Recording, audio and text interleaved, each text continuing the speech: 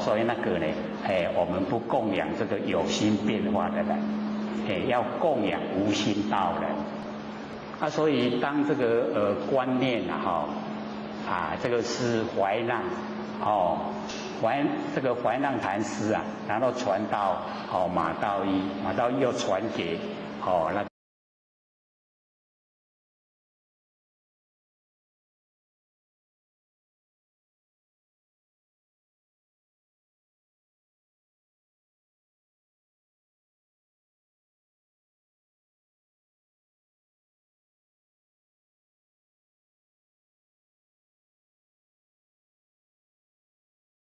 个淮海，然后传给虚云。那虚云禅师一讲这个话，说供养十方之佛啊，不如供养一个无心道人。那传到那个行思啊，行思禅师啊，就是六祖坛经里面有一个六祖很欣赏的行思，就是青岩山那个行思禅师啊。那么他的那个徒弟呀，已经到达那个叫原来的一颗两颗的颗安平安全的安，延安禅师。然后延安禅师在主持的时候啊，他的那个里面修持的一个徒弟就问他说：“为神啊，百千之佛有何过？那无心道人啊有何等？为什么要这个供养这个十方之佛、百千之佛，还不如供养一个无心道？”然后这个延安禅师呢，他就讲那个一句非常好的这个句语，他说：“一片白云啊，横谷口，几多归鸟啊，尽迷巢。”一片白云，天上的白云啊，横直的横的，横在那个山谷的嘴巴谷口。几多就是非常多的归鸟。这个傍晚啊，鸟要回来休息啊。因为有白云把那个山口遮住了，所以几多归鸟尽。那个尽心那个尽啊，迷巢。迷昧他的家里的那个鸟巢啊，知道意思吗？一片白云啊，横谷口，几多归鸟尽迷巢。所以这一句讲出来以后啊，那或许就很就是很深入其中很感叹。我们很多众生呢，都是想回到无极里天。那我们有一些前言引导的方向不是很正确，就变成一片白云，把所有要回到鸟巢、要回到家的这一些圆佛子啊，都使他不知道怎么回家。这样知道意思吗？所以我们一直在讲要度化众生，然后要成全众生，可是我们都变成一片白云啊。各位浅显有没有体会说我们变成一片白云，把所有要回家的圆佛子啊都挡在家外？有没有？我们引导的所有众生都可以回到理天吗？可不可以？我们不要说引导所有众生啦，我们自己可不可以回到理天？可不可以？有信心了吗？所以我们自己有信心，然后我们引导众生度化众生、成全众生，才有办法把他们带到无极理天，对不对？所以我们不要变成一片白云把那个山谷谷口已经都朦胧给遮起来了，所以几多归鸟啊尽迷巢，都不知道要安怎等。然后我们又认为功大德大，造了罪都还不知道。所以一定要明心见性。我们之所以能够成就就是对心性很透彻，透彻了解知道，我们才可以回到我们的故家乡。那我们可以回去当然我们所度的这一些这个亲朋好友，他也才可以回去不然我们都变成一片白云。所以或许一看到那个这个延安禅师讲这个话，有嘞，那种隐茫家己拢唔知影行去倒人生拢去咧带人，要是转人，像不像这个剧？很像我们变成一片白云，去横在谷口了，要回家主要道路我们已经把它堵住了。所以那个归鸟一回来以后直直飞，拢唔知要飞倒，已经没有回家的那个清晰的方向。所以我们在日常生活之中就一定要启发我们不生不灭的佛性。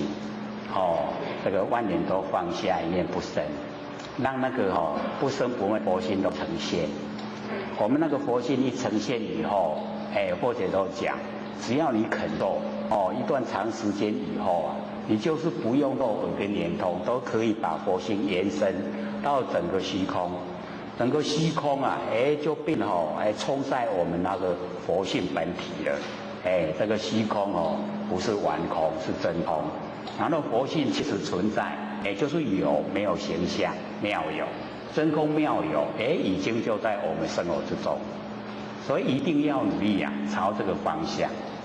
心明了以后我们不会做错，因果就不迷昧。然后呢，见性了以后成佛无疑，一定成佛。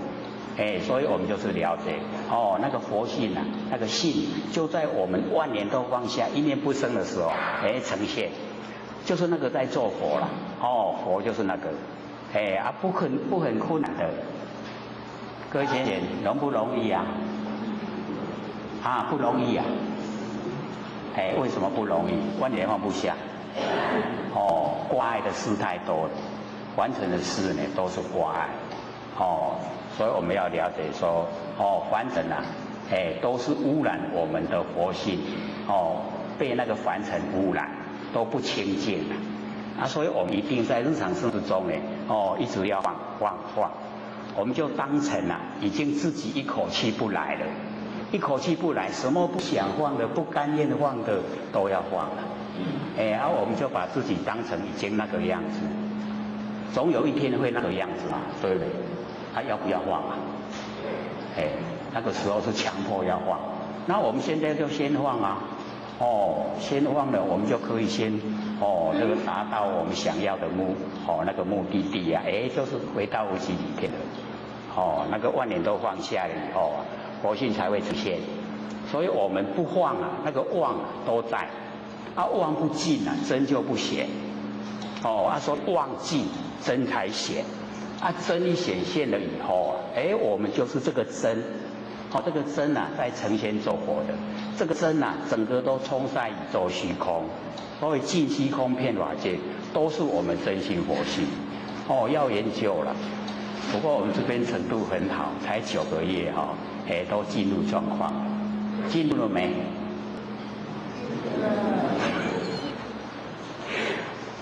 要敢承担我们要承担自己不生不灭的佛性，本来就是佛。本来就已经就是了。所以在生活之中就尽量的万年都放下。凡尘事我们只要呢有的吃有的穿，可以遮风避雨就好了。剩下不用用心去追了。一口气不来，什么都带不走，什么都是别人的。所以留给主身不要留给他财产，留给他德性就好。有德呢，所有的人都会尊敬。你有钱不一定人家尊敬，而且有钱主身又会争财产，争得很难看，都打官司那个很难看。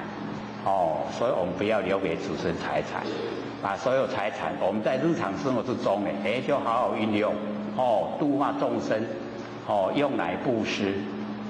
各位会不会布施啊？这个布施就是舍，舍就是万年放下，我们能够舍，我们真心才会呈现，真心一呈现的生活都是真，一真就一切真了，全部都是真。那我们不肯放下呢，我们就是守着妄，那个妄一守住了，整个生活都是妄，都是假的啦，没有一项是真，所以我们就是真心重要，所以那个供养无心道人，这样会供养的吗？会不会？就是所有根尘相对的心全部去掉，那个都是妄，都是生灭的。那我们全部把这一些妄都放掉了，真就呈现。那个真呢，是我们不生不灭的佛性生花，是从佛性出来。我们都不要它，它也在了。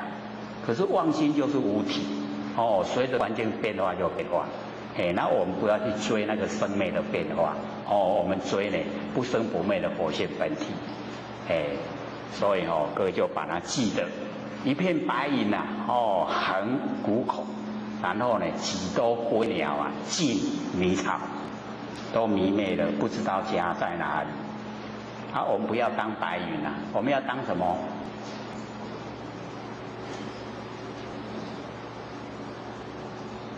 我们当清明空清明空会不会？清明就是很清晰、很明朗。整个空间都很清晰明朗，是不是知道归家的道路会不会？会不会？还是眼里当白云所以供养十方之佛呢，不如供养一个无心的道人，就是我们自己要启发自己，全部都进入真心没有那个凡尘用的那个私心。无心则无一切心也。那个无心就是我们凡尘生活在用的心那个心全部都是没有。因为我们生活的环境这个地稠地很小，人很多地小人稠，那这样呢，我们就心也都变得很狭隘了。假如说我们都是在很这个地很广，人很少，所以只要我们到那个中部那个合欢山，合欢山各位有去过吗？或许曾经在合欢山走一天走一天的道路，那个时候是有心想去那边闭关想说我一个人来修。所以到合欢山去找那个环境，结果走一天的时间竟然没有遇到一个人。各位浅显，我们在社会上这样人这个顶顶弄这些人假如说有一天一个人都看不到的话，会怎么样？那个时候已经到傍晚的时候，然后姐就在想说，这个时候假如说有一个平常认为的大仇人出现，我一定会很高兴的哭了。为什么？看到人了。所以我们这个人多的时候会讨厌没有人的时候会想念。虽然不认识可是看到就好，看到就很安慰了。所以没有真正的去实际体验不知道那一种意见行到真是一天拢无拄到一个，然后那地方很有意思那个路边有那个杂货店，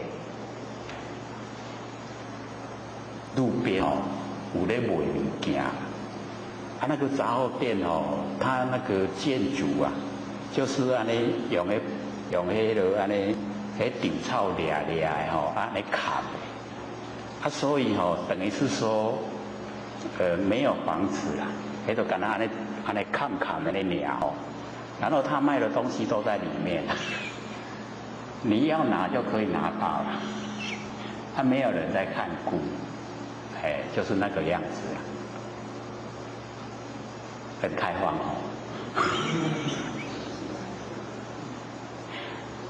可是因为我们哦，就是也不会想那个心说去哪，不会了，一样哦，还是哦看了知道有这个事就好了，然后就走过了，走过去，然后呢，我们就是了解到说，我们在凡尘啊，角度啊要多方面，多角度要多，宽广，我们视野啊也会更宽广，所以在那一种这个现象之下就容不得我们给他等加多了，就是会很宽广，心会很宽广，自然而然被环境影响，所以在那一种这个环境之下，我们的心态就变化，跟在都会区不一样。在都会区呢，我们坐车，人家这个等这一下子来一定要坐不上车了，我们就心里面会埋怨说。上好拢卖有人咧等，干那我就好。然后车子来车顶卖客满，我会当过去，安尼上好，对不对？结果来的时候客满，这个所有等的人都在等，又上不去，然后20分钟一班，又在等20分，20分来又一样，要40分了，再来要1个小时了，心会怎么样？会急呀，对不对？心会急，然后会不会有埋怨？会不会？那个不会埋怨太奇怪了。所以我们就会说，人物的嘴，所以就会讨厌人多了。所以或者就用那一种一天都遇不到一个人的那一种经验来跟这个对比。人这么多你讨厌，那个都没有人呢。你会更讨厌，为什么？是那都没人，为什么会那个样子？所以整个我们那个视野见解都不同了，不一样，所以就会有一种成人之美，成人之心，就是看人家呢都能够达到他的愿望，就高兴。各位有没有那种经验？看到人家达成愿望很高兴，有没有？虽然跟我们自己没关系可是自然就很高兴。好像我们在凡尘呢，这个遇到人家做善事我们也是无缘无故很高兴，对不对？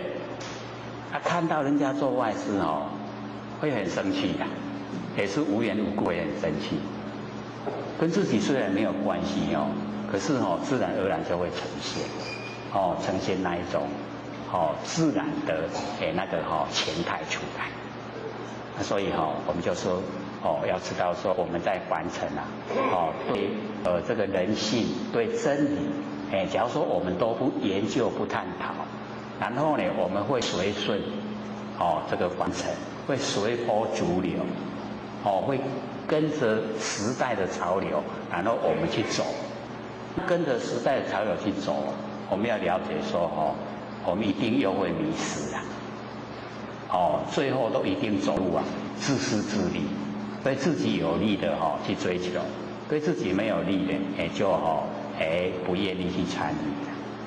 那假如说我们对真理有认识说显现在凡尘是我们以往所造的业所呈现的果报，是好的话是福报，是坏的话呢，那就表示以往做的不好，所以有坎坷的那个遭遇，那我们都要去面对要了解那个都是凡尘的尘事，凡尘事不重要的，所以以往我们儒家呢就一直要我们坚定自己的意念，所以那一种富贵不移，贫贱不移，威武不屈然后呢这个泰山崩于前刀继家以后不动声色，那个就是从佛性发挥出来的大定，不受外境影响，外境的富有，外境的贫穷，外境的那个恐吓，外境的所有一切的危难，我们都不动心，是不是不容易？容不容易？所以呢，对真理认识了透彻了，就有办法达到不被外境影响，你自己心里面如如不动，可以有很大的定力，从佛性本体呢发挥产生。那我就是要这样，才真正的不枉费我们到凡尘来一趟。但一生一转眼就过去了，很快就老了，就没有力道了。那我们想再修都来不及，所以现在在还可以主宰的时候，就要努力。万年放下，一念不生，是不是自己可以努力了？那我们在可以做万年放下，一念不生的时候，我们去看8点档，我们去坐着一直跟电视机面对面，去跟那个电脑面对面去上网，是不是在浪费我们生命？自己不做功夫，一口气不来的时候，可不可以等我们啊？不能呢。所以要做，你做一天有一天的功夫啦，做1个小时有1小时的功夫，就是要做，万年放下，一念不生。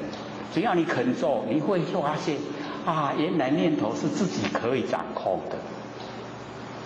所以可以掌控念头了没？可以了，真的那么理想。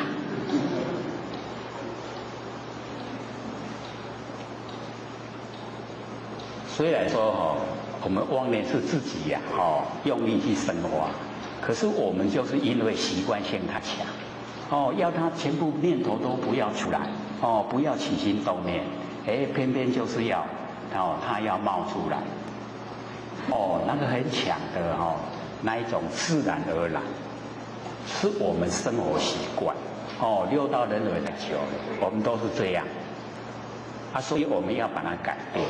改变呢，不要有起心动念，起心动念就叫无明，无明呢，我们要了解就造业，造业就要受苦，所以要我们我们这边发明或许都讲，我们不是要不要和尚，也不要和下，要和中嘛，可是我们这边发明的要把它贯彻，和中就是中道。中道呢，时时刻刻都在觉，没有不觉啦。所以或者说我们大概是24秒可以啦。一天呢，24个小时里面24秒可以觉，然后剩下都不觉。然后我们现在要努力24分，然后真正的2个小时又40分，然后再接下来，已经可以半天12小时了。再接下来，可以，我连睡觉都可以守中，连睡觉都是在觉之中那24小时就呈现了，就真的是合中了。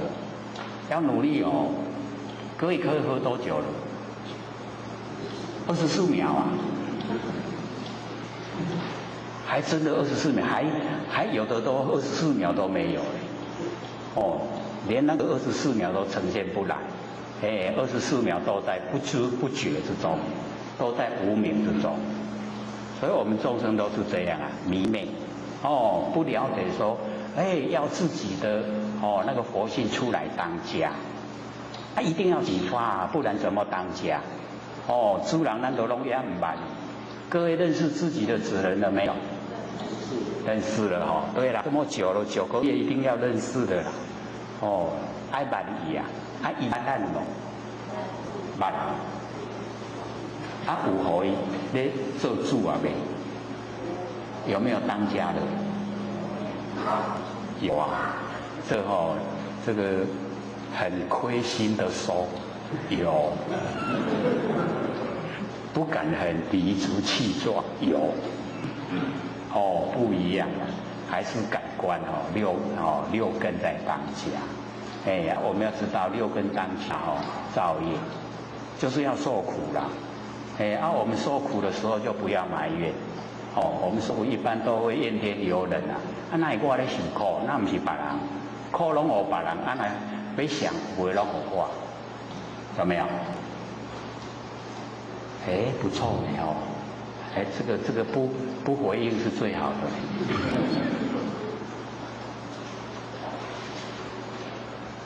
所以我们要了解说，哦，日常生活就是实际的来修来做，哦，多做你这个万念放下的，然后一念不生。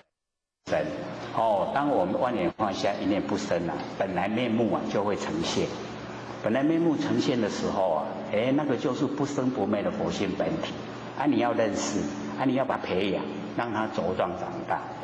久了以后呢，哦，那个般若妙智慧啊就会生发，就有。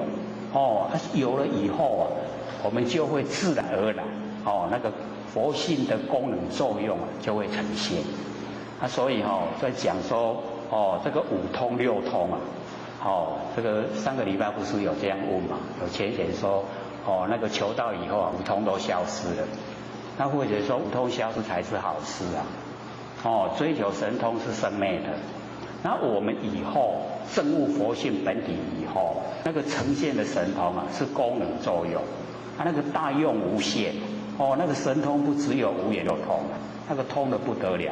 我们可以把空间的所有宏图啊，让它哦要集合成什么形象，我们可以自由自在。那个通有没有超过六通？哎，那个叫游戏神通。哦，这个才是我们要追求的。那你五通没有放掉，也就是把山河大地外相都当成外物了，外面的东西。哦，身体啊是我的身心，外面都是外面，跟我身心没有关系。那个叫外道，已经在道之外。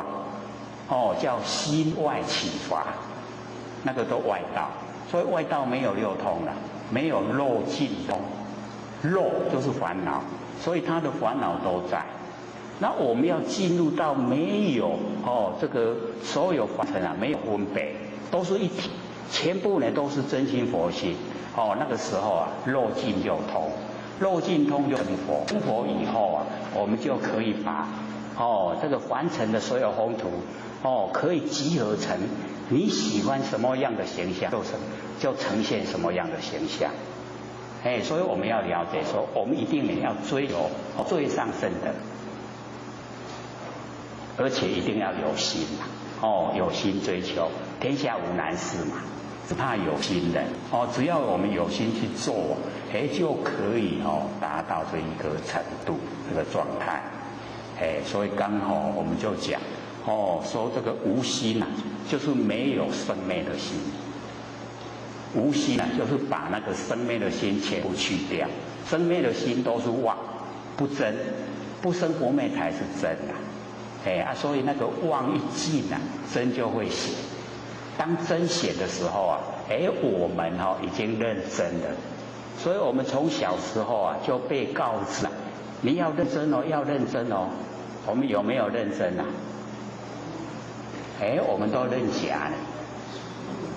都不认真啊，真都不认识，不认真，都认假。所以从小这个一直啊，长辈啊、师长都一直告诉我们要认真，要认真。那个已经在告诉我们真的要认识自己啊，不生不灭的真心佛性，要认真，真的才会长存。假的很快就不见了。所以我们那个把那个生灭的心去掉，就无心了。没有那个生灭的心，无一切心，就是没有凡尘用的这一些生灭的如之体呀，内外啊如木石，那个如不动。我们那个佛性本体呀，它是如不动，真如啊，如不动。所以我们有看那个如是我闻啊，那个如就是真如，真如呢佛性本体，如不动。我们的佛性本体啊，它本来就是充塞整个宇宙虚空，如不动。而且都用那个照相机的原理来说，所以我们有玩过照相机的人啊，他一定知道，在按下快门的一刹那，绝对不可以晃动。镜头一晃动，洗出来的相片一定模糊不清。全部不动，气呛很清晰啊，整个呈现。所以我们佛性在身上，假如说是他动的话，那我们看到的景象啊，都模糊不清。可是我们看到景象都这么清晰呀、我们头动得很快，一样很清晰呀、所以动的是身体，不动的是佛性本体，这样了解吗？所以那个如如不动，就是我们佛性本体如如动，因为冲塞整个宇宙虚空。我们呢讲那个耳根圆通最后面啊，那个文殊菩萨说我们这个世界啊，是如海一欧花，就是一空力世界。空从哪里来？从我们的佛性本体来。因为有空了，才有世界，有世界才有众生，有众生才有业果。所以世界、众生、业果，我们就三个一直连续啊，没有断绝。它这个都虚幻不实在，世界不实在，众生不实在，业果不实在，都是假的。真的就是我们不生不灭的佛性本体，如如动的佛性本体。所以这边呢就讲，如如之体呀、内外啊如木石。佛性本体呀、那个内外没有内外，没有内也没有外啊，因为太宽广了。没有内，小到已经没有内，大到没有外。全部呢都好像我们凡尘的木石一样，如如不动。那个我们佛性本体啊，就是如如不动。不动不转，内外啊如虚空。我们那个如如佛性本体啊，如虚空，内外如虚空。不塞不碍，不会阻塞，也不会这个妨碍。无能无守，没有能守。所以这个没有能守这个就是没有事相。有能守就是有事相。各位都还有印象吗？因为我们在日常生活里面啊，那个能守都呈现了。比方说我能看，一定有我所看，有没有能守？那个能看的就是我相，所看就是人相。那所看差别重生呢，就是众生相。然后我们连续不断的看，叫受者相，就事相啊不呈现。然后没有能守，就没有事相。那我们要进入没有事相，就是不要有三心。三心知道吗？什么心？对，就是过去心、现在心跟未来心。然后呢，过去我们对过去的事情，过去所发生的，我们遭遇的，我们都去想念，都去回忆所以年岁越大那个过去心就越浓厚。然后我们要了解说，我们有过去心被过去过去事摄受，去互伊吸去被它摄受。然后我们有未来心，就是策划未来，被未来又摄受。有现在心，又被现在事摄受。那三世都把我们摄受，就表示我们六道轮回。然后我们过去就让它过去就不要再去回忆不管怎么回忆它都不会回来。然后策划未来我们那个身体要用佛性不用，所以不用策划未来。身体要策划未来，佛性不用，佛性是在当下的所以不用去策划未来。然后我们现在不住，我们说现在它又过去了，现在又过去了，现在又过去了，你躲不掉了，没现在，这样知道吗？不回想过去，不策划未来没有现在，三心都没有。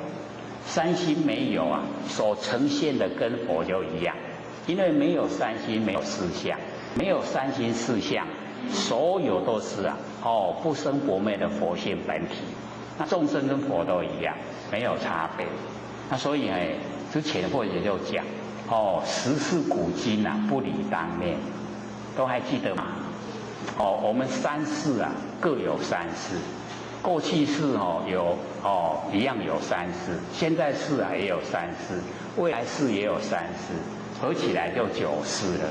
那加我们现前一念一世就10世。那时事啊，古今就是亿万年前、亿万年后啊，不离开我们当下的这个念头。所以我们当下这一个念头啊，就具备啊，亿万年。亿万年啊，就在我们当下这一个念头，这样了解吗？我们亿万年前啊，就是现在这一个念头；亿万年以后啊，一样现在这一个念头。所以我们了了分明的当下，就是我们要追求的。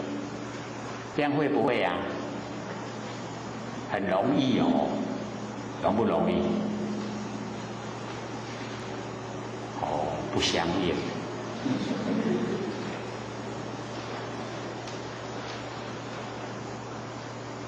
因为我们都生活在这个世界潮流之中，它会跟着外面的流行而流行所以这个真理呀，很深色就装不进去。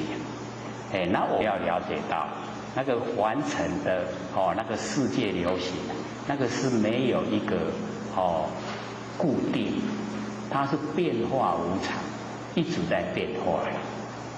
所以我们现在有新的事物那往后还有现在的新事物就变旧了，它都会这样子一直推移。这个是属于现象界。那现象界呢，我们要了解千差万别。现象界千差万别，真理只有一个。那我们呢，守住真理我们守住不变的真理，就可以应万变的现象界。真理不会变，会变就不是真理。所以我们要对真理透彻认识。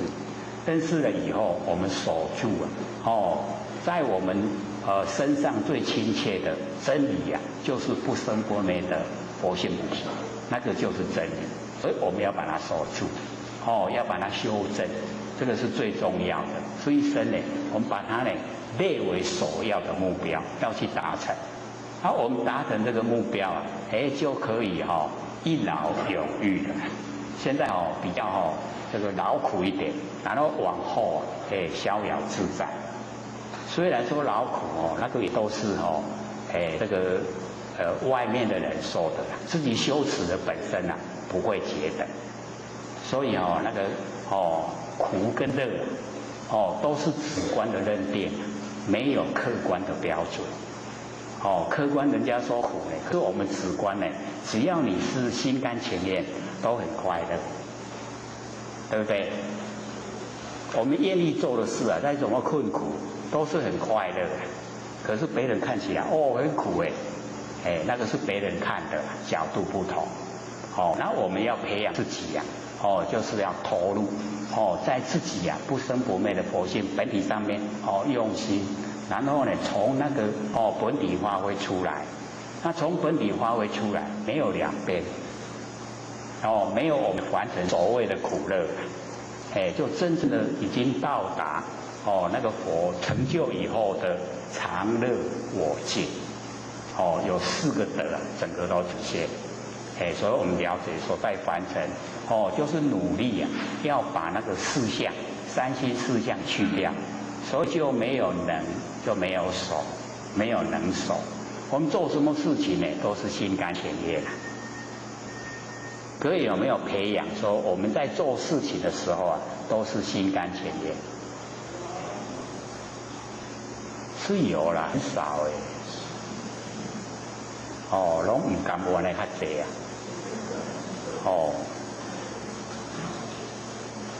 各位会不会感觉我们生活很无奈？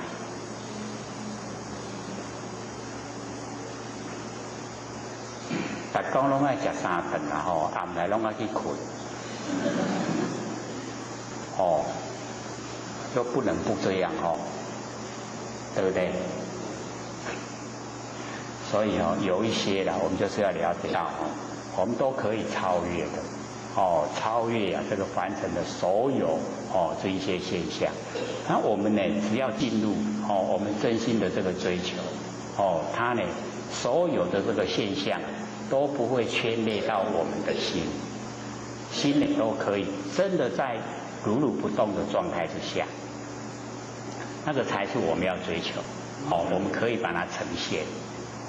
那因为呢，我们六道轮回太久，习性都太强，我们要努力的把这一些习性能够转化，都让它能够进入佛性本体，这样呢修道就是成就了。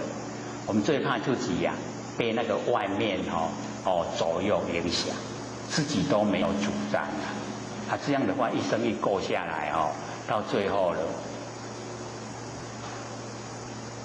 各位前行，我们一口气不来要去哪里没路通行。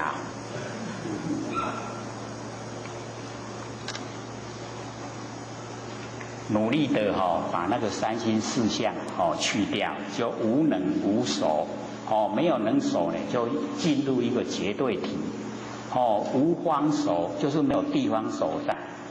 因为没有地方所在，所以非常宽广。有地方所在呢，那个角度就很狭隘了。那么无相貌，无得失去者呢不敢入此法。那个去就是往修持者，我们修道的人呢，不敢进入这么殊胜的方法。恐落空非常害怕进入那个顽孔。所以我们了解我们修持到这个最高法门的时候那个百尺竿头要更进一步了。那个南极老先生不是说吗？这个我们呢，这个坐在那个百尺竿头已经修到最高的程度了，可是都不敢更进一步，因为更进一步拢无行无去百尺竿头要做一个竿头通好去。通好依赖再更进一步哇都拢无对不对？南极老先生告诉我们说，你更进一步的时候那个我们那个法身的前身呈现了，就是全部都没有依赖，那个是最难的那一个地方所在。所以呢，这边告诉我们说呢，这个修持那个去者，不敢呢，进入这么殊胜的这个法门，恐落空无七驳次没有呢这个安生命的地方，不知道说整个虚空都是我们法身，整个虚空呢都是我们安身的地方所在。故望崖而退所以才会望着呢已经到最殊胜目的地都快到了，然后退转了，就很可惜所以我们就是要了解，我们要呢这个认知就是要透彻，透彻以后我们行为呢就会贯彻，贯彻以后成效就呈现就能够呢让我们成就。那么底下讲的这个闻思当离，普贤呢当行。这个闻思就是妙智慧第一他智慧很高。那么闻思呢就在我们身上之前我们不是讲吗？满眼本灰色闻思常触目，满耳本灰身观音在耳根，还记得吗？就是呢告诉我们说，我们眼睛所看到的所有万象，我们都是闻思菩萨本身看到的我们都有智慧去辨别不会被形象迷惑。那我们假如说被形象迷惑产生呢我们那个不正确不合理的行为那就是那个闻思没有当家。那闻思当家的时候我们都有智慧去判断什么相我们知道该怎么处理不要再形象那个就是已经呢闻思在当家所以闻思常触目，我们眼睛所看的闻思都有来这个出来当家，所以闻思当离。然后普贤呢当行这个普贤它就是实际的知道道理的要去做要实践，不能说光知啊，然后不行，知道不行哦，那个道不是我的，所以哦，我们呢在那个华严经呢就有讲说，这个文思啊，那个这个普贤他的那个法身呢，这个跟虚空啊是一样一体的，然后依真而住啊，为国土，不是住在有形有相的国土上面，而是依真而住，依照呢我们不生不灭的那个真心佛性，住在这个佛性上面，然后行此持来都是复合真理。所以呢，这个普贤呢当行，然后离则真空呢无碍之理，那个真空无碍之理呀，就是文殊，然后行者啊离相无尽之行，已经呢离开实相，所以度尽所有众生成佛，没有一个众生啊是我度的，他已经度所有众生，很努力那个离相的，很努力在度众生，可是他呢没有那个住相的心，所以那个行者呢离相呢无尽之行，很努力去做。那么观音呢当大慈啊，世智啊当大智。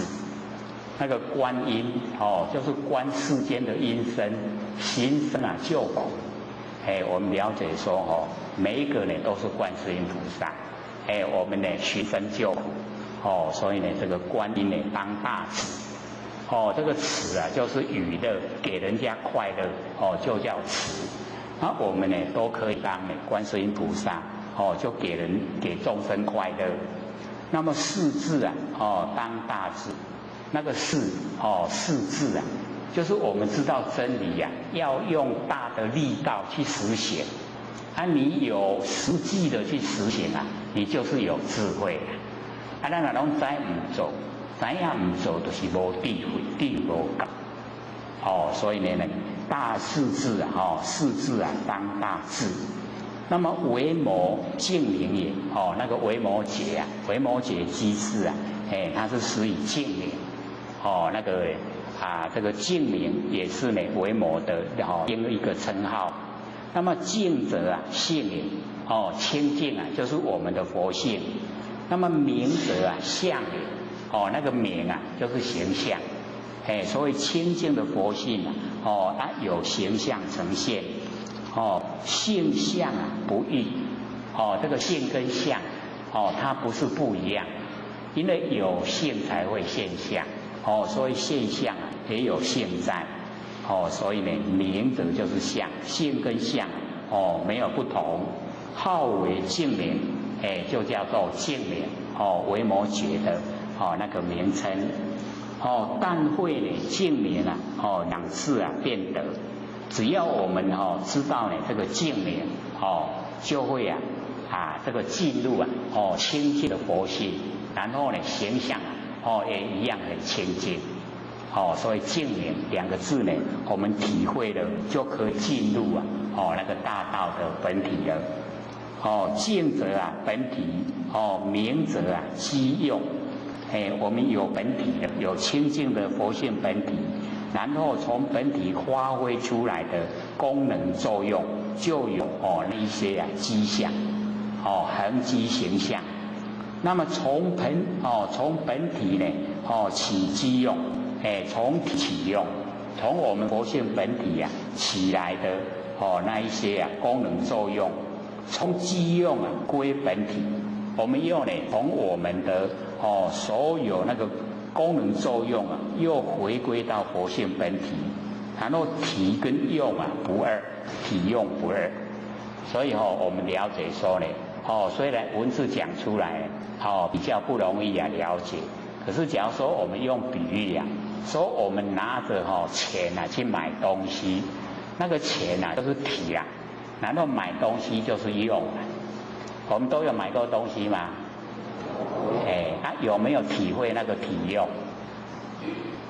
我们要有钱体买东西用你假如说没有没有钱就是没有提啦，对不对？啊，你没有提，说不定讲卖人要卖你吧，就不给你东西了。所以我们有钱就是有体，然后去买东西就是有用。啊，体跟用是不是同时？就是同时，体用同时。我们用这样呢，就容易了解说，我们有佛性本体，所以才有功与作用。体跟用啊，他说同时的，同时存在。本机啊，非殊。就是呢，佛性的本体跟它的呢那个作用，那个迹象，非殊啊，不是不同，是相同的。知大菩萨呢，所表者啊，人皆有之。这个知大菩萨呢，他所表现出来，他所行持啊，我们所有的人都有，不离呀一心。这个我们要了解啊，这个知大菩萨所表现出来，我们全部都有，不离开呢我们那个真心。悟知啊即是，我们领悟了就是了。我们领悟以后啊，我们就是大菩萨，就是佛。那么今学道人啊，不向自心中悟，乃以心外求。这个虚云禅师呢就讲说，现在的学道人啊，不向自己的心中领悟，佛呢在我们心中啦，我们都是佛，我们呢向心外去求，着相取见，我们都住在形象，然后呢外面的景象，我们都取，都住在景象，那么以道相违背。以道就已经相违背了，那么这也是一段。那么恒河沙者呢，佛说是沙，那个恒河的沙，这个呢，这个佛呢曾经就有这样问过，说恒河的沙，佛呢怎么说？也一样的跟众生说是沙，就表示无异说。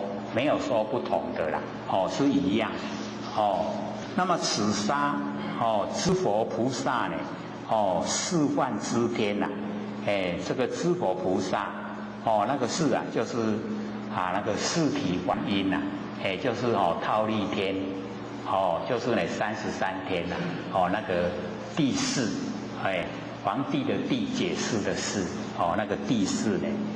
那个示体观音，就叫示。那幻呢，就是色界的那个第3天大幻天，知天示幻知天，所以我们了解这个示幻呢，就是代表欲界的那个6欲天，以及色界的18天，用呢示幻2个字把它代表出来，说呢知佛菩萨示幻知天呢。这个呢不履而果杀意不喜，不是杀很高兴被这一些有成就的这一些修持者走过了，然后牛羊从乙这个呢踏剑而行杀意不怒，那个杀呢他都不会喜欢讨厌这个在告诉我们说，我们就是要学那个八风吹不动。各位浅显八风知道吗？说说看。对，嗔机毁意苦衰乐利，八风。然后我们吹动的吹不动，吹我们的时候动不动？我们都动。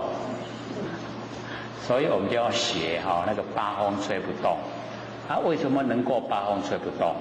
就是我们对自己不生不灭佛性本体非常有把握。那么这一些呢嗔机毁意苦衰乐利都不关我们不生不灭佛性本体的事啦。所以不管是人家称赞的，不管是人家讽刺的、嘲骂的，都无关。是不是可以不动的？还可以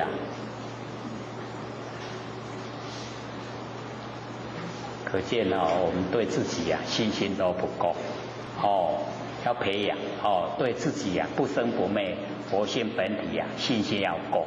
那要够呢，就要在日常生活之中哦，只要有空闲的时间呢，尽量利用哦，不要去做一些无谓的，无必要做的代志就卖做哦，把那时间给空下来做什么？万年放下，一念不生。哦，这个可以自己主宰的。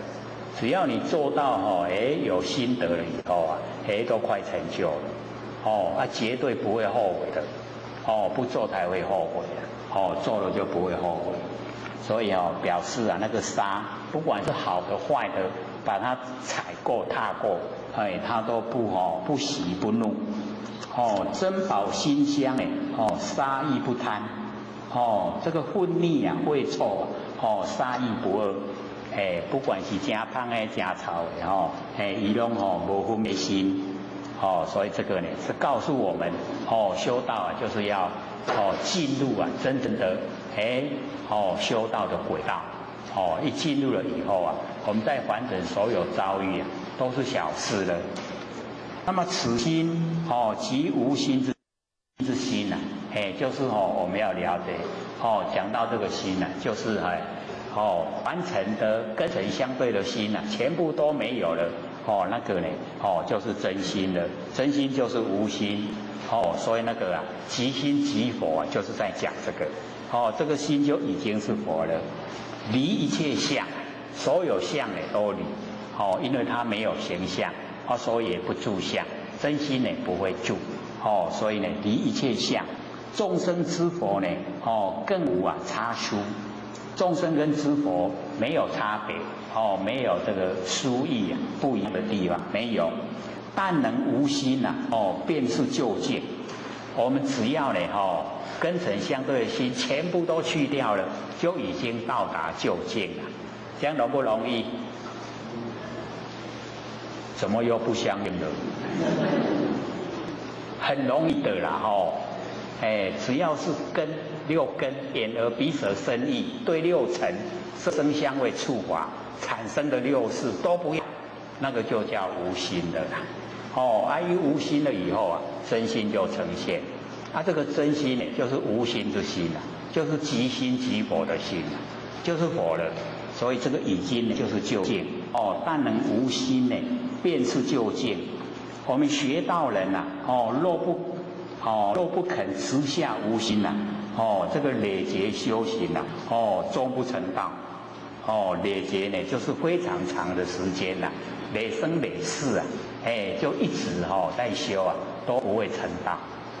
为什么不成道？因为我们不肯把世心生灭心放掉，所以不会成道一定呢要成佛成道要把世心生灭心呢全部都放下。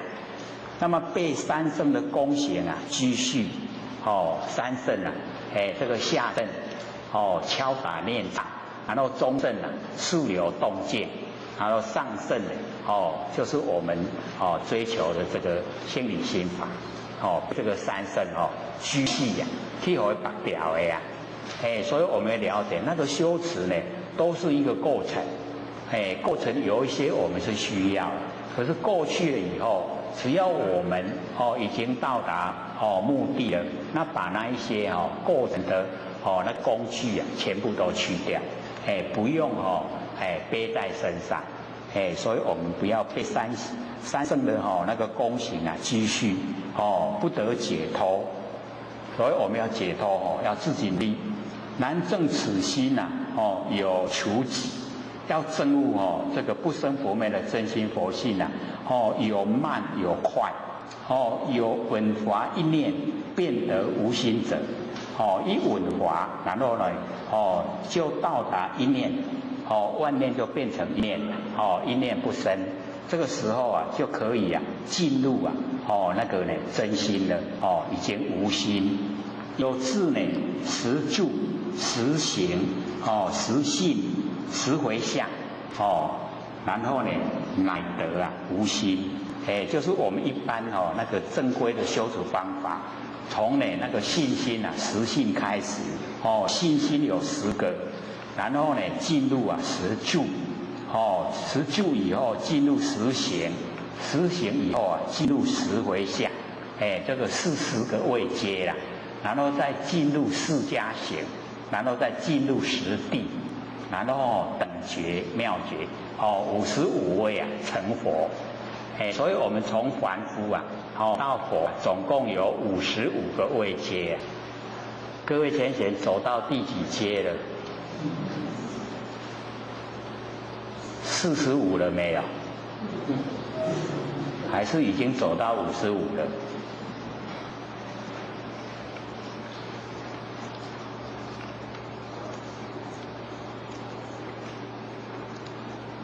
长短得无心啊，即住啊，更无可修。不管我们是长，我们是短，只要呢到达无心，无心啊就正确了。到达无心的时候啊，那再往前啊，更无可修。已经进入真心了，就没有法再可以让我们修。那么更无可证啊，实无所得。到达最后面啊。为什么没有所得？因为恢复到佛性的本来，我们本来已经都呈现的啦，所以最后就是无所得，无所得才是真正的已经成道成佛了。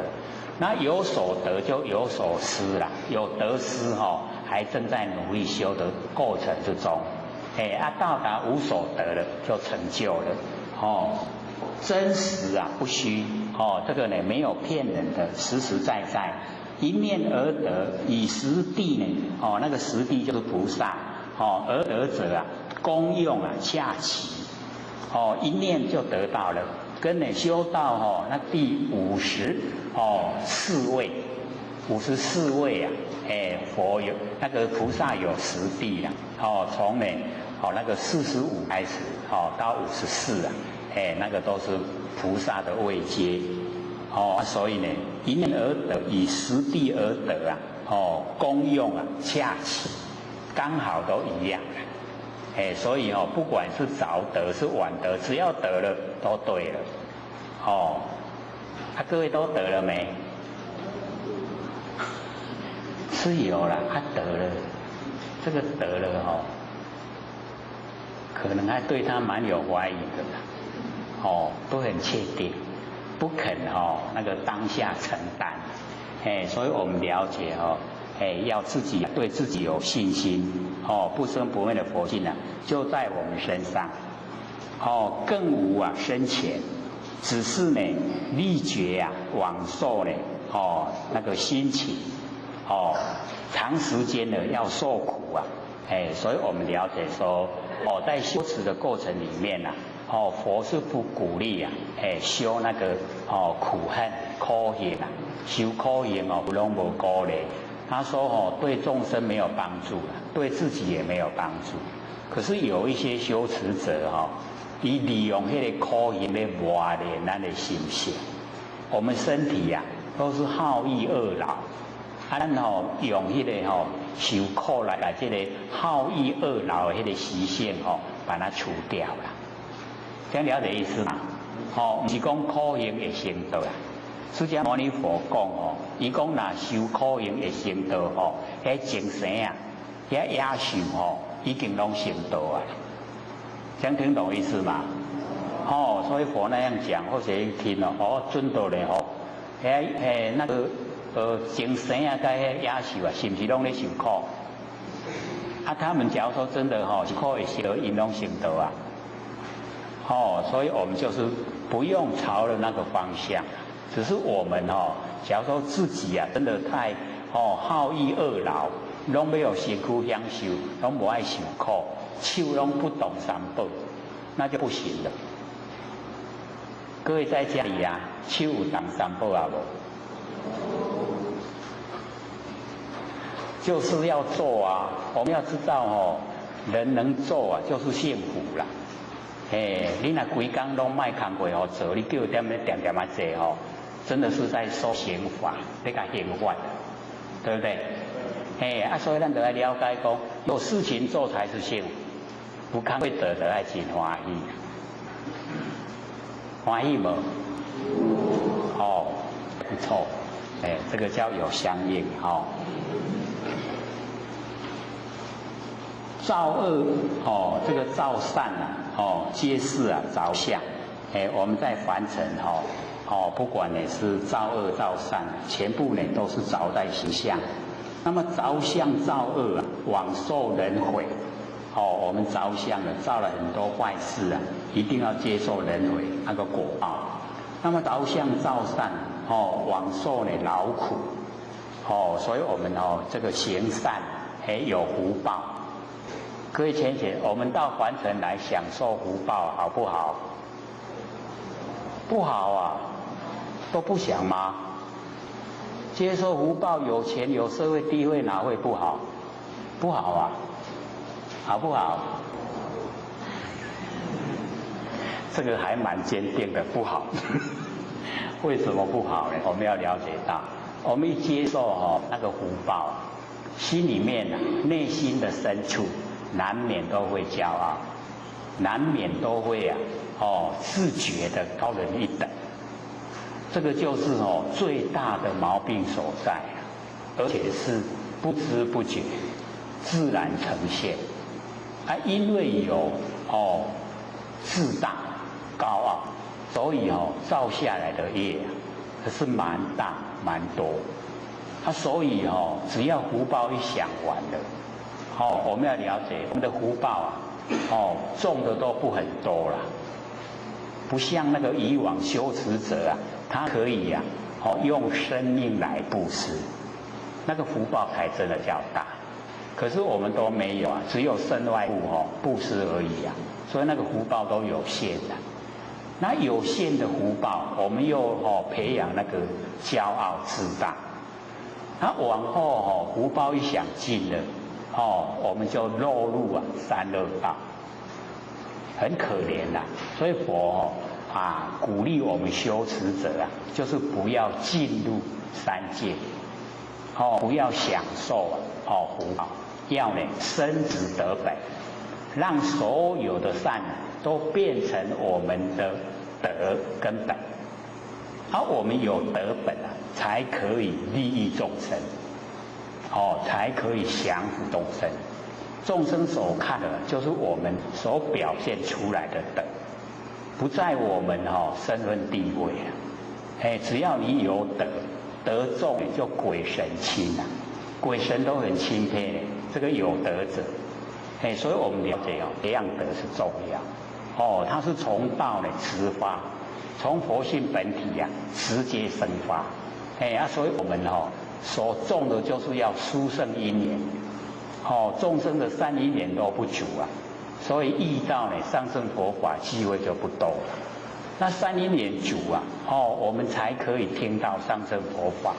上乘佛法一听到以后，又要我们的善能够有根，善根成熟，我们才可以去实行实践，实行实践才能够成就。成就了以后可以无量无边利益众生。这个才是我们要努力的方向所以我们了解说，既然我们有缘能够知道最上乘佛法能够明心见性，能够研究净理心法，那个就是很不容易的可以回归到我们原来有一些说我已经回归本位了，可是我们要知道那个本位我们所讲的本位是我们还没有落入完成之前的本位，不是说已经在六道轮回之中的位了六道轮回之中的位太多了我们也曾经做过什么，曾经做过什么，你去归还那个都是不究竟。那我们真的回到本位以后那个就是已经可以游戏神通那个才叫真正的我们追求。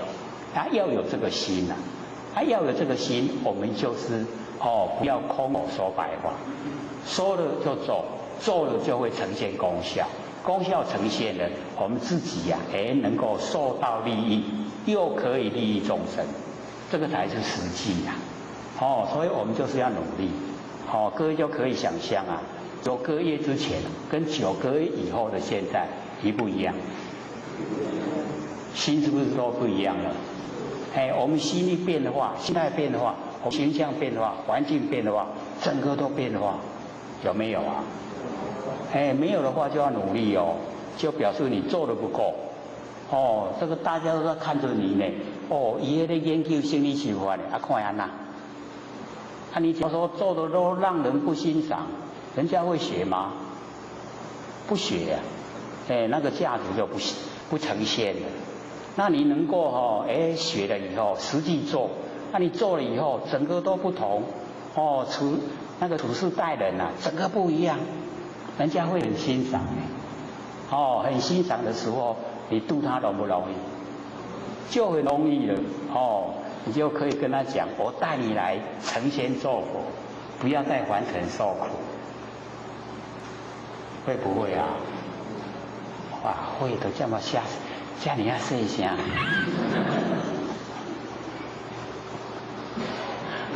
不能谦令圣华自己好啊，就自己安尼点点啊做袂使。我们中国人的毛病都是这样胖斗坑波啦，惊人会比人较高。所以我们要了解说一定呢自己先这个超脱了这个所有的生灭现象，然后也引导呢所有我们亲朋好友他也都呢一样跟我们一样可以进入佛菩萨的领域。所以呢着相造善一样呢往受劳苦在凡尘或许都讲，有些是很无奈的啦。人吃三顿爱对人吃，人来困爱对人困，人来起来爱对人起来，对不对？要不要？要不要啊？我们可以都跟人都不一样嘛。人家讲话对不对？会说那个怪的，所以我们呢要了解说落入凡尘既然有形象，就是劳苦凡尘劳劳碌碌都是劳苦总不如言下呢自认取本法，就是我们把所有的生灭的心全部都去掉就进入了不生不灭的真心此法即心，心外呢无法，就是我们真心，真心以外都没有法。我们心外去起法就叫外道，道之外就不行了。那么此心即法法内无心心自无心，亦无心者。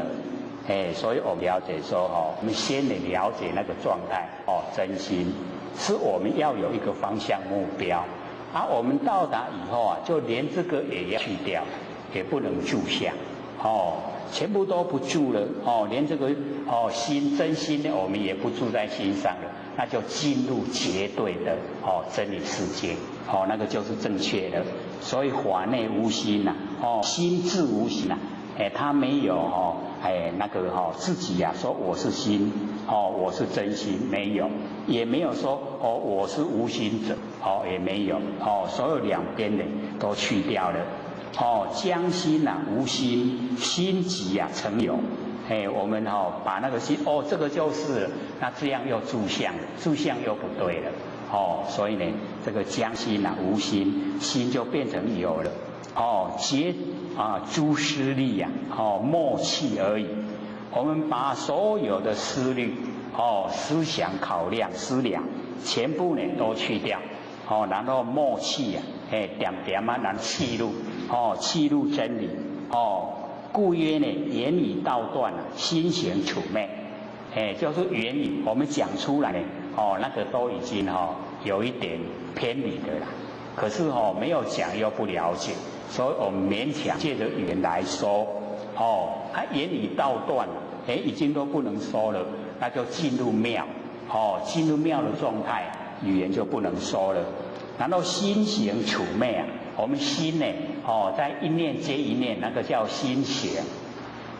各位有没有在心行心里面一个念接一个念心在行啦，一念接一念接一念那个叫心行。那么心行的地方所在叫心行除昧这个让我们那个一念接一念全部都消失。那么此心呢是本源清净佛，所以我们这个真心就是本源清净佛，人皆有之每一个人都有，蠢动畜生与知佛菩萨一体无异，只要那个蠢动那个畜生他也一样有这个不生不灭的真心佛性因为他所做的不好，在凡尘做坏事，所以他呈现那个畜生的身体那个身体外表的形象也就被畜生出来，是那个样子所以我们在凡尘要了解因果很厉害的我们这个最好都不要去假那个众生的那个肉，因为我们吃它的这个吃它8两要还半斤绝对走不去的无迄个讲甘愿给你吃都不甘愿，所以我们就不要跟他结怨所以这个很重要。那么只为妄想分别造种种业我们都妄想，我们在凡尘根尘相对产生的都是妄想所以我们不要用那个妄想的心也不要有分别我们分别心都很浓厚从形象产生从形象产生分别各位有没有分别心？不但有的还很强烈对不对？看到这个有钱有社会地位我们都想攀岩，想得到好处假如说看到那个浑身都脏兮兮的街民流浪汉，我们就避之唯恐不及有没有分别心？都有所以我们就是了解到他的那个遭遇全身脏兮兮街民流浪汉，就是他都不行善所以那个遭遇就很坎坷。佛性是一样的啦，可是它的呈现的现象就是让人瞧不起那个有钱人有身份地位就是他在理事之中都有在行善，然后做的都很正规正矩所以呈现的让人也会仰慕就会喜欢，那个是他的果报。所以不管是街民，不管是他身份地位高，都是果报。那我们要了解佛性都是一样，果报不同。那只要他果报一接受完了一回到原来佛跟众生都一样，没有不同都一样。所以我们要有那个内心深处的平等心当然我们表现出来会有不一样那个不是从内心分别的，而是自然呈现的。那自然呈现就让它去自然不用强去把它这个讲说我们要怎么样那样会束缚我们会束缚自己所以我们在凡尘重点就是不要那个妄想，不要那个根尘相对的心强烈会强烈了以后会造种种业那么果本佛上实无一物我们成就了有佛的果位那个在本佛佛本那个果本佛位的上面实在是无一物什么东西都没有是全部都是真空虚通极静我们要了解我们是虚通极静一到佛性本体以后就是这个状态，虚通极静明妙安乐光明又很这个奥妙，安乐就是常乐我净明妙安乐而已。那么深自悟认，我们要自己深深的自己来领悟，然后认识我们自己的本来面目直下便是就是当下我们都要活在当下，当下就已经是了不用再找时间，不用再找空间，当下全部都是都是我们的真心佛性圆满具足我们都呢跟佛一样圆满具足，那么更无所欠，我们都没有这个缺欠。众呢三称起劫呀，精进修行立之地呀，立之地位就是55个位阶啊，我们都经过那么即一念呢证实啊，指证呢原来是佛证悟的时候啊，就是证悟我们本来是佛所以构成不同啊，结果是一样。所以我们一念证悟啊，跟经历55个位阶证悟啊是一样的。那我们两方面都修持啊，要自己呀能够领悟啊自己不生不灭佛性本体这个叫一念证悟，一念经悟了。然后我们就想又经历啊实性、实住、实行、实回向、释迦行、实地等觉到佛，那也可以都没有违背的。就是要经过一些我们自找的苦啊来吃吃好苦才磨掉咱遐六道轮回的习性啊，才甲磨掉无迄习性深根蒂固真强那么向上呢，更不添得一物啊。我们证悟了自己是佛以后，再往上呢，更不添得一物啊。无物件搁改增加起去。那么却观历劫呀，功用总是呢梦中妄为我们来观察这所修持的过程啊，总会觉得是我们晚上睡觉的时候做梦，在梦之中啊。那一些行为啊，当我们醒过来的时候啊，就会知道说啊，原来都是假的。所以我们各位浅显，我们晚上是躺着睡觉做梦，白天是站着做梦。我们这个站着做梦比较久，要等到什么时候才会醒过来啊？等到我们一口气不来的时候，那时候我们这个站着做梦就结束了，然后就醒过来了啊，原来都是假的。一口气不来才会知道说原来都是假的。可是我们站着的时候很会计较，计不计较啊？没在讲亏的不？对不对？像不像做梦？所以人生如梦，像不像梦？都是假的，不真。我们都把它当成真了，这样算是很聪明呢，还是很笨？我们承认吗？我们承认自己很笨吗？大概都不承认了我们都会认为自己很聪明所以要知道聪明啊才会被聪明误啊。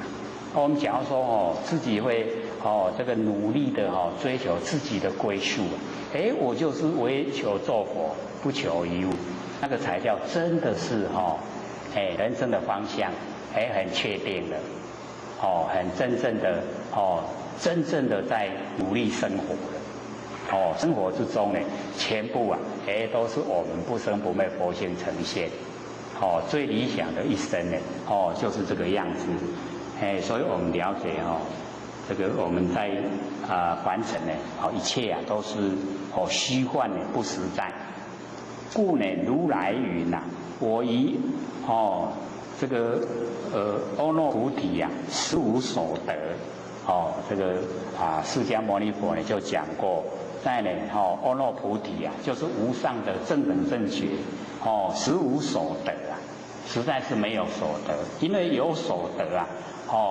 那个佛就不以我受记你有所得心就是还在生灭那无所得就已经没有了，没有生灭了所以没有生灭那个仙佛就给佛受记，说你可以做佛然后呢这个来的时候是一个什么名号名号都是假的啦所以体悟到呢无所得的时候才是成就若妄有所得啊，燃灯佛即不以我受记。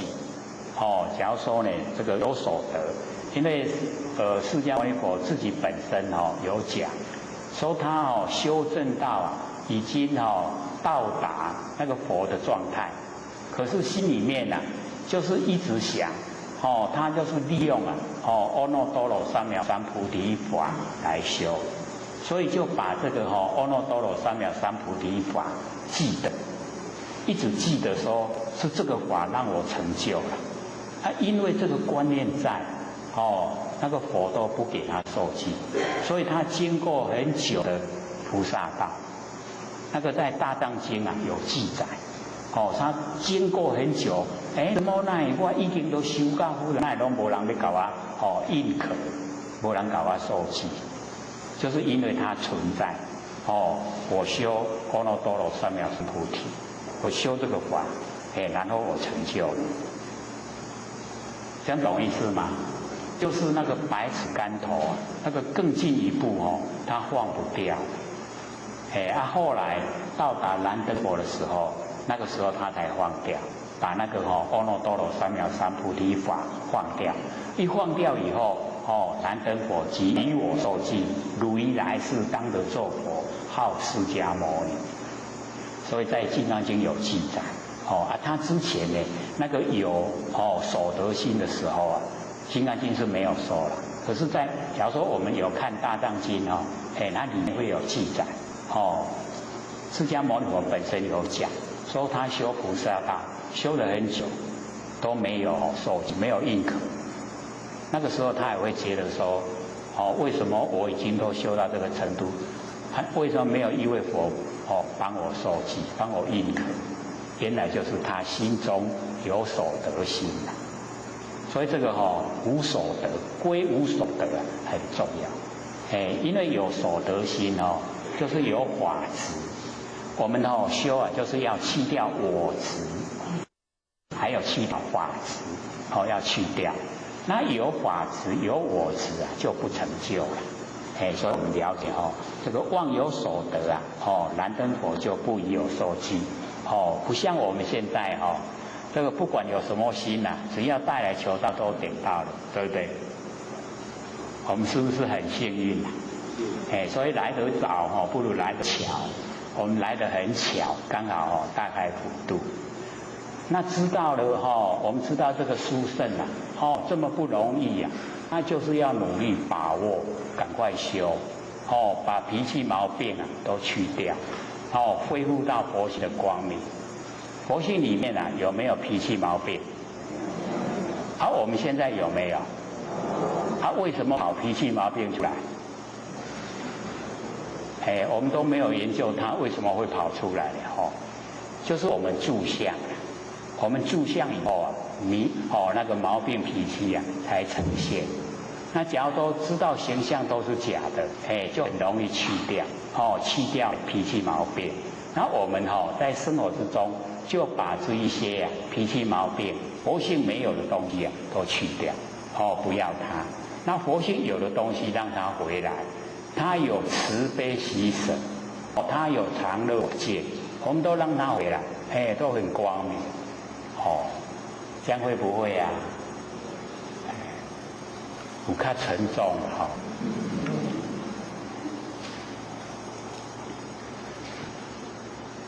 至于这个四法平等，无有高下。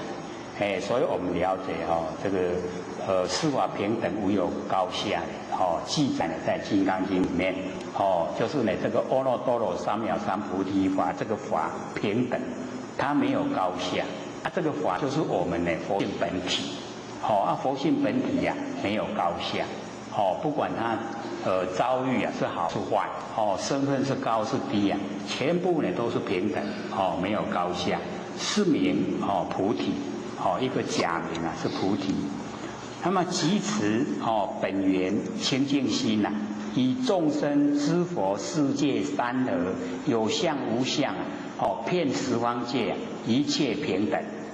所以我们了解说我们那个本源清净心就是不生不灭的佛性本体跟众生、跟知佛、跟世界、跟山河大地呀，跟有相无相啊，跟遍十方界啊，一切都平等，全部呢都是平等，无比啊，无我，无比我相，就是没有你有他，所以我们了解这个都蛮重要的。此本源清净心呢，常自啊严明遍照。那个我们那个本源啊清净心，就是不生不灭的那个佛性本体呀，常自圆明，它自己本来呢就圆明，又遍照，遍照整个所有山河大地。所以我们从那个张轴秀才悟道记啊，就讲到这方面的事。各位有没有拿回去看那个书面资料？那个 CD 有没有拿回去听啊？有没有比较深的印象呢？对佛性本体啊认识的比较深的有没有？又不相应。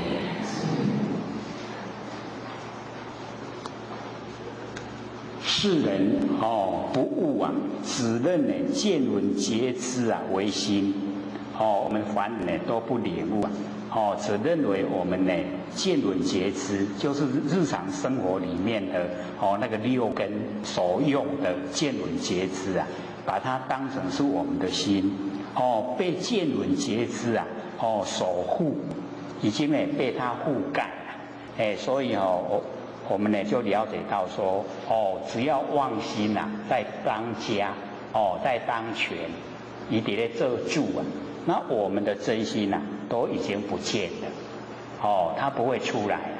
真心修养很好，它都不会增，所以啊，只要我们的六根啊，跟我们的真心在相争的时候，真心都不见了，它都退位啊。让我们的六根呢，去当家，只要我们六根当家呢，我们就产生喜欢讨厌，喜欢讨厌就取舍，有取舍啊，就造业，造了业就要受苦，你想他叫，讲讲可是我们呢会认为说六根它会增前病啊，所以它只要一点点委屈他就抗议。我们现在社会现象不是这样吗？这个昂波啊，下鸡哥啊也来抗议，有没有？所以那个对我们修道来讲是负面的示范。主观意识越强，修道就越困难。所以我们不要被我们那个主观意识陷害。他害我们了，害得很惨。六道轮回这么久了，他还不忘够。那我们要认识，认识说你这个主观意识啊，就是从根尘相对来。我把根尘相对的这个认知透彻的告示我们这个六根，让六根呢自己降伏。一降伏了以后我们佛性就呈现了。佛性呈现了，不会造业，不造了业就不用受苦，解脱了。所以我们受苦是我们自己做的，自己造来的。所以不要被那个见闻觉知覆盖，守护。所以不睹精明本体，那个睹就是看见了。因为被见闻觉知覆盖了，所以就没有看见我们那个精明本体。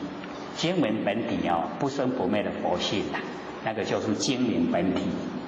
但呢，直相无心，就是把那个根尘相对的生灭的心认识的心都让它呢没有了这个本体自现。所以只要我们生灭的心都降服，我们的本体自然呢就呈现如大路人，好像呢太阳在天空一照一样，生于虚空呢遍照十方呢更无障隔太阳一照，整个大地都光明，都不会有那个障碍，那个隔离。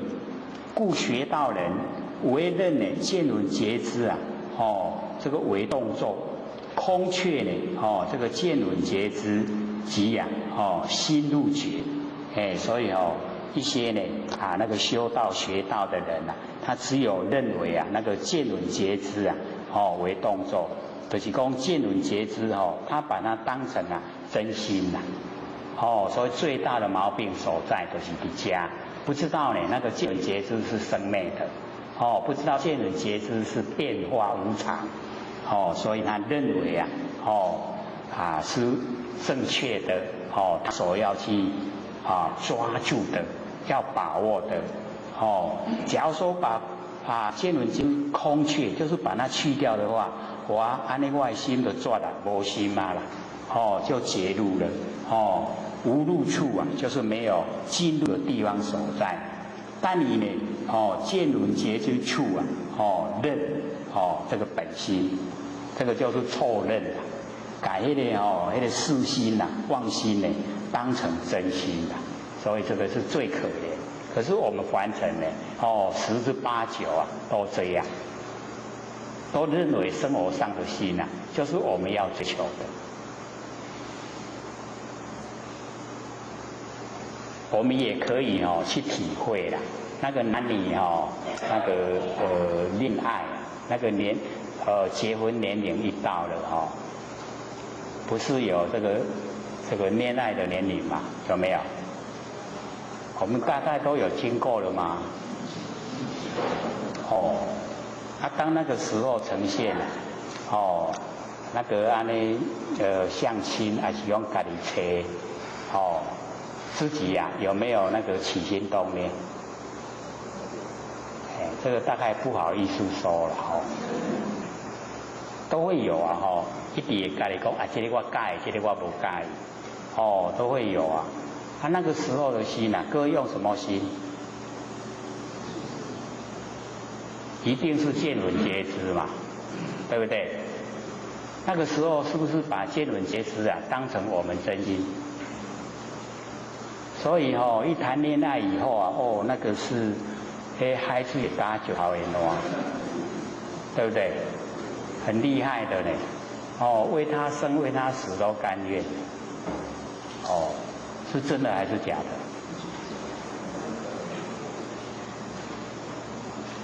在那一种状态之下，你说他是假的，心中 gay， 他绝对不承认绝对是真的。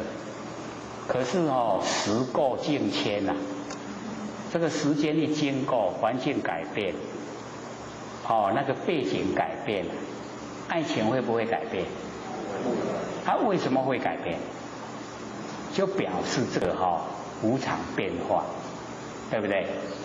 是施以生灭的，很爱的时候生出来的，不爱的时候灭，是不是生灭？可是我们当下那个时候把它认为真，很真，所以是被他害的呢，还是被他看行？各位先生，我们回顾我们一路走过来到现在的时候我们结了婚生了孩子，是被他看行还是被他害的？弄害了那表示婚姻生活都不圆满，不行要我们老先生强调我们要修天道人道要齐全所以在凡尘的我们凡尘的事要处理的圆满，这样才没有亏欠人道要圆满天道才可以打所以心里面或许听各位都很不甘愿。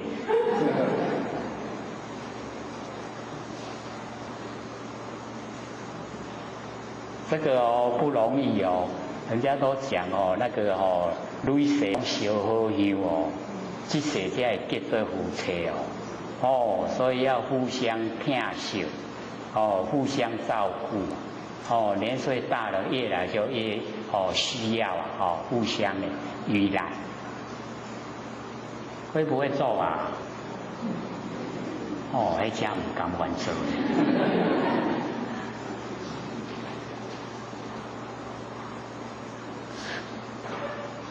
这么平常的事，这么应该做的事都不甘愿去做了，你还会度众生啊？哦，那个众生跟你没关系，你都还会想去度。亲人跟你那么亲切，在生活一起，你怎么都不用一点心呢？你要使家人都很感心感念，不要说一口气不来的时候去买鞭炮回来放，那就不好了。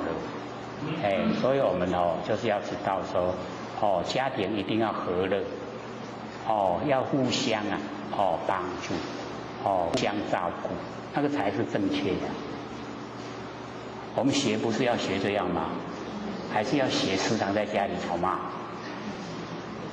那个吵架，这个对骂都不对的，可是好像我们做的很习惯。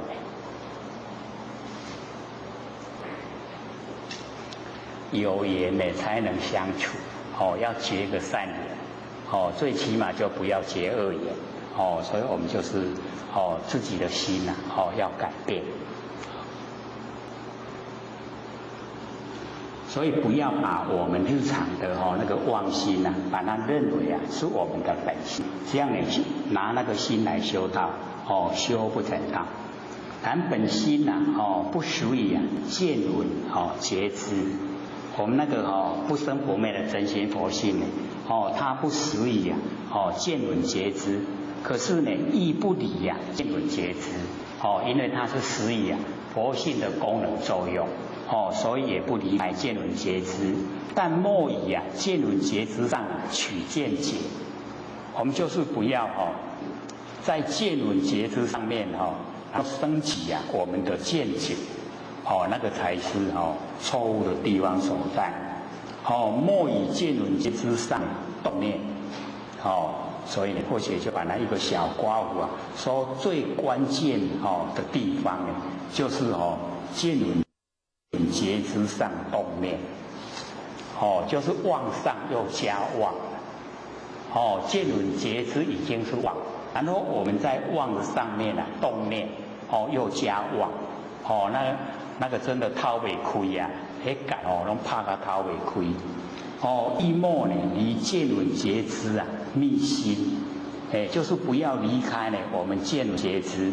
不要离开佛性的功能作用来找真心。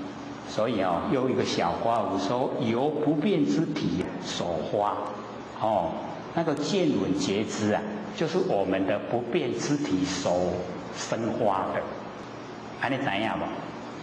因为有不变之体才有见闻觉知见闻觉知是功能作用，不要把功能作用当成本体。我们众生都会把功能作用当成本体，所以或许就会讲说我们拿钱去买东西那个用是不是只有一次？你即马摕去买钱就用收去对不？你即马空的时阵，你去迄店讲来我甲你买，你要用啥去甲买？是不是没了？如果甲抢来，钱过甲抢来，我甲你买，哪有那样的？所以用只有一次体它是永远在。虽然不在你身上，可是在别人身上，体还在。它怎么流转，有没有流转，体都在。有这个体它就有用。那我们要了解说，在体在我们身上，我们去用的时候，用只有一次不能把那个用当成体。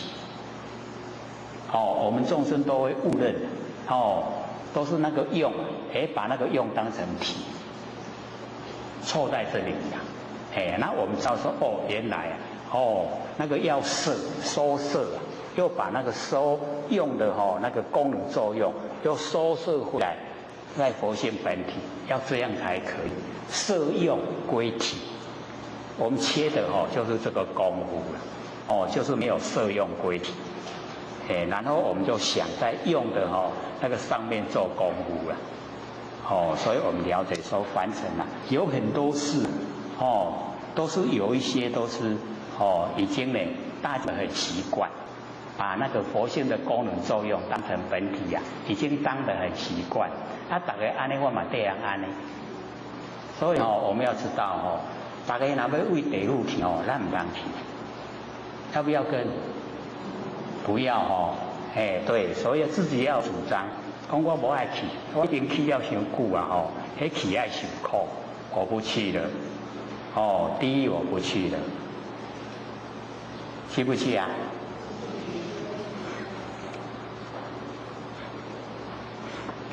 我们不要造业去我们要去的时候发愿，要度化那个地狱的那一些鬼人度他们成佛啊，不是我不入地狱，谁入地狱？那个是不一样的是发愿去。那我们在凡尘造罪，然后被业推到地狱，那个是去受苦的，是本身要去受苦的。然后我们发愿去的时候啊，虽然去的地方是地狱，可是我们不受苦，因为没有造业。没有造业就不会有苦让我们去接受，所以我们去的时候啊，是要度化他们。因为地狱的众生正在受苦，所以容易牵绊。那个受苦你给他啃好啦，我出去卖做卖啦。不然你看现在那个诈骗集团那么盛行啊，他都想到地狱去了。这个时候你跟他讲说不要去了，他会听吗？他会说我拢唔免去劳力拢有钱人用，那一个体拢几啊万、几啊百万，不是很好吗？他不知道说那个要到地狱去等到他已经去地狱的时候我们才去跟他讲，跟你讲那都唔能讲骗，你就跟他买，你起码都要受苦啊。那个时候就容易钱，不容易。他在受苦的时候，容不容易去这样欠他？改变了，我们都还没有发心要去了，所以都不知道。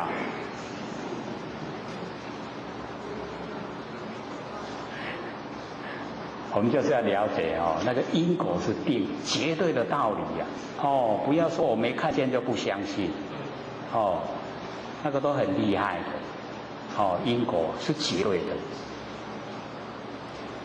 不相信因果因为有一些比较那个先进他说研究因果已经落伍了，不合潮流，不合时尚。是真的这样吗？那你就可以连呼吸都不用。因为什么要呼吸？要生活生命能够活下来，所以要呼吸你不相信因果，那也不要吃饭。为什么？因为吃饭就是要维系生命是不是因果？所以你也不爱相信因果，你出来拢去讲人啦，知道意思吗？就是你的那个乌人拢走去插，用白人来看人，安尼啊？会去用对咧？会不会？绝对会那人若无过去互你认绝对甲你对。有的甚至用那个刀子给你插回巴肚里。所以我们了解因果是绝对的道理一定要相信那相信因果了以后，我们就绝对不会做坏事。所以孔老夫子就讲我们那个慎终追远，明德归厚。孔老夫子在讲因果，我们很谨慎它的结果，每一件事情都有结果。我们很谨慎追到结果，哪一个人敢做坏事？都不敢的。明德人民的那个行为自然就很仁厚、很诚朴。结果孔老夫子一讲，我们才拿来用一天，要我们365天都用我们只用一天清明。我们慎终追远，是不是到坟墓去拜拜？是不是只有用一天？孔老夫子很感叹我是讲365天呢，你哪敢要用天呢？很无奈。好，剩下8分钟。要给各位问问题，有没有要问的剩下8分钟而已好，请说。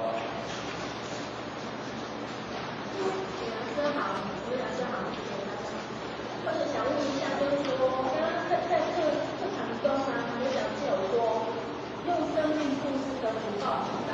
那请问一下，怎么样用生命布施？那是什么状况？你再讲一次。就是说，刚刚课堂不是说有讲师有说用生命布施的福报很大。哦。那这样用生命布施的福报有多大？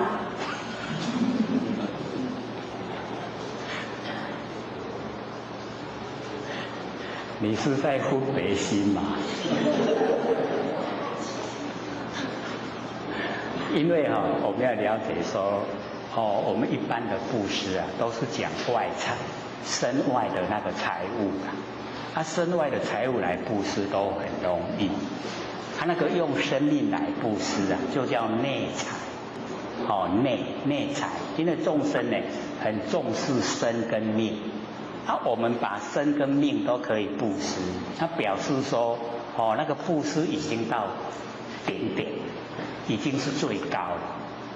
可以把生命布施，那个身外财那个更容易所以那个生命施的布施啊，它是已经那个已经无量无边的福报，非常大。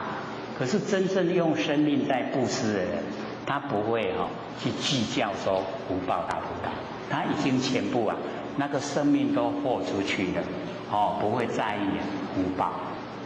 所以我们要了解那个心态，他那个心态就是可以利益众生，用生命来利益众生都可以。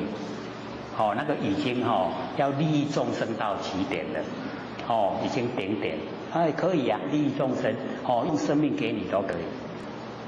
不像说我们是用有限的那个身边的身外的钱财，所以那个要接受，论福报来接受的话，那个是用财是没办法比较的，所以佛用的三千大千世界七宝布施，讲到最后呢，就用生命来布施，所以那个已经是布施的最高了，那个已经接受福报无量无边了。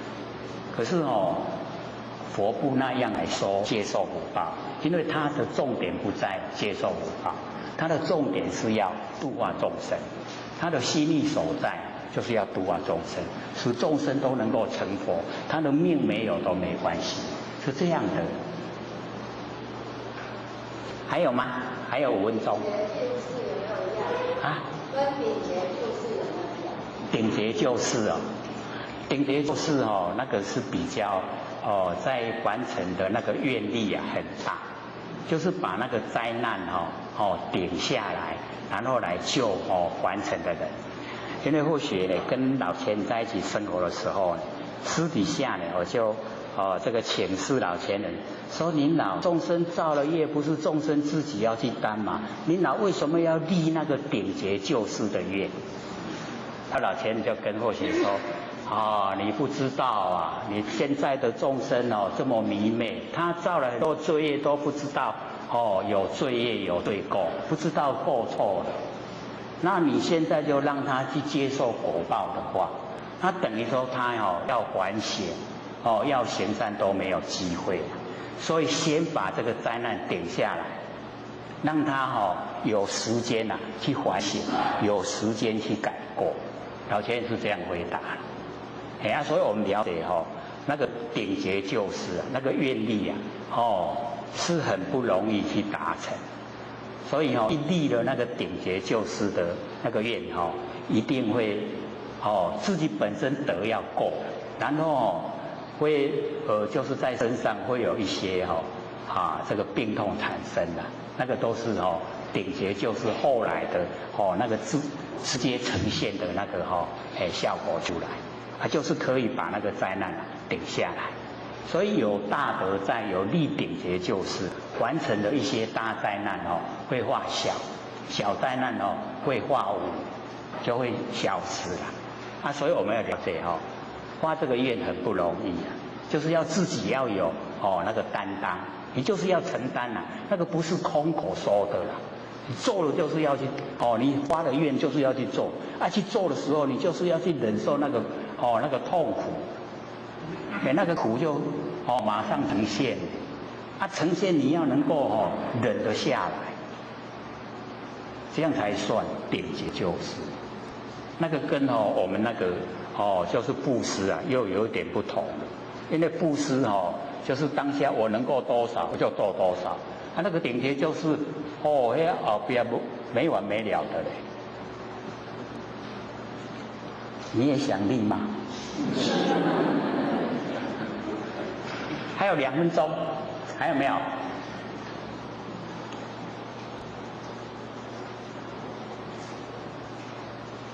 有疑必问所以我们有疑在心中啊，成不了佛。一定呢要使心中全部都坦荡荡，都没有感，不怕的，没有疑问啊，疑问就是解。所以或者都鼓励问，不问啊，剩几分了，60秒很快就过了哦。有没有要问啊？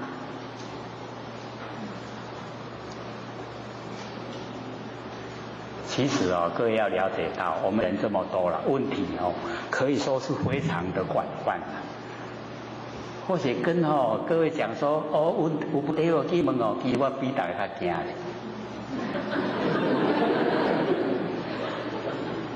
但你问出来，我也没样回答别人啦，对不对？所以一定要问啊，因为之前或许经过长时间的那个摸索，30年呢，一直拢有问题无人通问啊。就是问不到人啊！跑到那个一个山都是寺庙，那个什么山啊？新竹啊，一个山全部里面都是寺庙。我跑到那边去问呢，我说那个释迦牟尼佛为什么起时不超过7家？他说得佛归固定，佛归注定。我说意思是这样吗？他说是啊。各位点老师、各位讲师、各位坛子、各位前人，大家好。我写占道天师德老天天大德，以及感谢呢各位前贤，给后学机会学讲。我们接着讲传心法要。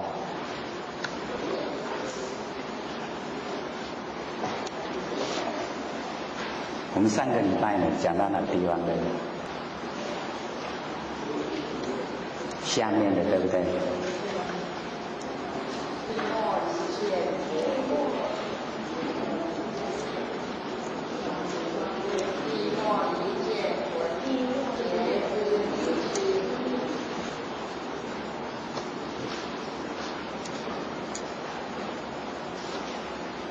莫离见与觉知这边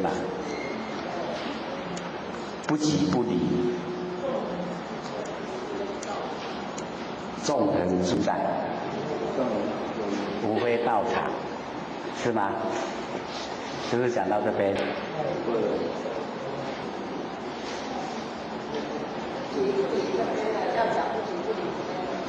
不急不离，这个就是呢，我们在这个修道的时候不要这个离开这个见闻觉知，虽然呢我们不要用，可是呢也不要离开，要认我们本心。本心呢就是不生不灭的那个佛性本体生花，所以我们要认原来的我们本心。然后呢，本心它不属于见闻觉知，它不属于的，也不离开，所以我们了解说。日常用那个见闻觉知是我们佛性的那个功能作用，所以不要在那个见闻觉知上面呢来动念头，或许有把它刮胡说呢最关键的那个地方所在，也不要离开，以后不变之体呢所发挥出来的功能作用，所以莫舍见闻觉知取法。不急，不急就是不住了，不离也不离开，不急不离。所以我们有听那个张卓秀悟道记我们可能就会有接收里面有一个观念，就是偷根偷尘，有没有？离身离境，有没有印象？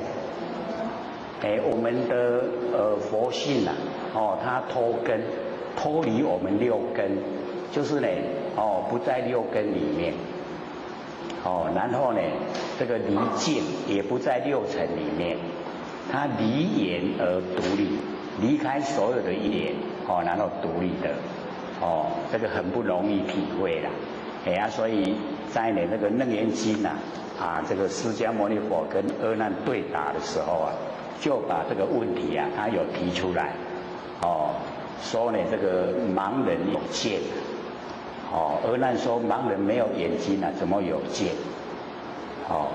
有没有看到这一段？有没有去体会？没有啊。那个比较细，比较细的一些真理所在，因为佛就讲说盲人有见，阿难呢就回答说盲人没有眼睛怎么会有见？然后佛就问说盲人没有眼睛所看到的黑暗，跟我们明眼的人，我们有眼睛的人处在暗室所看到的黑暗一不一样？那个阿难说一样。然后佛就讲说这个盲人，我们给他眼角膜，他可以看见那个叫眼见。那我们明眼有眼睛的人，明眼的人处在那个暗室，然后我们开灯让那个明眼人也看见，因为是开灯，那个灯呢叫灯见，不是眼睛看见，是开灯以后那个灯让那个明眼的人看见，所以那个佛就讲说盲人给他眼角膜，他是眼见，然后我们明眼的人开灯那个是灯见。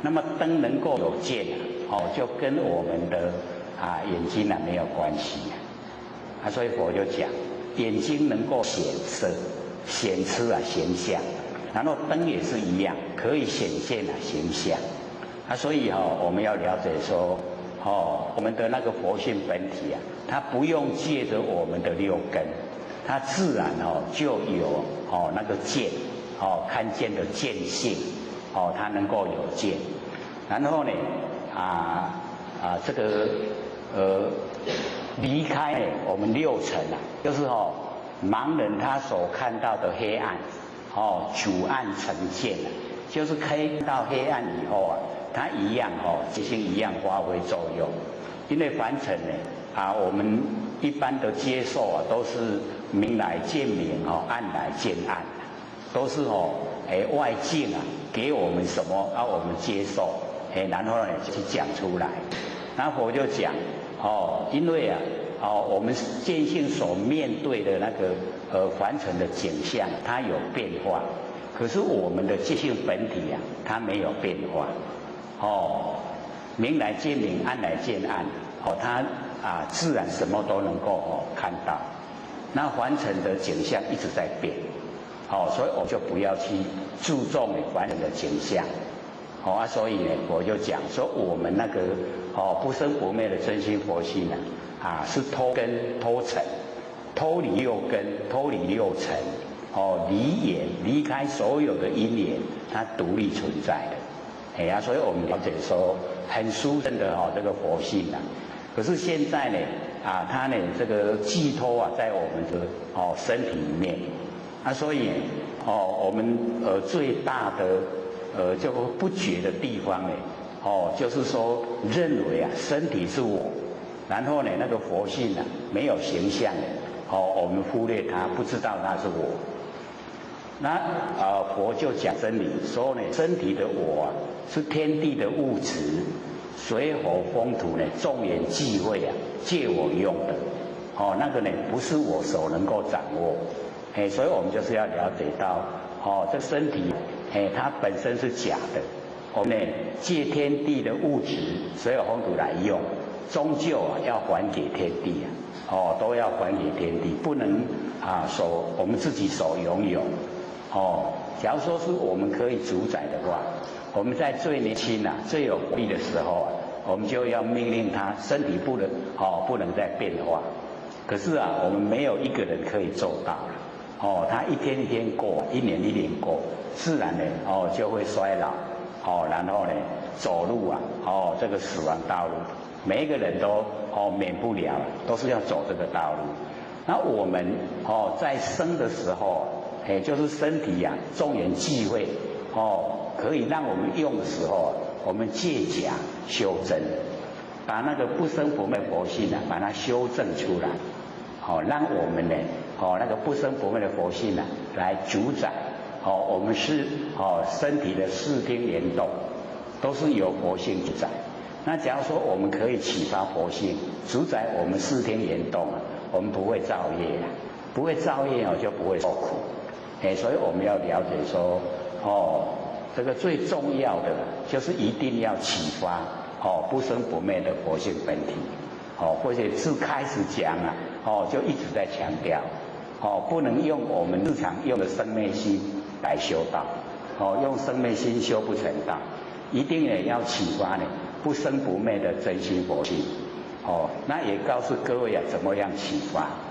就在日常生活之中呢，只要有空闲我们就可以坐下来，然后万念都放下，一念不生。这个时候因为都万念放下了，因为我们不生不灭佛性本体它是离开因缘，离开所有因缘，所以当我们万念都放下的时候它会呈现。呈现的时候就是让我们了了分明，让我们有那个了了分明的知觉性。那个呢，就是不生不灭的佛性本体。也就是呢，我们成佛的它的源头，就是这个在成佛的。所以一定要启发，启发，然后呢培养，让它茁壮长大。那我们就有般若妙智慧。那有般若妙智慧自然就认识真理。真理认识了，我们呢，就能够呢，这个走回到我们佛性本体的定。有智慧，有般若妙智慧，有定。定跟慧呢，互相会资助帮助。那这样呢，我们这一生呢，就很有价值。就已经可以修正。修正呢，让我们成就，能够成佛。所以成佛就是我们生不灭的真心佛性成的。那我们能够去启发了，去体会了，那我们内心深处就产生了自信，相信自己可以成佛。所以佛一定要向自己的内心求，外面没有外面求到佛，一定也要先自己内心求。所以我们了解到说这个认识很重要。认识我们不生不灭的佛性，它呢不急不离，不急就是不住在我们身上。可是现在借假修真的时候它又在我们身上，所以不离开身上。各位亲人这样听懂意思吗？就是不急不离，不离开呢我们的这个身体。所以这边呢或者就有写日常生活呢我们用不急不离，不住不着，我们不住在身体的形象，不着这个形象，就能够让我们不生不灭的佛性纵横自在，无非道场。不管是我们纵呢就是南北，横呢就是东西，东西南北都能够自由自在。那个非常理想。整个呢都是道场，整个都是我们佛性这个生活的地方所在，那个呢就叫道场。这个地方已经每次一段。那么世人我们凡人的闻道，知佛呢皆传心法。所有的佛呢，他所传的呢都是心法。要我们呢从心来修正成佛，将为呢这个心上这个别有一法可证可取，遂将心啊密法，就是我们凡人的班呢，都是这样，将我们的心啊来密，就是寻找，寻找佛法。不知道呢，我们的心啊即是法，我们的心呢就是佛法，法即是心呐，那个佛法就是我们的心，不可将心呢更求于心呐，不能说呢我们拿着自己的心来求呢自己的心呐，所以这个是最大的我们的那个认知啊不同的地方所在。那么历千万劫啊，终无得路。假如说我们用心来找心呐，用心来找法，这样的话呢，经过这么久的时间呐，都没有办法得到，就是得不到。所以只要我们呢，这个当下承担，就已经是了，所以不如当下呢无心，当下都没有心，所以这个没有心各位都了解到呢，就是我们把六根对六尘产生的六识那个都不要用，那个心啊很多了，非常多，各位先贤，六根对六尘产生六识知道吗？我们呢这个平常呢时常在讲，生活之中呢都是我们用六根，眼耳鼻舌身意然后对着六尘，色声香味触法。然后产生六识啦，我们把六识当成心啦，都是这样在生活。然后佛就讲，六根六尘产生六识，都一直在变化，它没有固定，不会常住。所以不要对那个变化无常变化的把它当成自己的心。所以我们要呢无心，没有心呐。就完成的所有相对生灭的心都没有了。那么这个时候就是剩下我们不生不灭佛性本体。那个不生不灭的佛性本体就叫真心，就叫常住真心，它永远都在的，不生不灭的，永远都在。所以呢，无心那个心就是道，我们无心的心那个心就是佛。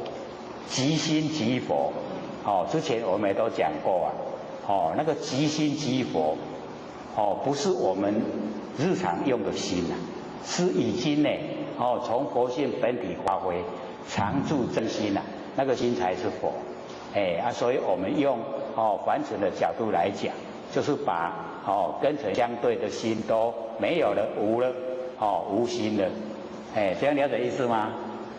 所以无心很不容易我们都不肯放掉日常用的心不肯放掉，都是跟尘相对的，六根对六尘产生的心，那个心生灭的不要用，所以那个都不要了，无心的叫做当下无心，当下无心便是本法，就已经是了，就是我们呢不生不灭的佛性本体，就本法，根本的佛法，就是我们那个佛性本体，如力士呢，额珠那个大力士这个额头上面他们念有那个珠，是非常的这个成就了以后，在额头呢有一个珠，隐于额内，就是蕴藏呢。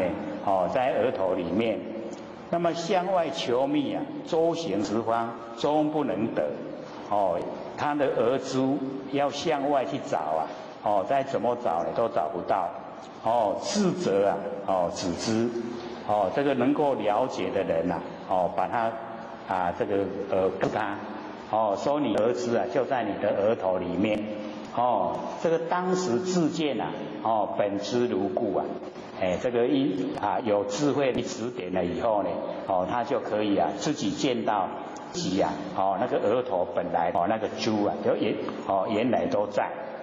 那我们学到人迷自本心不认为佛，学到人呢，我们都迷昧自己本来的真心，不认为是一个真心就是佛，所以就在我们自己的身上我们的真心呢就是佛。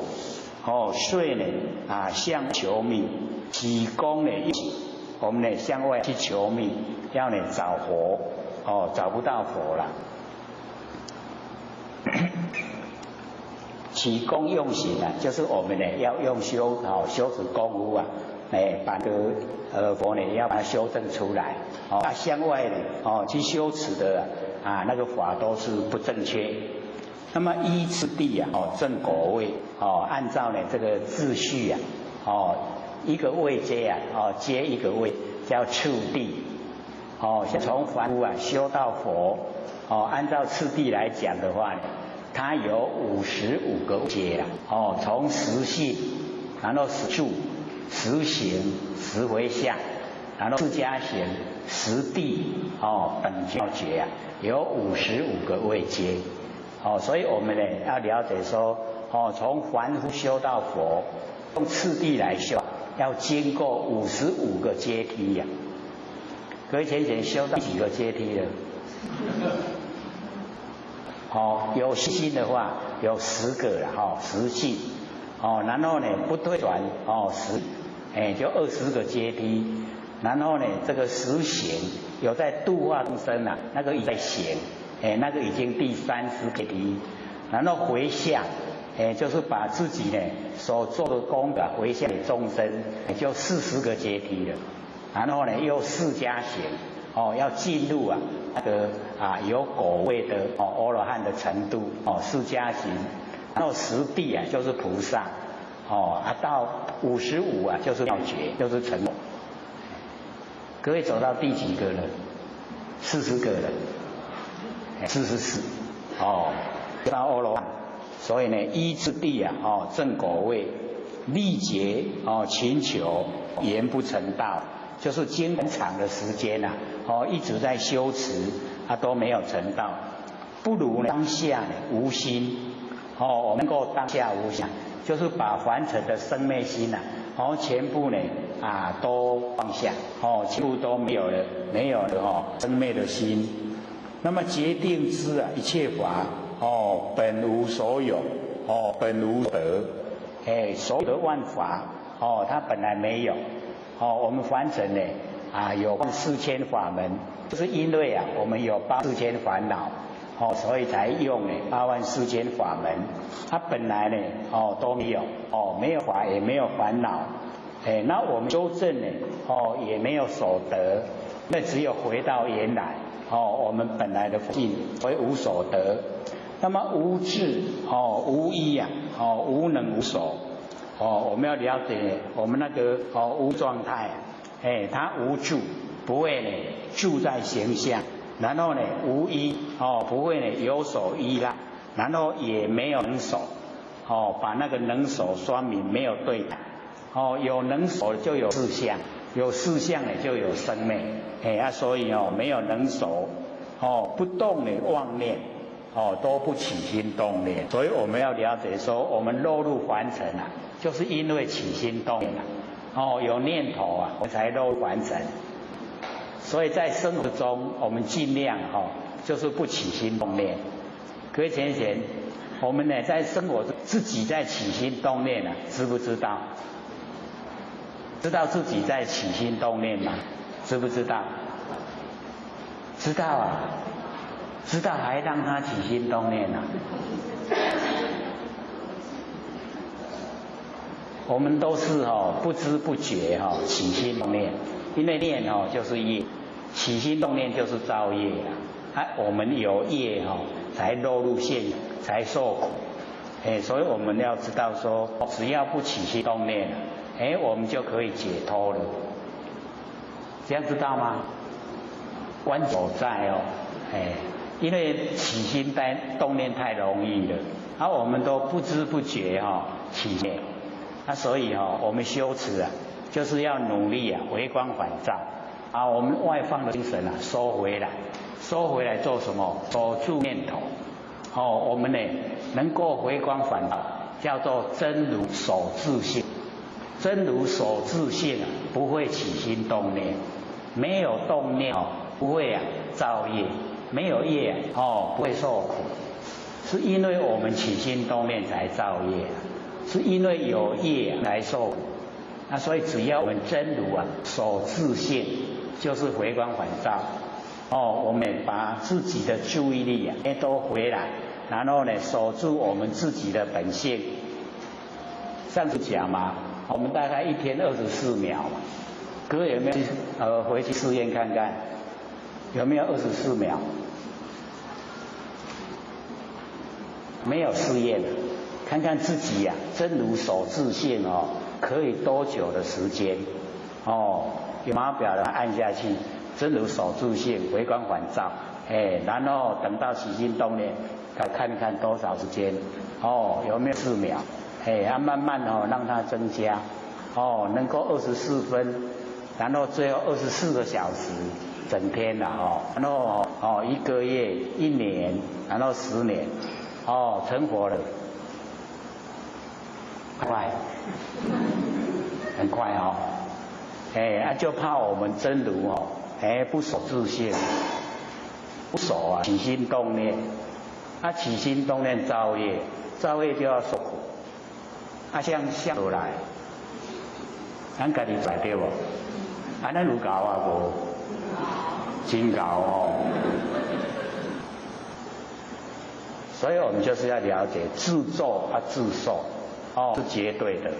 我们要纠正，了解说，原来真如守自性，不起心动念，我就可以不用受苦，就这么容易就是因为有起心动念，所以才六道轮回在凡尘受苦。所以我们源头那个造业的源头要知道，有念头了，我们才有行为，有行为了，我们就造了业，有业了就一定要接受果报。做的好事是福报，好事比例比较少了，这个10之7、8都是坏事，只有1、2个好事。福比较少，受苦的都比较多，所以我们要了解是我们起心动念，了解了吗？以后应用这个爱动念那边，不要了要回光返照，要真如来守自性，把那个注意力收回来，守住自己不生不灭的心，这样他就不会起心动念，就不用受苦了。辩证菩提，要我们不动妄念就可以证悟菩提，就可以觉悟了啦，就已经到佛地，所以我们位都是佛了。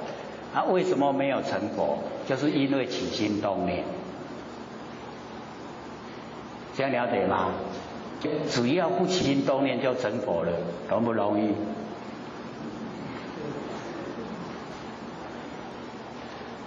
所以就要想他要是我不爱修，敢袂使，可不可以？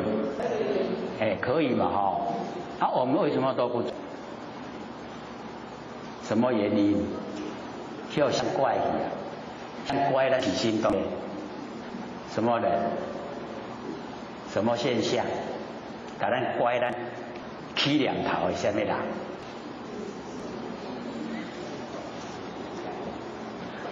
所以我们要了解这个很奥妙引起我们起心动念的就是我们周遭的环境。我们周遭的环境让我们起心动念。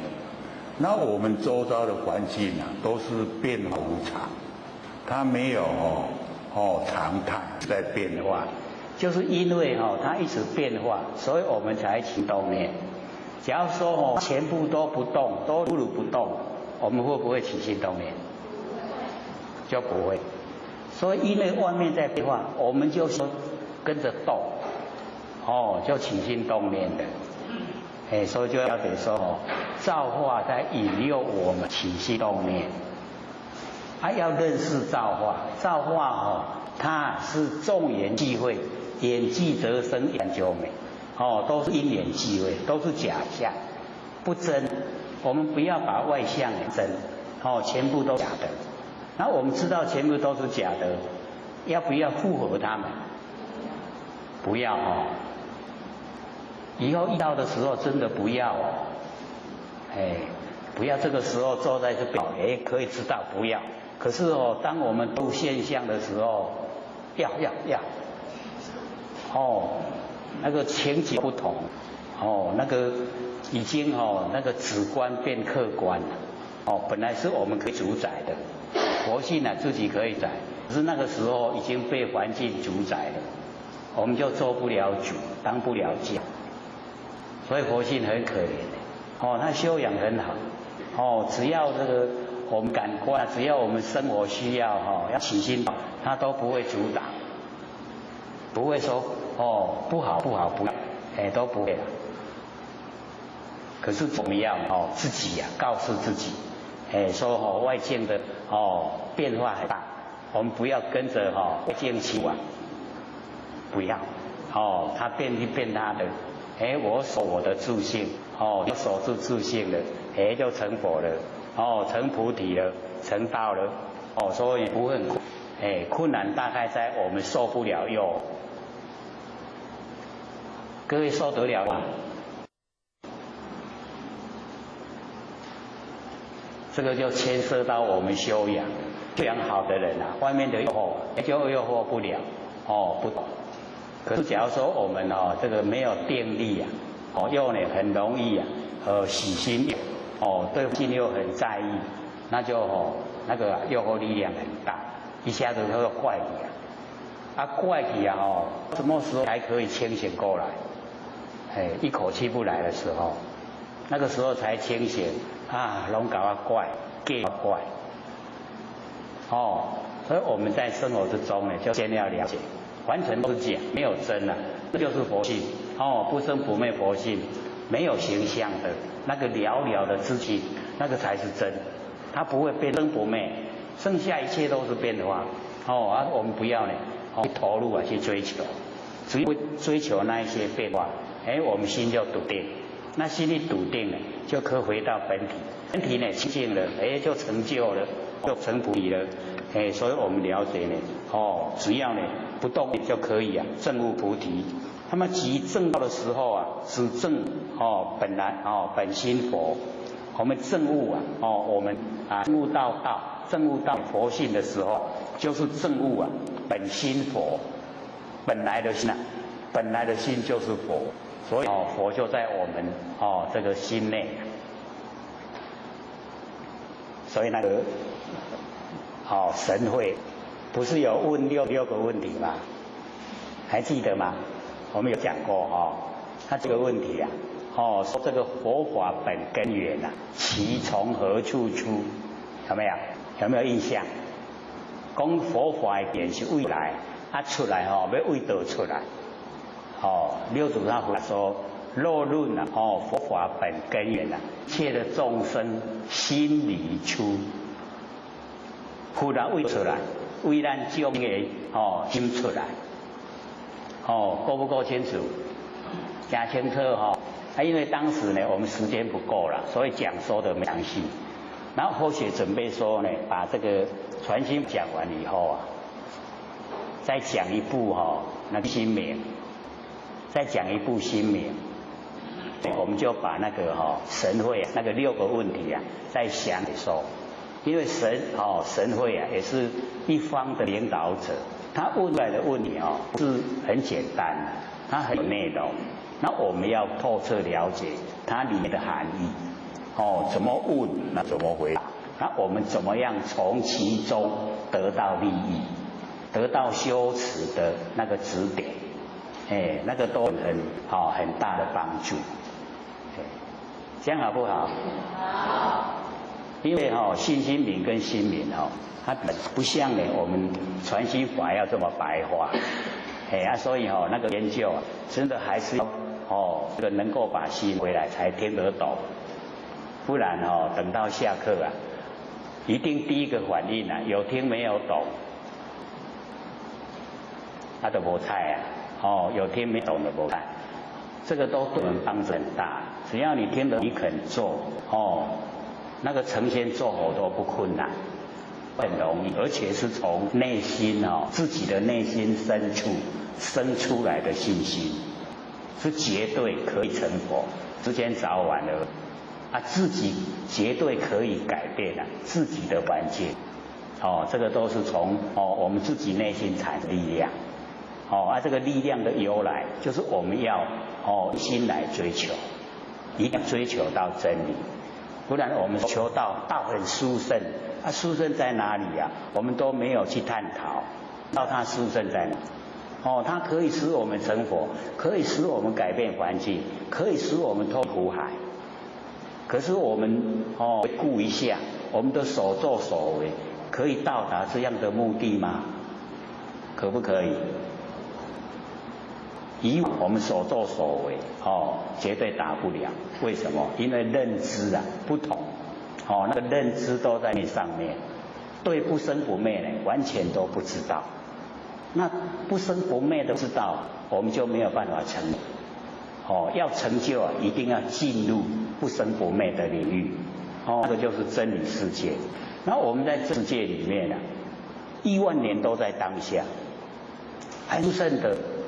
佛学都一再讲，万年一念一念万年，万年呢都在我们一念中，所以我们眼前的一念就具备亿万年。我们老子师下生还要56亿万年后，可是现在就在我们当下，它已经呈现在我们当下，真理就是这样，很奥妙的。所以我们一定要用一点心追，各位就可以相信，9个月之前开始研究跟9个月以后的现在绝对是不同，同不同？不同在哪里呀？就在我们内心内心很大的不同，因为认知都会整个改变。那我们认知改变了，我们心态改变，我们环境改变，我们周遭所有亲朋好友也一样跟着改变，都很理想。以往那一些呢，这个鸡等叫多，很会叫的慢慢不见了，有没有？我没一个印拢要保持迄鸡等叫多，不是啦慢慢在修正自己，慢慢在改变，使自己的见识自己的心胸也跟着很宽广，生活就一定越来越理想，所以我们了解说，我们呢在这个日常的生活中就要努力的修道。修道不是说要找个时间再找个地点都不用，我们生活就是道，要在日常生活之中来修。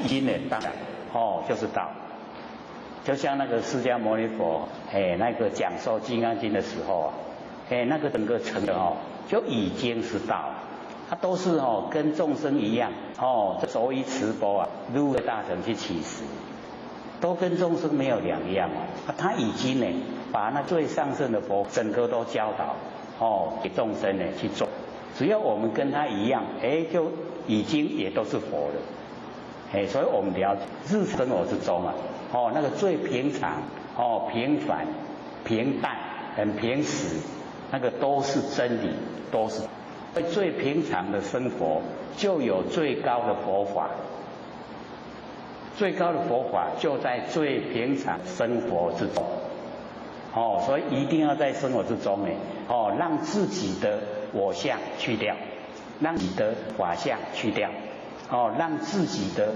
非法相掉，这样一空到底的，已经是不生不灭的佛性本体，就已经在这里是真理世界之中生活，就已经是了，不用再另外求不用再另改变我们的心，不用就当都已经是了所以我们要训练自己，在日常中就是在修道很宽，没有三心，没有四相。我们年岁一大了这三心四相都很强烈了。那我们就是要了解到那个三心四相害我们让我们六道轮回。三世过去世、现在世、未来世，色受拢去调调，拢互咱直直落啦。咱若拢没有三心就没有四相。啊，没有三心哦，三世啊，摄受我们不住。过去是给咱吸袂到，现在世嘛，给咱吸袂到，未来世嘛，吸咱袂到。啊，三世拢吸袂到，我们整个佛性都呈现了，呈现拢跟佛同款了，哦，已经没有两样。可是我们哦，就是很难去三心，就是会起心动念啊，所以一起心动念，三心都来了，这么厉害。真如不守性，哦，各位浅浅，真如要不要守自性啊？哦，看起来还真的是要哦。我们真如守自性了以后，就可以超脱苦海了。哦，真如守自性叫做觉呀，已经觉；不守自性叫做不觉。啊，不觉就叫无明。啊，无明哦，我们就造业，造业啊受苦。哦，它是连带关系呀。啊，所以我们回光返照哦，就是要用真如来守自性。它拢时时刻刻觉，从24秒、24分、24个小时，哦，24个月，成佛没？成了啦，哦，一定成的。最怕我那个哦，24秒最难熬过。回来哈，我们把心收回来，哦，收个24秒哦，都够去我靠怪。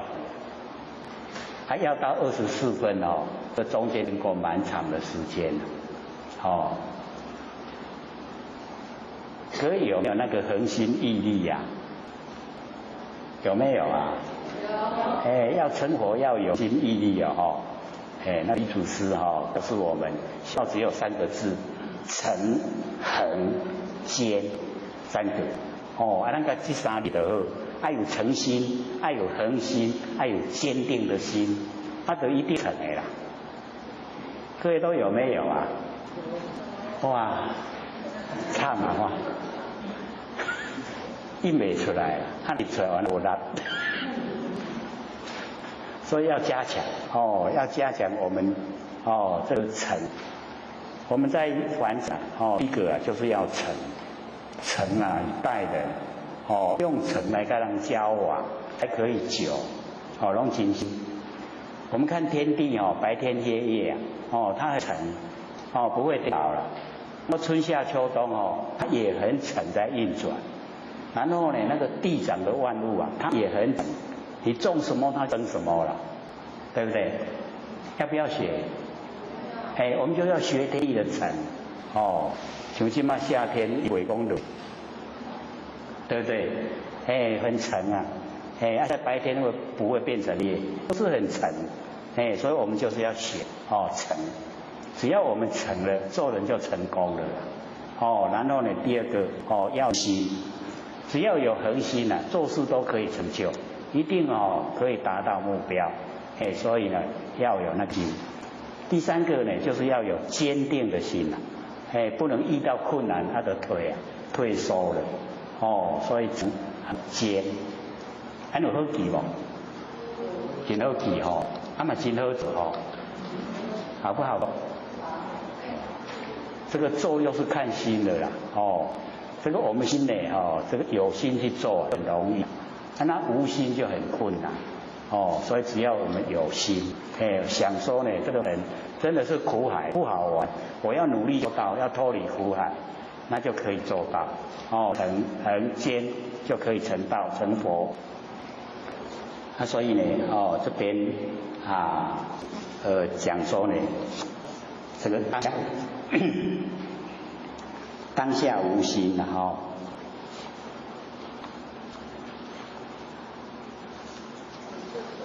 力竭功用呢，哦，病逝啊，是不是这边？这个讲了哦，现在不知道会得。力竭呢，就时间的经过哦，很久。我们呢修的功夫啊，哦，那一些呢啊，都是在有为的事项面哦的功夫了。那所以我们哦要知道说，有为的事项就是跟众生结缘，聊一聊我们的业障。哦，那个你外口在做，拢有形有相在代志啊。哦，这些事情呢，哦，全部呢都是众生结缘，然后了我们的旧业。哦，那无形的明心见性，那个才真的进入修道。那所以心地不明啊，了解我们的心，以及不讲的本性啊，那个对修道来讲，都是不实在。而且都一直讲老前人说啊，摸根的成仙做佛，摸不到根呢就瞎修行。他摸根呢，就是已经到生不灭的那个佛性本体了，这个叫摸到根。你摸不到根呢，就瞎修行了。眼睛呢，这个在做，眼睛闭着做，怎么可以成就？成就不了的。我们了解说，一定呢要从明心着手。那么如力士呢，得珠的时候啊，是的等头珠。那个大力士啊，他练功夫呢，练到额头都有珠啊，得到的时候呢，也是他自己本身的不是外来的不关呢向外寻求之力，向寻求的那个都没有办法达到，有办法都是自己本身呢这个生发出来。故佛言：我以阿耨菩提呀。15手得，这个释迦牟尼佛呢，这讲说呢，在呢无上的正等正觉呀，15手得。因为呢，在大藏记载，这个释迦牟尼佛在修菩萨道的时候因为那个无上的正等正觉多罗三菩提法非常崇拜，非常的向往，所以他一直以为就是他使他成佛。一直都把那个法抱在这个心中之中就是因为他有这个观念，已经成佛的都不受记，都不给予受记。一种他把这个观念放掉以后，那个阿耨多罗三藐三菩提把它放掉了以后，燃灯佛才以我受记如意是呢当过佛，那个是这样，所以就是不能心中有所得，有所得就是有所失有得失就是生灭所以心中一点点的生灭都有，这样了解意思吗？那我们回顾我们生活之中哪一样事不是生？所有的事都是生灭所以我们就要念自己事则应，事既则见。这样对所有生灭具得圆满，然后心中不住呢在形象，这样就是最理想的生活咱在内底拢无住伫个心内底这样心呢就会保持真空咱的心空容量就大容量很大就袂甲人计较就会了解很多的真理。我们讲就是不了解真理要跟人计较，过一阵呢会真够跟人计较袂真理想的拢袂跟人计较。我们要到计较，那个都心胸来才会计较。然后我们要学了很大的那个度量，就像我们弥勒祖师那个度大能容。了解一切的凡事都了解了都没事，什么事都没有了，吃亏也很高兴。要培养是一种美丽的操吃亏都很高兴有没有这样大概都是吃亏都面红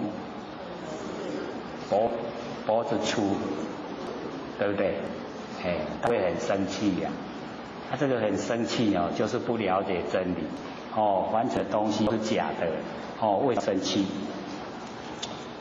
所以佛就讲以阿耨菩提正等正觉15手得我们也要了解说证悟本的时候只有我们那个本性我们现在呢是让它失掉了，失去了，不知不觉咱也有的然后证悟是把它找回来而已并没有所得啦有所得就有所失了，变生了就变两边。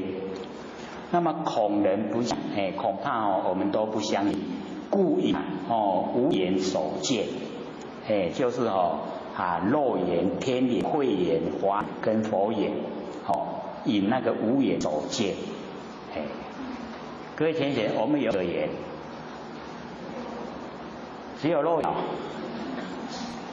眼，这个肉眼叫做见光不见暗，暗的无看到啊，所以我们众生呢都有这个肉眼，然后天就是能够见到真，是有天眼，然后慧眼呢就是能够了解到那个般若妙智慧所了解的对象，所以我们就有讲慧眼是英雄，慧眼智慧的眼睛就是我们也有，然后华眼，这个华眼最不容易是后得智，后来才得到智慧，能够呢看到呢众生根基有的很浅，有的很深，他知道以后呢可以有修持的法门让他修持，根深的人呢深的方法，根浅的有浅的方法，所以那个叫华眼，比较不容易，只要具备前面有事，那佛眼就有了，那个佛眼呢就是四眼具备的。那无语手眼，这个无语，就是真语、实语、如语、意语不诳语，那个真语，我们就是要了解那个一些呢都记载在那个《金刚经》里面的，那个真语就是无我相、无法相、无非法相，这个一空我空了，法空了，非法空了，一空到底，这个语叫做真语。这个不应起法，不应起非法，不应起法，不应起非法，正的反的都不要，然后呢，这个法上应舍和非法，法这个法都要舍掉，那非法更应舍。这都是一空彻底的语言，这个叫真语。然后我们要了解说，这个凡尘这个若见之相非相，即见如来。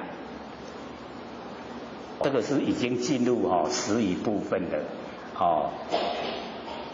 真语跟实语一个是讲真如之体，一个是讲实相之用。所以那个真如讲出来都一空到底，一空到底呢，我们就是了解全部呢都是无相，没有形象，无我，没有我的存在，那个呢都是讲那真语，那个实语就是实语实语，依法呢这个应无所住呢，行以布施。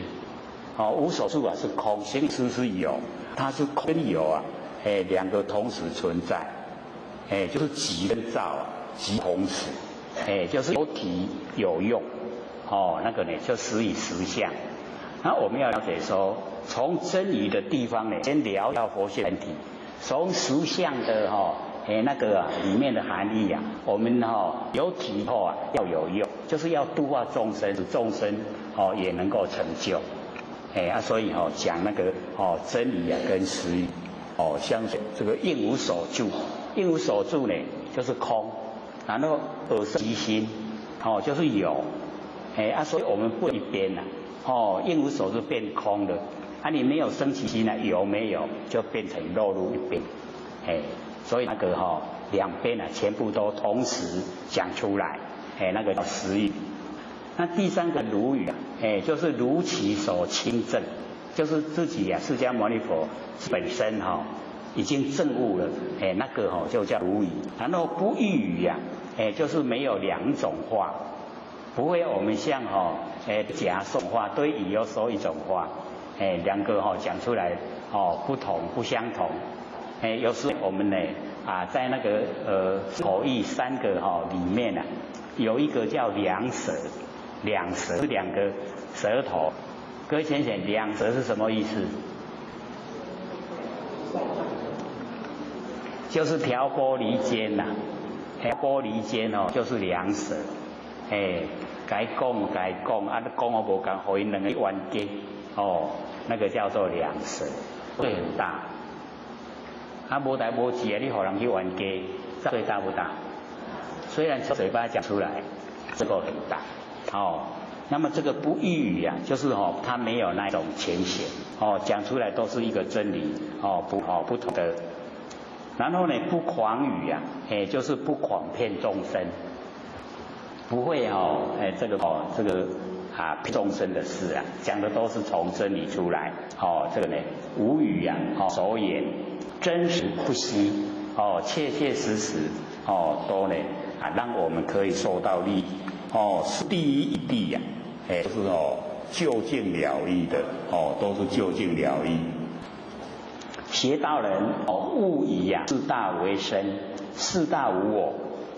我们呢这个学道啊，不要以说这身体啊，就是我，我的身，四大呢就是水有风土，水有风土呢，它非常广泛啊，这个虚空里面啊都有，所以叫大，那个都是摩诃啦，这个虚空里面啊有水有风，我们要了解这个佛在讲说色空的，色就是形象空呢就是这个空间空中，那色呢跟空为什么是不二？为什么是合在一起？因为我们能够看到的那个现象啊都很粗了，那很细的现象都看不到。那我们这个空中啊它有水土或者都一再讲这个空中我们可以把那个水集中，像用除湿啊或用冷气机啊，水就会集中了，我们就可以看水这个空中有水那火就是热度啦，这个热火，我们整个空间都有火，只要我们那个用那个打火机或是台把那个火呈现，它就会跑出来它这个空间有。假如说空间没有火啊，你那个打火机跟那个火柴没得，就是空间有火，所以它才会呈现。那我们也可以感受这个空间那个热度啊，它就是会水和风，那风更容易知道了。我们一手不动一手动，有没有风？就在空中，对不对？这个风就有了。那土呢就是这个灰尘，那个所有门窗都关起来。我们里面呢一样都有灰尘，所以只要那个太阳从那个空隙啊照进来，我们的眼睛就可以看到很微细的灰尘，把那个灰尘就变土了，所以这个空间里面啊，水有风土都已经的空中，水有风土跟空合在一起，那个水有土叫色，空叫空，色空不，它是一，是合在一起的。所以这个讲的是真理，不是呢讲说这个空中里面呢有色，我们说空中就空，哪有色？可是呢这样一分析了以后，确实我们知道这个空中里面就有色，它色空不二，它是合在一起。然后呢我们把它引到我们的那个佛性来，老子告诉我们说，常无欲以观其妙，然后常有欲以观其假，无就观妙，有就观假。这个常无跟常有这两个有跟无此两者同出，它同时出来而异名称不同，一个有一个无，同谓之玄玄之又玄，众妙之门。众妙之门就是常有跟常无，常有跟常无合起来，就是我们不生灭的真佛性。我们真心佛性就是常住的有跟常住的无。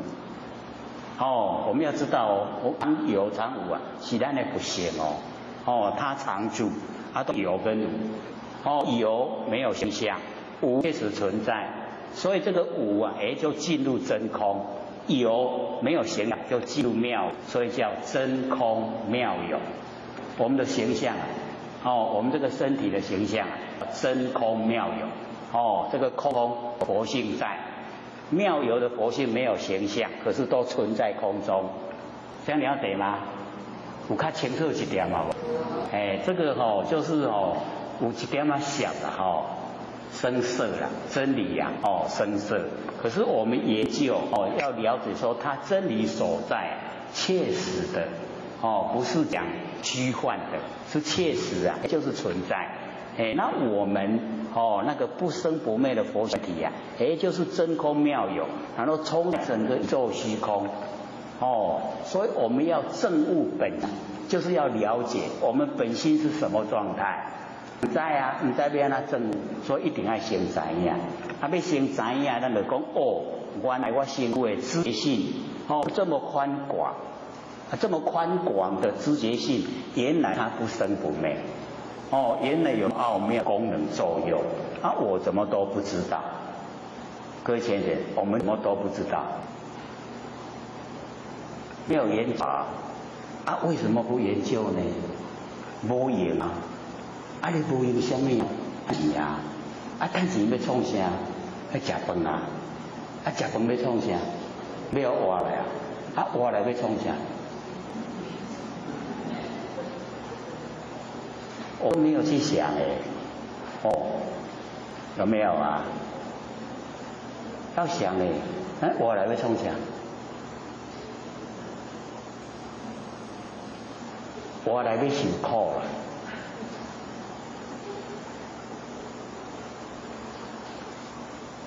所以就是要我们身心里面追求到我们人生在凡尘它的价值所在有什么价值？伫凡世间也是什么价值？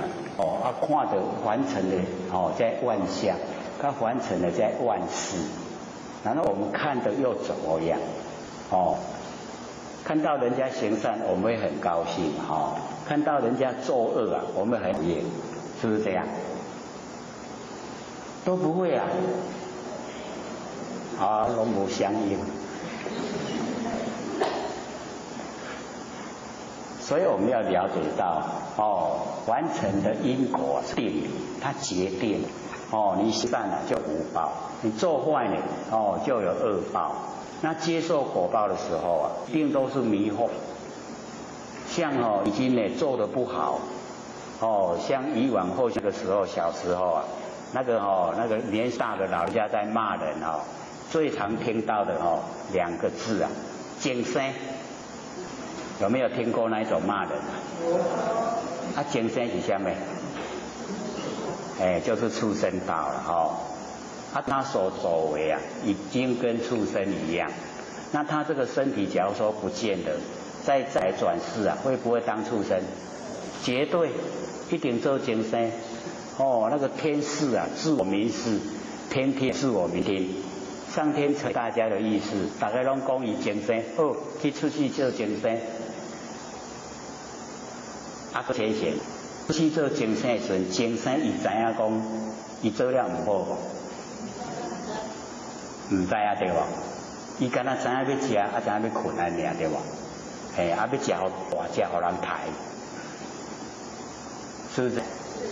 所以那个就很迷昧了啦我们要了解说，我们有人的身体我们可以研究真理。你若精生家己来坐咧听有效无？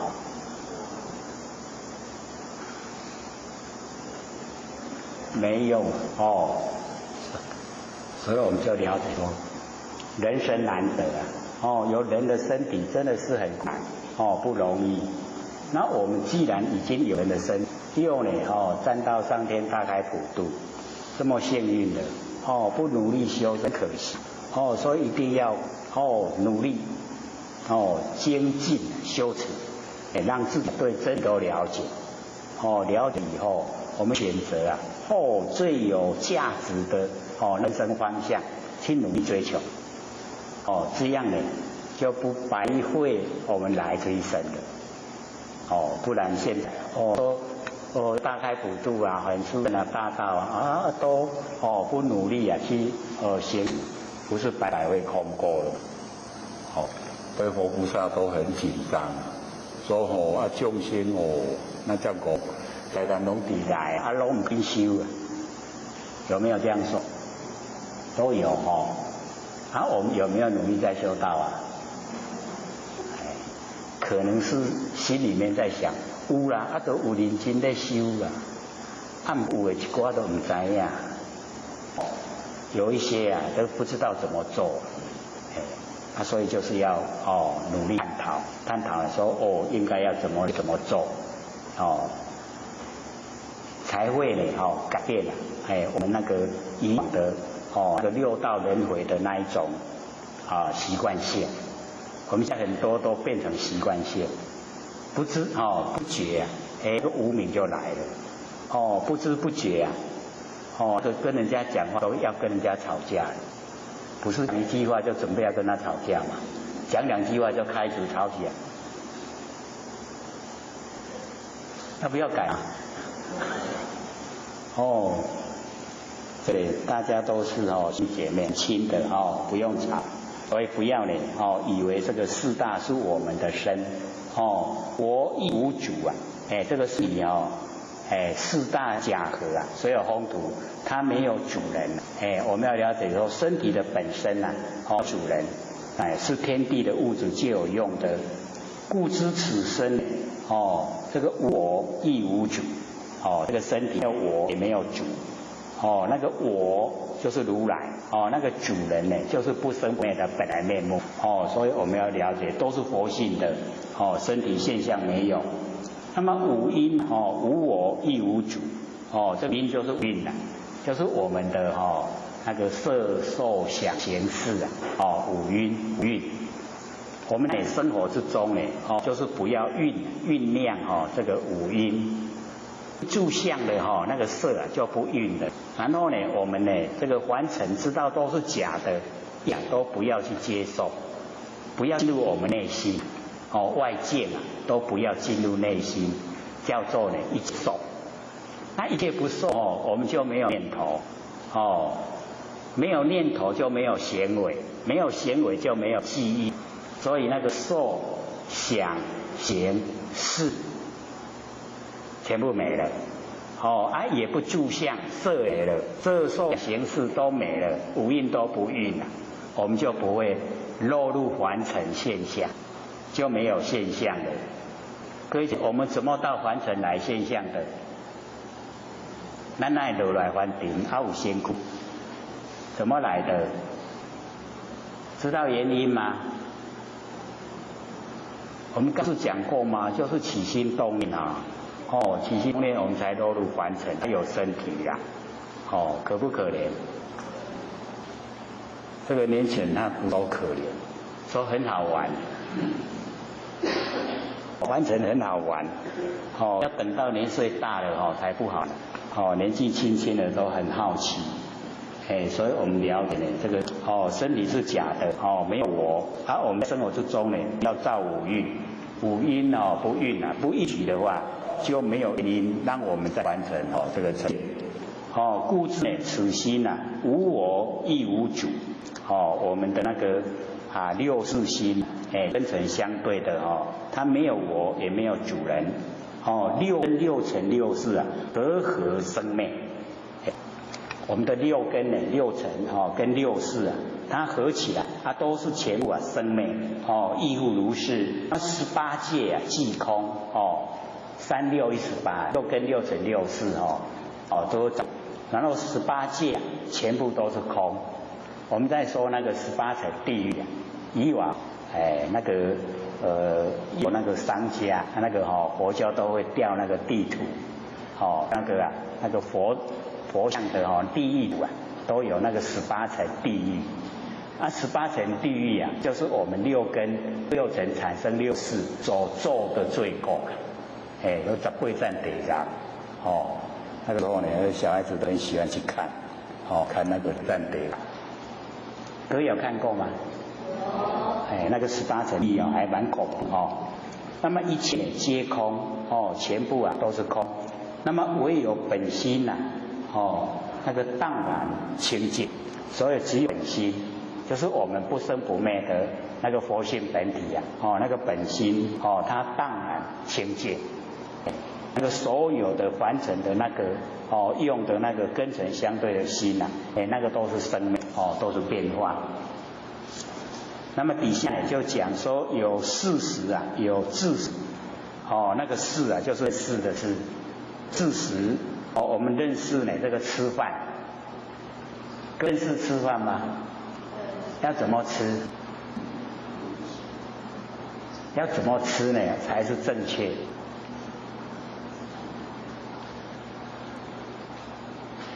所以能够养生啊，能够使我们的身体它能够呢撑得下来，这个呢就是已经呢可以的。可是我们现在呢人都是这个找好的，所以会造了很多的业会杀生、假车，然后有智识就是呢智慧的那个吃法所以我们呢要选择呢那个后面的有智识。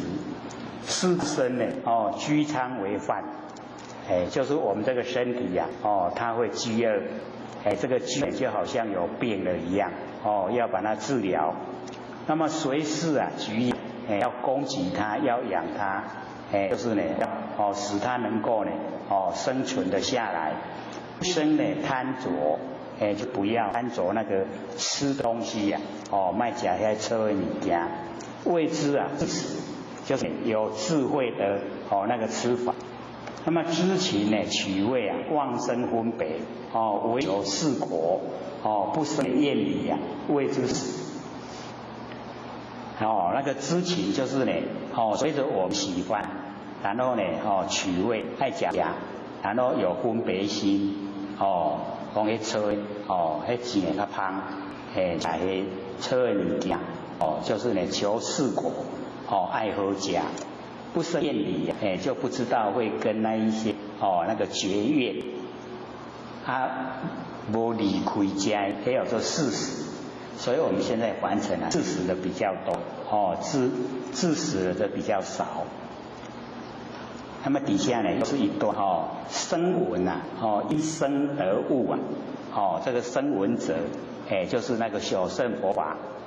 因为生因呢得到领悟啊，谓之声闻，但呢不了自心呐，就是不了解自己的心，依教上呢取解，在那个声教上面呢来了解真理，或因呢神通，或是呢因为神通，或因为瑞相端，那个瑞很祥瑞的形象，语言运动。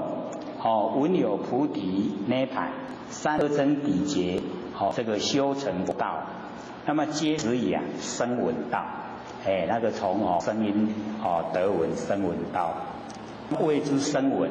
佛为直下呢顿了自心呐，这个佛呢他要传授的就是我们因见心，了解自己的真心，本来是佛，我们的心本来就是佛。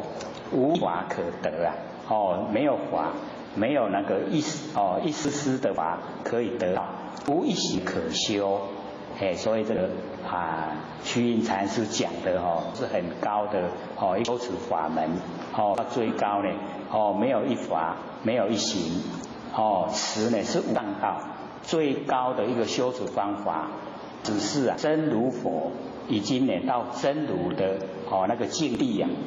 那么学道人只怕呢一念所以我们要学道就怕我们心中里面住相，住在有，所以一住有了，局以道隔矣，就跟道相违了，已经隔离了。念念无相，念念无为，即是佛。每一个念都不住相，每一个念都没有所作为。这样呢就已经是佛，即是佛。学道人呢都欲得佛，我们要呢成佛，总不用学，为学无求无着。这个很努力的一个学道方向，就是无求无着，不要着相，不要不求人，不求不着，安尼就会当成无求则心不生。我们无求心就不生，无着呢，则心不染。无泥得安尼五颜六色，不生不染着。咱也无生心动念，不生心不起心动念，不染着凡尘五颜六色，就已经是佛。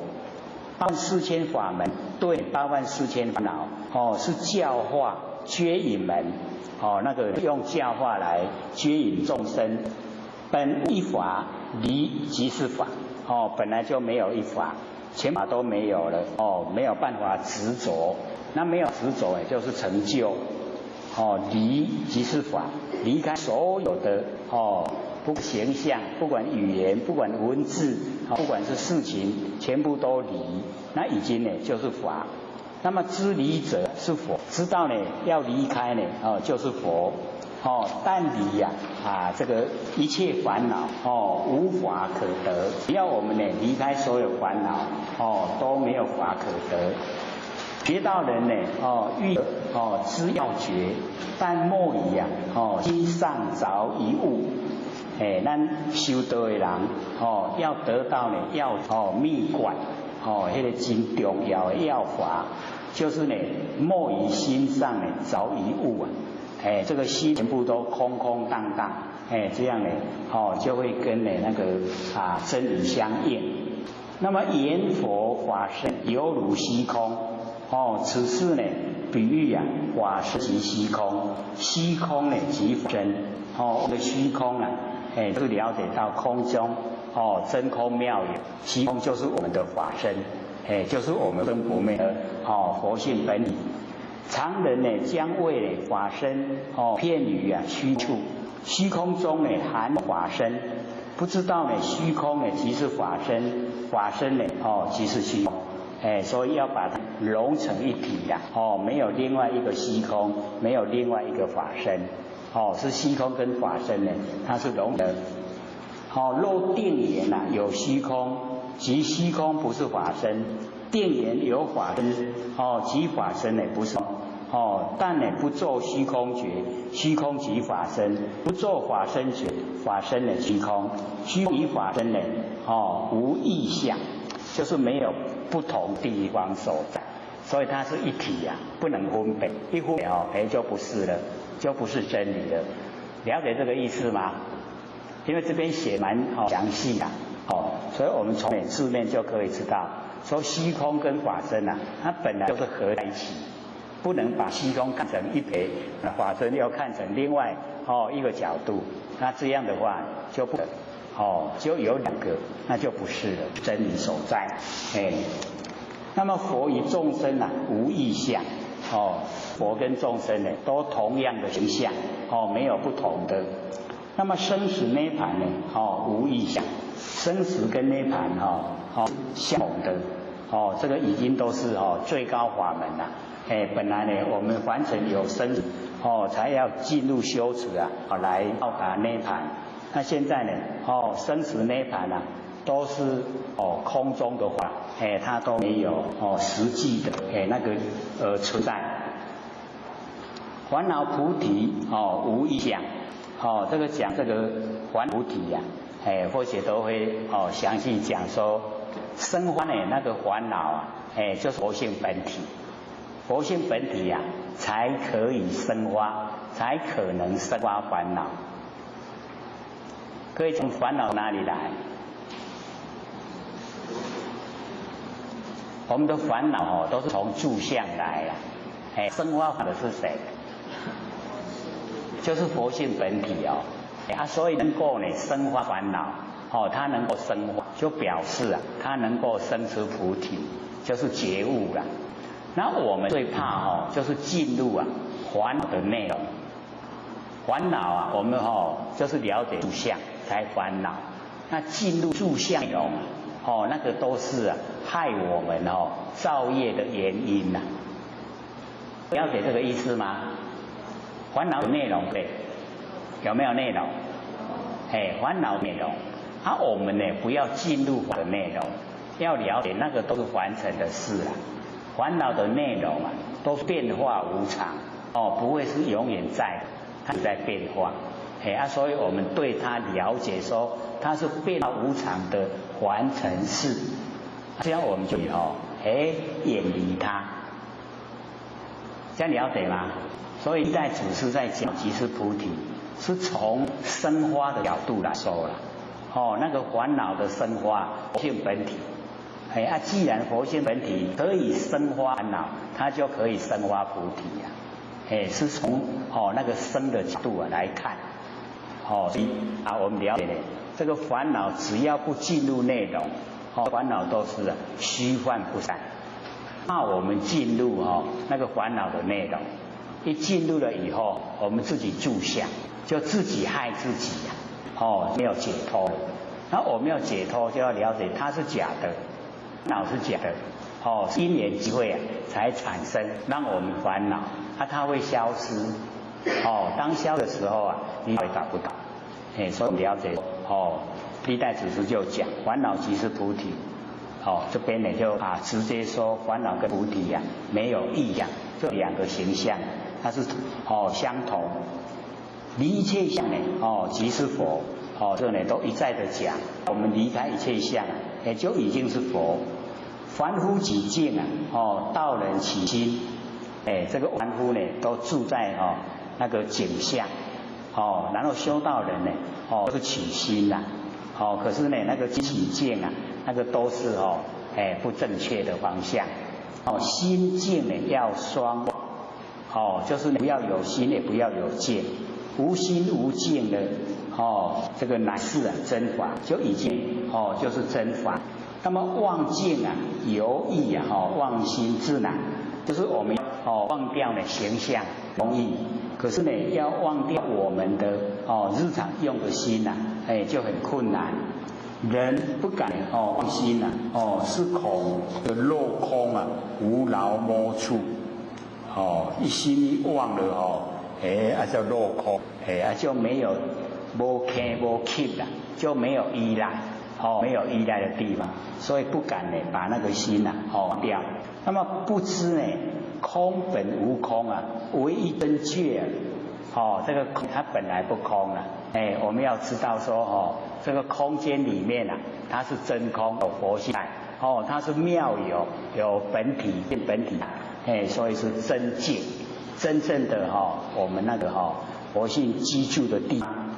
那么此名觉性无始以来以空虚同受，未曾生呢未灭，我们的灵觉就是呢不生不灭的这种本体无始以来很早很早一直现在都以空虚同受，寿命都相同，没有生也没有灭，未曾生也未曾灭，未曾有未曾无不落入有也不落入就是真空妙有那么未曾秽也未曾净没有误会也没有干净未曾喧未曾挤这个喧就是喧哗很热闹，挤就是挤内很静悄悄。那么未曾少未曾老也没有老少无老嘛无年，无方所呢无内外没有地方所在没有内外无数量无形象也不数量所以我们了解一落入数量都了然后也没有形象，无色相无因声，不可觅不可求就是要找它呢到，要求它呢求不得，不可以自是解不能用我们的那个自是了解，不可以言语取不能用语言来呢把你起后，不可以这个简悟会不能用那个简悟来领会，不可以功用道就是我们用功用的都是有为，那有为呢到不了无为知佛菩萨以一切呢乘动众生呢同大涅盘性就是佛菩萨呢所有会动的众生众缘积积而现的这个身相叫众生同大涅盘性都是一样，都是呢生不灭的性即是心那个性就是我们的心，心呢即是佛，心呢就是佛，佛即是法，所以我们要了解这个法就是佛，佛就是法。那一念离根皆为妄想。假如说我们离开不生不灭的佛性本体那全部都是妄想。不可以心更求于心，不可以佛更求于佛。因为本身就是真，本心就是佛，所以不要再向外求。不可以法更求于就已经本身就是法了，本心就是法了，所以不用你更再求。故道人直下无心莫就是全部的根尘相对的心把它放下，没有心的就能够默契跟真理相应。离心极差，就是我们心里面要这个拟定起心动念，离心就偏差了。以心还心，此为正见。就是要用心还，这个心印心，这个叫正确那个见解。深悟向外直径为心，不要向外去追求那个外面的环境。是认贼子向外去追求的话，已经偏差了。认贼为自己的宝贝儿子，有贪痴极力戒定慧。本无烦恼焉有菩提？因为有贪嗔痴，所以立戒定慧。假如说没有贪嗔痴戒定慧就不用了。所以底下就讲说，本焉有菩提，没有烦恼，所以菩提也就不用了。这两个都是相对。故祖师佛说一切法，为除一切心。我无一切心，何用一切法？都回到我们这个本来。本源尽佛上，更不得一物在我们那个本源清净心地上面更不得一物。就是心中不能有住相，住在形象就已经佛不见了。比如空，虽以无量的珍宝庄严，终不能住。我们用无量的珍宝把这个虚空这个装扮得很漂亮，可是拢坑不掉了。这个虚空怎么放你都放不住一弄来虚空不了。我们的佛性就是这个样子。你住一相了那整个虚空就见了。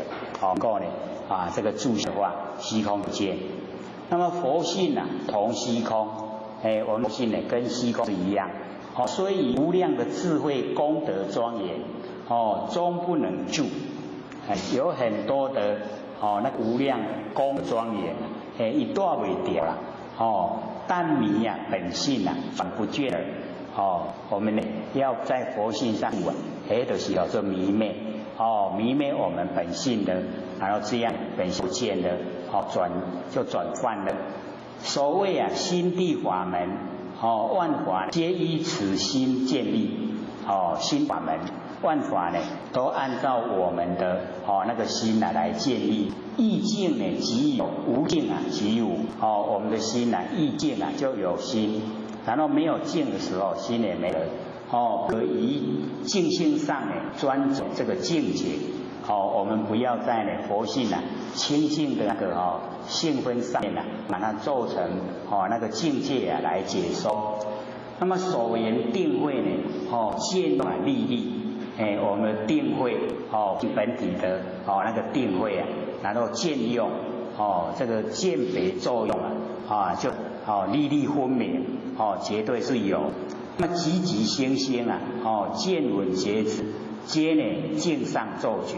他说落入这个文字语言住在形象，用积极心性见闻觉知的话，那就会落境上，在境上里面去了解。那么暂为中下人说的这个暂时就是方便法门。为呢那个中等下等的人来讲，那样可以让他们呢这个因小向大向呢这个肾去发展因为呢根气之中还没有到达那个大肾。那么若欲亲正呢，皆不可做如实解要亲正的时候都已经到最高法门了才能够呢这个自己亲正就呢不可以这样来解说。境是境府被呢这个环境形象束缚了。那么法有没处没于有地这个佛法有那个存没的地方所在，它存没在哪里？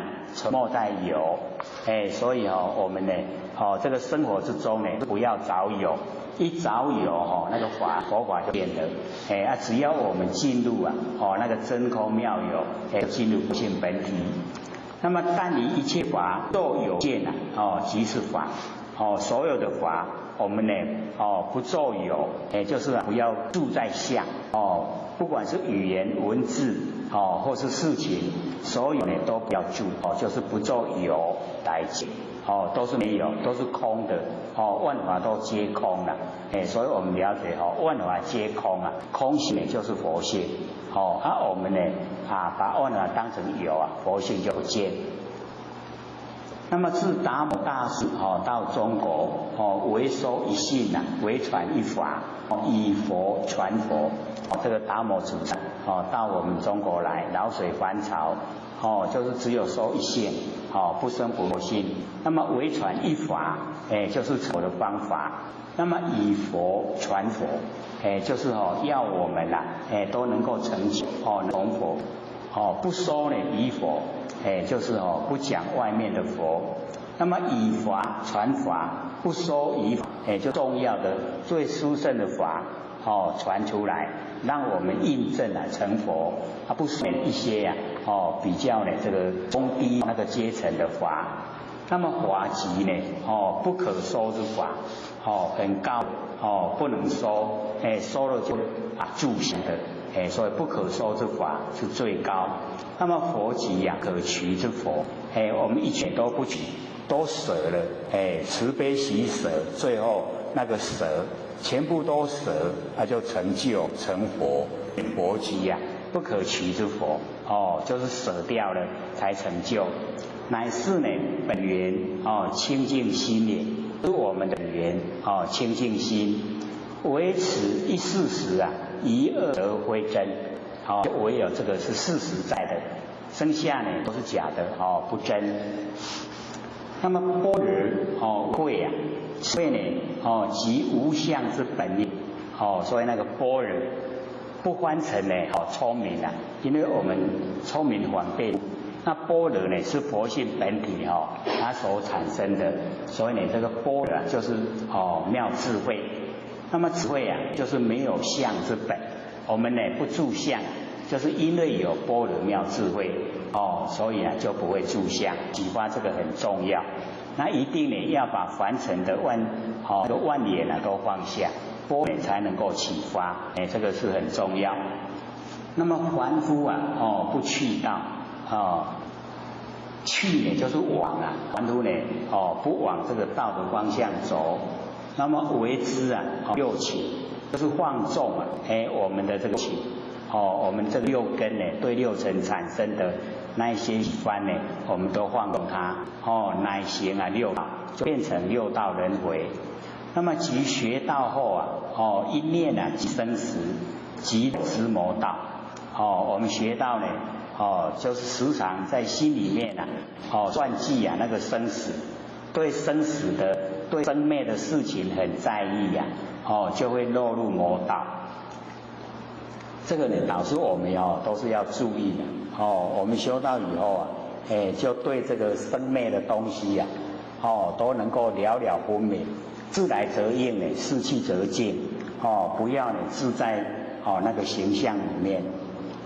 一念起知见即落外道我们呢这个起心动念有自己的见觉那个就落入外道，就是已经呢是道之外。那么见有生呢，去其昧即肉呢生闻道。这个见到有生昧，我们呢往那个生昧的方向去追求，就变了落入生闻道。就已经呢在小乘佛法里面。那么不见有生，唯见有昧是远觉道。远觉呢就是12因缘。那个修呢12因缘叫远觉道。那么法本不生，今亦不昧。不起恶见不厌不欣，就是呢不讨厌然后也不喜欢。一切之法为一心事然后乃为佛圣缘。所以法本不生，今亦不昧，不生不昧，然后不起两见两边这个相对的那个不起恶见不讨厌不喜欢。一切的知法全部呢都是我们真心，这样就是佛圣最上的佛圣。各位田姐会不会讲得太快好像有一点在赶那个时间的样子。说这个讲太久了，听得懂吗？听得懂就没关系因为蛮白话了抄下来呢都是把那个比较重要的抄，有一些呢不重要就没有抄下来。凡人呢皆逐渐生心，心随心厌。我们凡人呢都追逐见，就是外面的形象，然后呢从形象我们就起心动念生心心就有了。那么心随心厌，我们的心呢就随着喜欢讨厌。若欲无尽当忘其心。假如说呢我们要呢把所有的这个景象都消灭我们呢就是要忘心，把那个追逐形象的心忘掉。心忘呢则见空。心一忘了以后所有的景象都空了。见空呢则心昧。没有见就没有心了。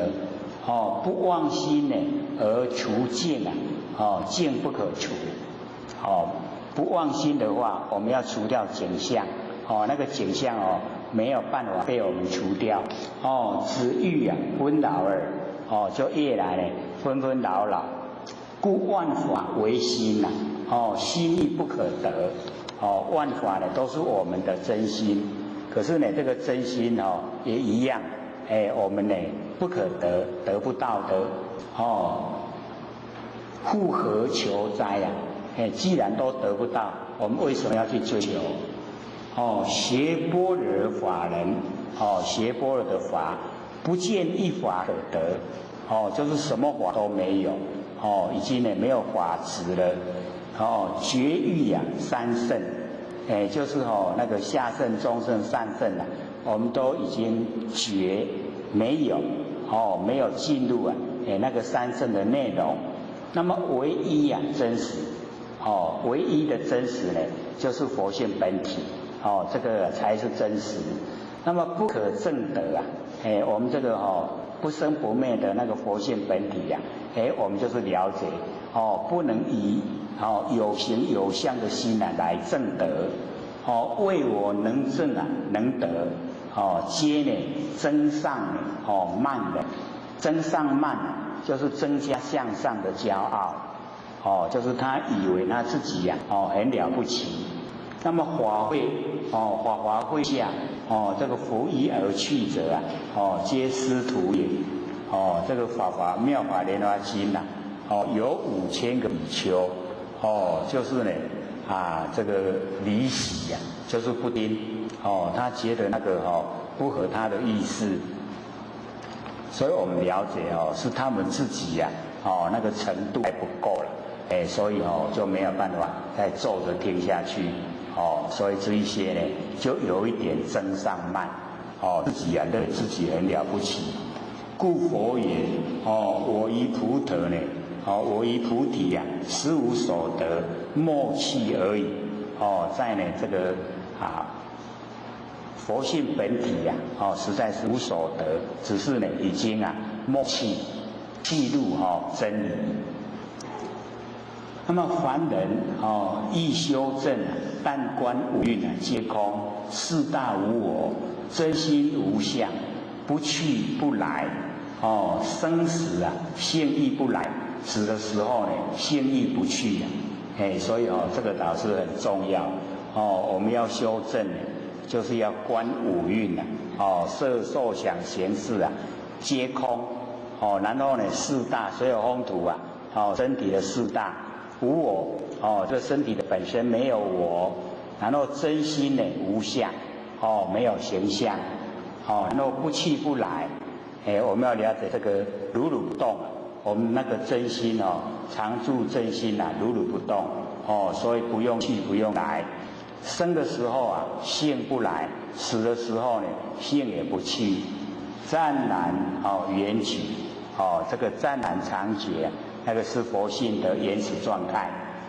心境一如我们的心呢跟外面的形象它一体的一如，但能如此直下顿了就是能够顿悟不为三世所拘束就是不会被过去式现在式未来式把我们摄受不被它拘束绑住了，不会便出世人就已经离开苦海了，切不得有分毫的去向不能够有一点点的那个往不同的方向去追求那个去就是往的意思去向往哪个方向去追求。若见善相知佛来也其种种现前亦无心随去就是已经见到那个善相很殊胜的形象，诸佛已经来也，表示说你修正了以及种种殊胜的景象现在你的眼前，也无心随去若见恶相种种的现前亦无畏心也没有害他的心但是妄心同于法界变得自在所以这个两边都除掉不管是善的景象恶的景象都是假的啦所以不要在意他们，只要我们都很笃定，就跟法界是一体的，都可以自由自在。那么还原化成者二圣即实地那个化成变化的层次那个二圣就是小圣佛法，以及到十地菩萨乃至等觉妙觉等觉就是十地菩萨，妙觉就是佛。那么皆是前力接引教就是方便的法门来接引众生那个教化变为化成也就是变化的那个层次让他们暂时去那边住言保守者乃真心本佛自性之宝那个保守我们要到达保守就是真心本佛本来我们那个真心的佛自性之宝那么此宝不实以情量，不实以我们凡情来衡量所以我们了解这个是很殊胜然后不可见立我们这个宝它不可见立无佛无众生没有这个假名的佛，也没有假名的众生，然后无能无所，没有能所，能所已经双名了都没有。那么何次有成那个化成那个地方暂时让他去住那个也都是假的，是方便的接引若问此既是化成，何处为保守这个是化成的话，哪个地方是保守？保守不可指，实即有保守，非真实守也所以这个保守没办法去指点出来，可以指点出来的就不是真实那个保守故云在近而已就是呢用言语来描绘，说真近真简单的告慰在近者不可定量言之所以真近还是偌近袂使有一定的数量来讲但当呢体会弃之即是，就是呢我们要体会，然后呢要契入默契进入。又剩下9分钟了本来说要15分钟给各位问，又讲得够好了。各位先生有问题吗？还是没办法讲完下个礼拜的还要再说。好，请说。讲是如何有心，如何无心。好，这个如何有心呢？跟如何无心我们呢最重要的就是有心就是我们6根对6尘，这个是我们生活之中大家都在用那我们一定都有心为什么？因为根尘相对一定会产生念头这个叫做有心我们就是从根尘相对6根眼耳鼻舌身意面对6尘色声香味触法，那我们一相对以后就会把它们当成是实在的存在因为当成实在的存在，我们要去应对。那我们应对的时候因为那个观念我们都把它认为是切实呈现，是存在的东西，所以就已经落入那个虚幻不实在的那个理那已经不是真理它会变化。因为我们6根会变化，6尘会变化，然后我们生出来的6心会变化。那我们在日常用的这个心就是这个生灭的认识的心都是生灭的心，这个叫有心。所以我们有这个心然后我们应对凡尘的万事，做下来的就已经是形成那个业因。造业的原因已经形成，那我们假如说以为说都是做好事呢，那个就叫得到福报。那假如说我们不知不觉有一些是不实以善事方面，那会落入恶报。这个叫做有心然后我们在生活之中没有般若妙智慧所处理以后的后遗症，都一定要接受业力的果报，这个叫我们平常生活会产生的现象，所以这个一定要注意。那无心的话，就是把我们记的纲要根尘相对，6根跟6尘相对产生的6事全部不用，那全部不用那个有那个有心的有就已经消失了。那这个时候我们以凡尘来讲，已经是无心了。那无心就是从不生不灭的佛性本体生花。生花呢，我们该怎么样来应对的那个般若妙智慧？所以这个无心我们要了解到，是我们要追求的。因为无心就是佛性本体，那佛性本体没有对待，没有两边，没有善恶它出来都是一个绝对体。那出来的绝对体所做的事情绝对不会危害众生，所以不会造业。那我们用这个无心可以讲说即心即佛，就是已经是佛在处理事情。那既然是佛在处理事情当然就是最理想。所以我们在凡尘生活的时候啊，就尽量能够用把凡尘跟尘相对产生的事心呐放下，然后用我们那个佛性本体那一种生发的般若那一种真心呐，来应对凡尘万事万物，这样呢就很正确了。这样各位对真心跟那个妄心呐有一点了解。跟尘相对都讲做妄心，因为它会生灭不实在。好，请说。你讲那请问那个是天下不是只怕有心人吗？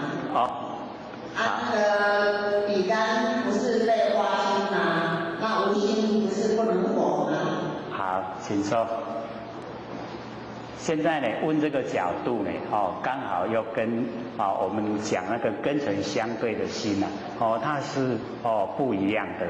这个是在鼓励我们众生就是施以极力我们的意志。那我们要了解到，极力意志它不是跟尘相对的，它是从我们佛性本体我们呢那个立志之学就是要我们要有那一种很大的那个花心。那很大的花心是从我们的佛性本体出来。所以天下无难事只怕有心人。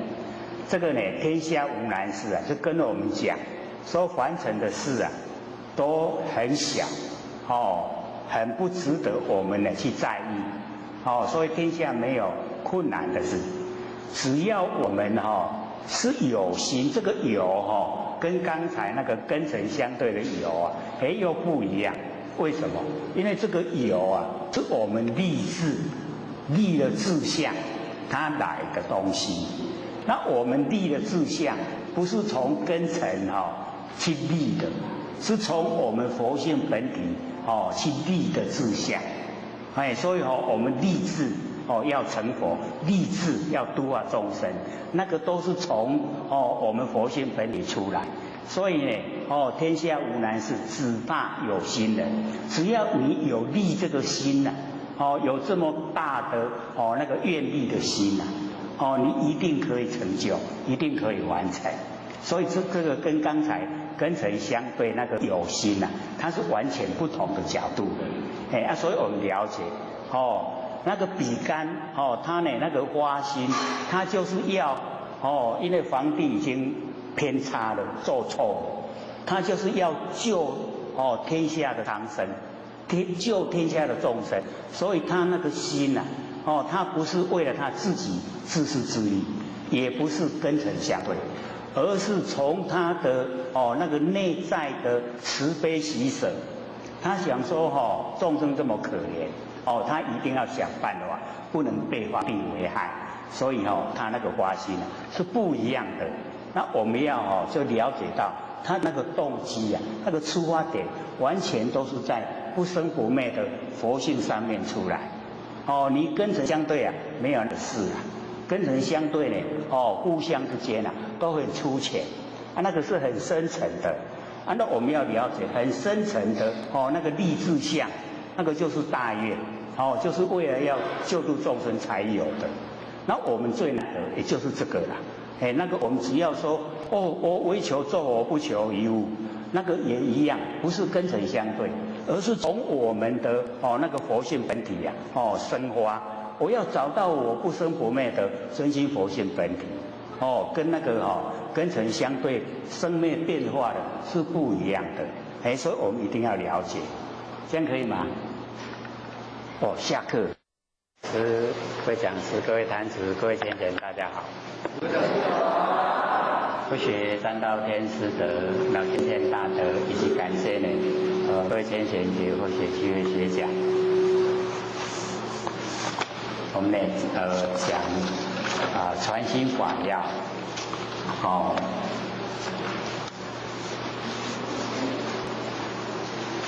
讲到呢这参体者心不惧，对不对？找到了没有？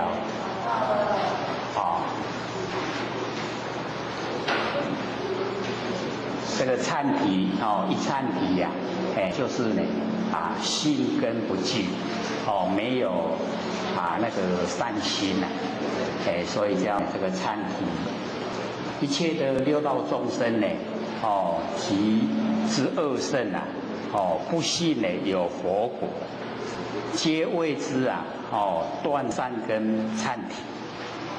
不相信呢有因果哦，不相信呢凡人找到了没？还没吗？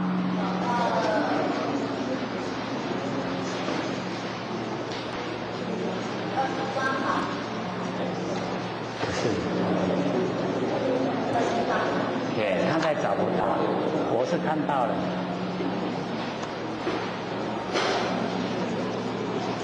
菩萨呢，哦，深信佛法，不见呢有这个大圣小圣，佛与众生呢同一个法性，所以我们了解这个菩萨呢，他能够深信佛法，深深的相信这个佛法，我们呢都可以成佛，所以不会呢那个心里面去分别大圣小圣。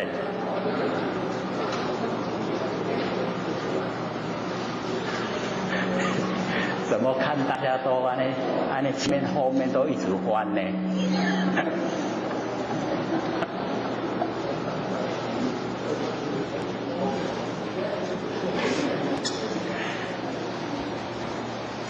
佛跟众生呢，我们那个佛性都是相同。那佛已经呢领悟，把它修正了，所以成佛。那我们众生呢，有的甚至都不知道自己有佛性这个太离得太远。那有的知道不知道怎么修，所以我们研究呢，就是要把它启发。我们老师也讲说把我们那个内在最美好的最珍贵的我们把它呢这个能够培养能够启发培养，每一位都是佛啦。我们之所以没有成佛呢，是被我们自己的那个障碍障住了才没有成佛。那佛跟众生呢佛性都是一样的，没有差别。只要我们呢能够万念放下，一念不生呢就可以呈现不生不灭的真佛性。各位有没有做不相应。要做我们这个呢，就是能够实际去做的话，那只要有恒心一段时间我们那个不生不灭的那个真性佛性会很明显、很清楚的显现。然后呢久了，它会呢产生般若妙智慧。所以我们在讲那个般若妙智慧不是我们落入后天从身体从身上去学来的。那个般若妙智慧是佛性本身具备。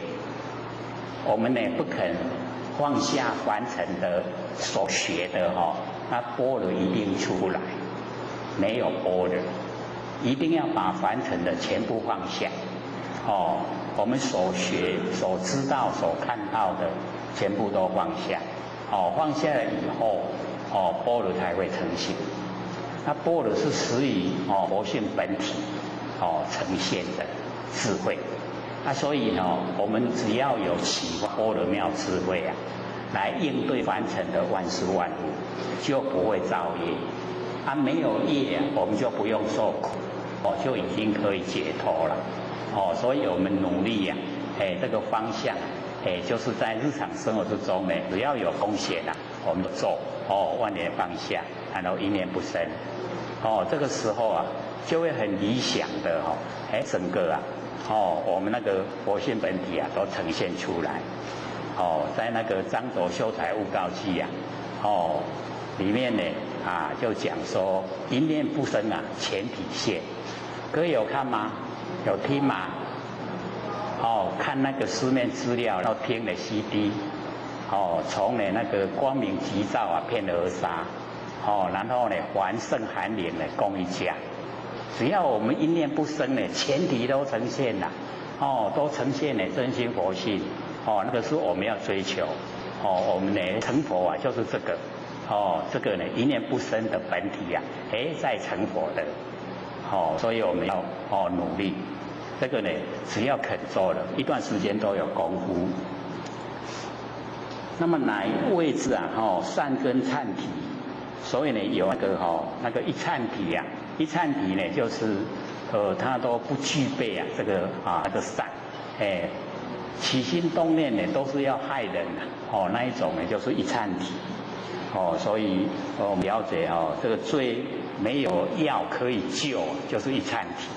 可是呢，这边因为他把它拓展到那个善根忏体，忏体呢是不成佛之意啊，忏体不会成佛，没有善根不会成佛。可是呢，我们要了解到这里面呢，它就分成两种，一种是断善的忏体，断掉善根的一忏体。就是呢大邪见起那个大邪见，他的见解都是错误，然后断掉呢一切的那个善根。那么第二个呢，就是大悲的忏体，这个是花心很大，然后呢会丢一个东西很远，狗去咬回来，有没有？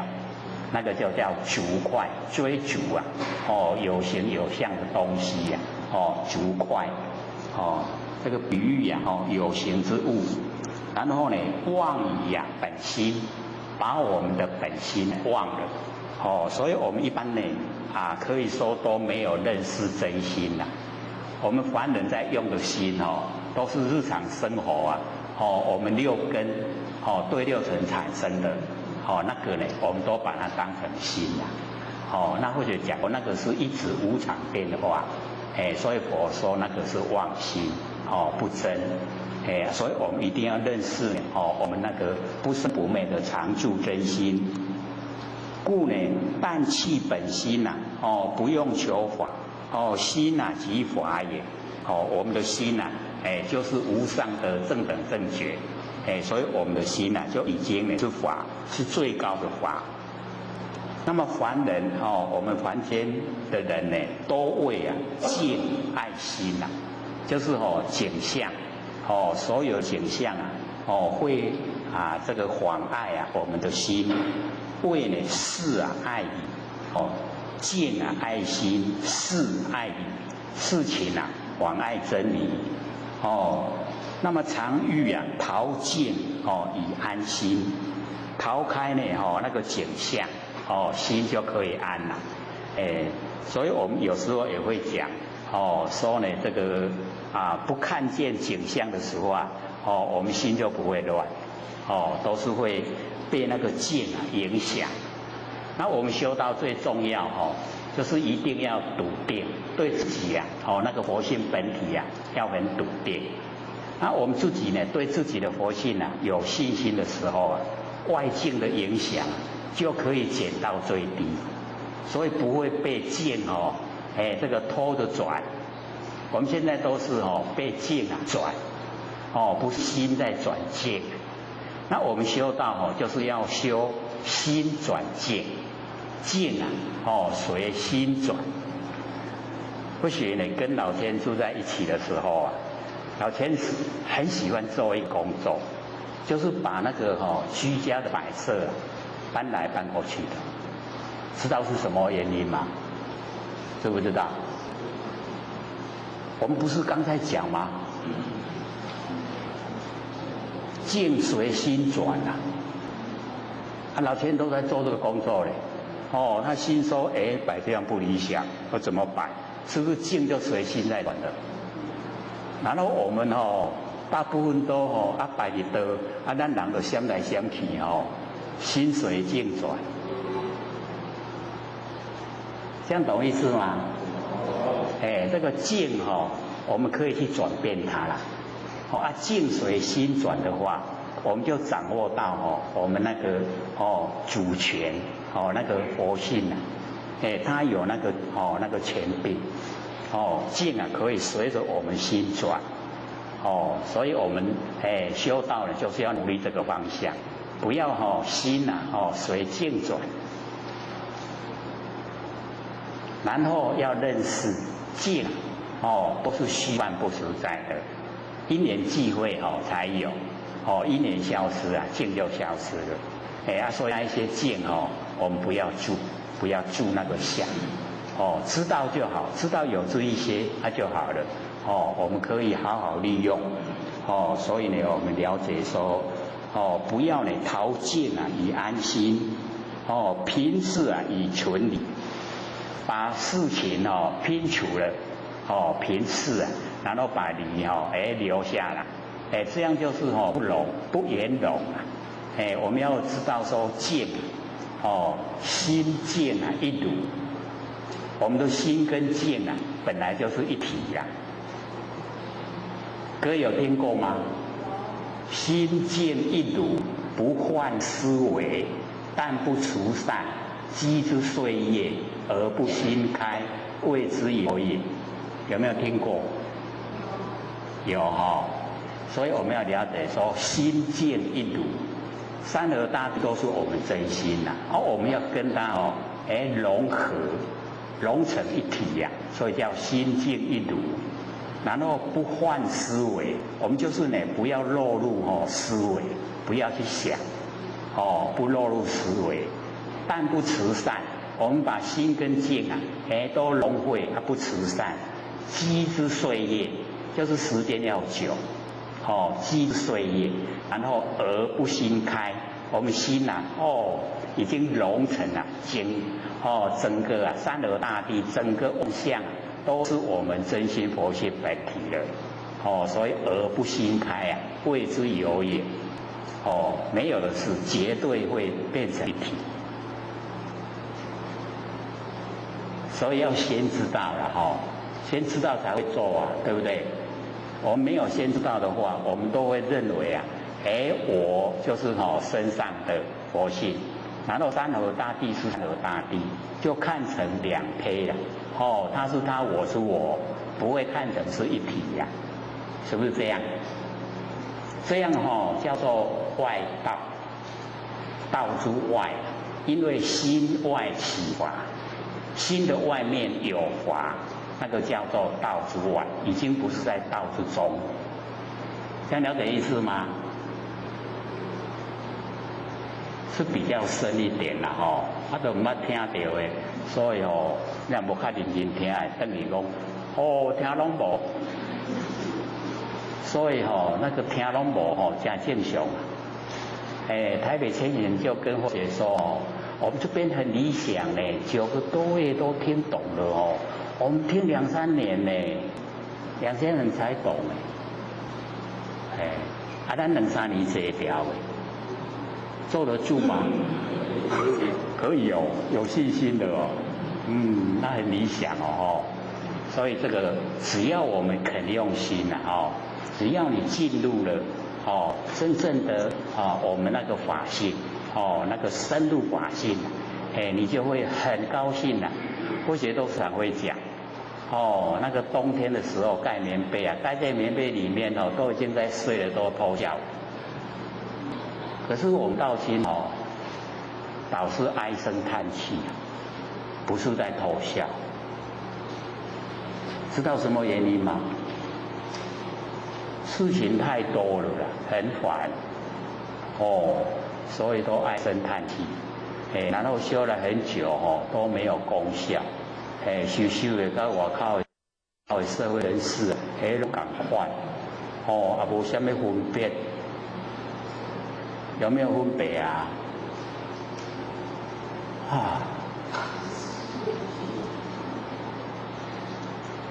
所以我们研究了那个心理心法，明心见性以后，就绝对是不一样而且很大的不同所以一定要努力，一定呢不会很深或者都讲人意能知几时知，你听一概就会晓我听10摆，哦，这样一定会啊。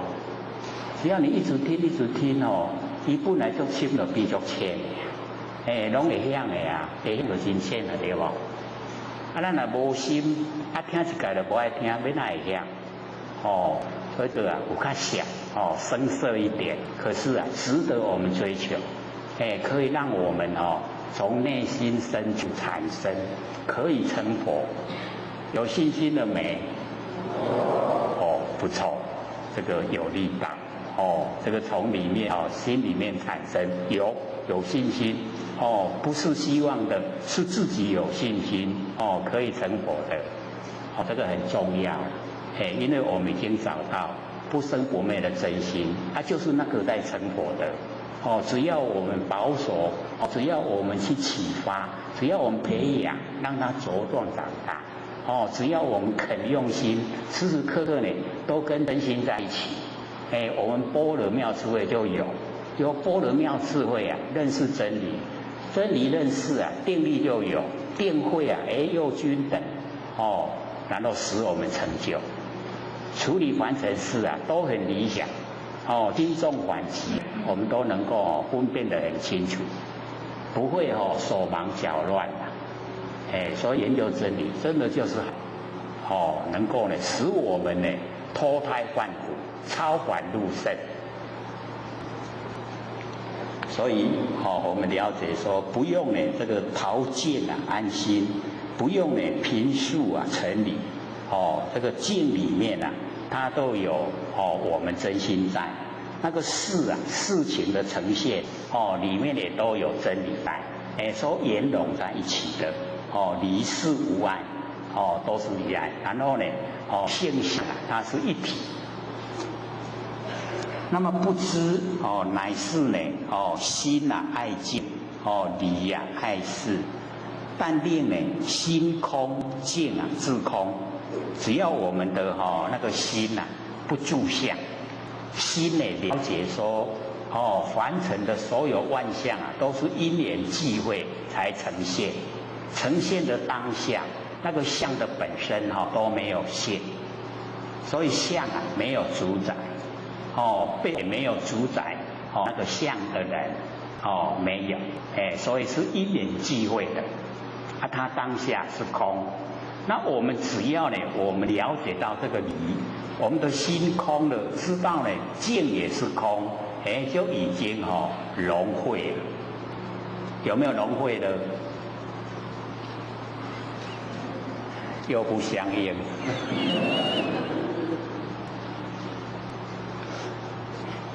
所以知道呢这个我们时时刻刻都在真心佛性之中。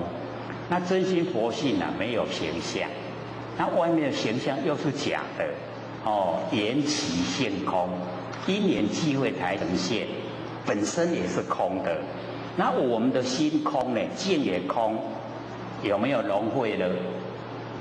有了已经融会所以在真理中已经融会。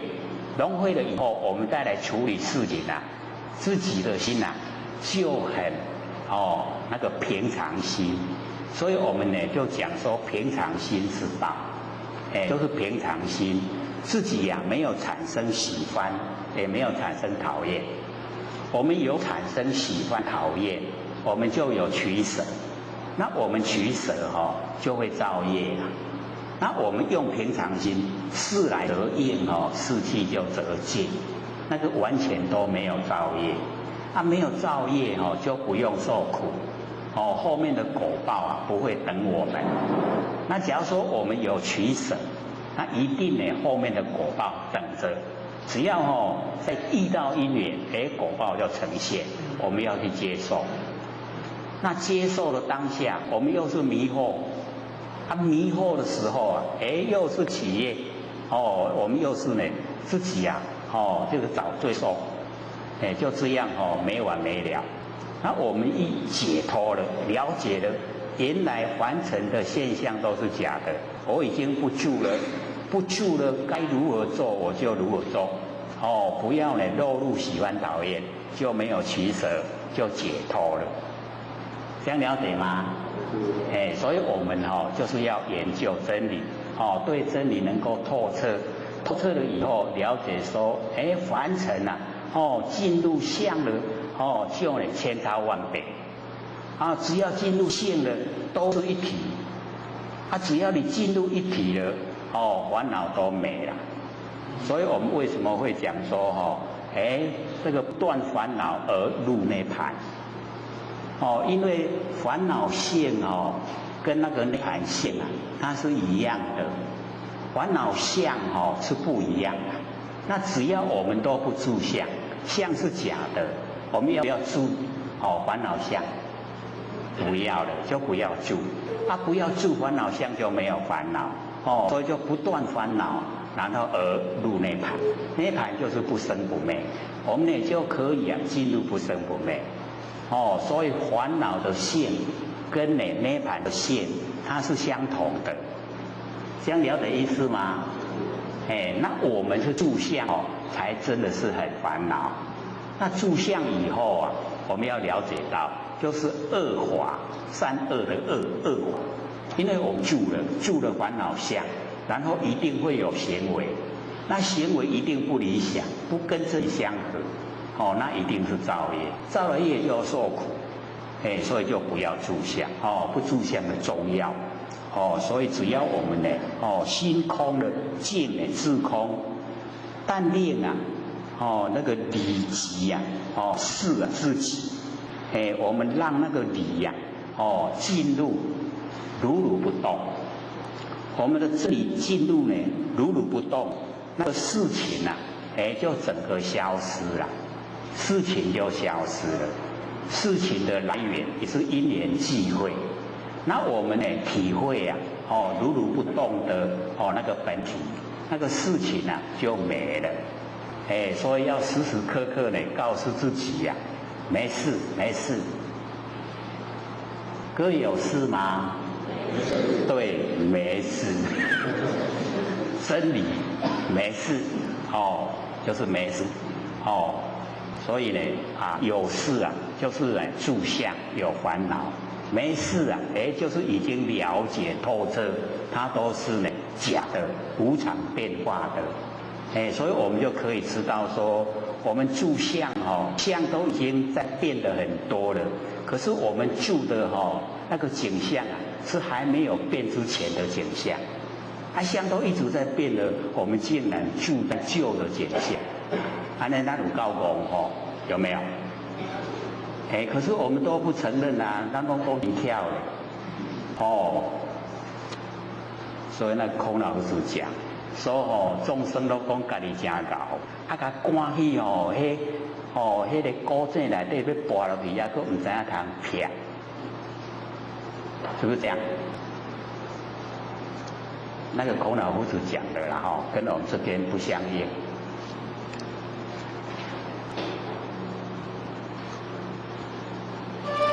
误导用心就是不要呢把心颠倒用。凡人呢都不肯空心空落空。我们呢都不肯把心放空，所以时常拢让心咧负担。那个心里面呢都让它有事情在都不肯放空。各位贤贤，肯把心放空吗？真的心里面都没事没事心也放空不会落空了。所以我们要了解说，佛性呢它就是真空妙有没有形象在空之中空中呢有佛性在，所以呢真空妙有。我们不要呢怕落空不知呢自心本空。我们的心本来就是空的就是没有形象常住真心没有形象都是空的我们要进入空才会跟它相应所以把心中的事全部都放下了，没有了就跟真心相应了就可以进入常住真心。那么与人呢处事啊，不除心，就是那个没有智慧的人呐，他把事情呢都除掉了，可是心里面呢他都住，我们凡人这个住心是很强，所以我们那个所有贪嗔痴都很坚强，那个就是住心住不住？不好承认了承认自己贪嗔痴的话，好像没有面子可是我们都实际真的都是贪嗔痴，都住心。那肯放空的话，把贪嗔痴全部都放空，不贪不嗔不痴，这样的话呢，就走路常住真心所以我们了解说，凡尘我们时时刻刻都住心，心都有所住了。那释迦牟尼佛讲，心若有所住即为非住，唔对都要唔对所以来放空，放空呢才正确。那么智者慈心不除事，有智慧呢，就是把我们心那个住相的心都除掉。然后事情不用，事情可以处理得很圆满，我们就把它处理。那么菩萨心如虚空，菩萨的心我们都是菩萨，菩提萨埵，简称叫做菩萨。菩提是觉，萨埵就是有情，有情事的众生那个叫做萨埵。他觉有情事的众生都觉悟了，就叫菩萨。我们都是菩萨，我们都觉悟了，我们这个有情的众生都觉悟了，所以都是菩萨。尤其呢，我们都会开法会的时候到慈航去给那一些老菩萨们给他们鼓励说老菩萨辛苦了，有没有我们都用得很自然所以我们所有的众生呢都是佛，都是菩萨，我们不要自己这个推高圣境自居卑棋，我们都是佛，都是菩萨，只要肯发挥呢，我们常住真心的功能作用，全部都可以到达。菩萨呢心如虚空，一切俱舍。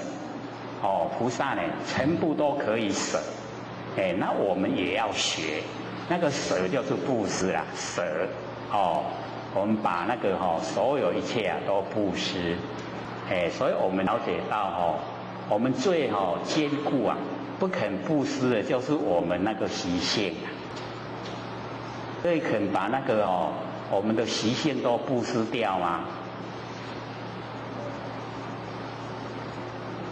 因为佛曾经呢跟那个阿难在街道行走的时候遇到一个老太婆她很贫穷那个佛呢就这个走进了那个老太婆，跟她讲说你要布施，布施才会越过贫穷。老太婆说我很贫穷，没有东西可以布施释迦牟尼佛说你把贫穷布施给我，你就不会贫穷了。各位先生，肯不肯把那个贫穷都布施掉？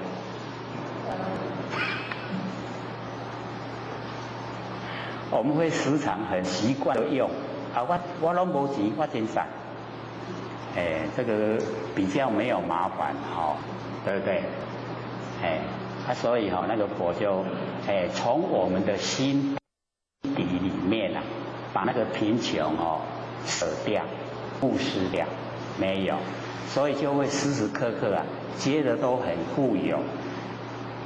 我们本来都很富有很有钱的。只是我们自己都固守那个贫穷，所以真的变得很穷。我们要把那个贫穷布施，所以呢，这个一切全部呢都能够内外生音啊，一切俱舍，哦，犹如虚空。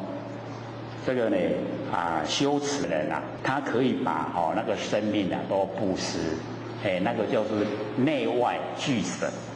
我们一般都是外身外的东西啊来布施啊。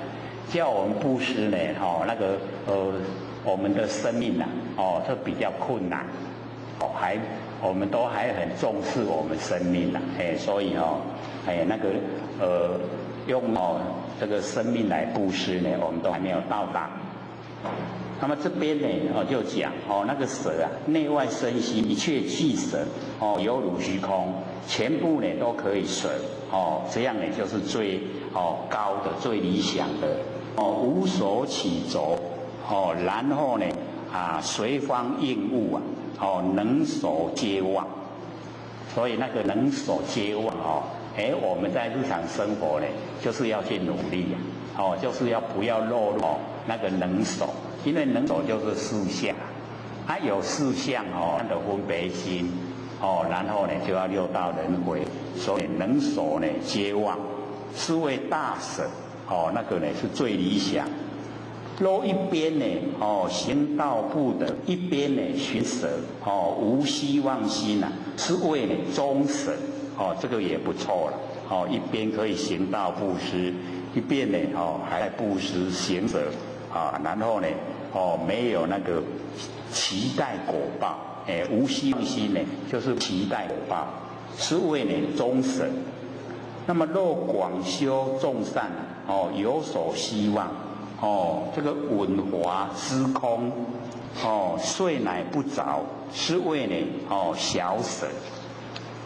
能够广修呢众善，所有善呢都能够做，可是呢他心里面有期待有期待的心，然后听到呢那个佛法殊胜佛法，才知道呢原来都是空的遂乃不着，就已经呢不住相了，这样呢是为小舍就是在舍里面他呢没有像那个身心俱舍那么理想。那么大舍呢，如火烛在点，那个大舍好像呢这个黑暗之中，我们拿的那个火烛，然后呢拿在前面更无这个迷雾，它已经没有迷雾了。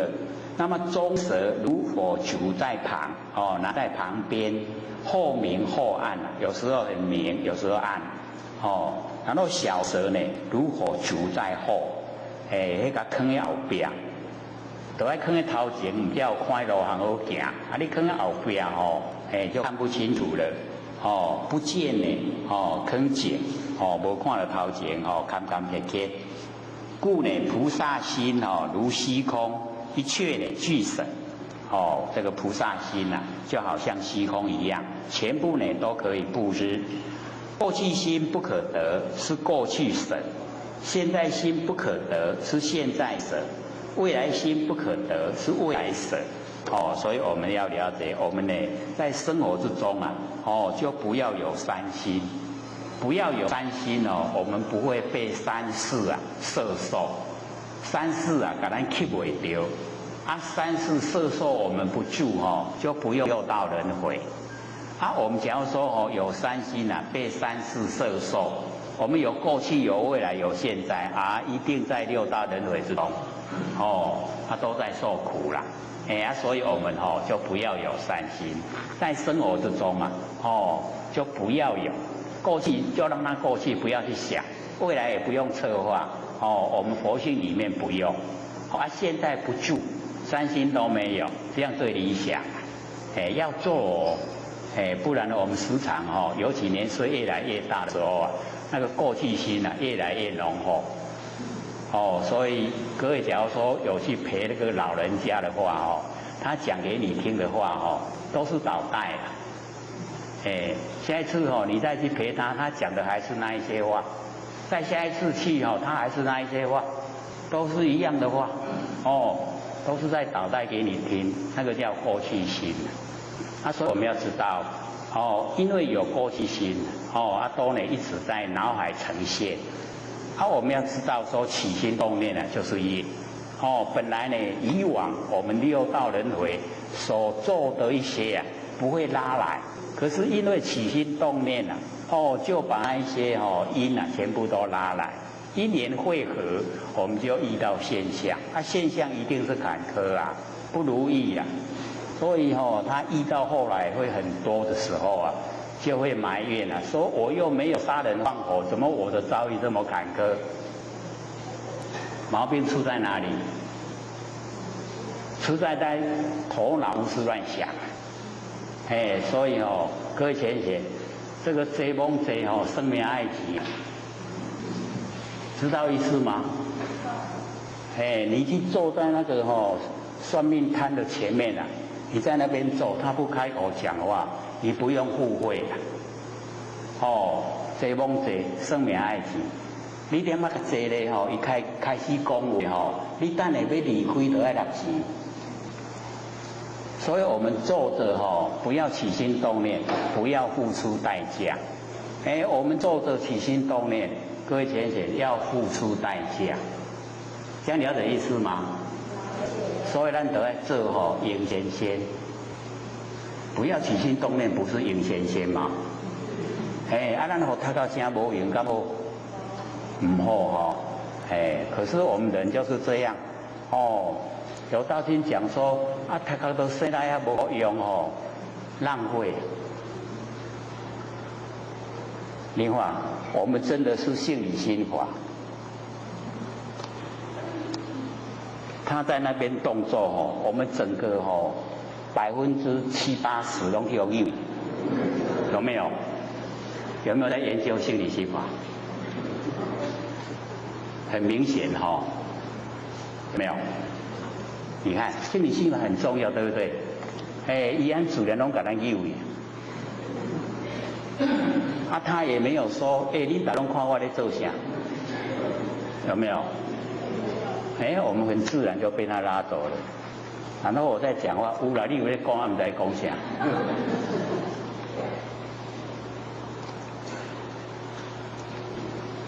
所以呢，我们知道说自己的主人翁自己就是要当家不能呢被外境影响。所以念那个毛笔字念毛笔字的时候，这个旁边纵然天塌下来，你都还不知道，那个才真的是在念毛笔字。不能你还一边念一边还跟人家讲话，那个就没用了所以或许因为看三仔在念你在旁边叽咕咕叽咕咕，伊哪里在讲讲？那个才真的是定学习那个定我们呢主人翁当家就是要有定。天塌下来都不要管它跟我没关主人翁有没有出来出来了，对不对？然后我们像刚才那样我们主人跑去哪里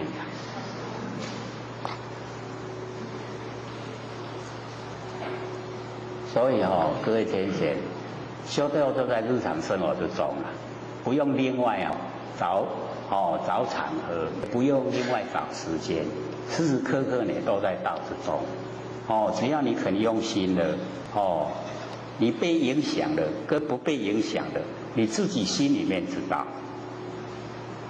别人怎么讲不管他我自己心里面知道。我们骗得了别人骗不了自己。所以自己做到什么程度了自己知道。要启发主人当家，重不重要？很重要我们一口气不来的时候我们现在佛性的主人当家，你就不怕没有路走了所有的虚空都是我的道路我要走东往西非常自由自在。那假如说我们主人没有当家是我们的六根在当家，一口气不来的时候我们就没办法自由自在要讲一得拢无咯很重要所以我们研究呢就是要了解，要启发佛性当家，常住真心当家，这样知道吗？有没有学到了啦？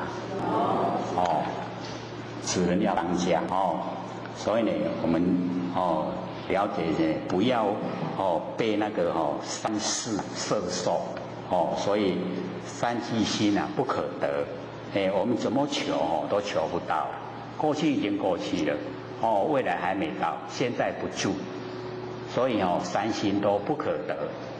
那不可得，我们都已经不追，我们那个常住真心啊，就了了而得，就一念不生，全体现都呈现。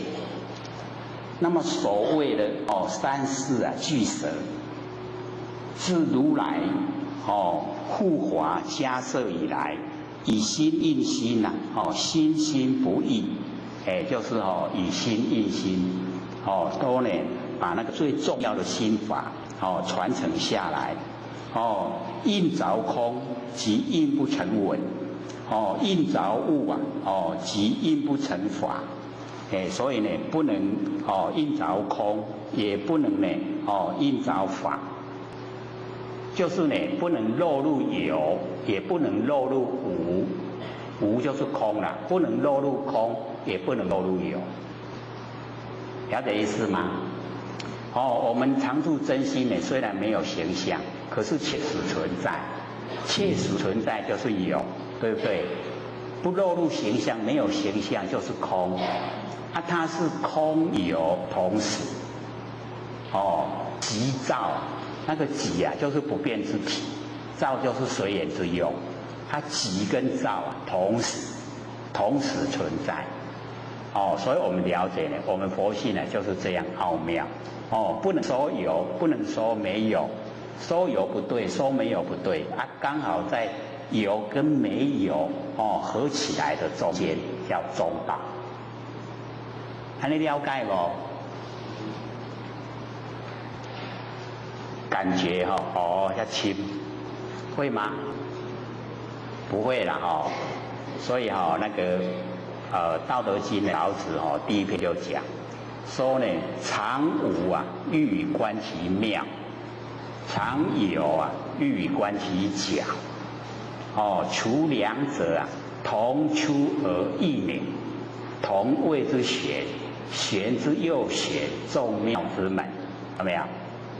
所以那个常有各位同学，我们那个古诗，因为它没有那个句点逗点。所以有一些人他解说就把那个常无欲以观其妙，常有欲以观其假，那样意思就完全整个不同就不是那个老子的意思了。所以那个常住的无跟常住的有此两者啊，有跟无啊，我们要把有跟无合起来。常有跟常无啊，就是我们不生不灭的真心佛性啊。所以此两者同时出来，可是呢而异名不同名，一个无一个有，不同名称啦。同谓之玄，有也玄，无也玄，玄之又玄，众妙之门，就是我们不生不灭的真心佛性。所以我们就是要了解到。我们佛性就是有跟无啊，合在一起。说有我们已经一边了，说没有又跑到一边了，两边都不正确所以印着空，那不成就；印着物也不成就。我们要把空跟有合起来，中道。我们这边很会发明啊，不合上也不合下，要合中。很理想的嘞，就是要合中，中道，时时刻刻啊，跟自己啊不生不灭的真心佛性啊，那个中道合在一起，就很理想。一段时间以后，你就有般若妙智慧。般若妙智慧有认识真理，真理有定力有，定慧啊平等，就可以啊，脱离这个苦海，又可以啊，度化众生。又可以回归本位，又可以千百亿化身理不理想？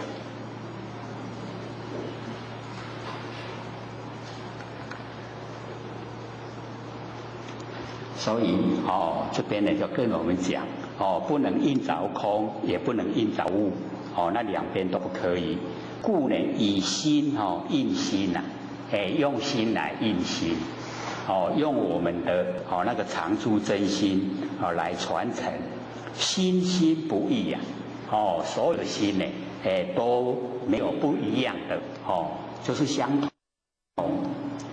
能应所应呐，俱难去会，有能所啊，有能所就有事相，就有生灭，那个就没有办法去会，就是进不了真理呀，所以我们要进入真理呢，就是一定要用心，讲出来都有一点偏的，所以那个没办法讲的，那个才是真正的精华所在，故传故得少啊，得到人就很少。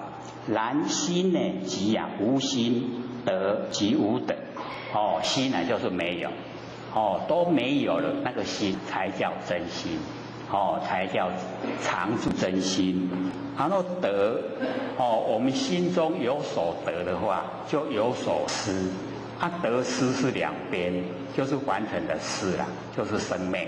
那没有得了，就是恢复到本来，所以得即无得。那么佛有三身，法身呢说自性灵通法，佛呢他有三身，这个法身就是以法为身，我们呢都有我们所有众生都有法身，就是自性的灵通法。然后报身说一切的清净法，果报身我们现在呈现的身体叫做报身，果报身各位先生知道吗？我们也有我们也有果报身我们现在的身体就是果报身。什么都很惊讶不是吗？这个是我们被我们的业推来完成接受果报，不是果报身吗？就是我们果报身。然后呢，这个报身要说呢一切的清净法，要说清净法。然后法身，就是我们的行为，说六度万行法，我们所有的那个行为就叫化身，我们都可以化很多，对不对？小孩子过马路我们给他牵过去是不是一个身？然后我们呢，这个帮助众生是不是用一个身？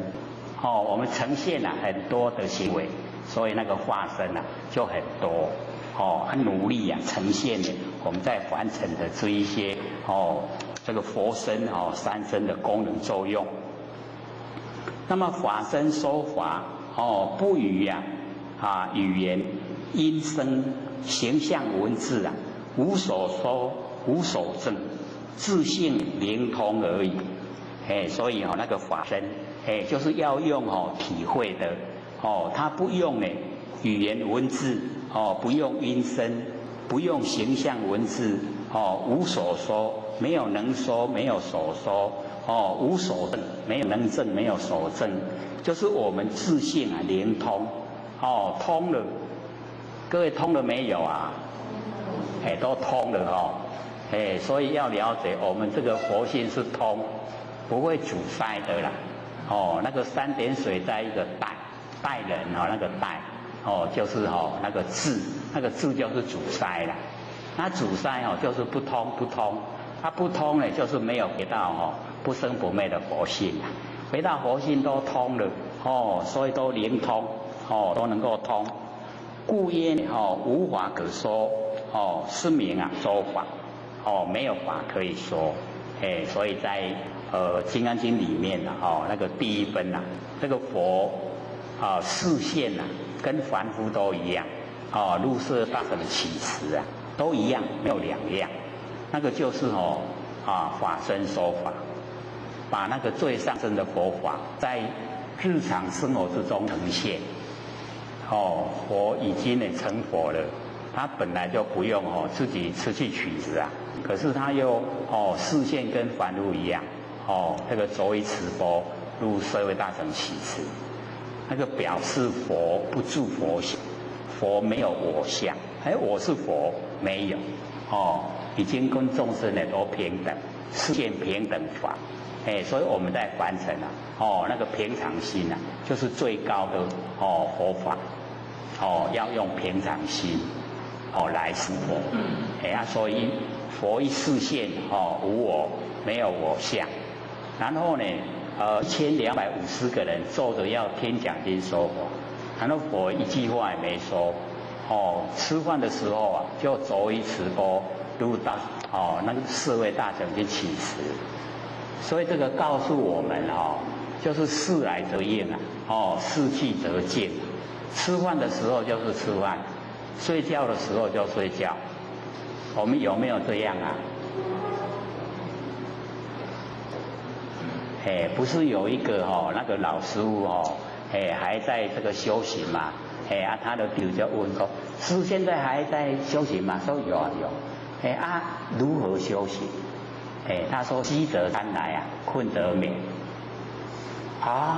所有众生不是都这样吗？他说不同。这个吃饭的时候不吃饭，脑筋胡思乱想；睡觉的时候不睡觉。一样翻来覆去一不一样？一不一样？看起来没有什么不同不同就是在无形没有形象的那个我们的内心我们的内心不同。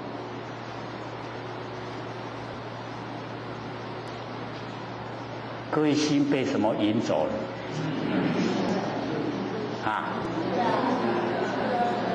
你看我们多么灵通的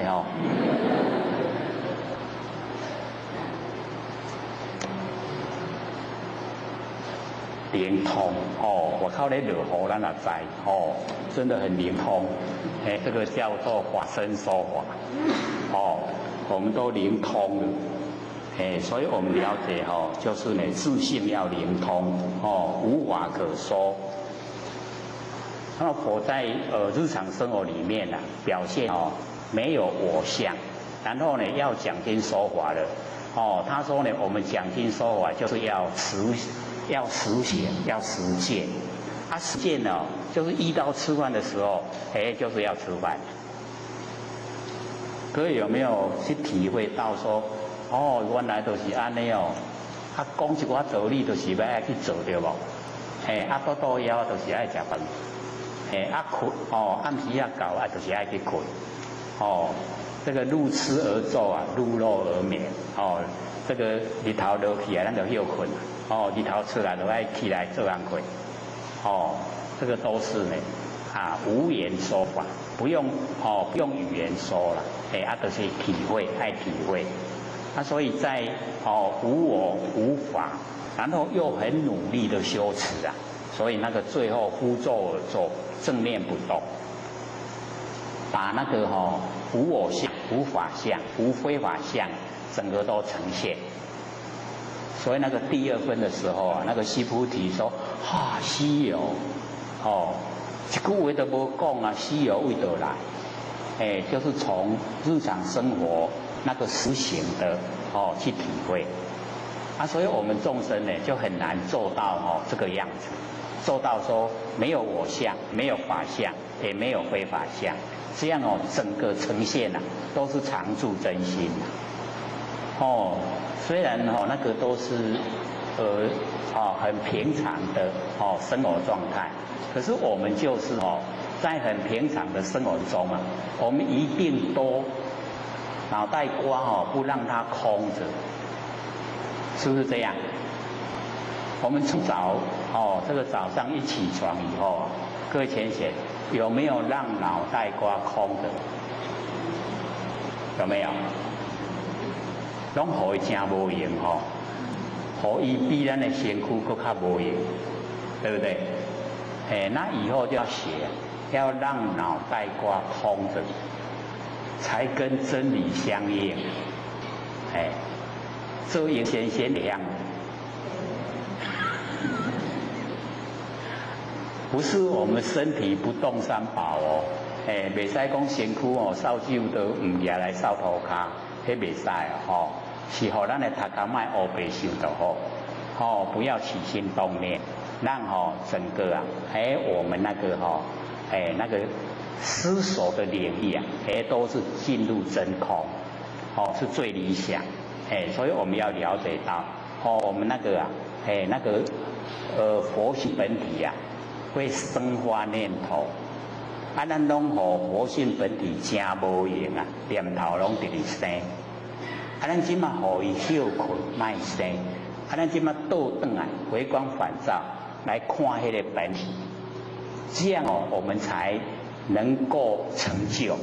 我们要成仙做佛，就是这个咧生发念头的这个，能够生发念头啊，就是佛性本体。那不是佛性本体伊无迄个功能，它没有那个功能可以生发念头。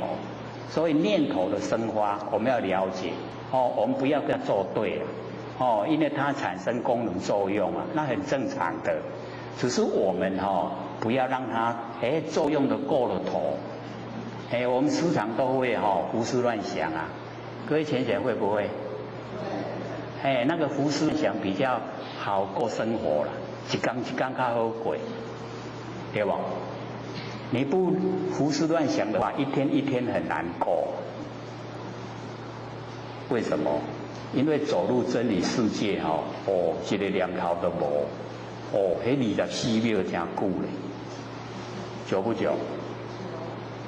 胡思乱想是很快就过了，对不对？尤其这个被人欺负的时候在心里面骂一骂他那个过得更快，会不会？不会用啊！看遐大仗好，真有气力，怕伊袂赢啦，好伫咧心肝内底甲骂就好啊，不是说很快就过了吗？对不对？你看这个也是一个法。可是这个法呢，要告诉我们说我们都会走那个偏路，小径较好行，行大路歹行，走大路不好走，走小路很快，快不快？各位都没有走过那个小路吗？走小路才快嘞走大马路绕了一大圈，一小路穿过去就到了，很快的。所以我们了解说，那个法身说法，一句话都无讲，一句话无讲呢，整个真理都呈现。所以我们就是要培养，来领悟啊，这个不用说话的，那个最上乘佛法，都不用说。告诉你守住啊，不生不灭的佛性本体。佛性本体在生发万念啊，那生念头都是咱的佛性本体生出来。一生出来各位浅显，我们有没有去认识它？咱念头为得出来？为他搞出来啊？他搞未生念头是为佛性本体出来所以我们了解那个啊佛性本体。我现在去认识他成佛的啦，要成佛就是伊啦，要生念头迄个啦，有真亲切无？即摆咧生念头咱就甲伊讲，你要做佛的，唔通生遐有诶无诶念，安尼样的，会吗？会对，你要做佛咯，你唔通生遐有诶无诶啊。有的没的那个不好的念头，你都不要出来。你要成佛的啊。所以我们了解说，那个无言说法，最上身的那个法身呢，无言说法。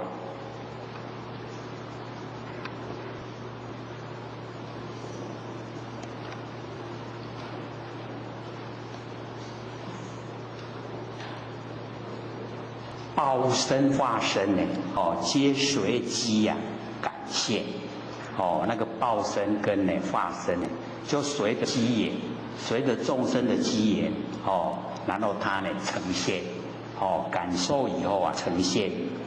那所说的法呢，亦随事应根以为呢摄化，这个摄受众生啊，教这个众生，那么皆非呢真法，都是呢方便法门，故曰呢报法非真佛，亦非呢说法者，那个报身化身啊，不是真佛，真佛呢就是我们法身，那法身呢没有讲话，无言说法。那么所言同是啊一精明，分为六和合。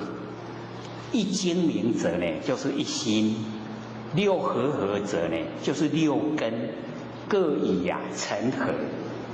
所以那个一精明就是我们一心，我们那个常住真心。六和合呢，就是六根呢各以凡尘相合，眼以色合。我们眼睛呢跟呢形象那个六尘的第一个色，然后耳朵呢跟声音合，鼻子呢跟香臭合，舌头啊跟味道，我们吃东西那个味道，所以我们也可以从我们那个舌头来体会啊，舌头就是不变之体，然后呢我们吃东西就是随缘之用。另外甲摕土豆入来食土豆味对无？呈现土豆。啊，你若摕甘蔗来煲甜的对无？甘蔗的味。啊，若甘蔗甲土豆袂食边啊啦？要吞落也要配出来。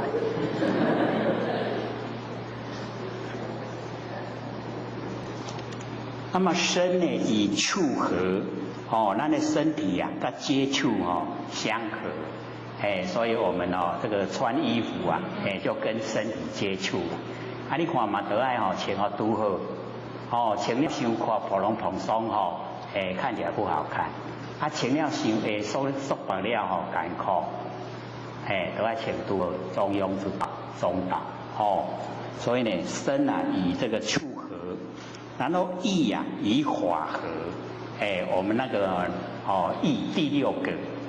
第六个那个意啊，没有形象啊，可是我们意念是最活跃，那个意跟法，这个法呢，就是我们前面啊眼耳鼻舌身，然后落入意地一落来，眼耳鼻舌身拢无法度放伊家己的意念啊，爱要放在倒，要放在意地，所以目睭看到，拢放在意地；耳仔听到嘛，放在意地。所以这个叫做法影字啊，影。目睭的看到的影，耳孔听到声的影，鼻孔闻到草芳的迄个味的影，敢若喙舌身躯接触的迄个影字啦，影字都法。所以这边的法是比较小了，那就是讲我们呢眼耳鼻舌身落谢在意地，还些影。所以我们谈的话很有意思有影无，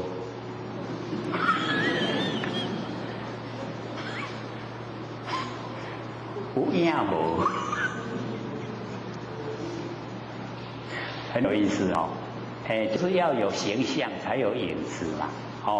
所以有影就是要有事实，有实在才有影所以这个呢意以法合，那个法就是影就是你有看到、有听到有经过，你才知影讲确实我会想起来想得起来就是有影那个呢法就是有影。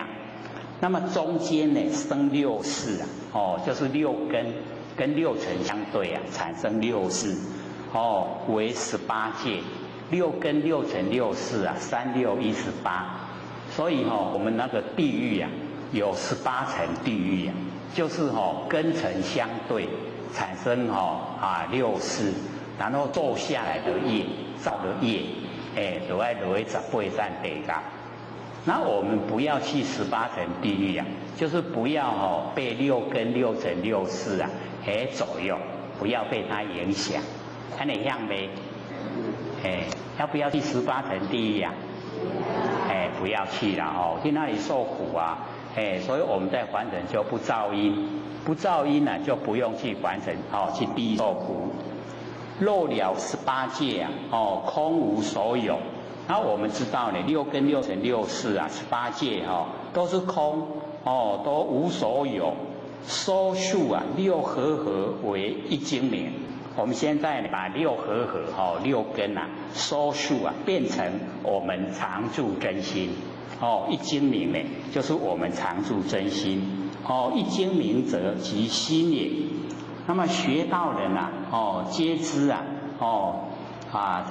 这个法门啊，拢知影多知道此，就是讲知影多，但呢不能啊，免做呢一精明6合合解，就是还不能进入啊那个殊胜的那个状态之中，遂为法服啊，才呢被这个方法呢绑住了，不弃呀本心，没有弃入啊我们那个常住真心。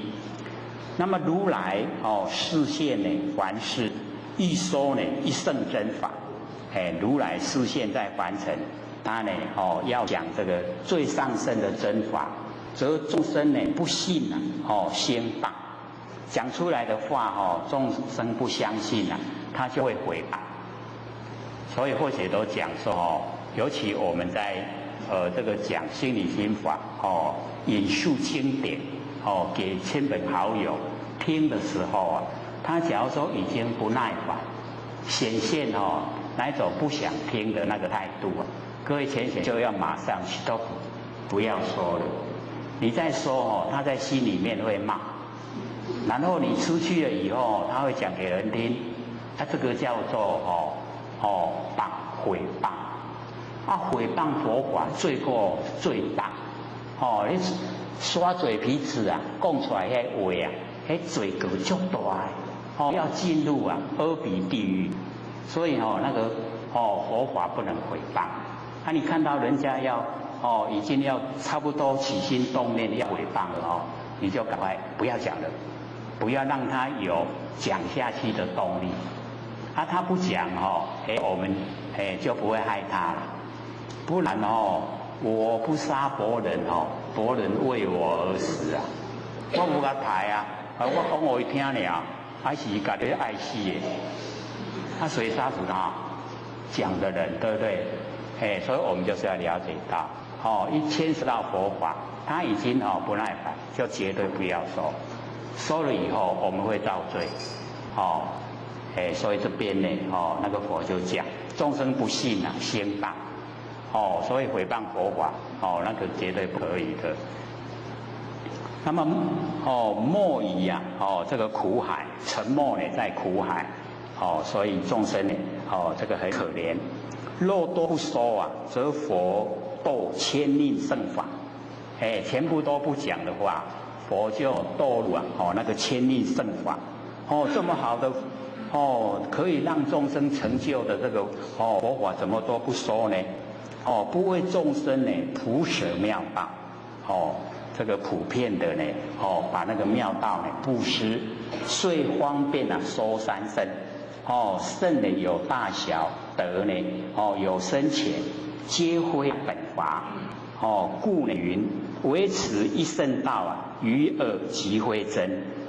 所以我们了解说三圣佛法都是要众生成佛啦因为程度还不够，所以循循善诱先呢把下圣的引到中圣，中圣引到上圣，上圣呢引到最上佛圣，都是一佛圣所以那个三圣是方便方便法门，都是要众生成佛所以我们了解说开始啊那个下圣佛法敲打那场上经真好听，还甲鼓励你上经功德真大伊他们就讲就紧来上直哩上经就是佛的理直哩上伊就会接近有理啦这样就有那个佛音啦有佛音以后这么说就认真来修中圣法就是呢事有动静学法术啊参禅打坐啊观天文地理啊中圣法了。然后呢再引他呢向上一层上圣佛法那个呢性理心法就是上圣法能够研究了性理心法，了解明心见性心明因果就不迷昧了不会做错见性啊成佛无疑，绝对可以成佛所以我们就是要了解到我们见到我们自己不生不灭的真心佛性他就是佛，成佛的就是他，见到了没？所以讲心知就好啦，唔免搁问啊。因为或许是有估计说有一些比较听的时间没有那么久最近老师鼓励才来的所以也是要照顾到。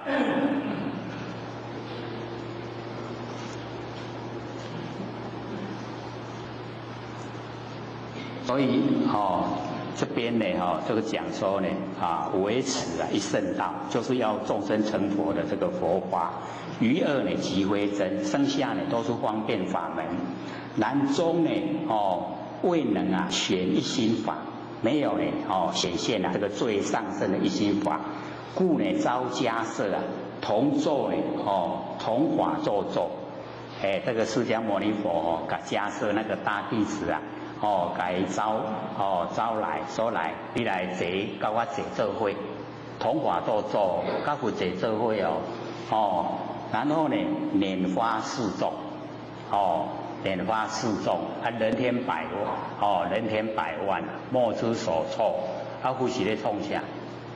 那有人唔讲经点伫咧拈花咧耍所以我们要了解到，佛把那一朵花当成凡尘所有的动向，凡尘所有会动的这个形象。那谁看到谁看到？谁看到？就是我们每一个人的佛性看到。所以大家都还不了解的时候那个大迦摄破颜微笑，有没有？那个记载都是安尼这简单这么简单所以释迦牟尼佛就讲他说无有正法掩藏，涅盘妙心，实相无相，微妙法门，不立文字教外别传，那护主摩诃迦摄所以我们就是了解到拈花示众呢，这个是要离言说法，离开语言来讲经说法。那么迦摄呢破颜微笑佛就讲无有正法掩藏，涅盘妙心，实相无相，微妙法门，不立文字教外别传，护主摩诃迦摄。那么此一支法经传承就是一直在传承这个以心印心。那么若能契悟者便知佛定能够契悟就已经可以到佛定。那么培修记事到这里来做呢一传心句因为我们讲这个都是培修记载的培修呢是唐玄宗的那个宰相这个一人之下万人之上他很好佛法所以很努力虚云禅师讲得很好他都把它呢这个记录下来。他本来不敢传，他后来想说这个不传那我这个一口气不来的拢料皮就拢唔知凡世间的拢唔知有这好的佛法，所以他就把它写下来。那么最后他自己讲说心不可传，以气为传这个常住真心没办法传，可是呢只要你领悟契会了契悟了这样就已经是传了。那么心不可见以无为见，无所作为无所作为，不要住相呢，无所作为就可以见到我们那个常住真心。那么气亦无气无意无无，所以又把我们很微细的我们说器物了，会住在器物了，又变成障碍，所以他说气啊亦无气，丢后啊，像说我们用那个直滑渡过那个河流，渡过河流以后啊，不要把那个直滑背在身上走路了，丢掉就可以了，这样知道吗？工具就是要让我们渡过那个河流所以无义无物那个无啊也没有就是连那个无也没有，化成啊不住，就是变化的。我们现在都是变化的城市，我们所住的地方呢都是变化，一直在变化。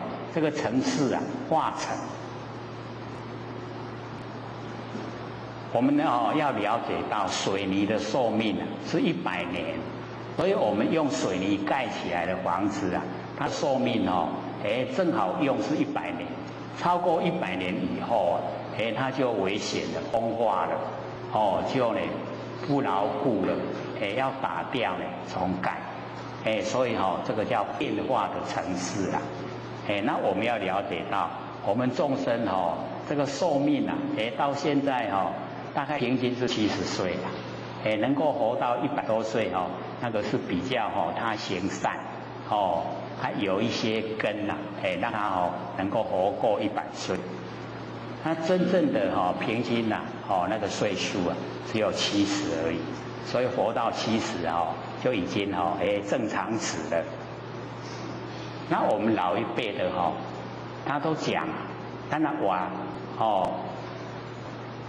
一轮60年一架子咱也有法度吃过一架子就无夭寿啦。没有满60岁那死都夭寿。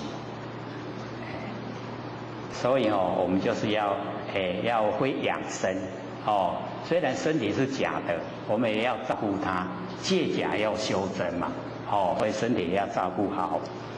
那我们化成不住变化的这一些现象我们都不要这个心投入的太多，或者都想说我们南部可能还好一点北部现在那个房子都很贵我们尽其一生的那个努力都买不起一个房子。咱的规世人拢甲投入买房子剩的拢免做对不对？剩下的我们就被房子绑住了，这样我们的努力方向就会有偏差。一口气不来的时候我们投入一生所买的房子又带不走，可不可惜呀？所以我们就要了解说可以遮风避雨就好了啦。我们买不起，无咱去赊就好迄间赊得较俗嘛可以住就好，有的吃有的穿，然后呢在心性方面呢做功夫尽量利益众生，我们这一生才有价值。以价值的角度来看就是要投入修道，就是我们修道不会后悔到一口气不来绝对会很高兴凡人的话一投入赚钱沾得了成功，一口气不来后悔了，无菜一家人都带不起所以留给那个祖孙财产不好。我们现在就可以看那一些这个很有钱留给祖孙，他们在打官司就是为了财产分财产在打官司。所以那个比较有智慧，他就讲钱有钱留给那个祖孙祖孙有智慧的有智慧的子孙的话，他把那个智慧都不用了，就变成就用现成的钱，他的智就变成语变成地精功。那迄个无智慧你搁留钱伊智慧搁较无所以越来就越不理想，会每况愈下。所以钱就不要留给祖孙，留给祖孙哦，就是要德啦，要用德性，哦，所以祖先有德呢，哦，家孙啊拢会庇荫，那个才重要啦，留德哈给祖孙，不要留钱，哦，钱呢，我们就要学那一个啊，那个摆档咧卖菜那个呀，有没有？他不是赚的很少吗？他竟然可以这个布施1000万，少少啊钱伫哩赚，伫哩布施呀，他就是说钱要给有用的人用，一样用去用，他过得很快乐啊，快不快乐？我们就是要学那个样子，没有负担。这个上天认可。说你讲的正确，就是要这样把钱留给有用的人去用，所以我们就没有负担了，过得会很快乐，因为心啊容易放空，心呢不住相，一放空走入真理了，常住真心呈现，那个是最理想，所以我们了解说。我们9个多月上课也从来没有打你，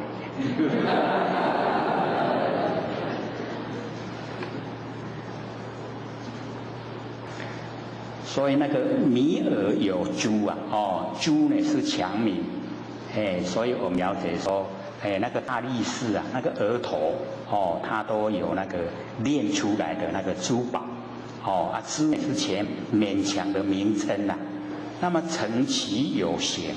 那个化成成也是没有形象，即心即佛。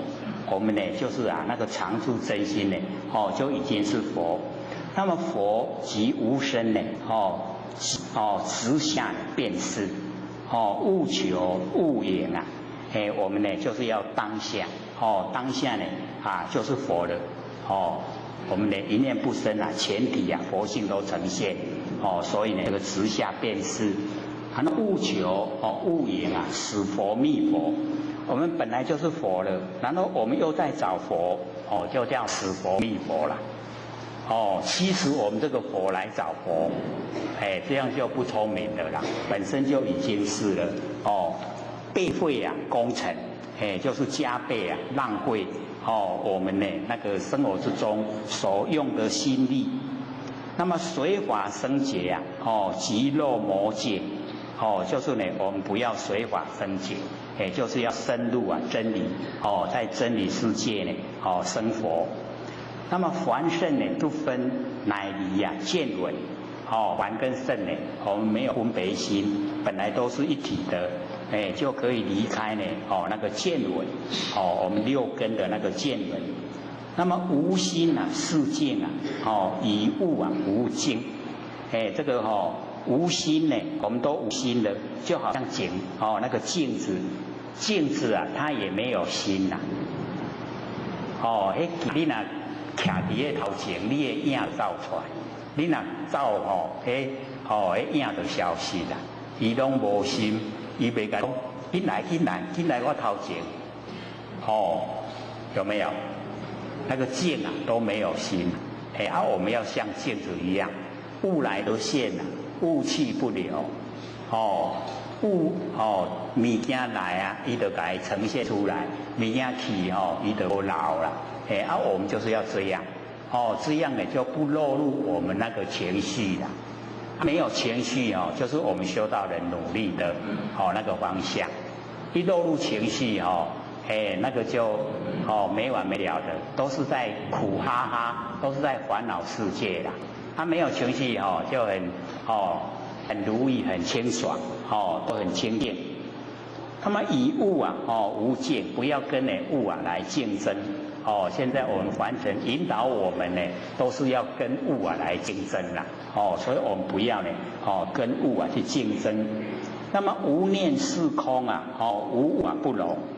我们没有念头了，跟空一样，所以所有的东西呀，我们都可以容纳，就是度量很大，或者都说我们老祖师肚大能容，就可以了却人间多少事啊。我们人间很多事都是不能容纳，心里面很窄，说给等教多，度量很窄，所以才会产生很多事啦。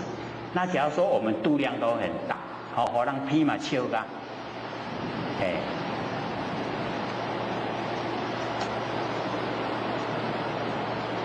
三圣呢，外法，这个三圣啊，那个方便法门啊，是属于外法，不是心法。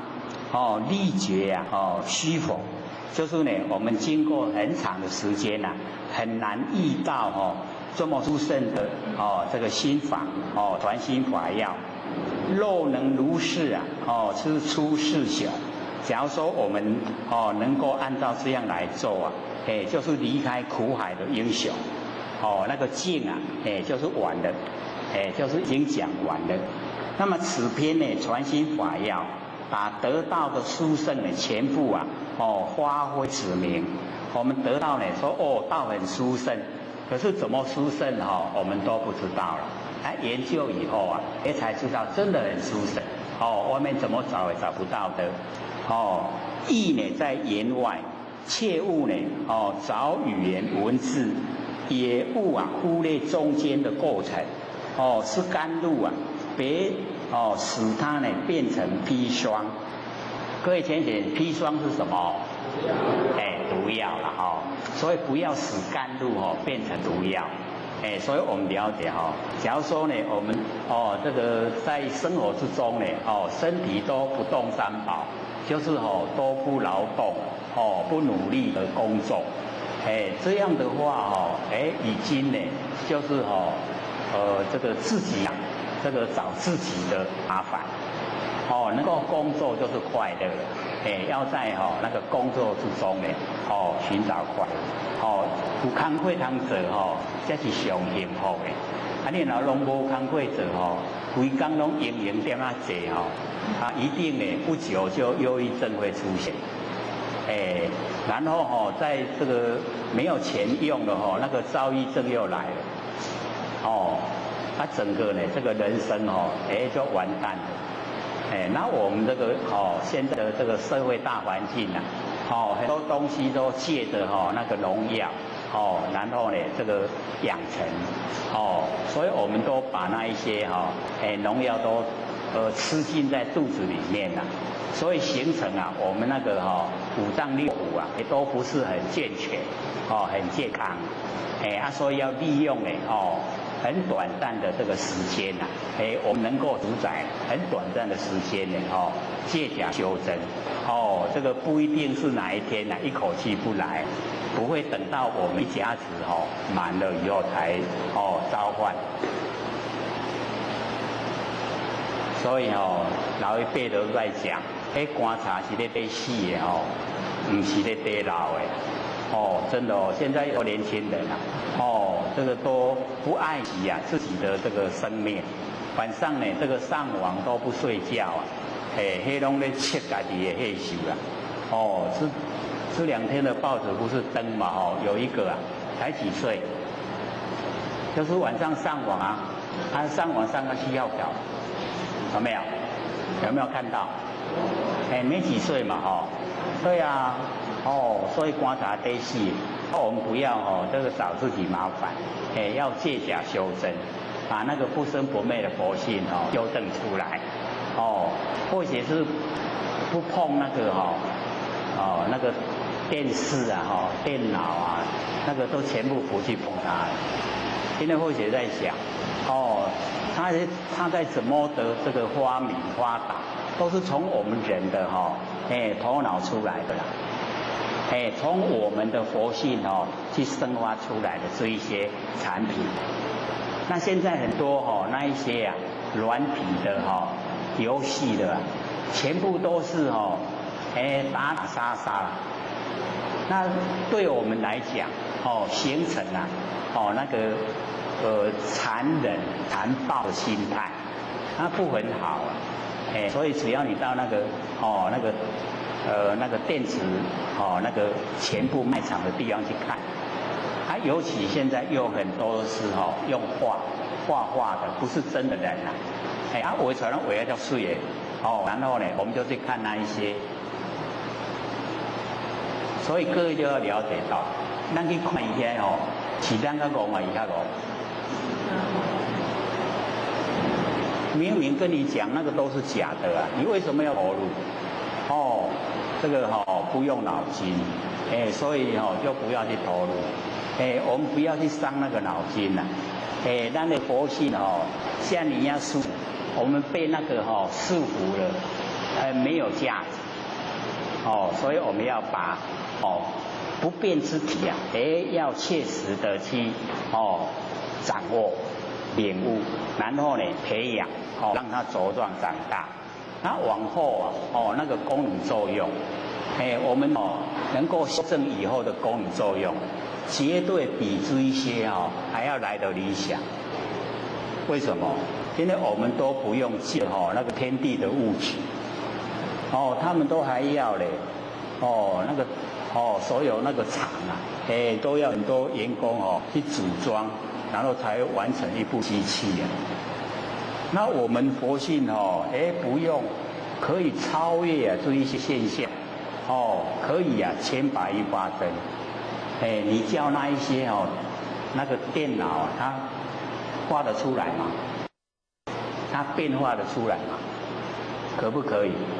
我们做着看，你变千百亿发生给我看看，可不可以？不可能的事啦。它一定要有人去制作。制作以后才呈现嘛，制作还不是经过我们头脑，还是经过我们的佛性，所以我们了解说发明有很多呢，我们都还没有发明。那现在我们进入那个真正的在发明的本体，不变的本体你进入了，它就可以发明非常多的那个利益众生的事出来，所以呢，我们这个传心法要呢，就讲到这里。各位都有一张的信心铭啊，有没有？我们呢，这个把这一章呢，这个信心铭跟心铭讲完了以后我们就回归到那个六祖坛经啦。那六祖坛经或许有讲过那个神会奉祀在六祖旁边，不是有6个问题嘛？问那个六祖，因为我们那个时候时间剩下不多，所以没有详细解说了。那我们在这一章讲完以后把6个问题我们再来详细解说。神会也是一方的领导者，他问的不会是很普通也是蛮深的。可是我们看那个问题那个本身不会是感觉很深的，不知道它含义是很深的，所以我们在这一章讲完以后两面这一面的信心铭，一面的是心铭，我们呢在这一章讲完以后再回归呢那个神会的6个问题。这个信心铭呢在我们中国来讲是一个很重要的一个修道的一个指标，所以那个赵州和尚那个重审那个禅师很推崇这个呢信心铭。各位有听过吗？赵州和尚没有？可能我们对呢这个修持方面的那个都比较没有接近所以我们知道说，在我们中国西元大概从0年到西元1000年，现在是2010就是在1000年之前。那我们那个时候的修道很兴盛，就是修那个禅宗，就是修我们的常住真心都很努力的在修。那么这个三祖那个呢僧璨呢大师因为我们要知道说那个朝代那个皇帝呀、皇帝在破坏佛法，所以只要你是修道他就不欢迎了。然后那个神光二祖，神光二子是被皇帝砍头，然后他知道他自己的那个灾难，他说江头临白刃犹如斩春风，有没有？有听过嘛？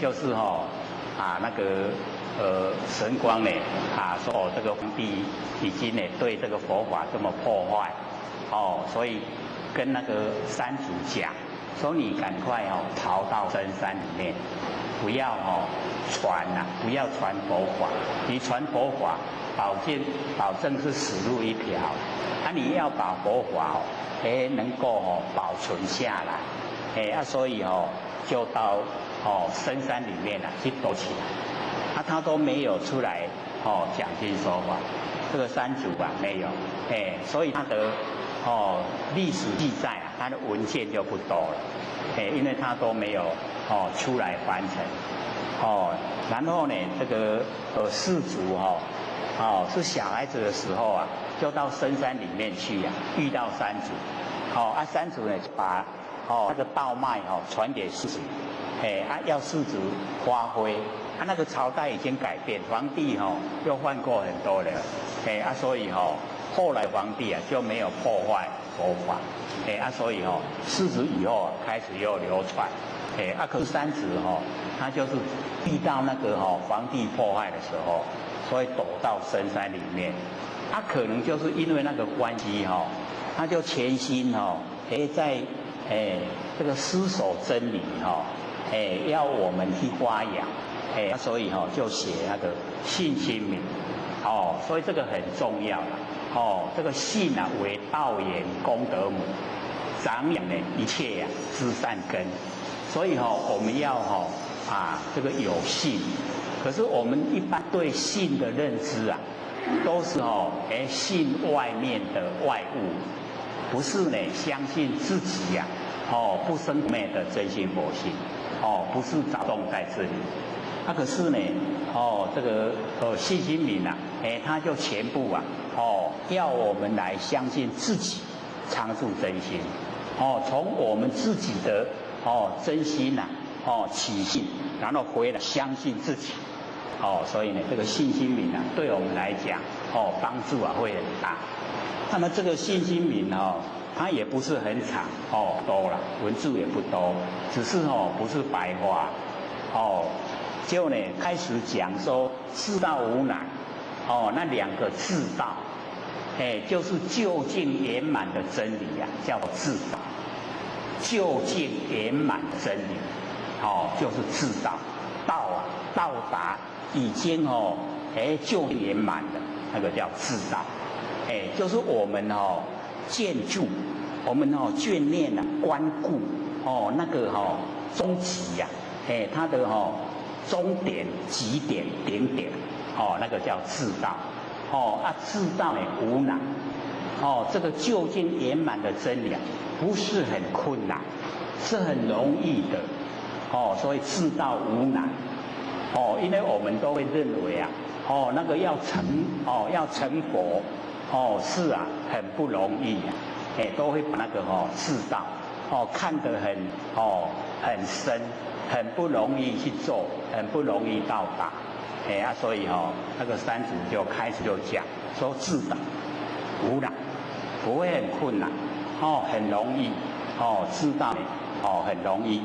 那么危险卷择，这个危险卷择就是我们不能进入那个选择，那个是去挑选。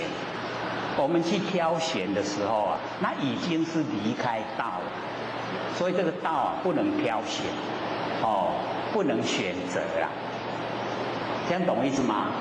我们假如说有选择有挑选，那个就分别心它一落入分别心它是属于我们佛性的功能作用，就不是本体了所以这个三祖就讲说世道无难，唯险倦者，这个挑选你去选择那已经呢就已经不是世道了，这样了解意思吗？虽然说它不是很白话，可是也不是很深不会很深，只要呢我们用一点心呢都可以了解。爱莫呢爱憎，就是我们不要进入喜欢讨厌，不要爱憎，爱就是喜欢，憎就是讨厌，我们呢不要进入喜欢讨厌。可是我们在凡尘就是很容易进入喜欢讨厌，我们的生活之中都是两极化，不是喜欢讨厌，不是喜欢就是讨厌，都是两极。可是呢，我们要进入至道，进入到道的究竟圆满，就不能进入这个两边，所以呢，淡漠爱憎就可以洞南明白，只要我们不落入两边，不喜欢讨厌，我们对整个究竟圆满的真理我们就会明白，就会清楚整个都显现。所以这个呢蛮重要了，就是能够全部整个都呈现道是什么状态，那究竟圆满。毫厘有差，天地玄隔，就是不能差呢一点点毫厘非常小的，我们出发点呢不能差一点点，出发点差一点点到目的差得很远，所以或者就强调我们要用不生不灭的心来修不生不灭的道，这个就是开始的时候一点点都不能有差错。假如说我们用生灭心来修道，我们凡人日常生活的心都是生灭心那个事心都是生灭。那我们用认识的心来修道，这个道就修不成，不会究竟圆满，不会。所以我们呢不能在开始的时候就已经偏差，一定呢要正确。那我们这个追求的方向也要正确，不要追求神通啦。那个神通是我们佛性的功能作用，只要我们能够呢进入佛性那个不变之体，那个功能作用以后自然会呈现。所以我们开始追求的时候绝对不要去追求神通。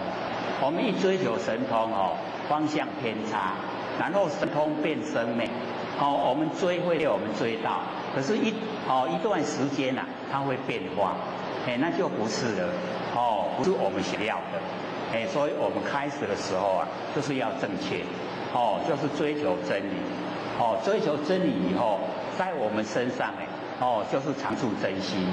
那么常住真心呢，我们就是要透彻的去认识，这常住真心呢，就是我们建筑的终极，终点点我们呢努力方向，就是呢一定呢要朝这个方向努力。毫厘有差呢，天地玄隔，就会差得很远。那么易得现前莫存顺利。我们要我们那个不生不灭的真心佛性呈现在我们眼前，就是不要心里面不要存在顺利，就是不要有两边就是要呢我们要这个守住那个中道，所以我们了解这个和中是很重要，时时刻刻呢都和中，那个就没有胜利就没有存在这个胜利，所以我们知道这个真理只要我们肯用心呢去追求，一定会呈现那个答案在我们眼前。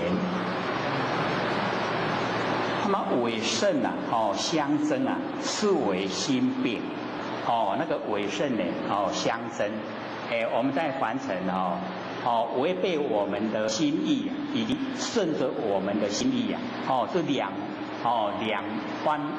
两个方向啊，我们去相争的话，是为心病啊，心的毛病啊，就是这样，就是不要有两边，不要有那个顺利。那凡尘呢，生活啊，一定都是顺利呀。在凡尘的生活啊，不是顺着我们的心呢，就逆着我们的心呐，都不会呢，刚好是究竟圆满，不会是那个样子。所以我们了解说呢，那个为圣啊，相争呢，就是我们的心病。那么不识贤子啊，徒劳念经，就是我们不认识啊，那个玄之又玄的宗旨。那个玄之又玄啊，就是我们常有常无、不生不灭的真心佛性，那个本体。我们不认识的话呢，徒劳呢念经，就是我们要打坐做功夫呢，那个都是枉费了，徒劳。现在又讲了忘记时间了，剩下10分钟而已。给各位呢这个前贤问问题，有没有问题啊？剩下10分钟，好，请说。好。外国先贤有6个问题要请教，我想那个第一个问题是，我看见多知恶师快饿死而发慈悲心，从高处掉下，舍身为师子。后学不解的地方是：第一，我舍身和凡人自杀、异曲同工，都是舍身死亡，只是动机。我们不是一直强调不可以种下自杀的种子吗？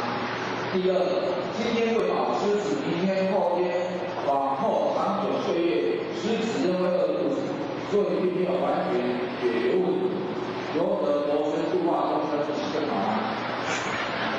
好，这个我们要了解到那个舍身为福啊，那个出发点呢，就是慈悲心呐。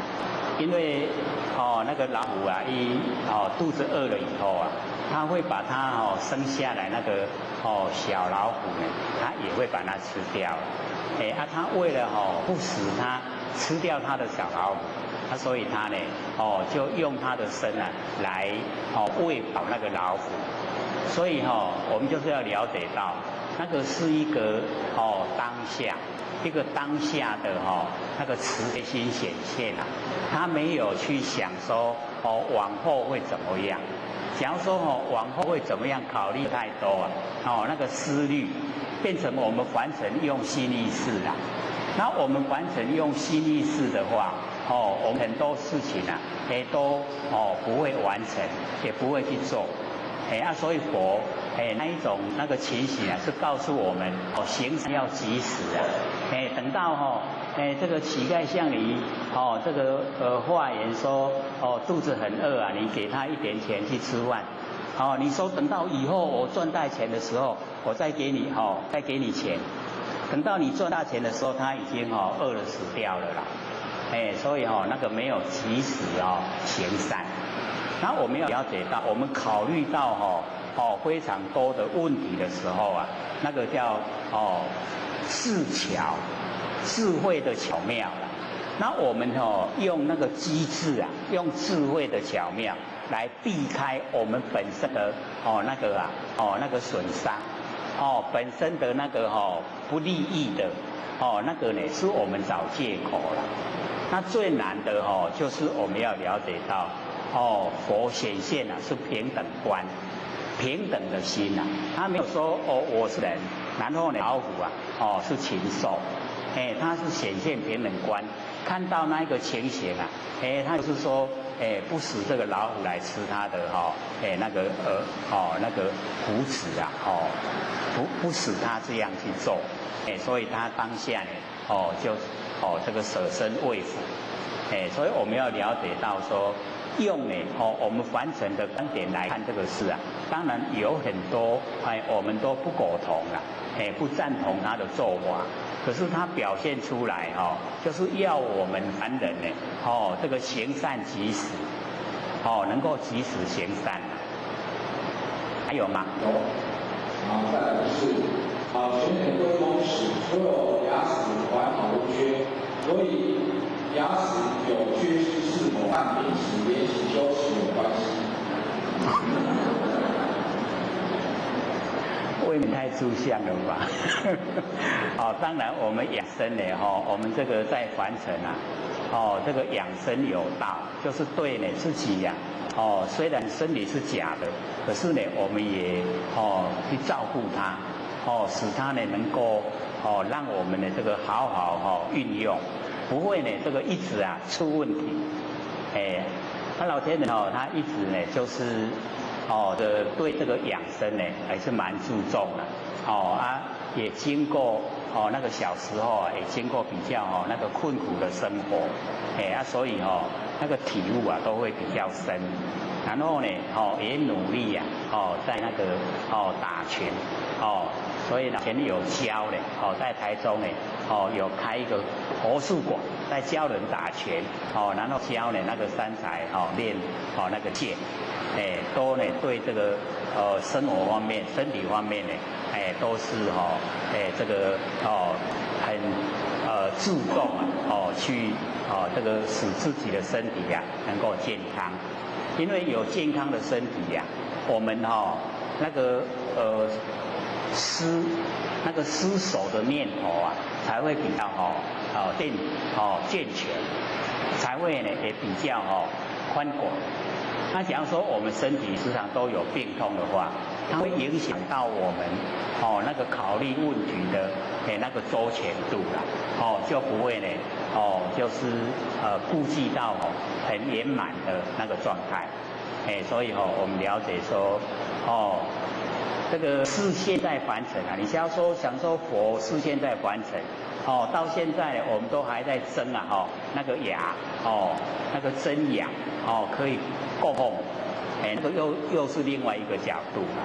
然后我们了解说，现在在我们来讲，重点呢都是在明心见性，那心性呢就在我们日常生活之中，没有离开。所以一定呢要回光返照，注重呢来追求自己本身的那个心性，这个才是重点啦。那个另外的能够留下给凡人怎么样的那个又是另外一个角度了，那个不在我们现在呢推广的范围。还有吗？还有3个问题。然后他说，或许有2个牙齿被胃技术不好的美国医师敲坏裂了且根管治疗，还多了2条死的神经在，所以2个牙齿原本不需要拔掉，但是现在却不得不拔。美国保险规定5年内不受理这2个牙齿的费用，医师预估植牙约5000块美金。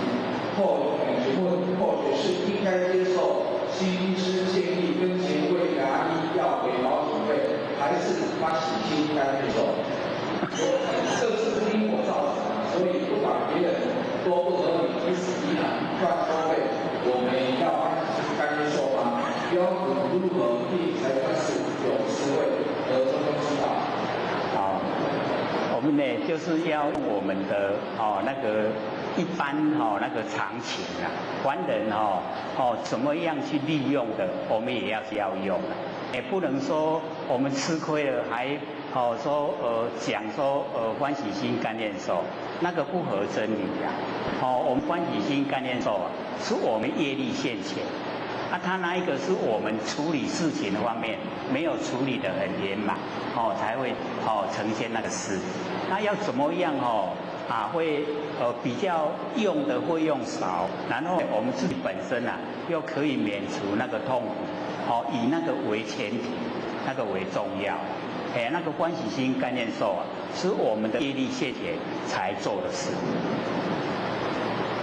再来剩下2个问题一个是信理心法纲的 DVD7跟 MP3盒送给对头到或有多余机械刀心吗？因为教课内容有提到心术不正不可教他，有时候很难掌握别人心术是不正。我们这个都鼓励大家多看多听能够呢改变自己的那个心这个是很重要所以没有求道的也可以不同那个宗派的也可以，都可以的。要这个衡量自己的心正不正那听久了自己会知道。那最后是想学法，依神秀也想学法，他学了再去度神秀人人皆学的正法，不是更好吗？何况神秀也在教导一方众生，以正法教大家才是理想，不是吗？是没错的因为我们六祖坛经它所强调的就是领这个天命的一开始吃因为神秀它的那个根器就是没有到达六祖的程度所以六祖很推崇，所以各位没有看那个古灯会员跟那个景德传灯录，它里面有记载，那个皇帝跟那个不是有请六祖去皇宫嘛？他那个六祖就写信给神秀，说因为里面的文武百官他们都比较会住相，那以六祖他本身的那个条件又是长得比较不怎么样然后又比较矮，所以六祖说我去的话会考倒很多人，所以他不适合去他那个神秀他长得比较高又比较英俊，所以鼓励神秀到皇宫去。神秀有就是听六祖的话有到皇宫去，就是接受那个皇帝的那个教导那个文武百官。所以我们看的是一个角度而已它里面有很多角度我们都没有看到。所以在这方面那个神秀他自己也承认说他的悟性没有六祖的高可是他也很努力在学，很努力在教导弟子也都有成就不是都没有啦，只是我们在阐释的时候只能讲一面而已不能够讲到全部讲全部变成混淆而是听听拢唔知咧听啥所以他就没有全部说。那假如说我们看那个史记它记载的更宽广的时候我们就会了解原来六祖他也一直鼓励神秀接受那个皇帝的那个召唤到皇宫去有所以这方面呢我们是不知道而已各位讲师、各位太子、各位先贤，大家好。不学占道天师德，老千千大德，以及感谢各位先贤给佛学机会学讲。我们呢这个讲信心明。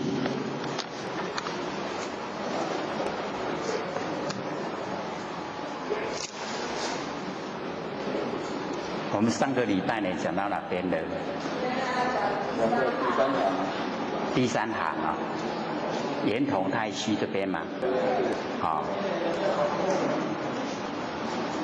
各位手上有没有资料？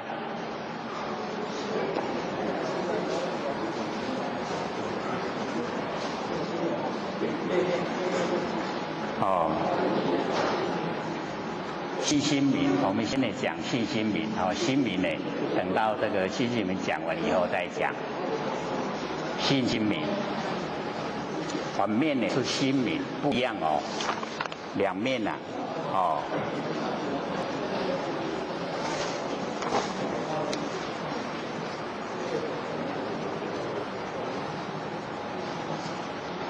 都有了吗？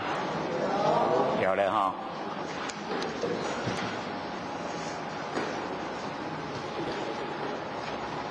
而我们呢不生不灭的真心佛性呢圆通这个太虚非常圆满跟呢整个太虚空都一样所以我们要了解佛菩萨呢跟我们呢这个众生所有的不生不灭佛性呢全部呢都一样圆通太虚无欠无语。我们呢这个佛性本体没有缺欠，然后也没有剩余，刚刚好。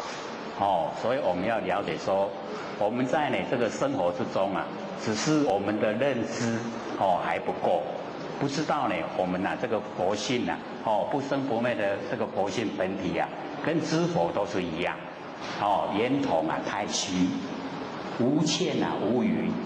那么良有其舍所以不如，因为我们有这个取舍的心就是我们每一个人都有情绪只要我们落入情绪，那我们就有喜欢讨厌，那喜欢讨厌我们就落入行为，有行为就有取舍，那有取舍我们就是了解已经偏离我们不生不灭的那个真心佛性本体已经偏离了。所以因为我们有这个取舍，所以不如，这个如就是真如。我们这个不生不灭的真心佛性本体就是真如，就是一真法界。所以我们就是没有到达那个如，就是已经进入那个绝对体，绝对体就是真如。所以我们只要没有进入情绪，所以我们修道就是要透彻的了解我们自己本身的情绪，要能够把情绪都摒除，不要用情绪的话那我们都会造业，造了业就会受苦。我们没有情绪用我们那个不生不灭佛性本体率性来应对凡尘的万事万物，事来则应事去则见。那这样我们都不造业，那不造业没有业因就不用受苦。所以我们就可以当下就解脱了。所以不要取舍，就到达真如。那么莫执有缘，勿住空忍，就是我们在日常生活之中，我们都会攀缘，我们那个攀缘的心都很浓厚，就是我们对所有现象都有希望，都有企图。那只要我们自己有希望企图，那会进入我们的那个想象，那我们就会去攀。那我们一攀缘了以后我们心就不平静。那心里不平静我们所造的一切又形成业因。这样的话就等于我们会在这个六道之中轮回。所以我们莫主，不要追逐那个有缘，不要追逐有，不要追逐攀缘。这两个我们可以去掉的话，那我们在生活之中所有会造业的因全部都已经摒除了。那我们不造业就不会受苦。所以一定要了解到，我们在现象受苦是我们造业来的。没有业就没有苦。所以要从业因我们把它消除掉。所以莫执，不要追逐有缘。那勿住空忍，不要住在这个空忍。所以我们要了解到虽然说我们说要不住相，可是不住相我们的习惯性就会变这个住在那个玩空。不着有就变着空了。所以这边的空人就是人就是安住不动。那住在空里面安住不动的话，那不是正确啦。那个空跟有我们是要了解到，是从我们不生不灭的真心佛性所生发的。那我们知道它两边全部都包含在佛性之中。所以我们所要了解的空，跟我们着想的空竟然是不一样。所以我们这个先做这个万念放下，一念不生，启发不生不灭的佛性本体。启发之后培养一段时间，让那个认识能够茁壮。然后之后我们就做耳根圆通。又把佛性跟着虚空融会。那么这个时候的空，因为有融入我们佛性啊，所以这个空叫真空，空中有佛性在，那个空我们就可以在这个空里面这个安住了。所以这边呢，悟住空人这个空啊，它是完空，所以完空呢跟有相对待的这个我们不要住，我们要住在呢佛性本体的那个真空，真空妙有，真空呢就是空中不空，空中有佛性在，妙有啊就是有没有形象，所以叫妙有。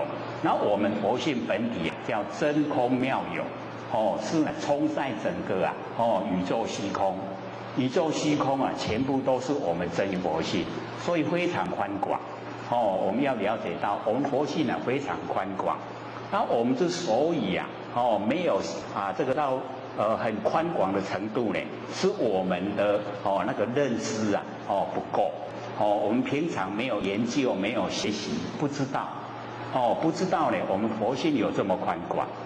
假如说我们一知道了以后啊，我们就会慢慢的来这个进入真空妙有的实际那个理地道理地方，我们可以安住在这个真理之中。那么这个样子呢，对我们身体的这个生灭身体的有没有已经就不关紧要。那假如说我们还没有没有启发佛性，也没有培养我们那个般若妙智慧，那么呢，假如说身体没有了，那我们会被业把我们推，业力把我们推到什么现象我们就在什么地方现象，现象以后又是要过一个分段生死。那假如说我们已经可以了已经呢启发不生不灭的佛性可以启发了然后呢我们又把它培养，让它茁壮长大，已经呢跟整个宇宙虚空能够合成一体。那么这个时候我们就是了解到整个法身都呈现，就是我们呢不生不灭的佛性整个都完全都呈现了，这个是最理想。我们要了解到呢，我们追求就是了解到说，我们要把所有的这些生灭的妄都把它去掉，然后呢妄已经全部去掉以后真呢就显现。那真一显现以后常住不灭，它是永远都在，亿万年都在。所以我们也讲过说呢，时事古今呢不离当念。我们当下的一个念头具备了亿万年，我们都不知道呢，我们当下的念头有这么宽广，有这么的奥妙，因为呢我们都缺少研究呢，不知道。那现在呢我们呢就是呢静下心来，我们呢来了解说，我们现前的一个念就具备了亿万年，非常长久。亿万年前、亿万年后就在我们当下的一个念头。我们要了解说，当下这个念头很重要。所以呢，在日常生活之中呢，就尽量朝这个方向努力。万年都放下，不要攀缘。然后呢，一念不生。万年放下，一念不生呢，这个时候呈现就是不生不灭的真心佛性。所以这个佛性一呈现以后我们保持那个灵敏度，那个知觉性，保持那个知觉性一段时间，我们慢慢的佛性功能它会慢慢呈现，我们就有那个般若妙智慧产生。那般若妙智慧一产生各位就是要了解到，它之所以能够产生，就是我们完成的这个妄已经呢都放下，已经尽了。假如说完成我们放不下，般若妙智慧绝对不会出现。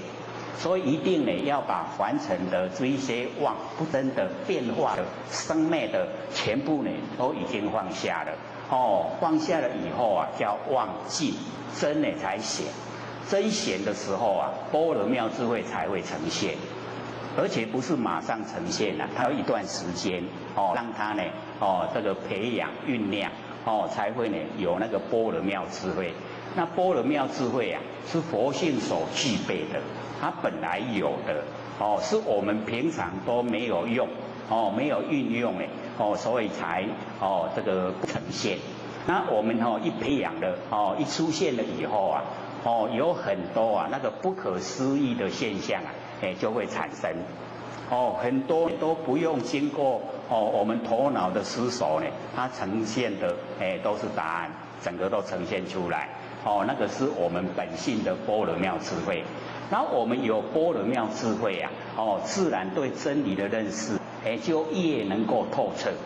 那能够呢，认识真理越透彻了以后啊，我们本身的佛性的定力啊，也就越强。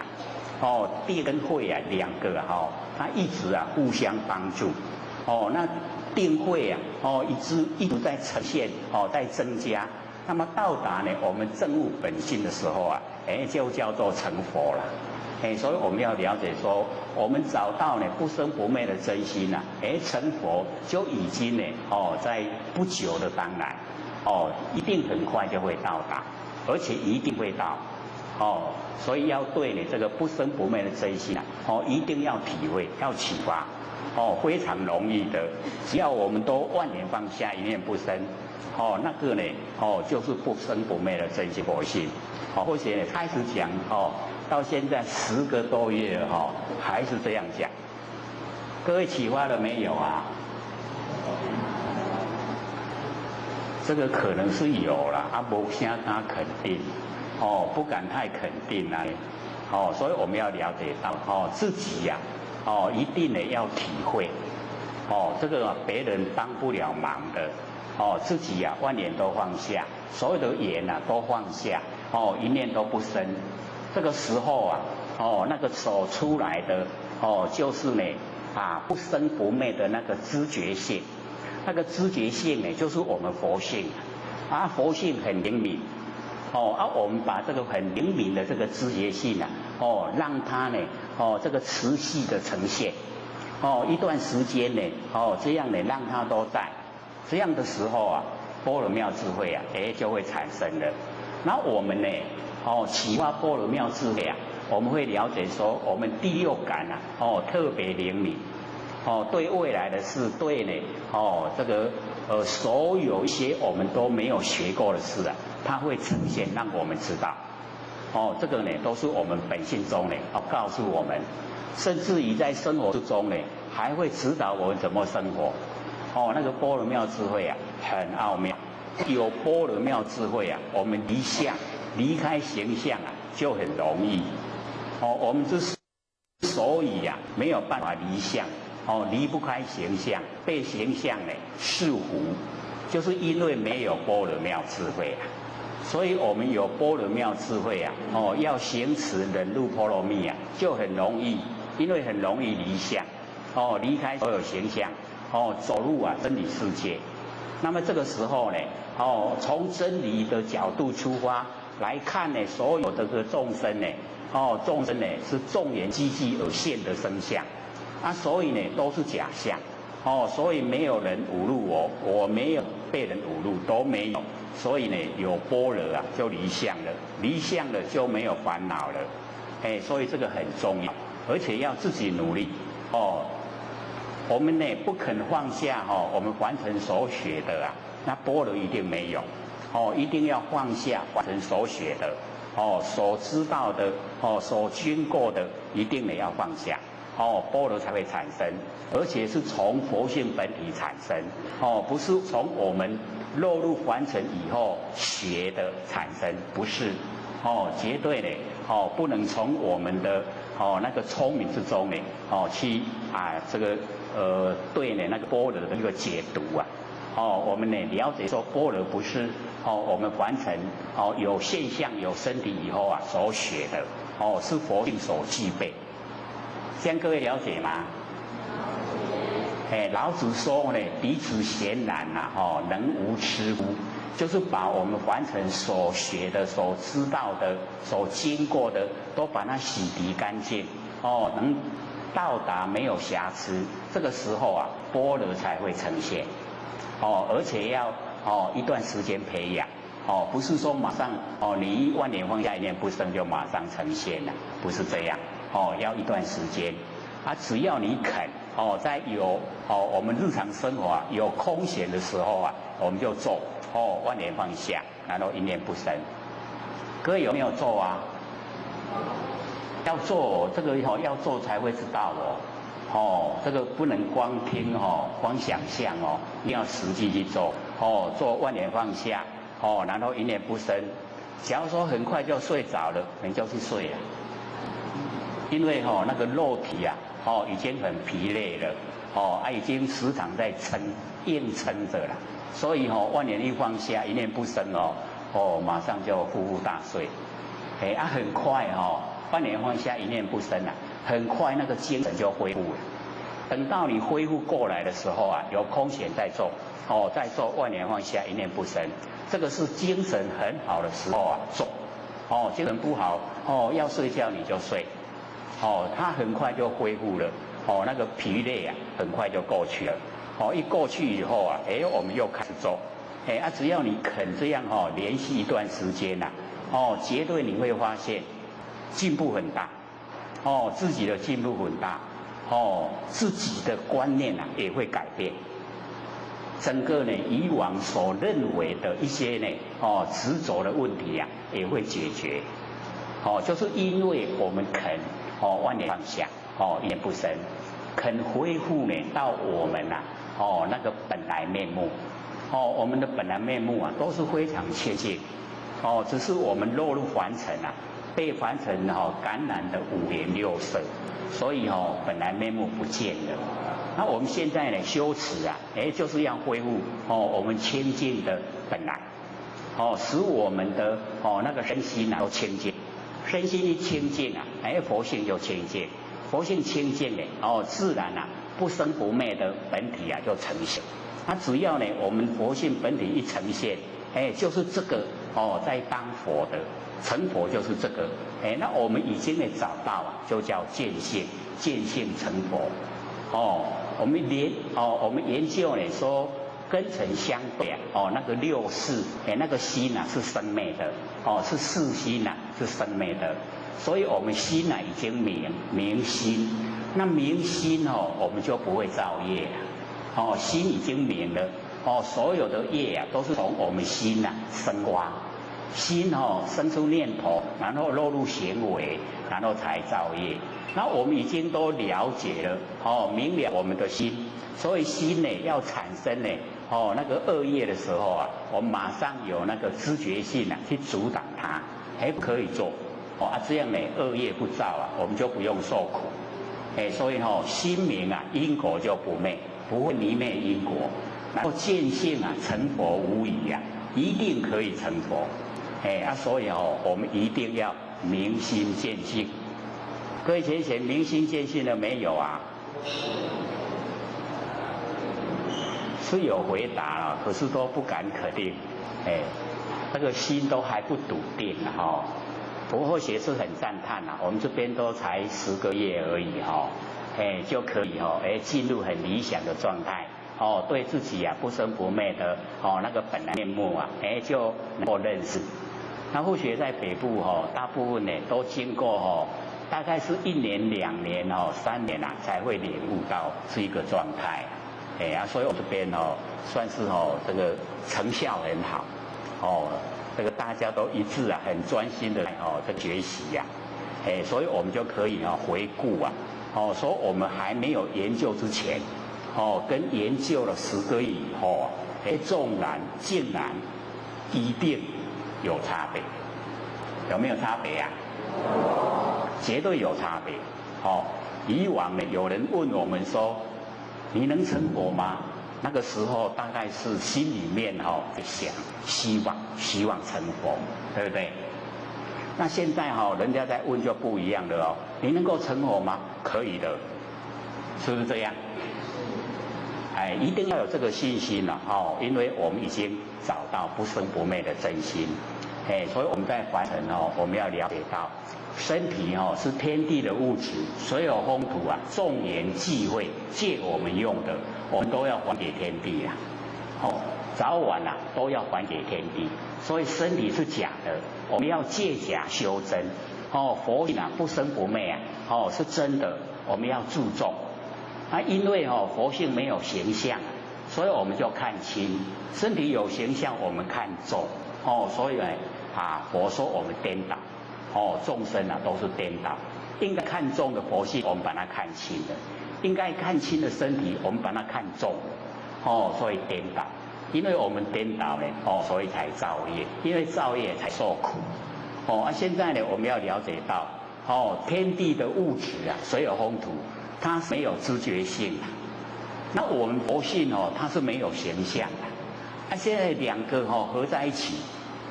所有风土跟佛性啊合在一起，把没有形象的佛性啊，让它有形象呈现；把所有风土没有知觉性让它有知觉性。所以我们在这一个状态之下，我们就是要选择来借假修真，借着天地的所有风土来修我们不生不灭的真心佛性，让它回归本位。回归到正位的时候啊，我们都先做佛了，所以我们现在就是要注重，我们在凡尘只要你注重一面一个就一定看清了，注重佛性的身体就看清了，注重身体的佛性就看清了，对不对？我们都是这个样，这个样子啊。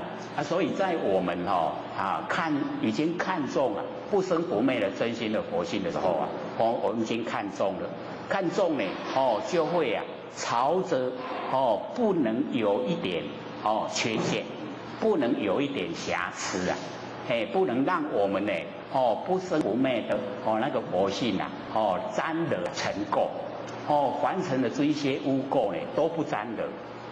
那我们呢佛性已经恢复光明，恢复光明了以后呢，这个身体早晚都是要还给天地的，所以就不要我们当然不糟蹋它，可是也不要太着重在身上，养生呢是可以，可是呢不要说太过分的，我们养生能够养到这个1000岁那也一样要死啊。只是慢一点死而已啊。那现在以现在的这个现象来说啊，我们看到那个你岁一大了行动不方便啊。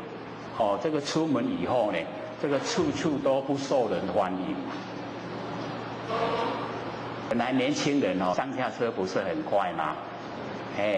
他今天或许刚好要出门的时候啊，他从那个家里社区一出来。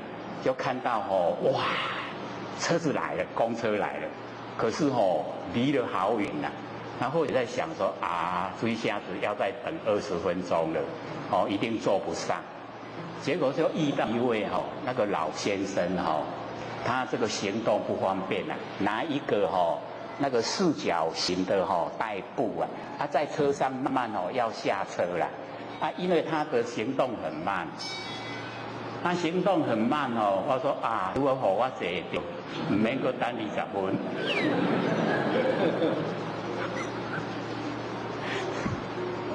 假如说以平常的速度来说这个一个人下车，下面只有3个人在等车，这样一下子车就过去了啦。我绝对要等的，还要再等20分钟。结果我一看说，我已经赶快走到了，还在，车子还在。就真的赶得上，就是要感谢那个老先生慢慢。不过我在想，那个车上的人一定也会有一些赶时间的就会不耐烦。那更加顾拢唔行。所以这个吃老了这个真的是次次不方便。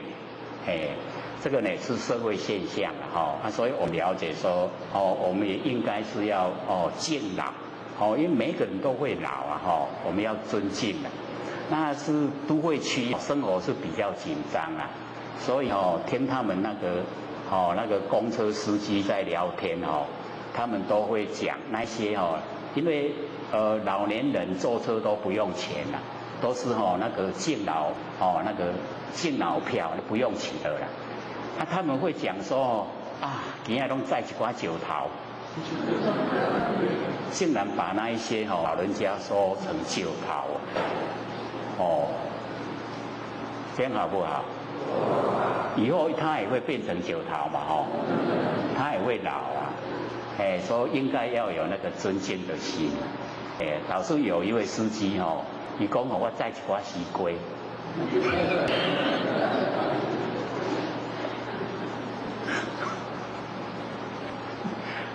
所以听他们那个司机在聊天也是蛮有意思的在铺柏油，他都在铺地毯，因为在铺柏油，车子就会被阻挡在后面会塞得很久，所以有一些他们那个对谈那个大哥大在讲，说都在铺地毯，听起来蛮有意思的。所以我们了解说，在凡尘呢，很多事啊，你用不同角度来观看的话，会有不同的那个感受。我们呢，就是了解到我们在修道的时候会身心都会很健全，所以行动就会比较敏捷啦。那因为我们一般人对这个凡尘都会比较贪恋。那贪恋凡尘有一些就少运动，那年岁一大了以后又缺少运动就会老得很快，那行动呢就不很敏捷，就会造成人家的不便，所以我们修道呢就是要这个努力的生活。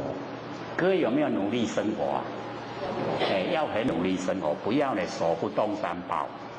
在家里面事事做，这个做事姐都讲做事才是幸福有事情做要很高兴假如说都没事做的话会人一个报会的人我们都不希望呢变成报会的人都希望成有用的人所以在凡尘呢就要努力的生活要努力的使我们不生不灭的佛性都发出光明可以乐于帮助人帮助人就有很多事可以做，对不对？不计较那个得失不计较呢那个名所以呢我们在了解说生活之中呢，看看我们怎么样的那个心态呢来保持怎么样的那个生活。所以我们讲说呢这个呢物住空人不要住在那个玩空，我们要住在真空妙有真空妙有呢就是我们不生不灭的这个佛性本质它呢非常宽广充塞整个宇宙虚空，超出呢我们太阳系所以每个佛世界西方极乐世界东方琉璃世界全部呢都有这个北方呢八方世界。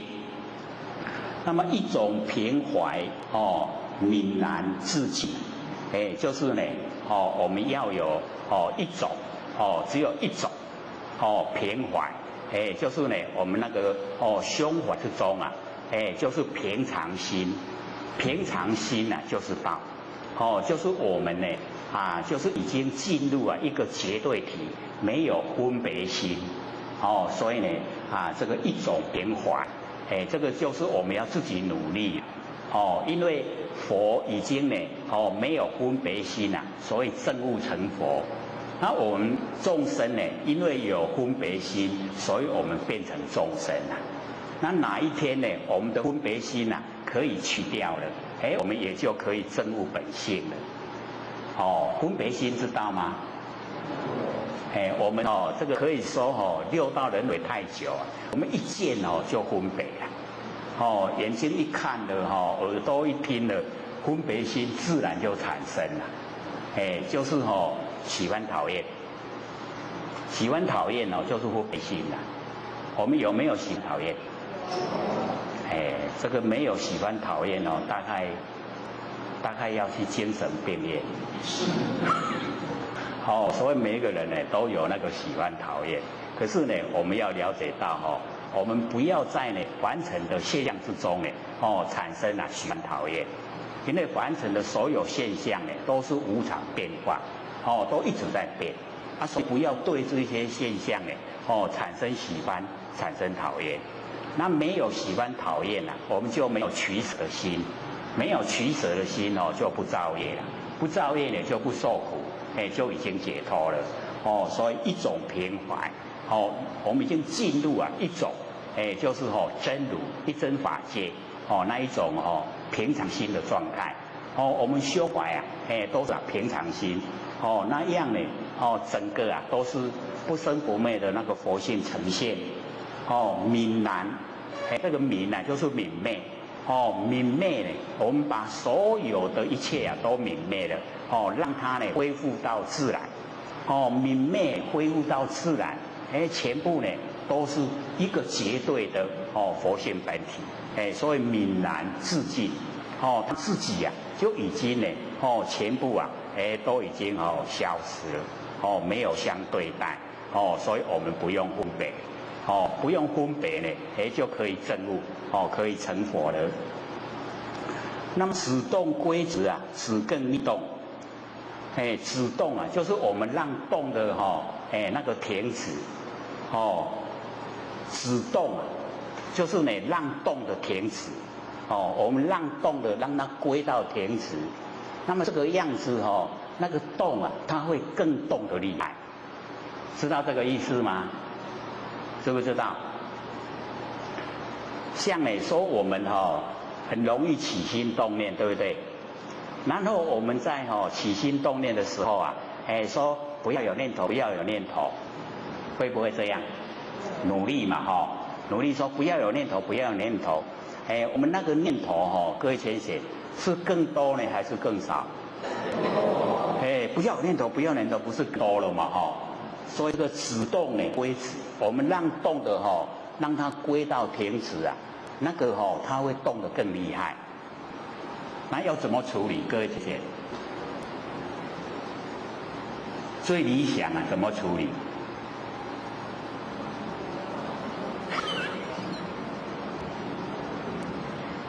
万念放下，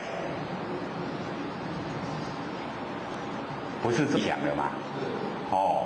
他就不会不要起念头，不要起念头不会更多的念头出来万念都放下，全部呢都归到寂然已经到寂灭了那个呢就是最理想的状态所以呢这个止动归止呢止更密动，那么维持两边呢灵之一动维持我们众生呢大部分呢全部都是智呢就是阻塞啦两边就是对待，我们凡尘呢全部呢都是两边只要我们呢睁开眼睛就看到两边善恶，然后男女，然后白天黑夜大小，是不是都两边？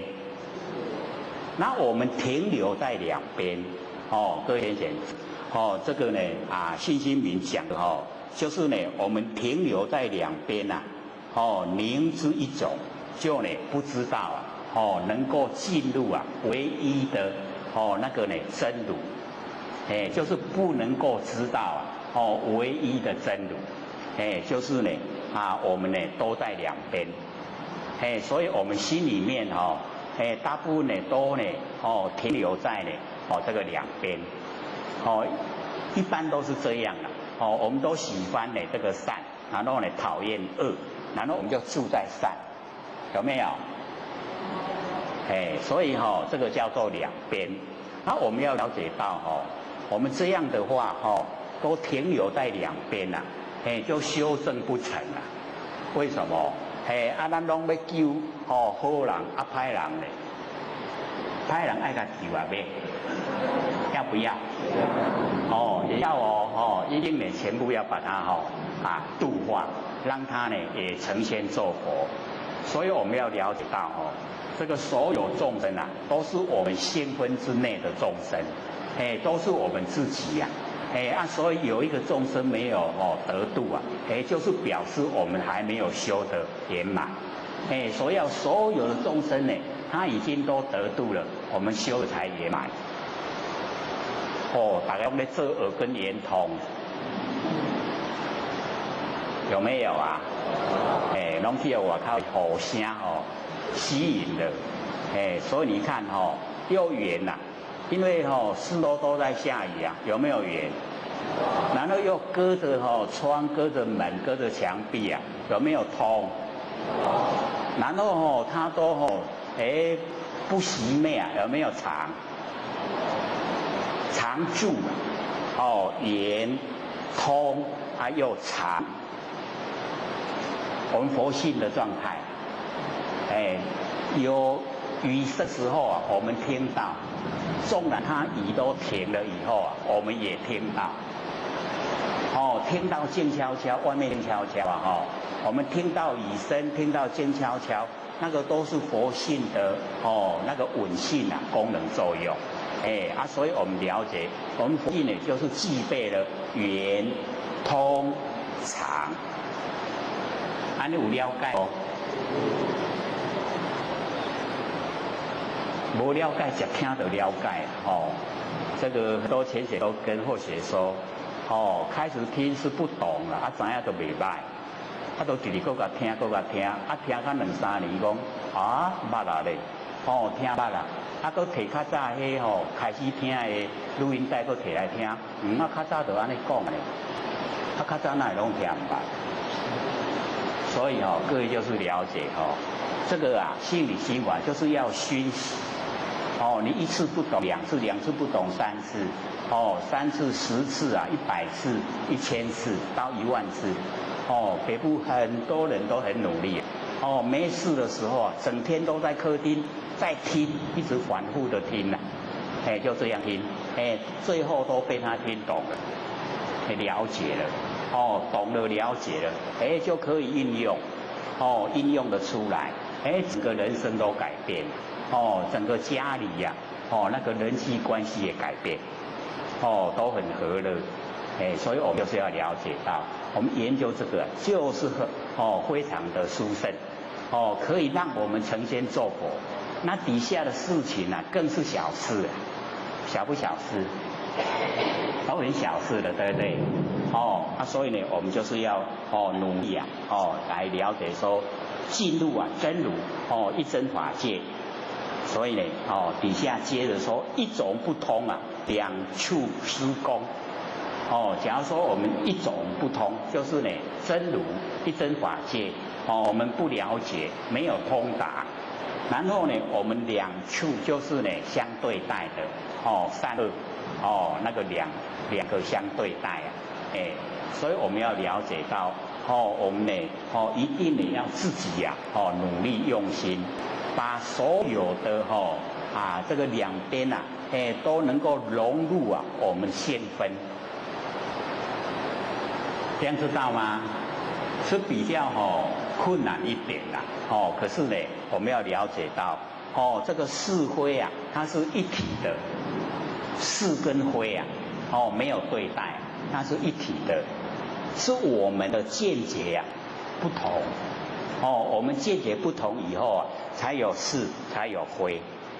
假如说我们已经进入到真理到真理里面它没有是非已经了解到没有是非有是非是我们住相以后才呈现，那相都是假的，无常变化所以不要住不要住那个是非就消失，那消失以后融入一体又到达平常心，又到达真如，到达一真法界全部呢都回来所以一种不通呢两处就施工。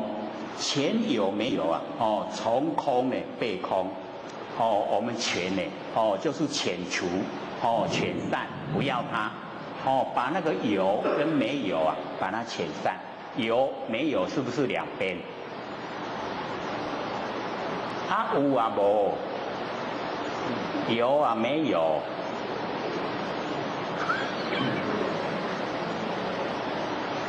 所以我们很容易进入这一种状态，到底是有没有？各位想想这个答案到底是有没有？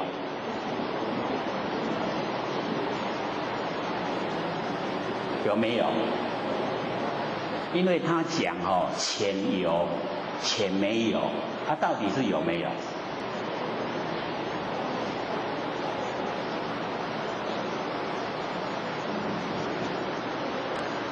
有也要遣除掉，没有也要遣除掉。我们把有、没有都遣除了，那什么状态？又是万年放下，这样会了吗？这个万年内放不下的时候啊，我们用这个啦，钱有没有？有没有都全部把它遣除。你到底是有在想啊无啦？你念头有没有在起心动念啊？钱有，钱没有，全部把它遣除掉。这样了解意思了吗？会做了吗？很奥妙有没有都把它遣除掉。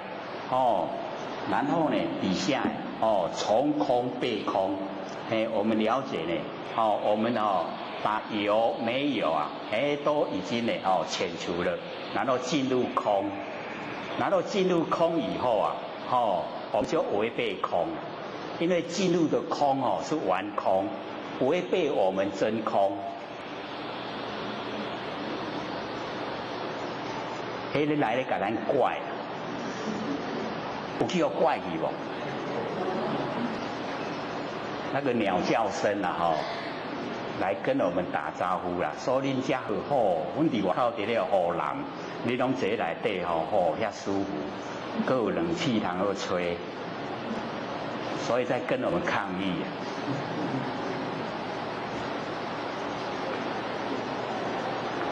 从空呢，就是我们进入啊，跟有相对的空，可是那个空是完空，所以我们不要找有，也不要找空，两边都不对，我们要真空，就是要在佛性之中，所以我们不从空背空，多圆多虑啊，转不相应，这个我们要跟我们呢不生不灭的真心佛性啊。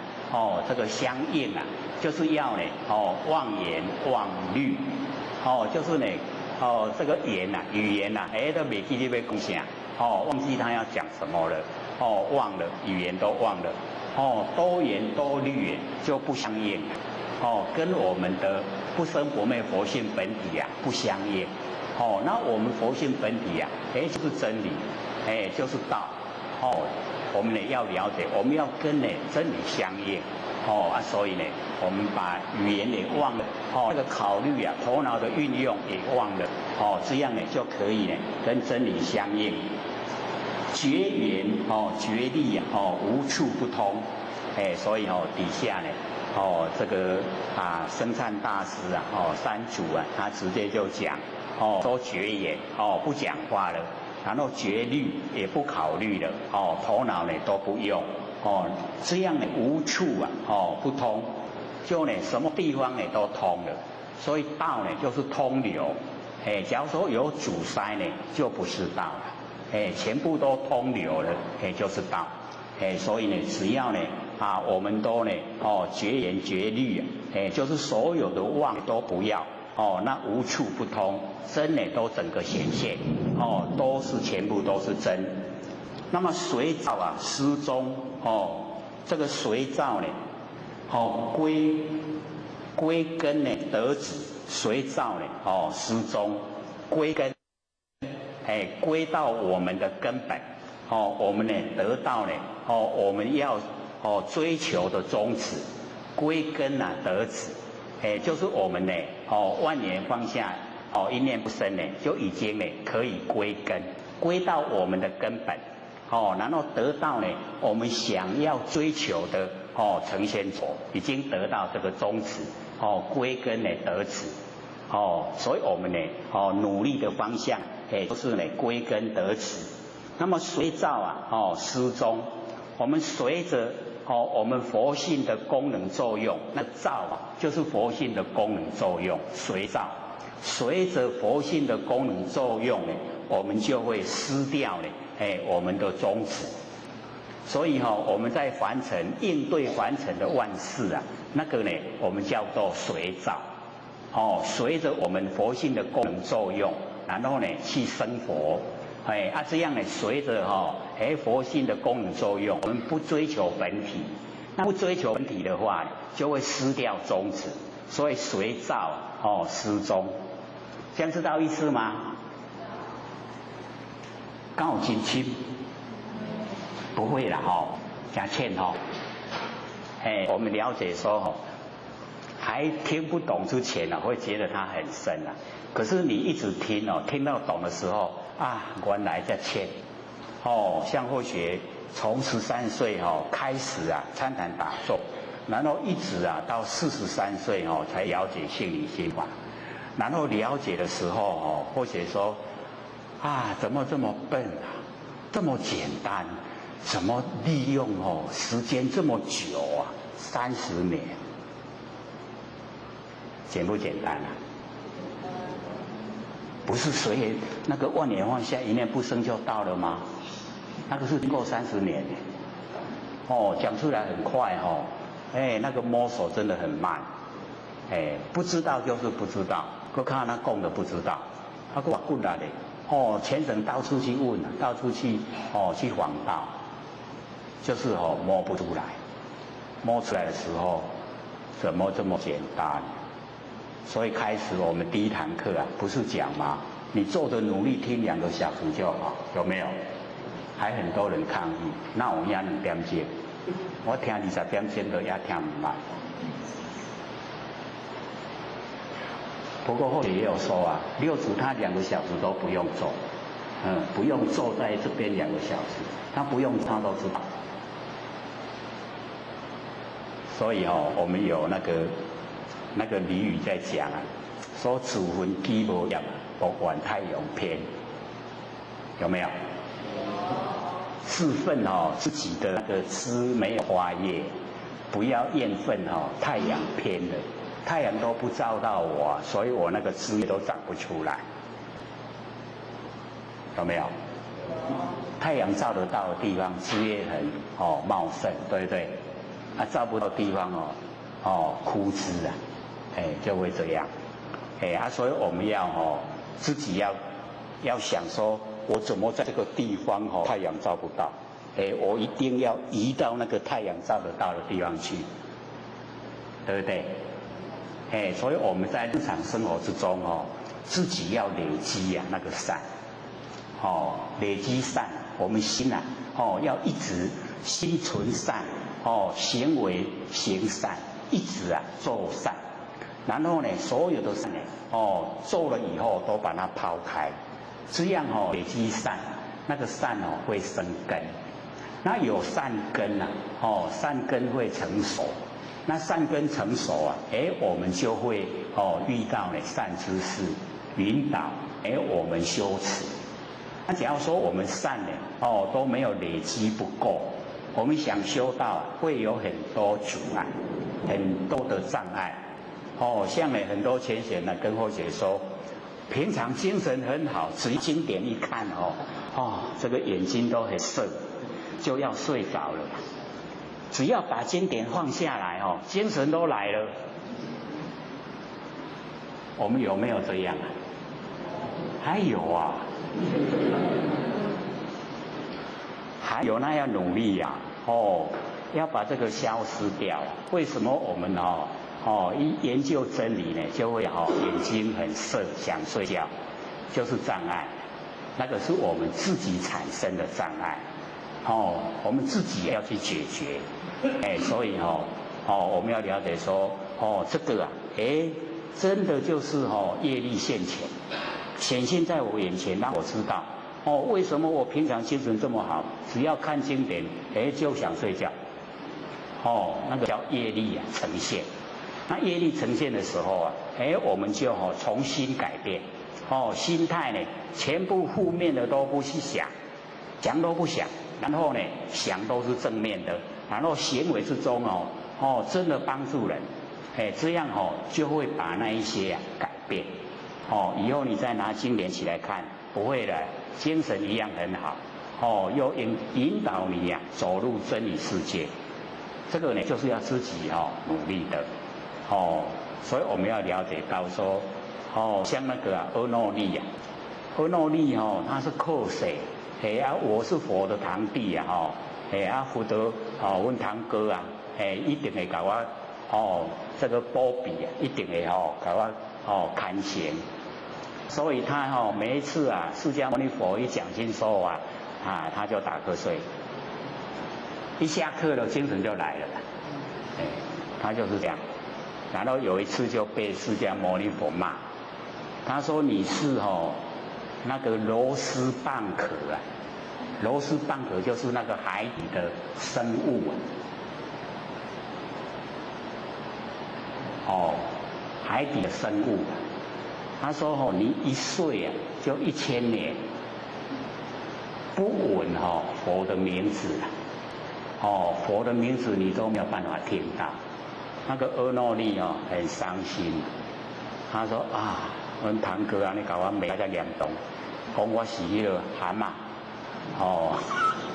一睡就1000年他就7天7夜不睡觉，很努力结果我们眼睛是以睡为食啦，咱咧困目睭就是咧食饭啦，所以呢闭目的养神啦，所以眼睛不能7天7夜不让它闭。假如说你要让眼睛瞎了你7天拢卖困，目睭金金，目睭一定全青霉所以眼睛是以睡为食，睡觉就是眼睛在吃饭，眼睛有营养，它才能够看，所以我们要了解到，然后佛就是怜悯他那么精进，教他说呢用眼睛就可以看，所以教他那个金刚天眼。我们每一个人也都会这样我们都有不生不灭的佛性本体。那佛性本体它本身就具备这个能见能够看到呢完整的景象。不过我们呢就是有身体还是要照顾它戒甲才能够修真能够呢修到那个金刚天眼是很不容易的也要有那个佛事现在完成，我们才去请教说，怎么样来修？没有眼睛可以看，那个呢是另外一个角度。那么须臾缓照胜却全空，这个须臾就是很短的时间，很短的时间我们能够呢回光返照，能够呢回光返照的话。就能够胜却全空。所以我们在日常生活之中我们大部分呢都是精神外放。那精神外放我们就当众生了。那只要我们把精神都收回来，那个叫做回头是岸。各位有没有到那个后天寺庙去看那个匾额很大的4个字回头是岸，有没有看过？那看过的时候第一个印象以为他在说谁？在说谁？流氓或许也是这样想。第一次看到那个回头是岸或许也是想说那个寺庙在欠那个流氓说流氓不要做了一定要回头才能够到清净的彼岸结果后来研究性理心法，竟然是跟所有众生讲，说我们众生精神都外放，精神外放就当这个我们凡夫都当众生那我们要呢成仙做佛就是要转回来，把我们的那个注意力转回来，就是回头了回光返照。回光返照呢，就已经到达清净的彼岸。只要我们回光返照，就已经到达清净的彼岸。这4个字的意思就是这样。不是跟流氓讲的，是跟所有的众生讲的。说我们精神外放，就当众生；我们精神一收回来啊，就成仙做佛了。那我们可以想象各位浅显，我们整天24个小时除掉一半12个小时，那我们12个小时之中啊，精神外放的多呢，还是收回来的多？那个大概有11个小时又59分都是精神外放，大概只有剩下1分钟是精神收回来，所以很少了。要我们回光返照很少。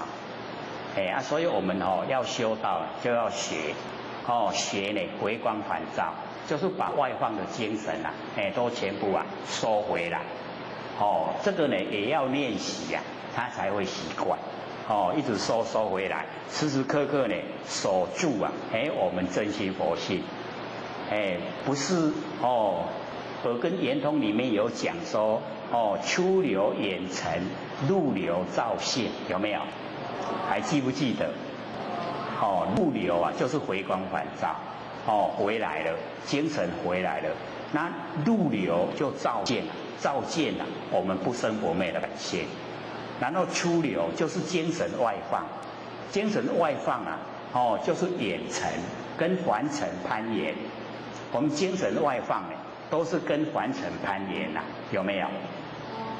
我们都跟凡尘攀岩那跟凡尘攀岩好事还是坏事？都是坏事吗？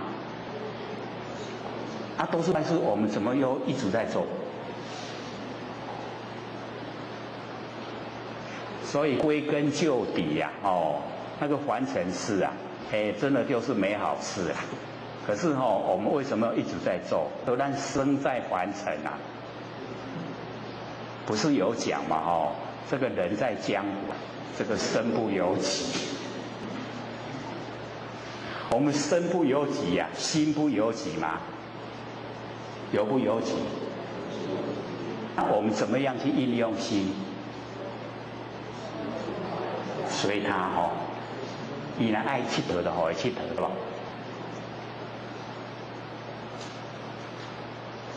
所以我们在凡尘那个外面的诱惑力量造化引诱我们，就是不要呢这个脱离这个苦海。然后我们要了解说我们不想受苦的话，就要努力的把我们的精神往回收。就是回光返照，能够回光返照的话呢，我们就可以这个回到呢我们不生不灭的那个佛性本体回来。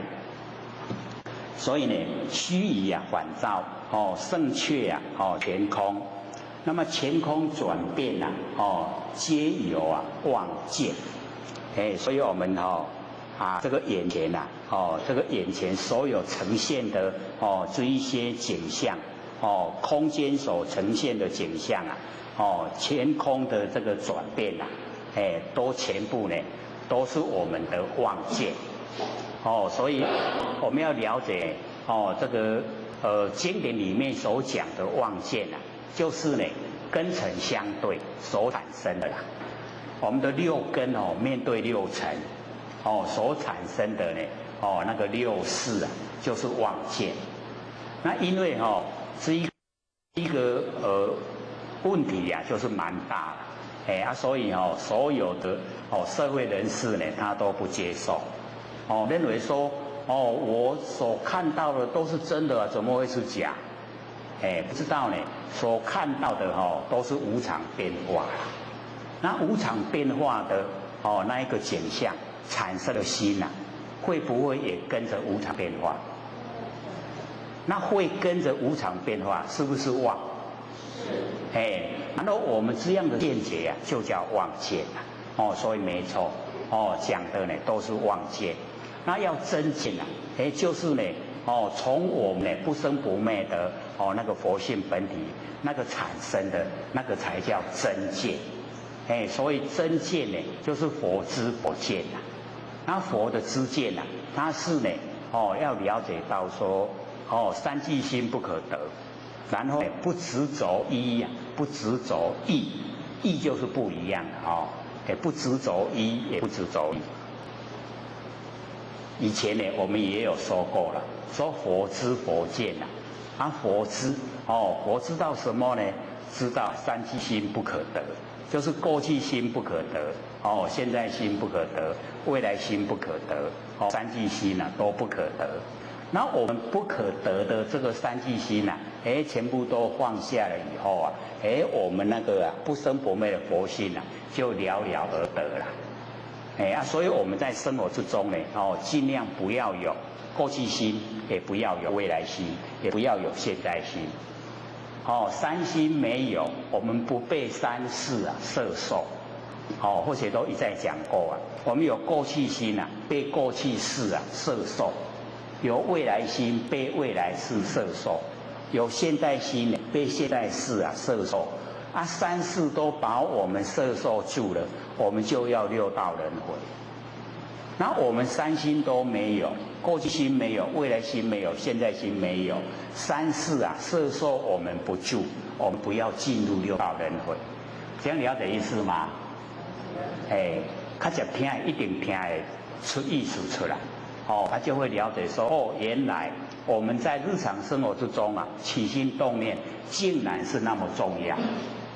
平常我们都以为说，我在起心动念又没有跟别人发生关系认为都是无关紧要不知道呢，我们之所以会在苦海里面沉沦，就是因为我们起心动念。所以呢，对这个念我们就是要加以规范进入正见以后，落入正思维，这个可以除了这个以外就不要了，就万念放下，一念不生正见正思维是从佛性呢产生的。那产生那个呢都是正确的那个八正道的部分所以我们可以用。那除了这个正见正思维以外那就不要都是妄见妄见变化无常我们知道就好知道了就好所以这个前空转变皆由妄见。那么不用求真唯悉习见这个不用求真这个在我们这个修持来讲好像跟我们是不是要跟我们作对我们真的在求真怎么说不用？各位知道这个意思吗？跟那个那个张轴秀才悟道记那个一样的趋向真如亦是邪。各位有听吗？什么意思？假如说知道趋向真如亦是邪就知道这一句不用求真的意思就会出来因为我们当下就是真，不用再求真了再求真的话我们就变成这个将心起心将自己的心又来取自己的心然后头上又安头，多余的啦所以这个不用求真，本来就是真的，我们已经本来就是佛了。那为什么没有成佛？就是讲那一句唯悉习见，把我们的所有见都熄灭所有的见都熄灭我们就成佛了。还有简单不？挺简单可是就是要熄灭我们的见解就是很困难。各位先生，要熄灭自己的见解容不容易？容易。很困难所以我们就是要用一点心去研究，说我们的见解是怎么来的是怎么样才产生我们的见解？那这一些见解它是不可以改变的吗？只要我们用一点心来研究就会了解说原来我产生的见解本身就已经不正确难怪就叫妄见不真，它都变化的所以呢不用求真，维系呀习见，把我们那个见解啊全部呢都熄灭了，它就可以。那么二见啊不住啊，圣末呢追习。二见啊就是两边的见解呀，我们呢不住，不要住在两边的见解。我们呢很容易住在两边呐，对不对？善跟恶，善恶啊就是两边呐。那我们很容易住，我们一定要住在善，这个已经是住在两边了，同意吗？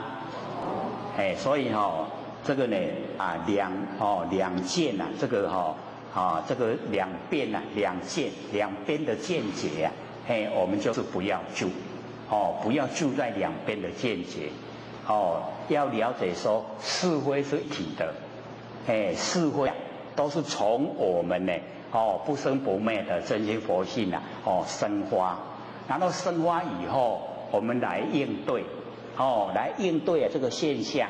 应对的好叫是，应对不好叫非，它是非就呈现。所以是非啊，是我们去应对现象以后才呈现的这个名词。那我们要了解说，还没有处理之前啊，它本来就是一体的，没有是非啦。所以我们要把那个两边都能够融入一体。在生活之中我们是要学啦学把两边的融入成一体。那两边能够融成一体呀，我们就可以省却很多的烦恼呢都消失了。我们因为住在两边烦恼才产生。所以我们二见两边的见解已经都不住了，都不住呢两边的见解。慎莫追习，很谨慎的莫就是不要，我们不要呢去追寻，我们越追寻就会离本来越远，所以我们不要追寻，一样呢万年都放下了，当下所呈现的全部都是真，没有两边的见解，所以我们两边呢不住，慎莫呢追寻，才有是非纷然失心，有了是非，这个呢，公说公有理啊，婆说婆有理啊，那个都是是非啦。一落入是非以后已经呢，我们的心呐，纷然，就是很扰乱、劳乱，已经那一种状态之下，心都没有了，已经失心了，纷然失心，二有一有。这个两边两边的见解从一生发，从我们不生不灭的佛性然后产生以后，我们处理的事情呢，才变成两边，所以这个二从一产生的，二有一有，一亦莫守，连这个一也不要去呢这个默默的去守着它，因为它是一个绝对体，连那个绝对体也是一个假名，假的名称，所以二有一有，一呢亦莫守，一也不用我们去守住，一心呢不生万法无救，只要呢我们一心都不生吃念头，一念呢都不产生万法呢都无救，都没有过错了，所以我们起心动念各位就是要了解到那个起心动念是很大的事情。我们之所以落入凡尘，无始以来为什么会落入凡尘，就是因为我们起心动念，所以我们看呢那个华母那个信子十戒里面有那个三波，那个老母把我们先医先血收回去把我们赶到这个凡尘来，其实那个是讲得比较好听啦，其实是我们起心动念，假如说不起心动念就不要落入凡尘，就不会在凡尘受生了，因为我们起心动念那个念的本身就是业，我们种业净业啦，念头一起来啊，就已经业，那个业啊已经形成了，然后有业它就呢转向以后啊就现象，所以叫一念无明啊生三系，不是听得很熟了吗？然后境界为言又长六出，有没有？不是有听过吗？怎么看起来好像很懵？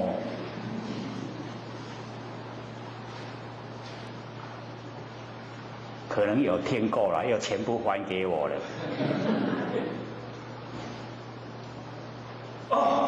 所以再讲一念无明生三系，因为我们一念的无明啊，就是起心动念，这样就叫做无明然后生三个很微细的东西出来，一个就是业相业业啦，咱正业的业无形的啦，无形无相。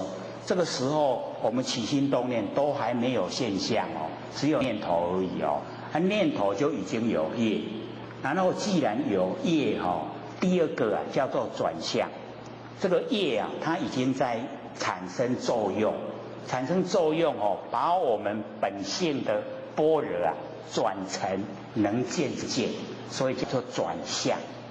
业相第一个，转向第二个，然后呢转向以后第三个叫做现象所以一念无明生三系就是呢业相、转向、现象。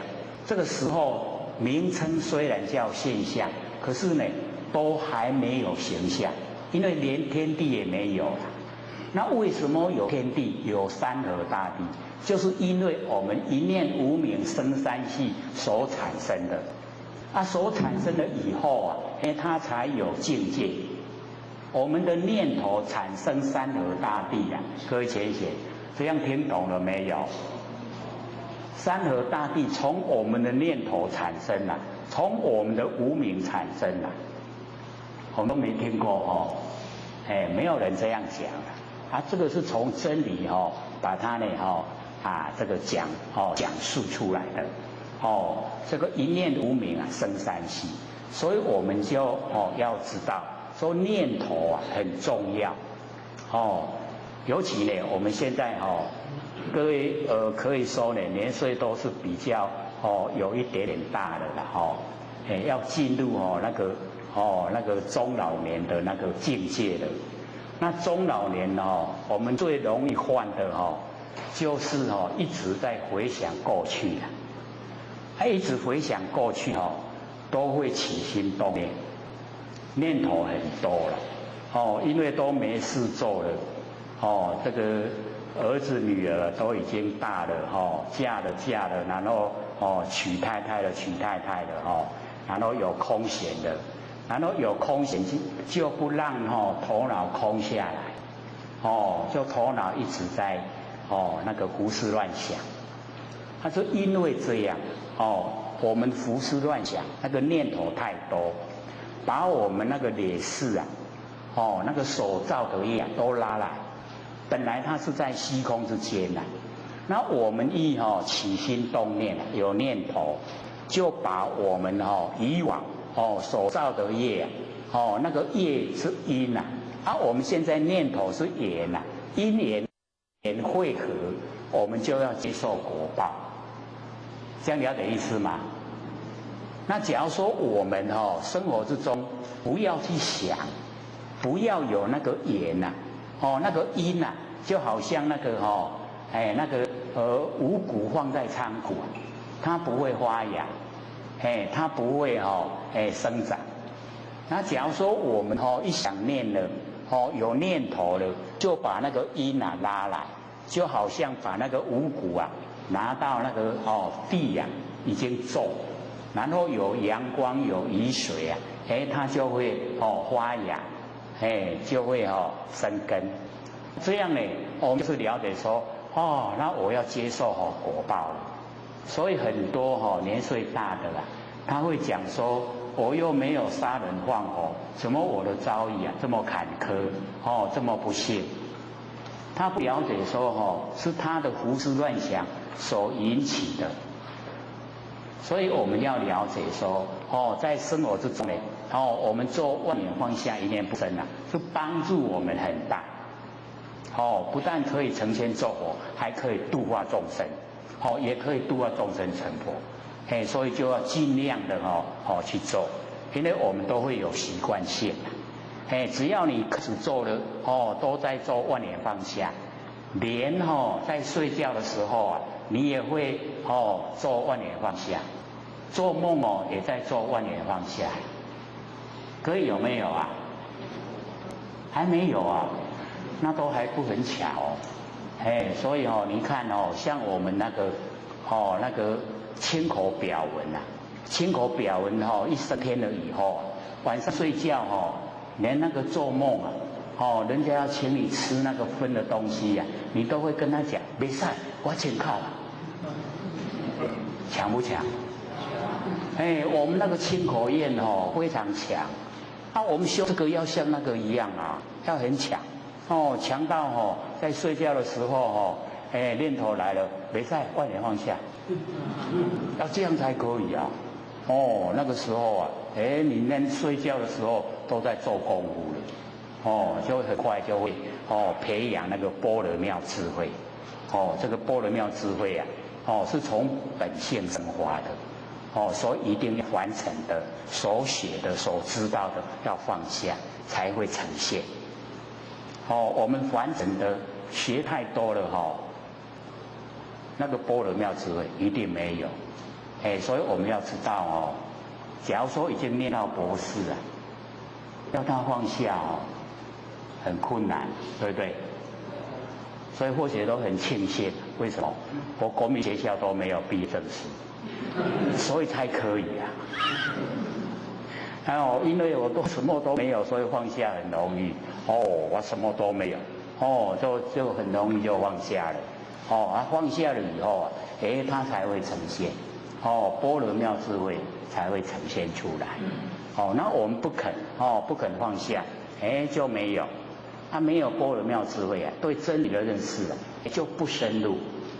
不深入法性呢，我们很多呢，都没办法透彻了解。所以那个了解真理啊，真的是要自己努力的。自己努力呢，你越追求它就越深入。越深入了以后啊，你就会法喜充满。各位有没有法喜充满过啊？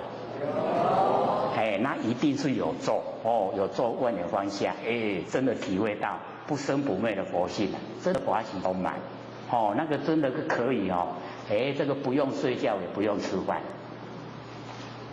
法喜充满以后啊，有没有精神很好？回答都不够笃定。所以我们要了解，法喜充满的时候不会饿，也精神很好。那个阳，我们人了，人是半阴半阳那个时候啊，阳就已经呢很充足了。所以我们了解说自己呀要培养。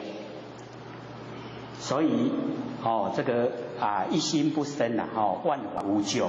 我们只要呢一心都不生这个一个念头都不要有这样呢万法呢都呢真如守住自性这个万法都在呢真如之中都在一真法界之中所以万法都无救没有过错，无救无法不生不息已经没有过错，救就是过错没有过错，然后也没有法所以我们了解说，我们修正了以后就是没有我也没有法没有我相，没有法相就是已经成就了。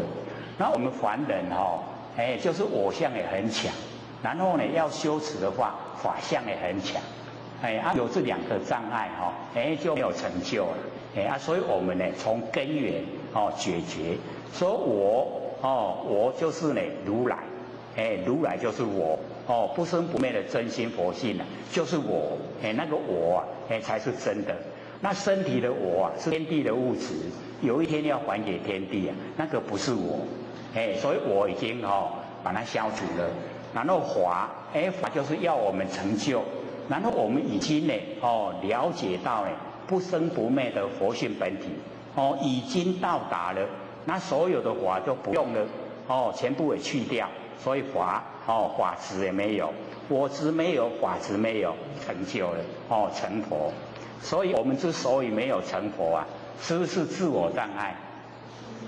自己障碍自己，都是我们自己障碍。所以我们就努力呀，把自己的我相除掉，然后呢，努力呀，到达不生不灭的佛性本体，把法，那个法执啊也去掉，这样呢就成就了，当下都是佛了，我要告诉自己啊，本来就是佛，我们每一个本来都是佛，之所以没有成啊，是被我们自己障碍，一定也要这样告诉自己。那么无救无华，不生不兴，已经呢不生不起心动念，然后也不进入啊，那个生灭的世心，我们已经呢不生不兴，那么能有这个见灭，能那个就是心识的功能，我们的心识啊，认识的是心识的功能。那个能呢？心识的功能，境呢就是现象。我们心识的功能呢？由现象灭。假如说呢没有现象的话，我们心识的功能啊就没有作用。这样了解意思吗？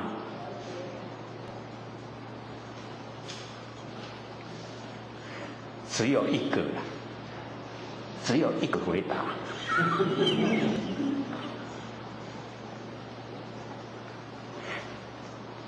我且在43岁啊，那个领悟真理的时候啊，那个是高兴的不得了，所以也就是一样差不多100多个人在听就像刚才一样，只有一个听懂了。我讲啊，哇，你讲得这久了，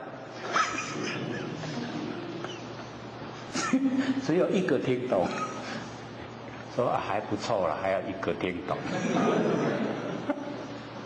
然后经过1个礼拜，另外第二个人来问我，说你在讲的是不是这个？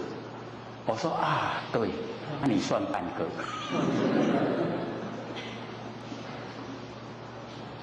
或许43岁，经过30年的领悟把那个整个那个内容都讲出来，大家听了都。真的是很茫然在那讲啥，都听不懂。后来都或许一直在想说，可能是传达的那个意没有很清楚，所以听不懂。慢慢修正，慢慢改正。那到现在67了，又经过几年了？43了，67了。有20几年了，对不对？那加上前面的30年，这样几年了？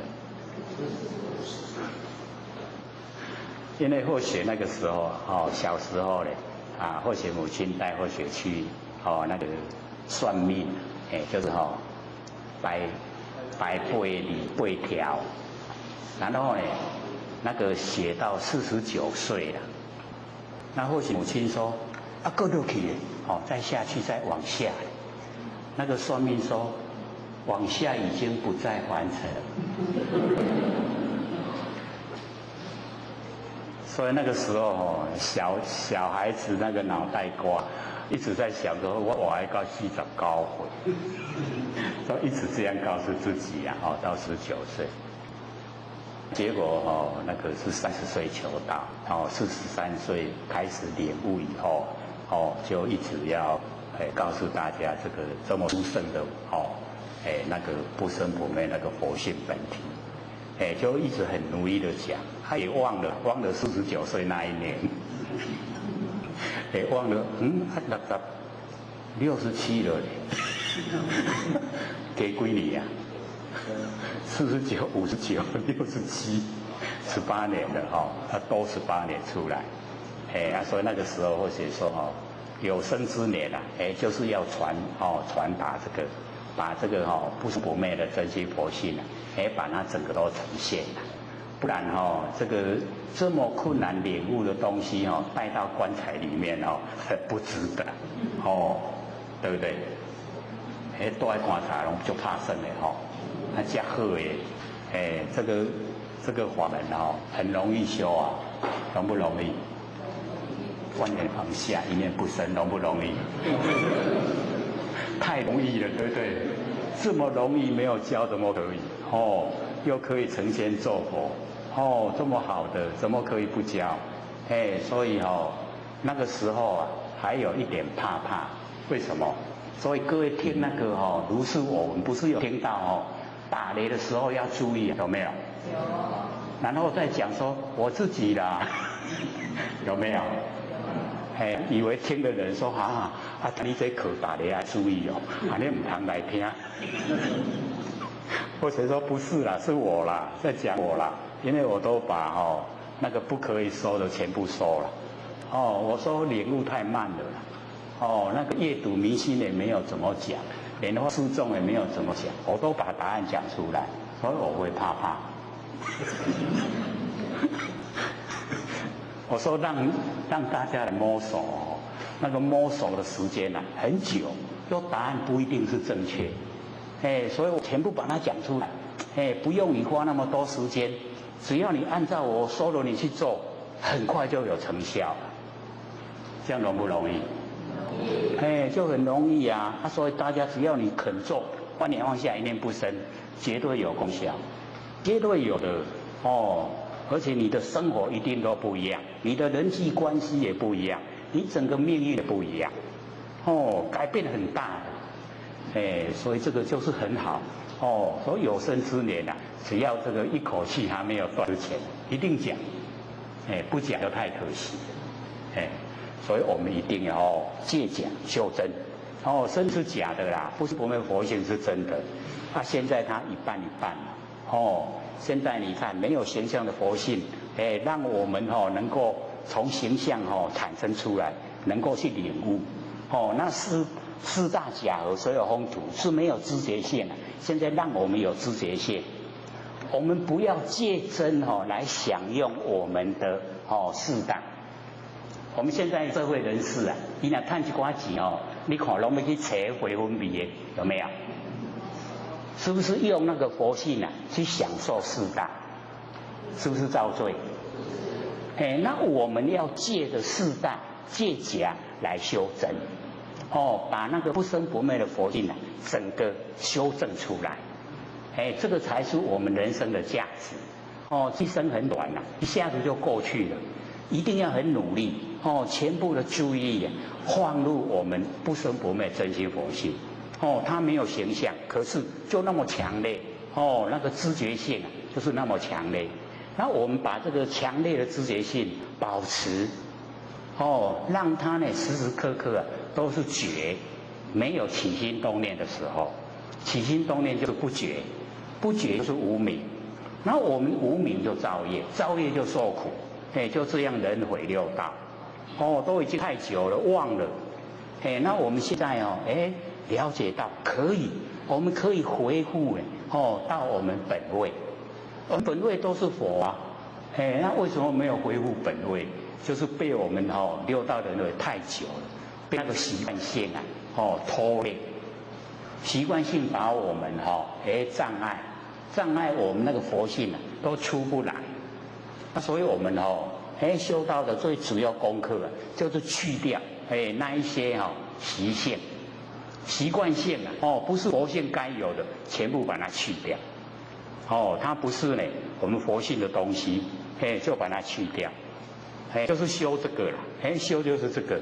那佛性的本体不用修，只要你领悟了，你的知觉到了，你知见已经到那个程度了，就已经是了。所以那个怀让就讲，染污即不得。你要把佛性染污没有形象可以染污吗？染不着的。哦，我们那个佛性啊，没有形象，所以你要它染污吼，你染袂污啦，染袂掉，染污即不得。可是哦，修正啊，即不无。还记得吗？怀让禅师啊，哦，怀让禅师见六祖的时候，六祖不是问他吗？说你是什么地方来？哦，哎啊，怎么来？不是有问他吗？哎啊，那个哦，六祖的意思啊，说你这个佛性是什么东西啊？这个佛性是怎么到这个地方来？因为在那个五灯会演里面有记载，我们六坛经里面没有了，没有说经过8年的时间去领悟。我们六祖坛经直接就回答，可是那个五灯会演里面是记载，那个怀让禅师被六祖这一问他就回去了，回去利用8年的时间他把凡尘的所有东西都拿来比佛性了，说佛性是这样，不对，佛性是那样，不对。经过8年，把所有凡尘的东西都拿来比对，比对说啊，收拾一物即不中。那一句话是经过8年。我们看六祖坛经一下子就过去了，唔知讲人遐尼啊用心。然后呢，六祖一听他说，已经有一点味道了他问他说，还可修正佛？他就讲，修正即不无，染污即不得。那个怀让禅师这样讲。然后呢，六祖听到说染污即不得他就说真的是领悟了，就跟他讲说，即处不染污是知佛之守护念。如亦如是呢，无亦如是，有没有？各位都还有印象我们六祖坛经所以呢，我们要了解到那个染污即得知佛之守护念，所有的佛守护念就是这一个染污即不得的我们那个真心佛性那个本体你要染污染不得，可是呢，修正即不无，因为我们落入凡尘6道轮回太久。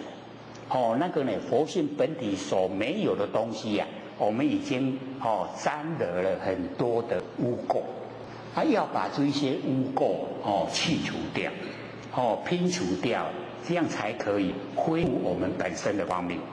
我们佛性本身它是很光明，因为我们在修道的时候会想说我自身暗蒙蒙要改加强佛性光明。就是要加明在佛性之上因为我们这一加明就变无明。本来它本身可以发出光明，可是因为我们加入我们的意念咱讲要改加明，要咱的佛性光明咱会记你加伊的光明那袂记你加咧变黑本来是常住的叫变生灭所以咱众生拢加有假搞的，所以一研究真理就会了解说是我们很多的那一些理念我们的念头不正确引起我们有一些那一些呢不该有的毛病出现。那假如说我们的那个理念观念都正确，跟真理呢不相呼应那就对了。所以呢，我们就从呢那个历代所修正的他们讲的话，我们去探讨我们的毛病出在哪里。我们探讨以后，我们会了解说我们的毛病出在哪里。假如说呢毛病呢都已经消除了都已经清除掉了我们就可以恢复到本位了真的可以都是呈现作佛。所以这个呢，就是要一定呢，要用心的追求，绝对可以成就的，所以我们了解说呢，这个能由见昧，然后见主能成，这个见就是现象，然后见随着我们呢，那个心事的功能。那个呢能就是我们心识的功能，我们心，我们那个六尘的，六根对六尘产生六识的心呐，那个心，它认识的是心识功能，这边的能啊，就是心识功能，那个境啊，就是外面的景象形象，那么境呢，随着我们心识的功能而消除，就是呢，境啊，我们心识功能没有了，境呢，就呈现不出来，就没有现象，所以呢，上面呢，能有境昧啊，境足能成，那么境有能境，这个景象啊，现象那个境啊。就是因为我们有心识的功能，它才能够呈现的，所以境有能境，这样懂意思吗？因为这边它一个字啊，就代表很多意思啊。假如说我们没有了解就变成文字的游戏呀，这样懂意思吗？所以一定要知道它一个字一个字啊，都代表蛮多的含义。像能就是心识的功能，像境呢，就是六尘，就是呢外面的景象，外面的景象啊，一定要有心识的功能，景象才能够呈现的。这样了解了吗？假如说还不很熟悉的话各位一定要拿那个DVD 还是 MP3 还是 CD 拿回去反复的听，把它听得很熟悉啦。熟悉以后就很简单了因为我们没有听过会觉得它很深。假如说你很熟悉的它就很简单了，这样知道吗？那假如说我们懵懵懂懂弄要清不想去联系的去研究的话，永远都没有那个了解的时候了。那只要我们肯用心去听，你个听，味道绝对会让你听出来。你听出来以后，你就知道说以往的那一些修道者怎么这么努力能够呢把所有的那个修持过程都讲出来。会有什么现象也都讲出来，怎么会这样也讲出来。那我们从这一些呢，我们可以得到我们学习的榜样。那我们有榜样可以学习了，我们一样可以成就。所以我们在讲那个说通及心通的时候不是讲得很久嘛，有没有？那个都是修正者的那个经验谈，他们的修持的过程他们把它讲出来，所以你按照这样去做，这样去修，你一定可以成就。我们就是汲取这一些已经修正的那一些经验，来帮助我们免得摸索的时间太久。像或许也是都要了解这个心理心法，明心见性，竟然摸个30年。各位浅显，我们要说摸个30天放不放弃？假如说30天还不放弃30个月放不放弃？好啦，哇，这困难。现在人佫较无迄个耐心3分钟，快不快？那个不要研究了，太深了。3分钟，放弃了。所以我们是了解说这个以往那个老一代的，像或者这个年岁的60、70岁的那个年代真的是不一样的。那个观念那个做法，那个新的里面的内涵，跟我们现在的年轻人都不同的不一样。所以现在看得都很，应该说顺眼还是不顺眼？不顺眼我们修道人不能不顺眼，是看他们的作为我们就是了解到佛性都是一样的平等，只是他的那个行为啊，或许都会讲说因为以往啊那个荒山野外啊野兽很多了，它都被我们人把它打死了，杀了吃了，现在他们都转世当人了啦，所以很多都是衣冠，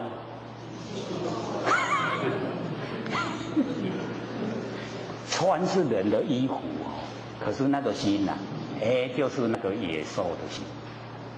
所以以后我们遇到那一种心力不好，就不要难过了，你就告诉自己这都黑来出息，这样就好了啦，就不会难过了，所以我们了解要经过好几代，一代一代，第一代的时候大概只有3句话：存好心，说好话，做好事。第一代，该讲这3句就好了，你要度他求道，大概也度不动，那慢慢他在第2世再来的时候啊，他有空的时候，好啦，我跟你来庙听经，那个第2世也就有一点善因了，就肯了，所以我们要了解说我们坐在这边听上圣佛法，各位浅显，我们经过几世了，绝对不是说那个野兽来转世的，对不对？只要说是野兽来转世第1生的话他坐不住了，这会掉啦，他绝对不会听的，要经过很久累积啊，我们讲过先行善，让那个善生根，善根有了，要让善根成熟，你才可以得到善知识的引导，是不是要一直累积？然后我们现在佛性啊已经有种佛因了，所以要熏习，稳心稳修，一定要听反复一直听，听到你很熟悉了，那一些东西啊都是你的，都是从你的不生不灭的佛性本体发挥出来，都是很真实的，一定呢要自己加强，追求的心要强烈一点。想不想成佛啊？可以的。还剩下这个给各位提问的时间，各位有问题吗？没有说我们在讲，这个信心灵，有没有人要问？好，请说。老师，请一下，那个假使想要做梦，会不会有考验跟阻碍？你刚说道高一尺，魔高一丈，是那个。什么尺？假尺？假使啊？假如啊？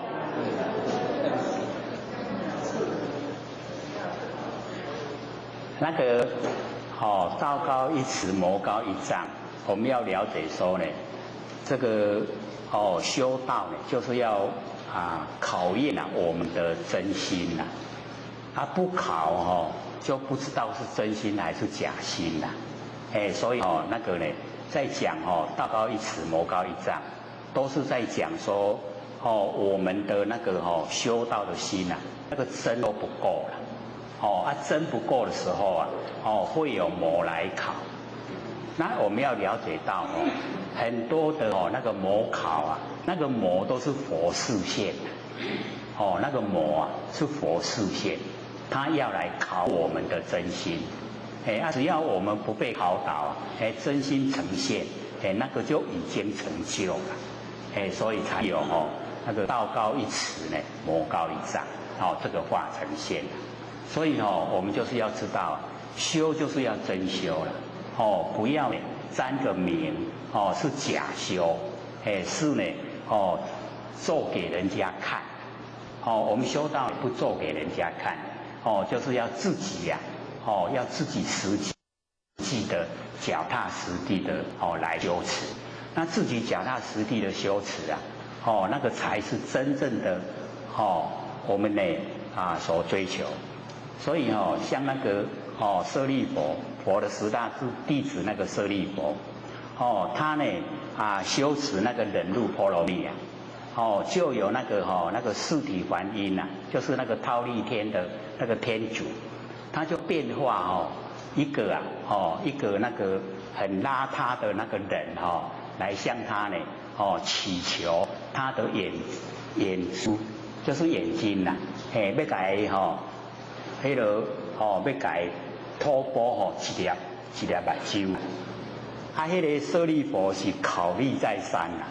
伊讲我目睭一蕊互你，我就变出一蕊尔咧。他就考虑再三，尾也是讲好啦，我都咧修6度波罗蜜内底就忍辱波罗蜜也好，就乌一互伊，乌一蕊互迄个忉利天的天主变化迄个人，迄个人就要甲伊考验。伊摕到伊的目睭的时阵甲摕来鼻孔鼻啦。伊讲你这修道人是咧安那修啊遮臭土，修甲你目睭这味咧遮歹，所以甲等咧涂骹脚骨直直甲站啦。舍利佛讲我这暂时也无目睭。布施互这款人都无应该布施互伊，所以他就被考倒了。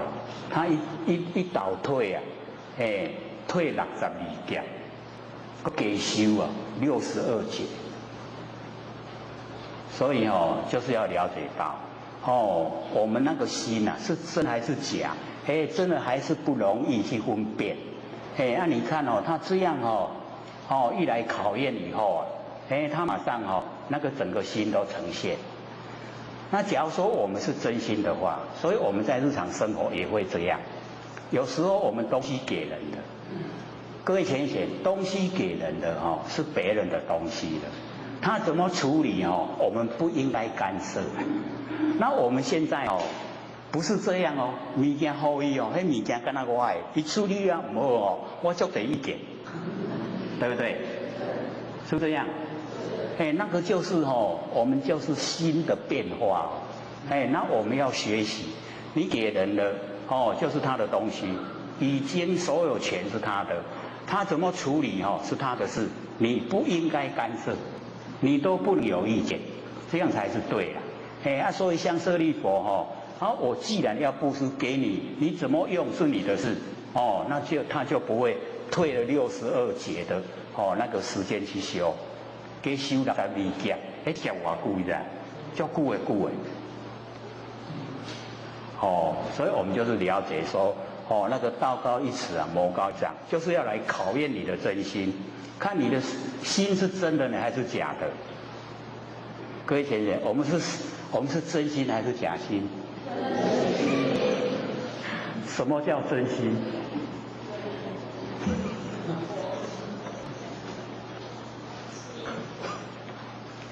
所以我们在凡尘应用那个都是世心世心是妄心，是假的，不真。真心呢是万念放下，一念都不生的时候，那个才叫真心。什么心都没有的时候才叫真心。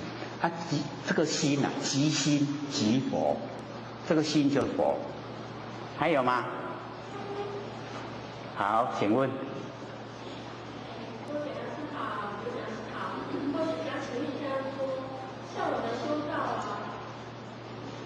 我们修道在我们的世俗里面会遇到一些事情，那有一些事情呢，就是说或许有种感觉，就是说会重复再遇到一次，就是说类似就是说考不过再来考一次，考到合格为止这样。所以说，那我们面对这样的事情的话，是不是一样就是事来则易，事去则这样？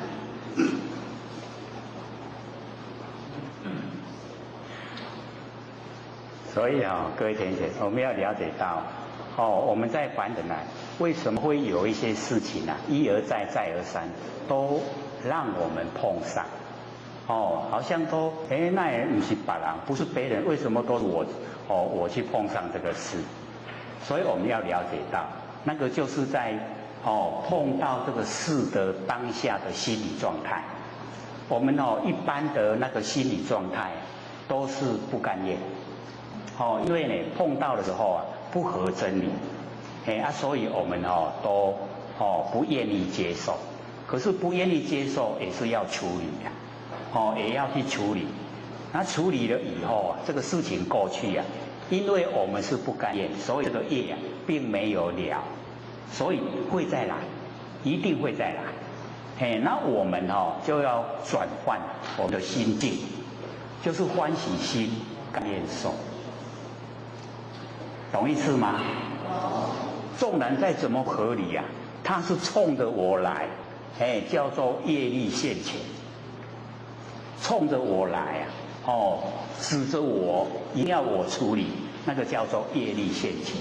那业力现前要了业的方法，就是欢喜心甘愿受，逆来顺受，全部呢都接纳，接纳了以后是一个业障就了掉，了掉以后就没有瓜葛，他走他的路我过我的桥，已经没有瓜葛。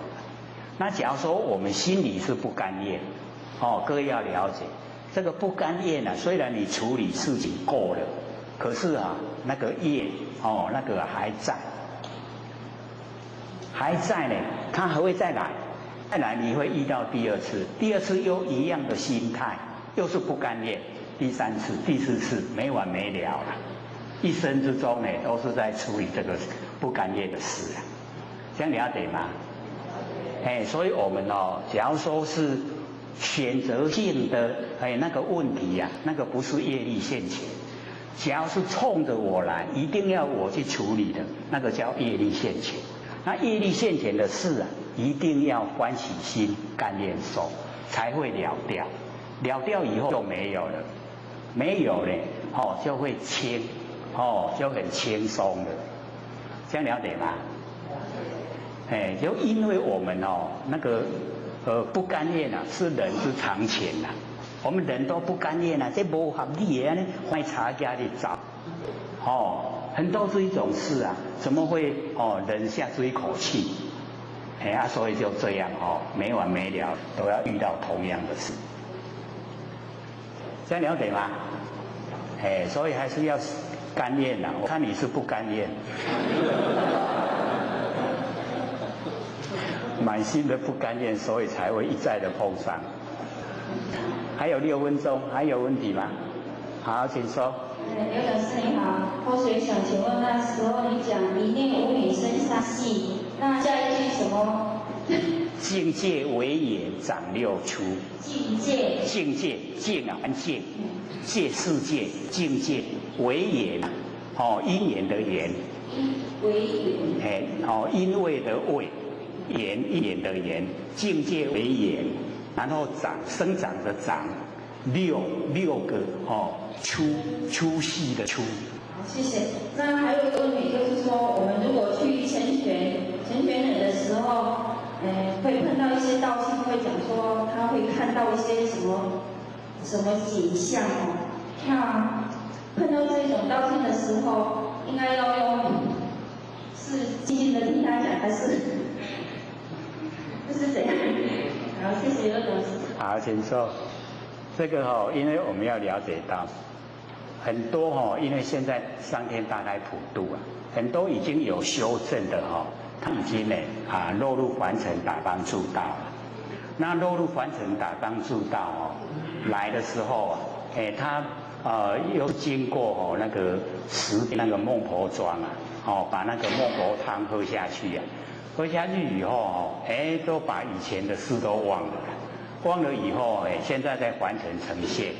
那呈现以后我们要了解有一些它会陆陆续续的把那个功效都又浮现出来，所以我们想去成全它，其实有时候它的程度都比我们高了所以要了解说有时候是要被它成全所以或许都讲说，我们一般呢，就是要真正的实际的对真理了解，然后要成全众生呢，就是要让他产生对成佛有十足的从内心产生的那信心，这样才算是成全众生啊。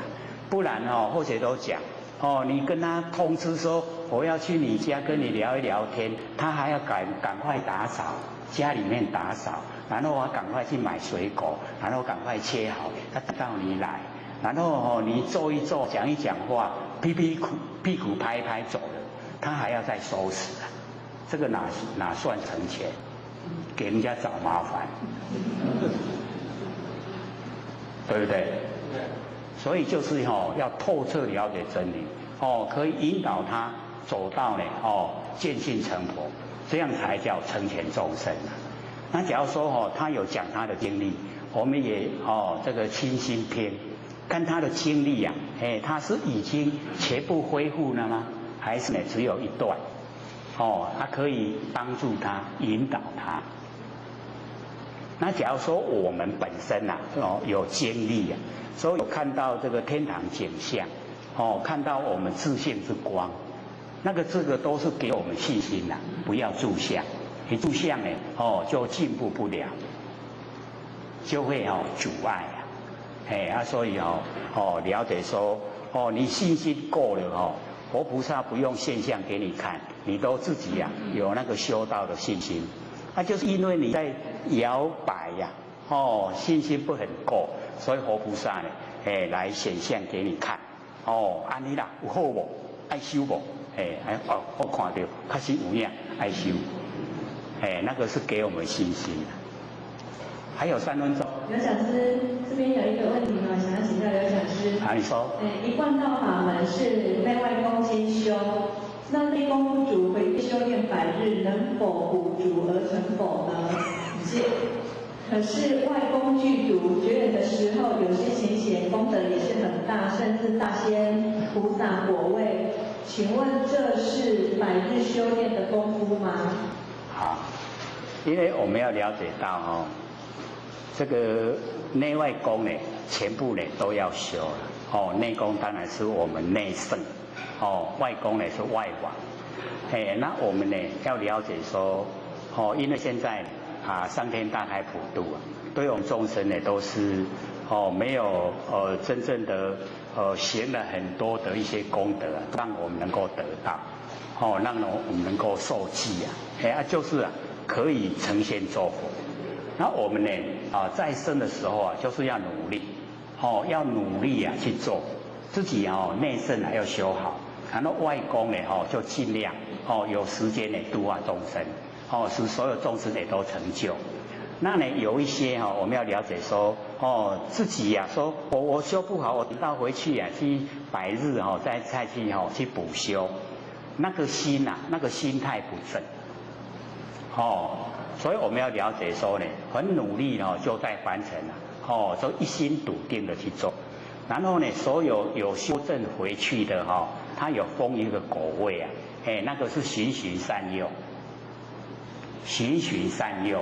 因为在凡尘毕竟还有很多他的那个道心，他的祸邪在看着他，懂意思吗？所以给他一个果位，给他的一些祸邪道心有信心。他呢修正一定要在凡尘。他很多啦这一些呢，我们了解说回去的这些大仙呢，他们在凡尘那个努力都值得我们效法，都是很努力可是那个都还不就见，都是呢有那个18000的逍遥，可是往后呢还要一样还要再落入轮回。还有时间到了，下课。这个佛学占道天师的老千见大德，以及感谢呢各位贤贤给佛学机会学讲我们呢讲这个信心明各位都听懂意思吗？因为刚呢有一个浅显跟后学讲，说呢那个净足能成，没有解说了。上个礼拜我们没有解说这一句吗？有没有？有，知道意思吗？那个我们了解那个见就是外面的那个形象，那个就是见。那个能就是我们心事的功能，心事的功能。所以我们呢从那个第一句能由见昧。我们心事的功能由呢这个外面的形象，外面的形象假如说没有形象的话，我们心事功能呢它就不会有作用。所以那个能就是心事的功能，见呢就是外面的那个形象。那么第二句那个见足追逐的那个足，那个就是随着的意思。就是你外面的形象会随着我们那个心事的功能，然后成就是不见的啦。外面的形象随着我们心事的功能，然后不见。因为我们要了解到很多呢都是我们有心的时候显象才会呈现。有心的时候假如说呢，我们心不在焉就视而不见，听而不闻，知道这个意思吗？因为这个每一个字它都有含义在，所以我们就这个仔细来体会那第二句那个见足能成。就是见随着那个足追逐呢，就是随着了随着我们的心事功能，然后不见。我们的心事功能没有心的话，见就没有了就没有见。所以呢，见由能见就是外面的形象因为有心事的功能，所以才会呈现所有的景象。这样了解意思吗？一字一字拢有伊的意思在啦那么能由见能那能就是心事的功能我们心跟认识都是因了有景象，我们心事的功能才有作用才有心事的功能。这呢这个能跟见了解了吗？知不知道呢？因为刚后学来的时候呢，有一个浅显的跟后学说，那个见足能成不知道他的意思要后学说在上课的时候再解说，那懂了没？就是见外面的形象会随着我们心事的功能，然后不见了就成就不见了。那么意之两断言是一空，我们上个礼拜有说吗？还没有所以这个两断就是两边我们要知道这个两边原来呢都是一都是空，两边就是善恶阴阳，所有凡尘呢都是两边。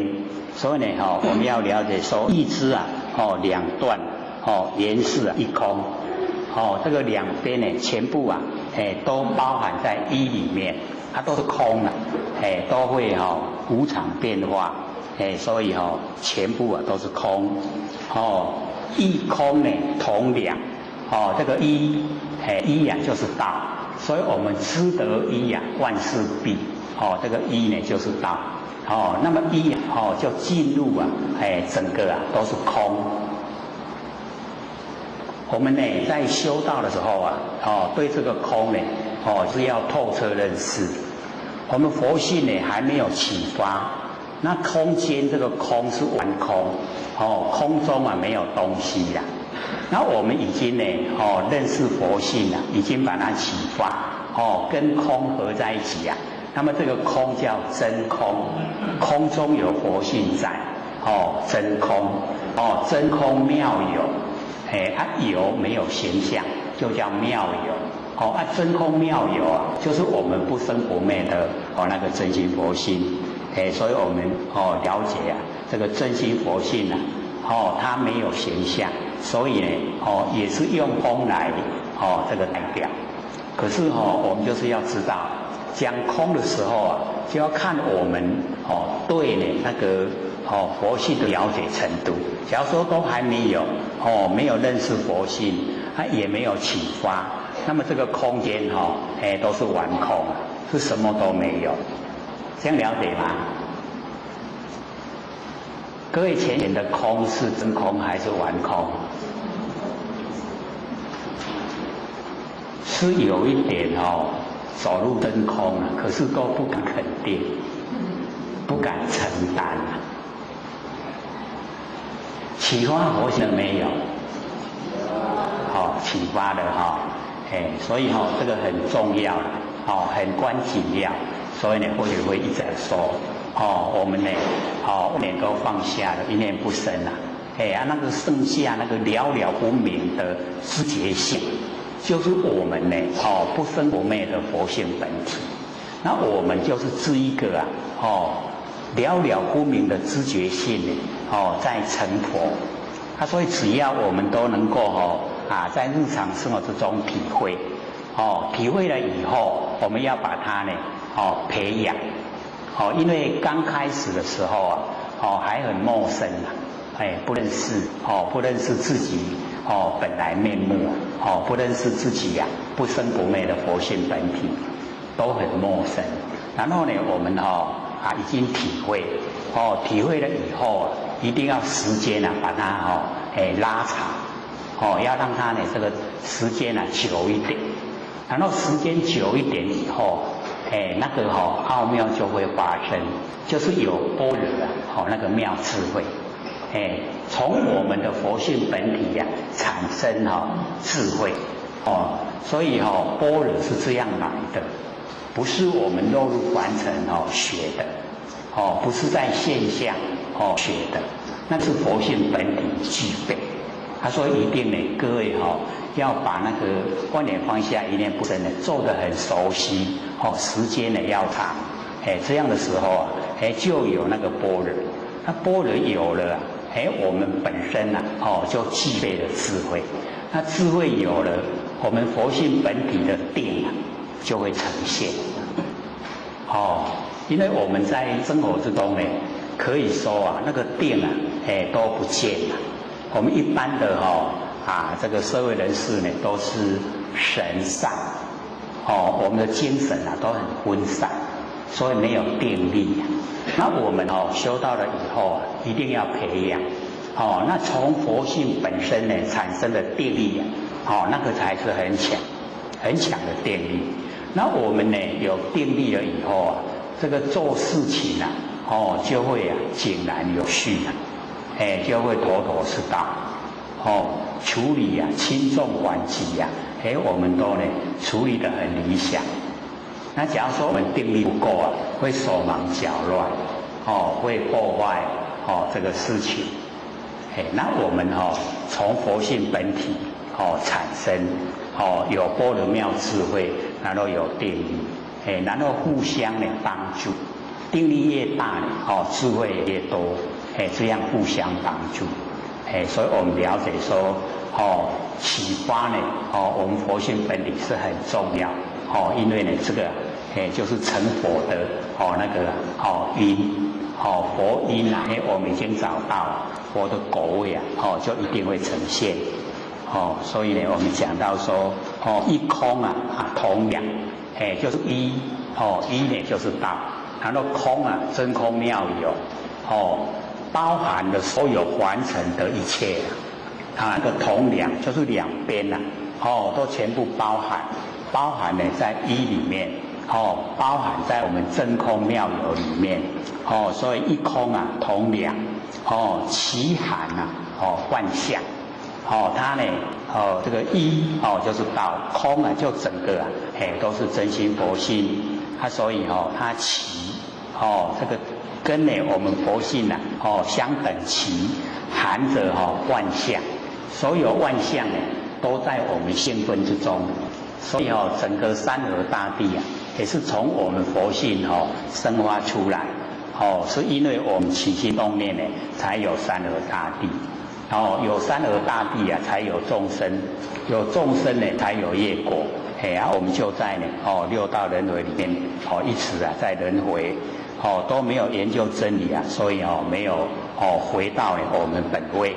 那我们现在呢，就是努力啊，能够研究，回到呢我们本来都是佛，每一位贤贤啊都是佛，所以一空呢通两，其含万象。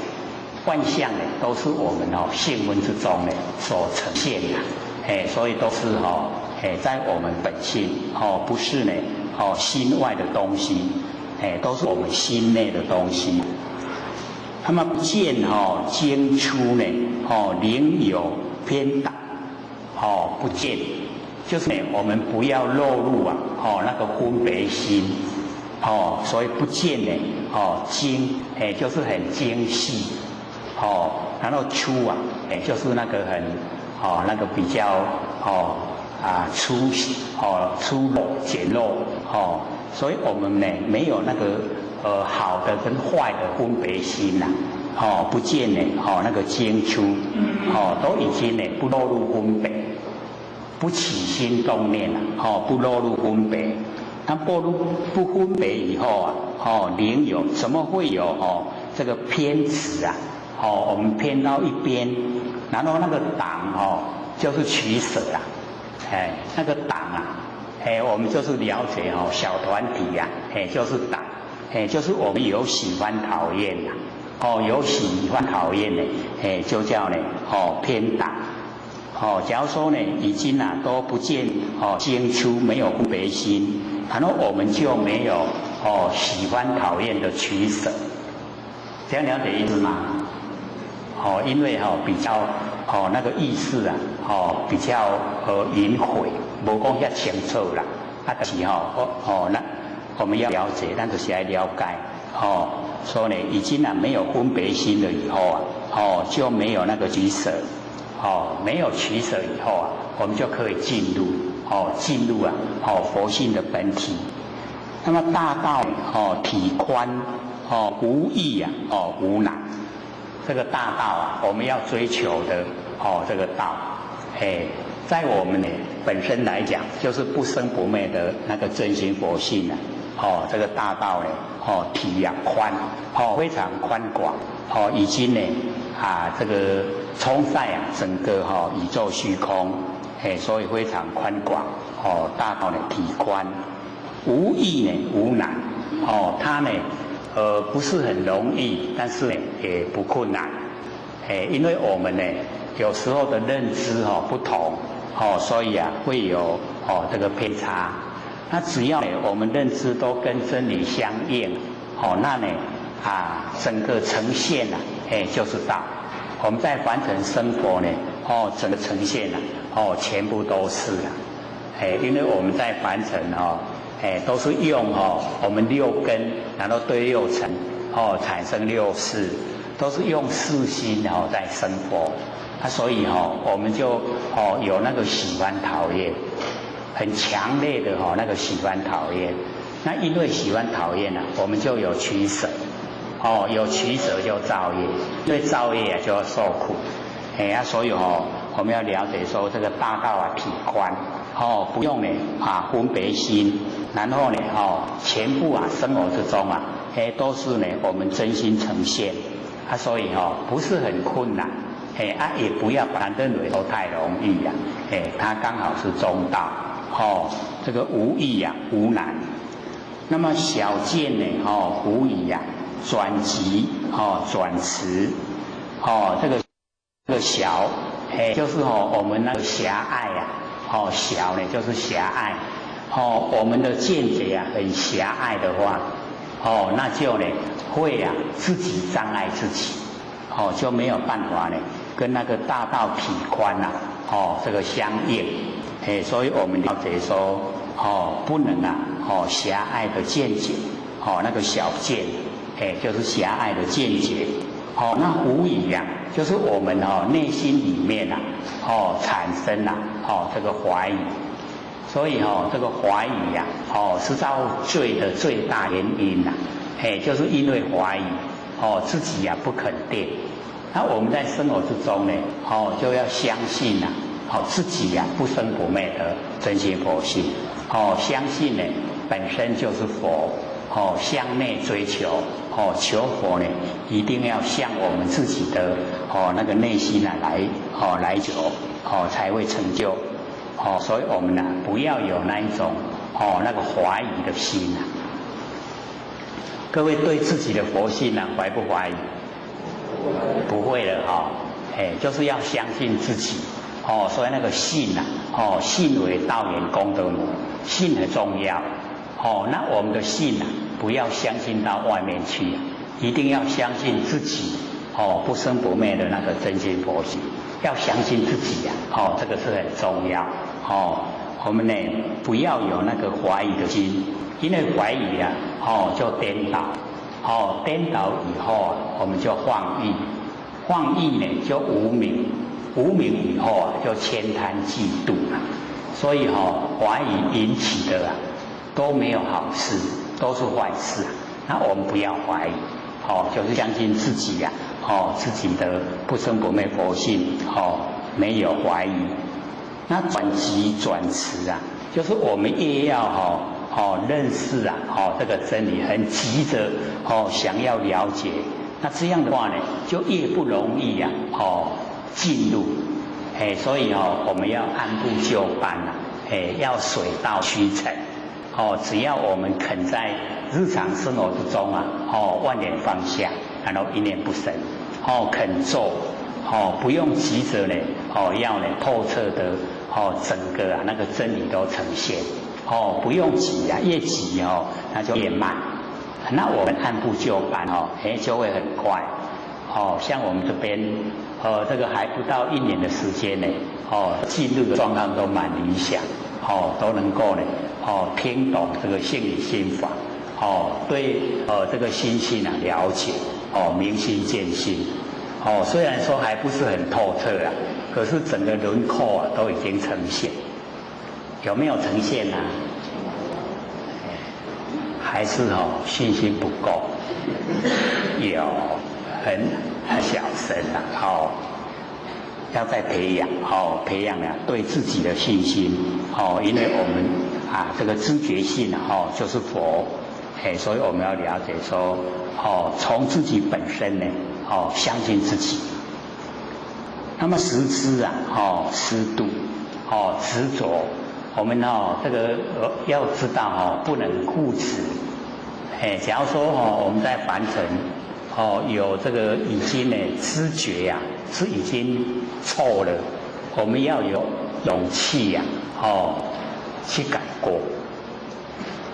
人啊难免都会有错的时候了，像那个护身颜回，他也都会有过错，可是呢他的告诉我们呢，就是不恶过，就是一次错没关系啦，不要错第2次，就不恶过，然后呢不迁怒，这个呢别人对我的侮辱啊，不不把它转移到别人身上，所以那个护身告诉我们，不恶过，然后不迁怒，所以我们这个了解说不要执啊，不要固执。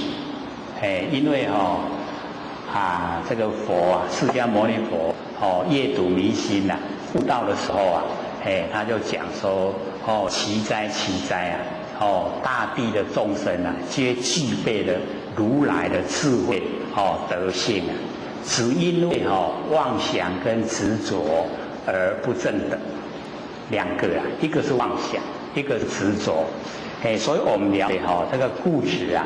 我们的固执啊，都是蛮深根蒂固的各位对自己的那个固执啊，认不认识？深还是浅？深啊。所以我们了解择善固执还可以啦那假如说我们知道已经不合真理还固执，那就不行了所以那个执啊假如说我们固执的话，然后就会失掉那个真理的法度就已经呢会这个害我们自己本身啦。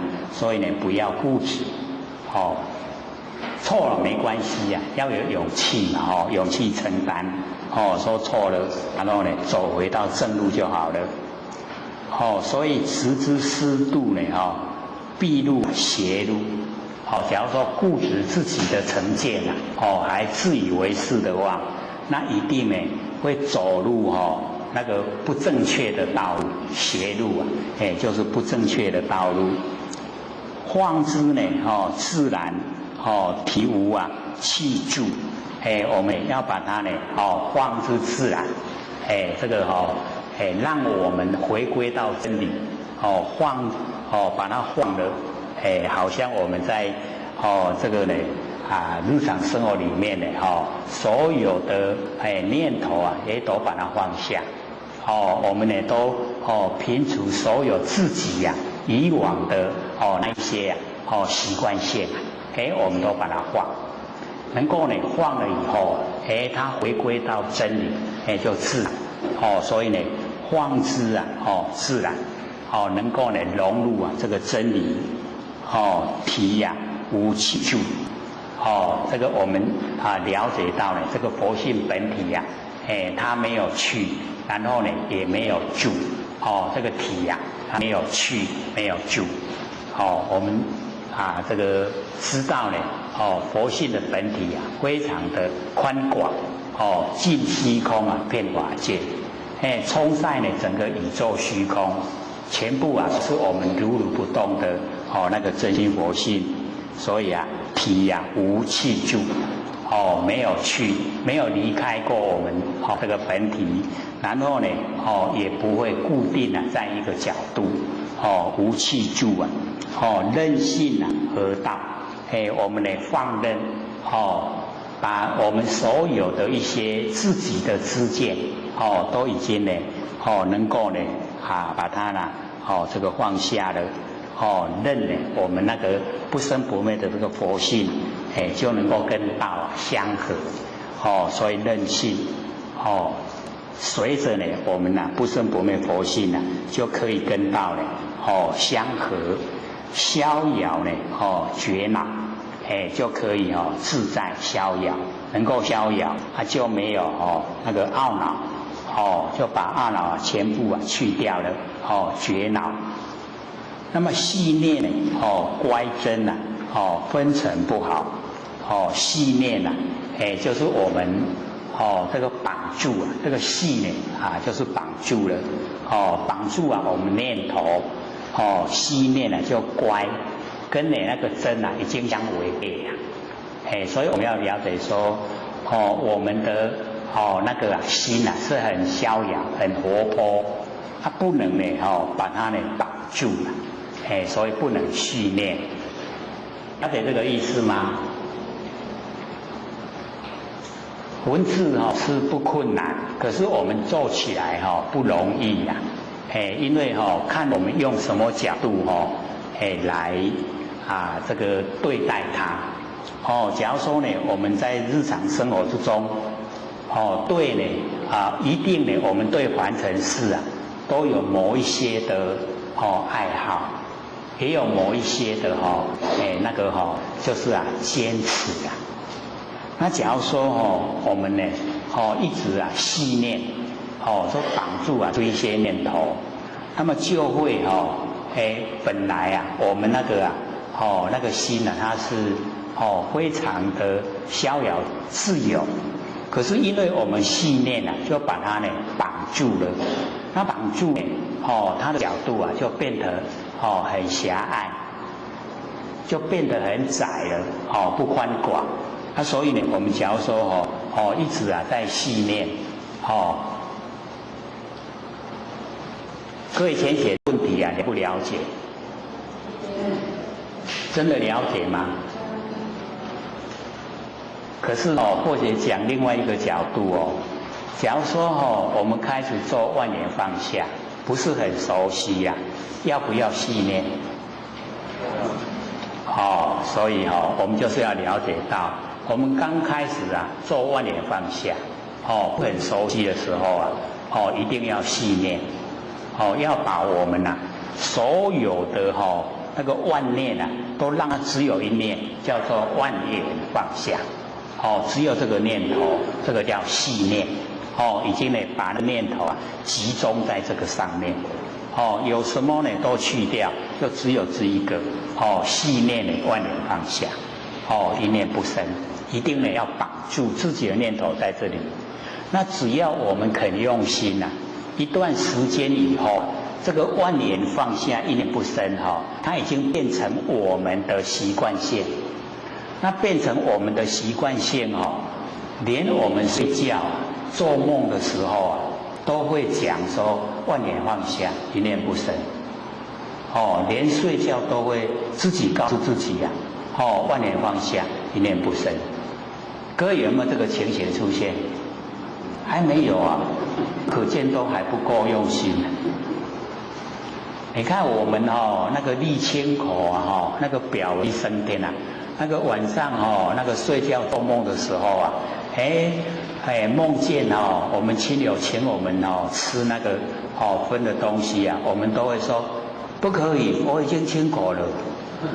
你看那个很强烈为什么？因为我们很在意，很强烈。那我们呢做这个功夫要跟那个一样，就跟我们呢立清口那个烧表文已经表文升天了，我不可以再违反。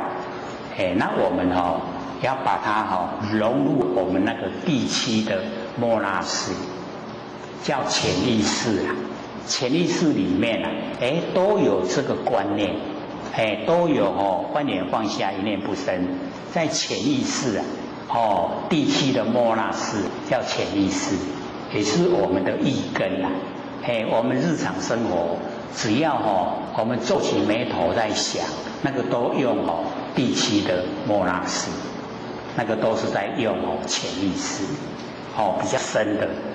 那个第六的意识比较粗浅，第七末那识就很深了。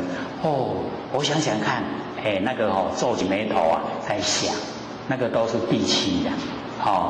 各位有没有用过第七末那识？都唔爱想代志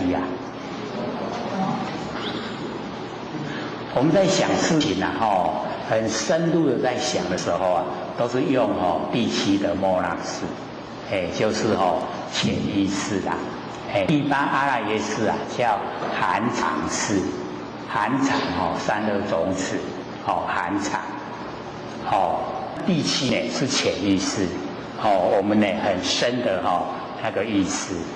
那我们平常都没用，都用第六第六的意识就是粗浅，我们日常在用，马上看马上知道的那个呢是第六。第七就是我们用心的。那我们在修持的时候有一些就是要让它进入第七的末那识。我们呢让我们那个很强烈的那个欲愿都在那个潜意识里面它有都在，它会自然呈现所以我们在不知不觉的时候那个第七的它就会呈现。各位认不认识第七的末那识潜意识？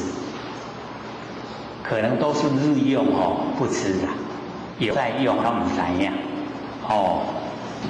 只要我们皱起眉头在想，那个都是第七各位都没有用那个深深的那个皱起眉头想事情吗？它有就是了那个就是第七的末那识就是潜意识所以我们呢要把那个很重要的信息都进入我们的第七末那识让我们呢这个连晚上睡觉都一直在做功夫万念放下，一念不生，万念放下，一念不生，这样会不会？想不想做啊？看起来意愿都不高。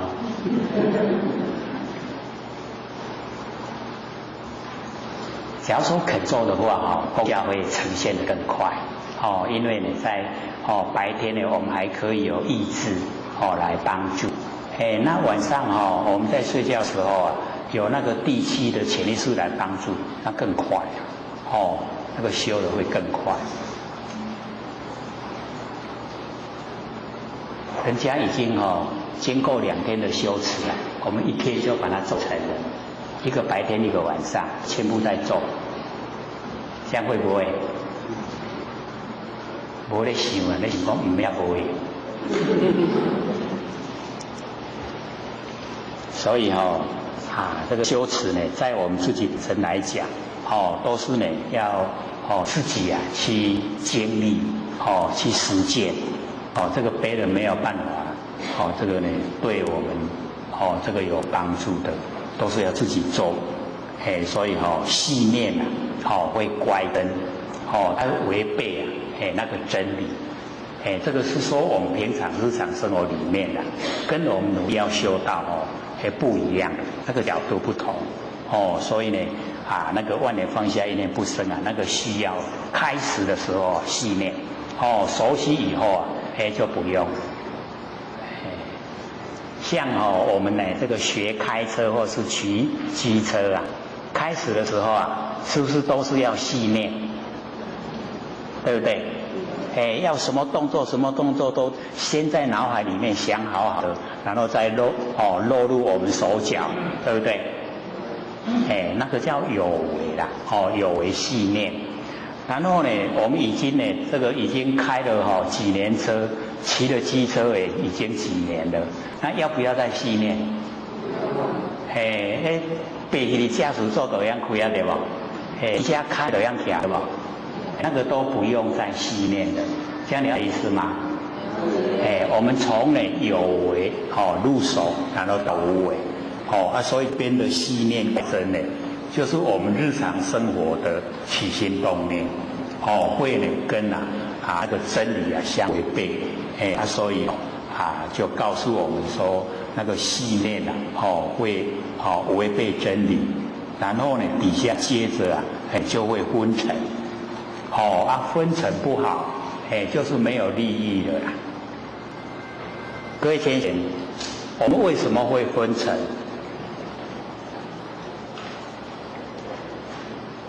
为什么会昏沉？昏昏沉沉的。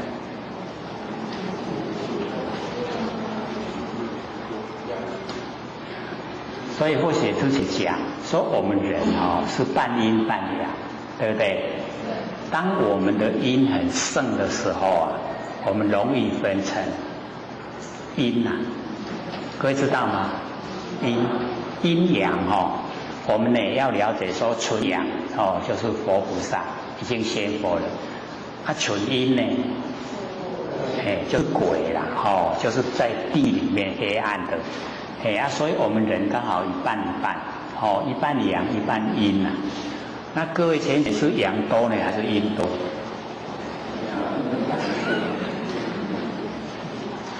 还一半一半我们要培养那个阳要把它呢培得很充足那也培得很充足的时候我们精神会很饱满。那假如说我们在凡尘心容易外放，就是很喜欢呢外面的景象，那个心外放，会把我们那个身上的一些阳都用掉，所以就会昏沉，所以昏沉不好，因为接近那个地狱鬼，所以昏沉不好，我们就日常生活就要培养，那个负面的。那个心里面骂人的也不要有。各位有没有在心里面骂过人这个倒是比较诚实的，一定会有啦。心里面骂一骂就舒服了那个很容易解决啦骂一骂就解决了就没有问题了。所以我们了解说呢，那个昏沉就是我们的那个阴啊比较多不好不好呢劳神就是我们这个很劳碌我们的精神。那为什么我们劳碌精神？就是呢太投入完成事完成事我们太投入的话那就会呢这个劳碌精神就会昏沉了所以那个呢这个不好呢劳神各位日常生活之中呢重点都放在什么地方？重点找不到吧？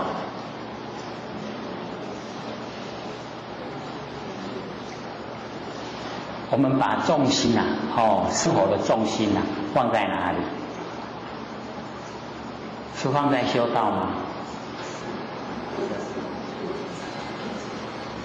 没有怎么没有人放在修道？都放在生活上吗？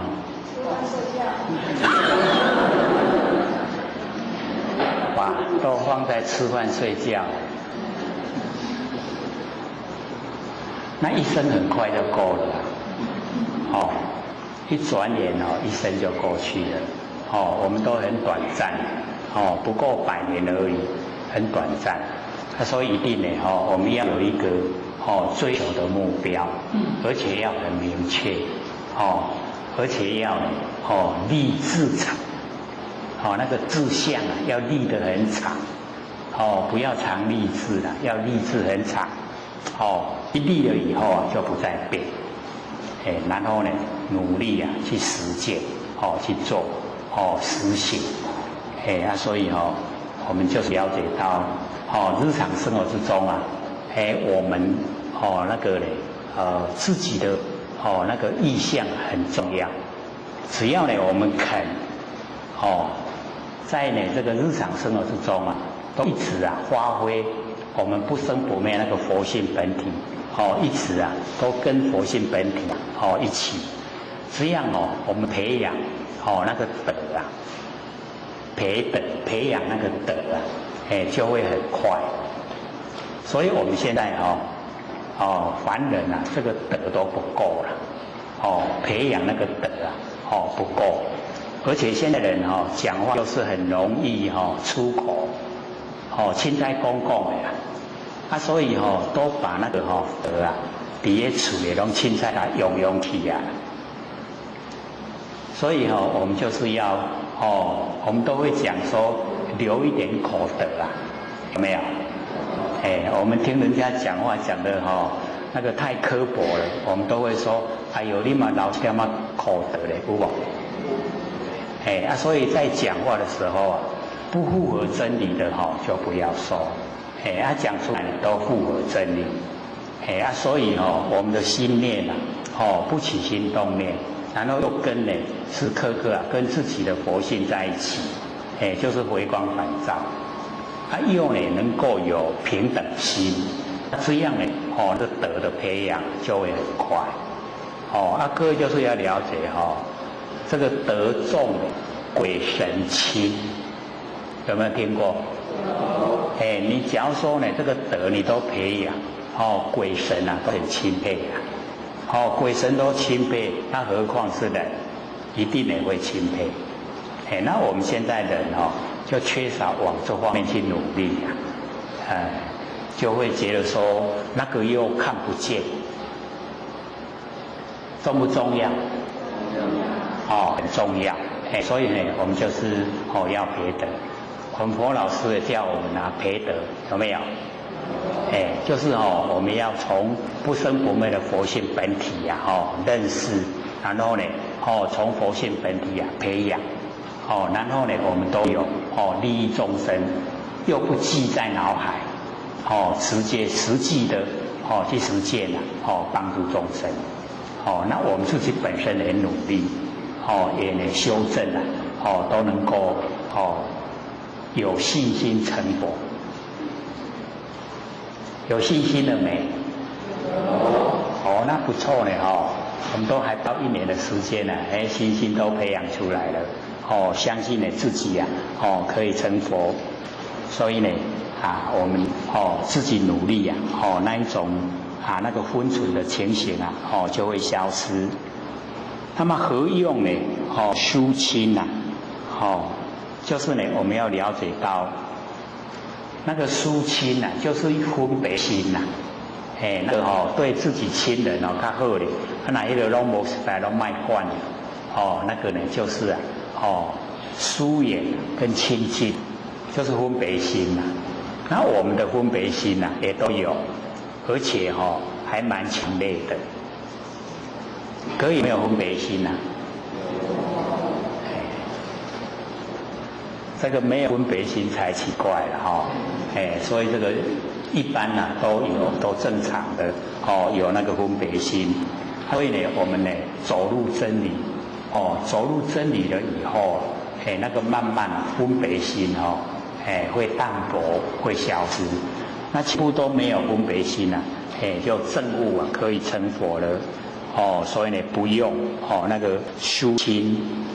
那么意取一圣就是我们呢要取这个一圣，一圣呢就是佛圣就是我们希望都能够成佛所以各位学姐要了解说，我们呢看佛经里面它都有那个下圣、中圣、上圣，然后有最上圣，有没有？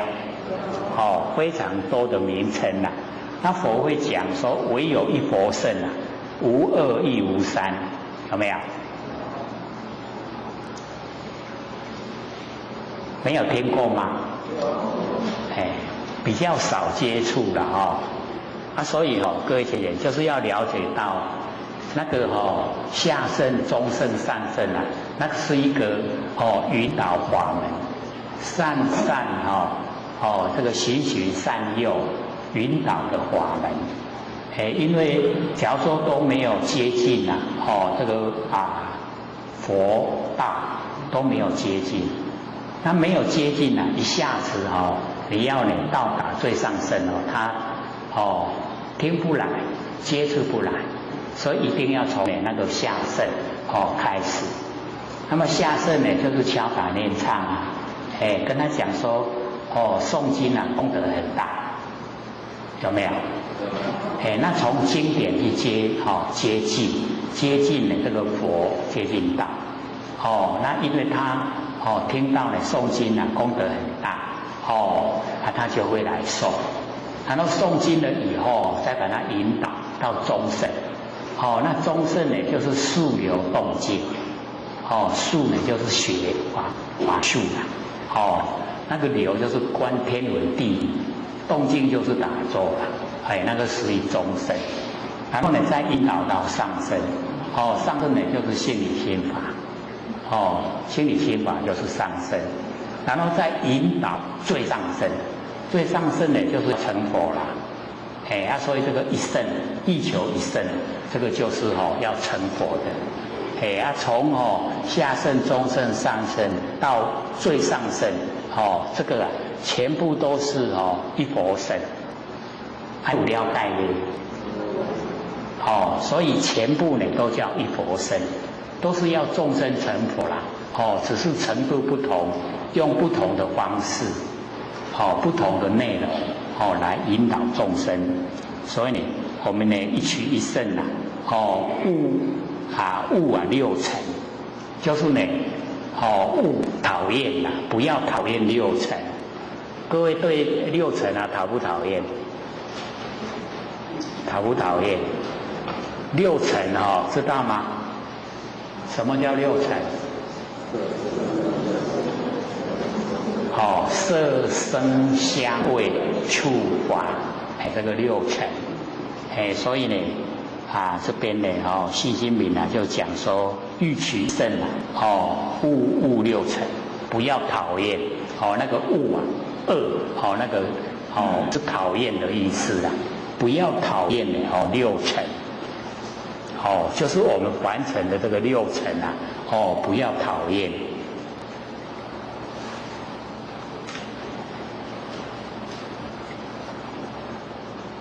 我们呢，在凡尘的时候啊，我们就是要了解到说，我们开始啊这个修道，就是要认识所有的万象，万象呢都虚幻不实在，这个凡所有相皆是虚妄，都是假的，先知道，我们知道以后啊，不住相，不住相以后就可以了啦，对那个六尘呢，没有说进入啊喜欢讨厌，那只要呢我们不进入啊那喜欢讨厌，它呢就已经呢是存在，所以我们要了解说，这真理啊很奥妙了，我们的身体啊是天地的物质，所有风土众缘际会借我们用了。那本来天地的物质啊，所有风土，所有风土本身都没有知觉性啊。那我们的佛性它没有形象。那现在刚好呢，把天地的所有风土跟我们的佛性啊，把它合在一起，这样懂意思吗？懂不懂意思？天地的物质啊，所有风土没有知觉性，现在已经变成有。然后我们呢，佛性没有形象，现在落入身体已经有，合在一起呀。所以我们住相的话，住在形象叫一假一切假。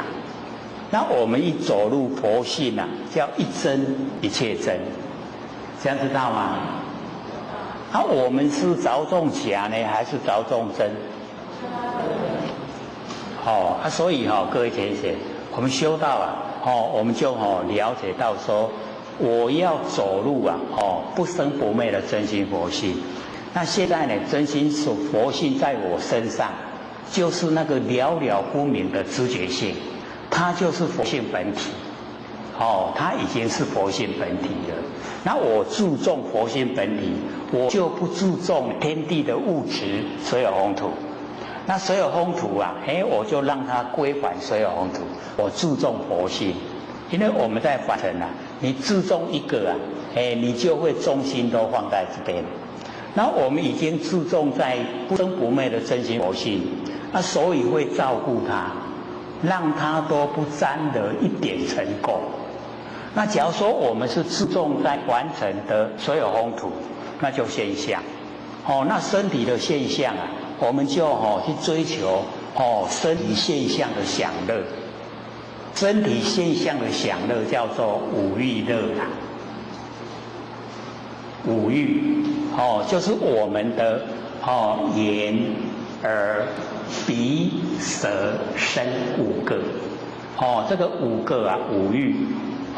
我们呢面对啊，眼睛面对就是形象，色，然后耳朵呢就是声，鼻子呢就是嗅，就是闻啊嗅，然后嘴巴就是吃，然后身体呀就是触摸，所以这个叫五欲乐。那凡尘我们就是了解到，我们呢追求的就是这个感官的享受啦。所以看看我们前道我们都知道啊，假如说让我们赚了很多钱，那个时候我们不是有社会人士都会讲去找回分别，有没有？知道意思吗？那个是不是一掷千金？很辛苦赚的钱啊，在你去享受啊，你的那个触身体的接触啊。那个时候你用钱啊，是不是用得很阿萨里？有没有？我们这个钱刀都是很魔幻的，所以都唔慢，都不会啦，都是标准的。可是社会就不是这样，他只要有一点钱啊，他就会享受去感官的享受，就是那个身体的接触。身体一接触以后啊，他那个用钱啊，很辛苦赚来的钱就很容易就用掉了。那个呢叫五欲乐啦。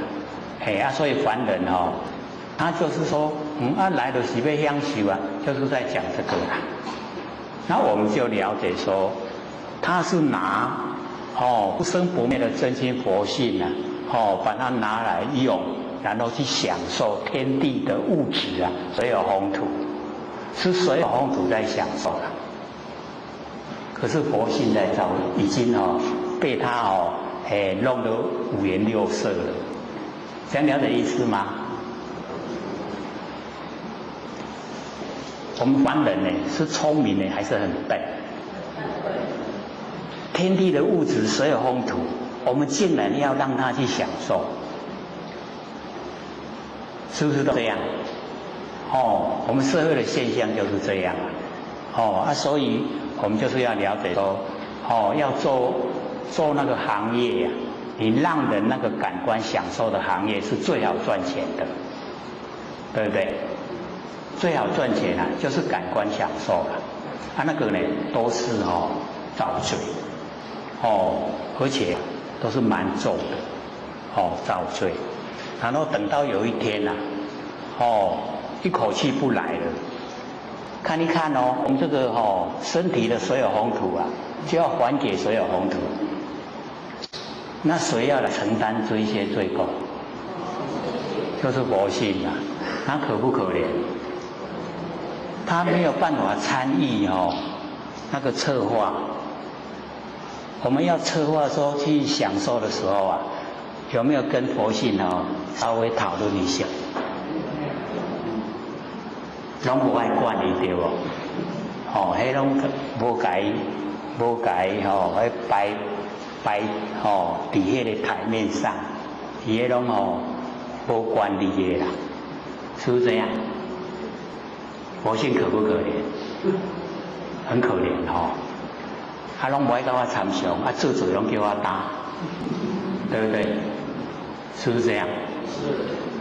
真的是我们就是要了解到我们就是要选择要来佛性不生不灭来当家，然后主要就放在佛性本体。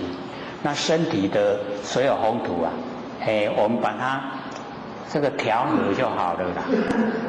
这个四大我们把它调和就不会生病就好然后我们已经全部都注意在佛性本体。只要我们注意在佛性本体，你看我们会让它沾得污垢吗？绝对不会。那你看是不是已经修成了？成不成？就已经修成了。所以我们就是要了解到我们不了解这个道理竟然来感官享受，唔知讲那是天地物质，天地的物质所有宏图那个是没有知觉的没有知觉就让它回归到没有知觉然后有知觉的，我们把它修得很灵敏自然就成就，都已经恢复本位了所以我们就是要认识安尼认识了没？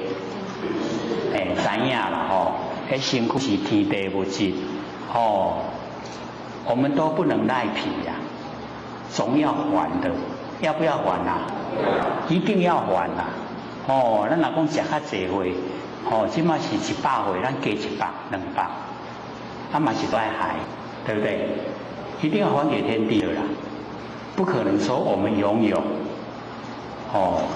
而且我们就看一看社会现象那吃到几百岁你看那个行动都很不方便，羡不羡慕？真的不羡慕嘞这个都是受苦啦这个那求长寿求来受苦受不受苦？很苦年岁一大了那个器官都老化了它都已经不行了走路都很困难真的不免欣羡那各位要欣羡什么？都没有没欣羡什么没欣羡这份有没有？对啊，能够成佛是最好的啦。你看都已经脱离生死了，然后千百亿化身，然后呢，无限宽广，不只有娑婆世界，我们要到哪个世界都可以啊。所以爱金仙，显这副。他要努力啊，这个是要努力可以到达的。只要呢在日常生活里面，都跟自己的佛性在一起，然后呢，请自己的佛性当家，来指挥呢我们的视听联动，全部都佛性在指挥。这么久了已经9个月、10个月了佛性当家了没有啊？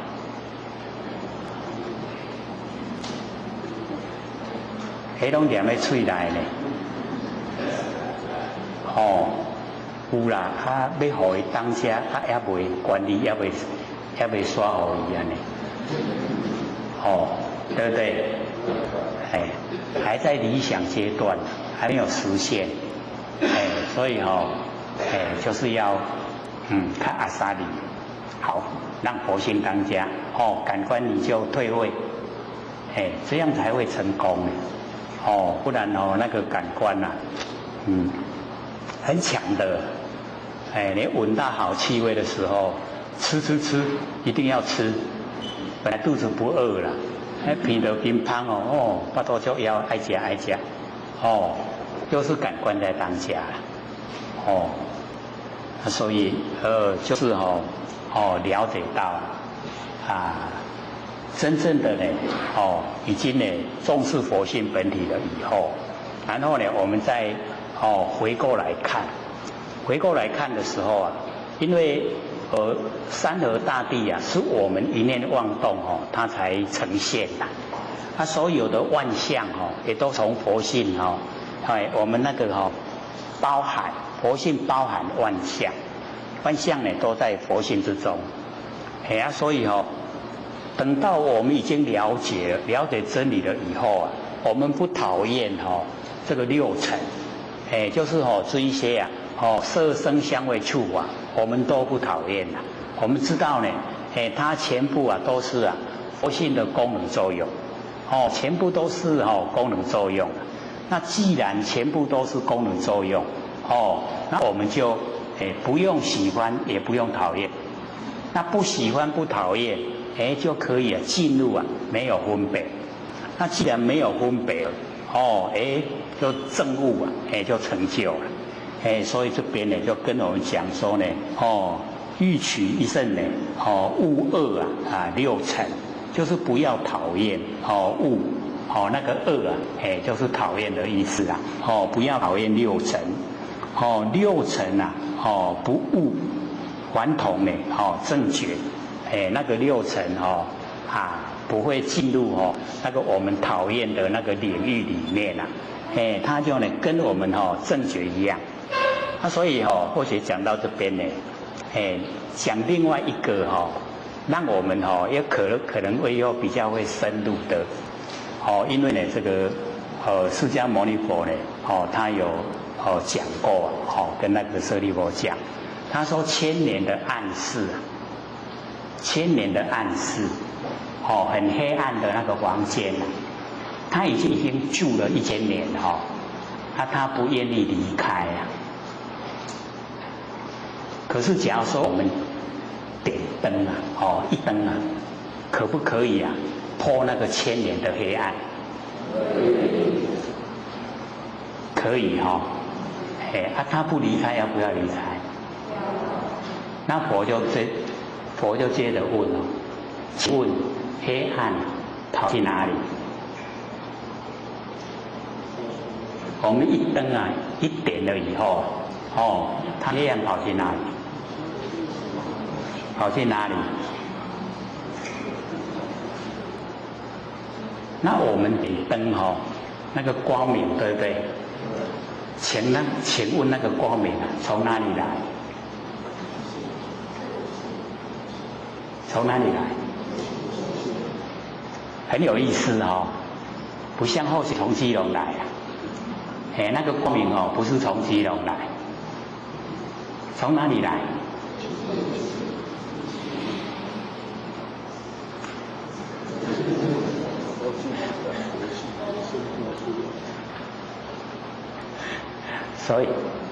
所以这个那个释迦牟尼佛就跟那个舍利弗讲，说那个来呀，来无来处，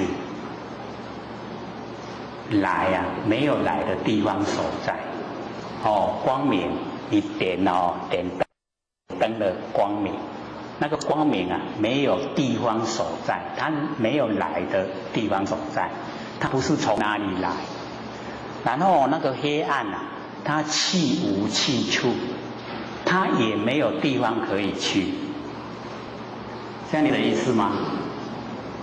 那佛就讲，既然来没有来处，去也没有去处，叫做常住。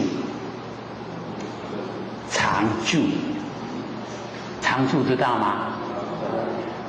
常住叫做不生不灭的真心佛心。安尼知呗，所以你看他就把光明、把黑暗，是不是融成一体？所以你一支啊两断，还同一空同两，这样了解了没有？来没有来的地方所在，去也没有去的地方所在，叫做常住嘛。既然是常住就是咱不生不灭的真心佛性本体，所以这边呢，我们就是了解到六尘啊，不二还同正觉，六尘啊，就是我们的不生不灭的真心佛性，你也体会呗，有没有？因为凡尘啊，都是假象，都是假的，可是它从哪里来？一样，就是来无来处了，它不见的时候哪里？又是去无去处了，是不是都是不生不灭真心佛性本体？对不对？所以我们说还同正觉，怎么会六尘跟正觉啊？相同，就是这样，这样就知道意思了，知道了没？所以我们要就是了解到。像我们人啊，都有一个来的地方所在，然后回去也有的地方所在，对不对？这样就是生灭了。那我们在现象之中看，因缘际会，缘际则生，因缘际会才产生啊。又一得来，没有来的地方呢，来没有来处，那它消失的时候要去哪里？去又没有地方所在，去无去处了，没有地方所在。既然来也没有地方所在，去也没有地方所在，就叫做常住。所以世间相常住，世间的形象啊，它拢常住，拢无变化了，都是不同的。这一下子又拉得太高了。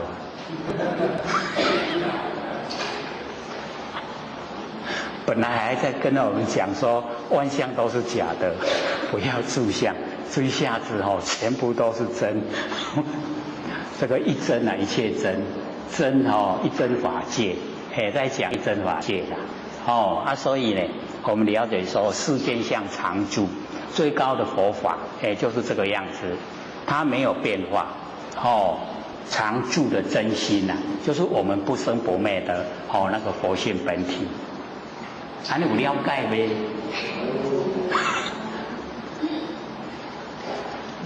所以或许会说，了解较奇怪，要一段时间呐我们要了解说，这个真理呀，我们接受，然后慢慢的我们自己本身去显示。实际的去做，然后实际做呢，我们会有体会，然后体会了以后，我们再来听会不一样。那假如说我们对不生不灭的佛性本体都不认识，那我在讲真空，我在讲妙有，刚听无嘛吼？啊，那会讲真空，空中有东西啊，那有康康啦，那个叫玩空。那真正的我们说已经呢把佛性都启发了，跟空间融合在一起。你看，好多声我们都听到，对不对？为什么会知道呢？就是了了分明的知觉性啊，是不是真空？空中不空，有佛性在，所以空间发生事情，我们都知道。就已经走入真空妙有，很奥妙了。我们是日用不知，日常在用啊，可是不知道。那我们现在研究，知道了。说我们的佛性啊，这么宽广，而且又如如不动，如如不动的啊。用那个照相机的原理来说啊，假如说我们佛性是动的话，那我们看到景象都模糊不清了。就是因为佛性如如不动，所以看到景象都很清晰。你头转得快，也一样看得很清晰。你到哪个地方呢？因为冲在整个宇宙虚空，所以或者在基隆也有佛性在啦。来台南嘛有啦，这样知道吗？我不是讲把佛性给人带来，不用带了，它本来就在。纵然更远一点，到美国去，到中国大陆去，一样都在，都有，都有如如不动的真心佛性，这样了解吗？所以就是要研究，一研究以后，我们就知道了，就透彻了，然后呢，进入的那个就不同了，不同世界，已经呢很宽广。那现在人为什么都会有那一种忧郁症啊、躁郁症啊，就是心胸太狭隘。假如说我们走入那个真理世界这么宽广，哪会忧郁，哪会躁郁，都不会啊。所以以后有遇到那个亲朋好友有那一种倾向说忧郁症要产生，你就要说来研究心理心法就好了。就不会了，心宽广了啊！他或许就讲说，不然的话，先去做义工，去给那个幼稚园啊，还是那个小学那个低年级的，去当导护，引导保护他们。你看他那个小孩子很可爱，尤其那个母亲为了省钱，去买那个背包超过他的那个身高，超过他的那个体宽，然后背起来他又走得很有精神，会忧郁吗？你会笑得不得了，哪会忧郁？不会啦，所以把自己的生活那个世界啊宽广一点，那个症状就消失。那个不用吃药了，那个是精神方面引起来的，我们从精神去治疗，一宽广了就好了，所以那个有忧郁症、躁郁症，你就叫他万念放下，一念不生。他那样做的时候啊，你看会忧郁症吗？我们做万念放下有忧郁症的呈现吗？是不是绝对不会？只要肯努力做那以后也不会老人痴呆了。不然你看我们辞掉小孩子，然后辞掉老人痴呆，中间才几年，太短了，对不对？那我们努力修持的时候啊，脑筋都在用，有没有用啊？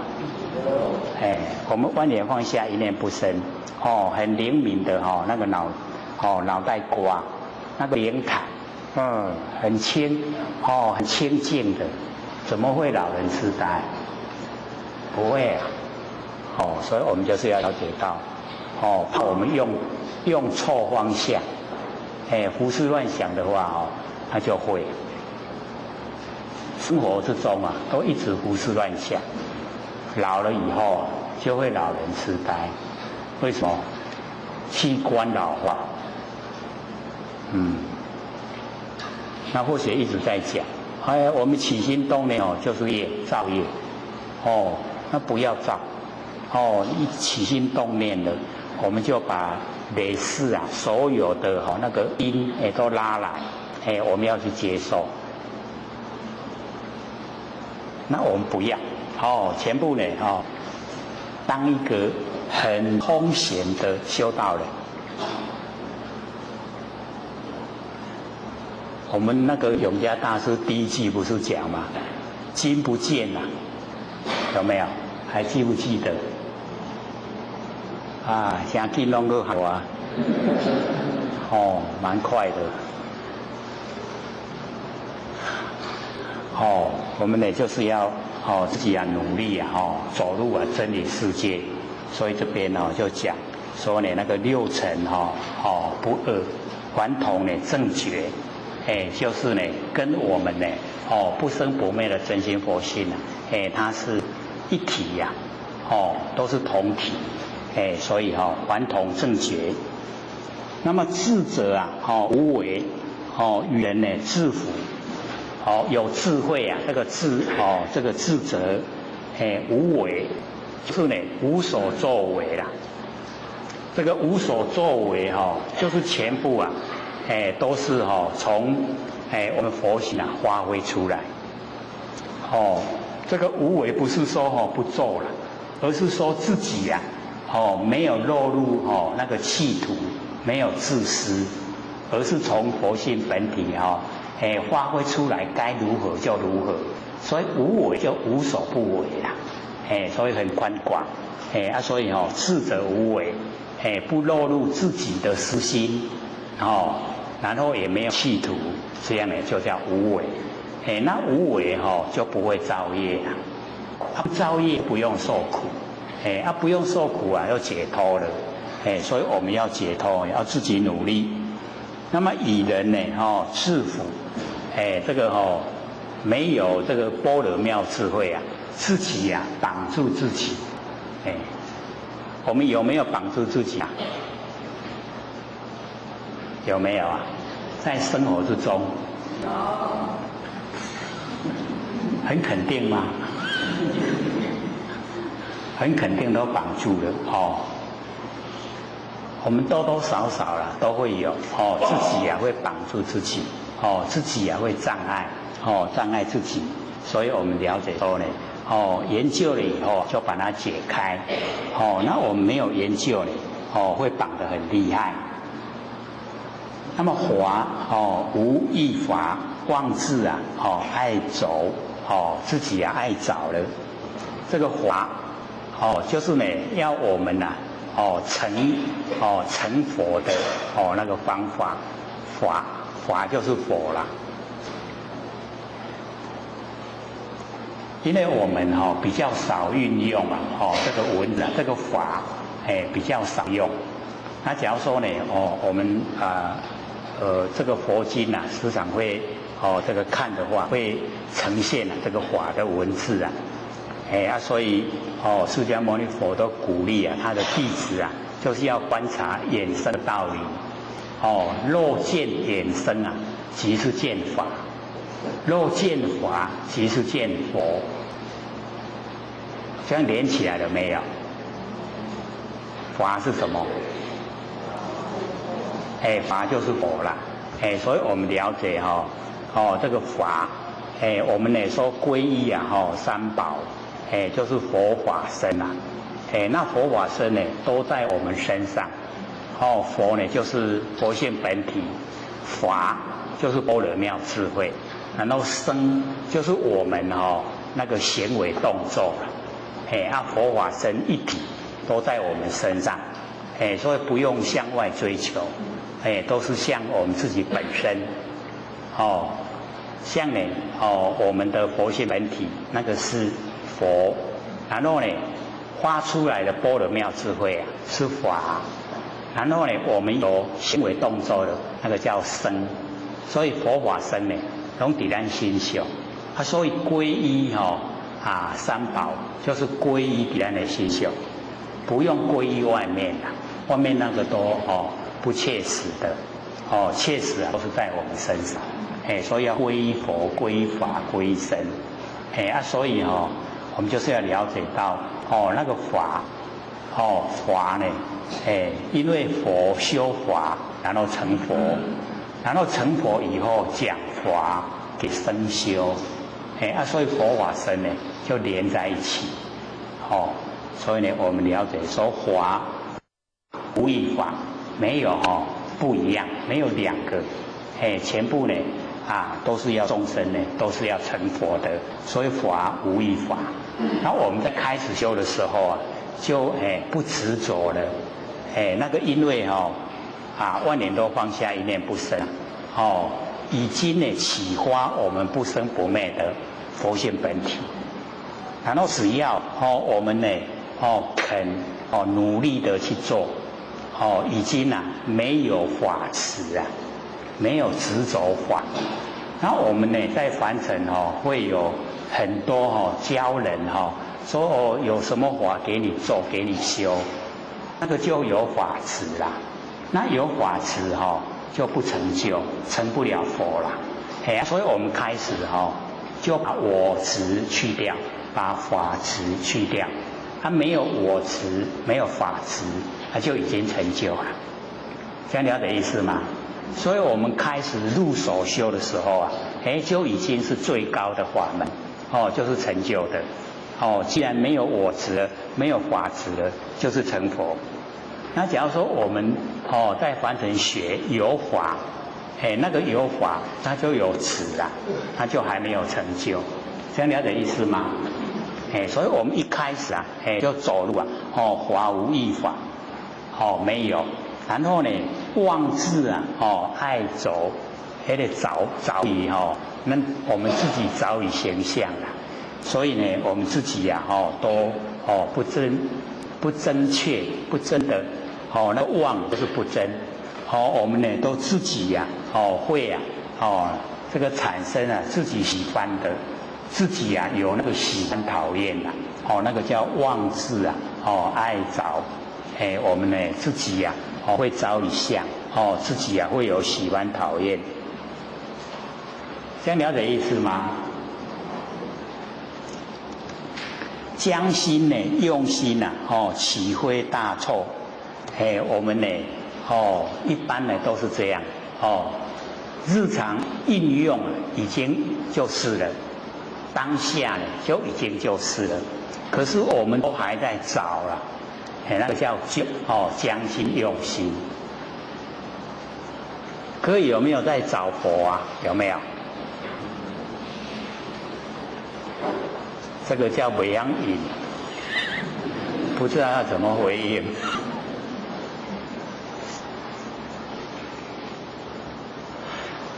所以我们本身就已经是佛了，然后我们就向外找佛，对不对？我们一般都是这样那个叫做将心用心，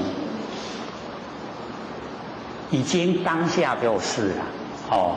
像我们听那个张轴秀才悟道记有没有？那个趋向真如意思学，各位都了解意思吗？因为当下我在真如之中那我们要趋向真如，是不是已经呢就变成学了？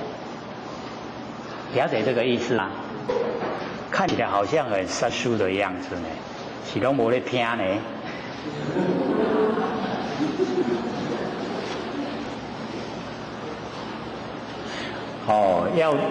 要自己深入为什么那样说？就是因为当下就是真如，我们要趋向真如，都已经是你哪要个趋向？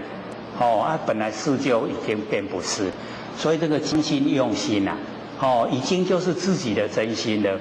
咱今晚要过来找心，是不是变成假？把那个真就变成假了，这样了解意思吗？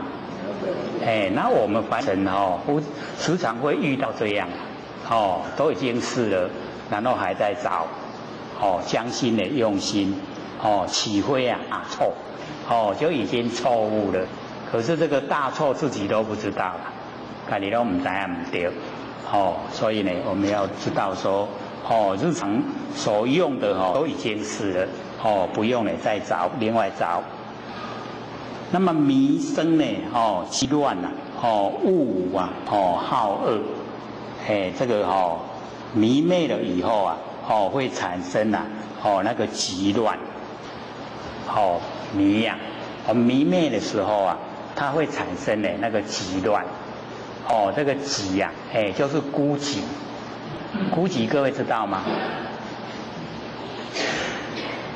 我们在生活之中有时候都会遇到是一种这个现象，就是那个孤寂的那一种情形啊呈现，那个已经呢比较我们说呢生活没有安排的很那个充实啊，那个孤寂呈现的机会啊就会很多了，所以我们呢因为啊不了解到真理，迷才会啊有那个孤寂，因为迷啊才会有那个散乱，所以迷生啊急乱，孤寂啊跟散乱。那我们的社会人士呢，大部分都是这两个字代表急乱，都心啊不定不稳定，都会呢这个急乱。那么领悟以后啊，悟啊无好恶，我们领悟以后啊，就没有那个喜欢讨厌啦，所以我们知道在凡尘啊，就是要用一点心呐，来领悟啊，这个真理。领悟了以后啊，就不会喜欢讨厌，不喜欢讨厌就没有取舍，不取舍就不造业。那么一切两边呐，良有真左，这个两边呐，就是互相对待，对待的两边呐，一切的两边，都是从呢那个真左，都是从我们的那个分别心来，我们呢会真左，会分别，然后会想怎么做，就会落入啊，一切的两边。梦幻呢，空花，何劳啊，把周。我们呢就了解说，一切的两边呢，全部啊都是梦幻空花，所以这边呢跟我们讲的还是在呢对景象的那个认识透彻了。那对景象呢认识透彻以后啊，我们就不会住相，所以这个信心明啊，那个三祖跟我们讲说，梦幻啊，空花，完成的所有一切啊，两边呢都是梦幻空花，一切呢都是从我们的斟酌，从我们的那个分别心来，都不真。那了解到呢梦幻空花以后啊，我们就不会啊把捉，知道啊它是假的，何劳把捉啊？就不用不用去用心，不用心呢，在梦幻空花里面得失是非啊，一时啊忘却，得失我们有得失啊，有是非凡尘呢都是这样得失是非也都是两边呐，有得就有失啊，有是就有非，所以呢这个得失是非啊。就是两边，然后呢，我们要呢一时放却，就是同时间呐，把那个得失，把那个是非啊，全部都放下，因为呢，全部都是本体啦，都是我们佛性本体。那么眼若不睡啊，知梦啊自除，我们眼睛假如说不闭上的话，就不会做梦了。是各位要知道说，7天呐，眼睛都不闭上的话会瞎了眼睛呐，眼睛是以睡啊为食啊，睡觉的时候是眼睛在吃饭，咱的7天目睭拢无互伊刻就天没啦，7天，因为那个儿诺律啊，他就是7天没有睡觉，7天眼睛都不闭啊，所以眼睛就坏了，所以我们了解说，这讲的角度啊，是说我们呢，不迷昧的话，我们在凡尘啊，所有一些啊，那个不理想的那一些作为啊，都不会呈现啊，是这个意思，所以呢，言若不遂啊，知梦啊自主，是在讲这个意思。各位体会得出来吗？还不错嘞，还有人回答嘞。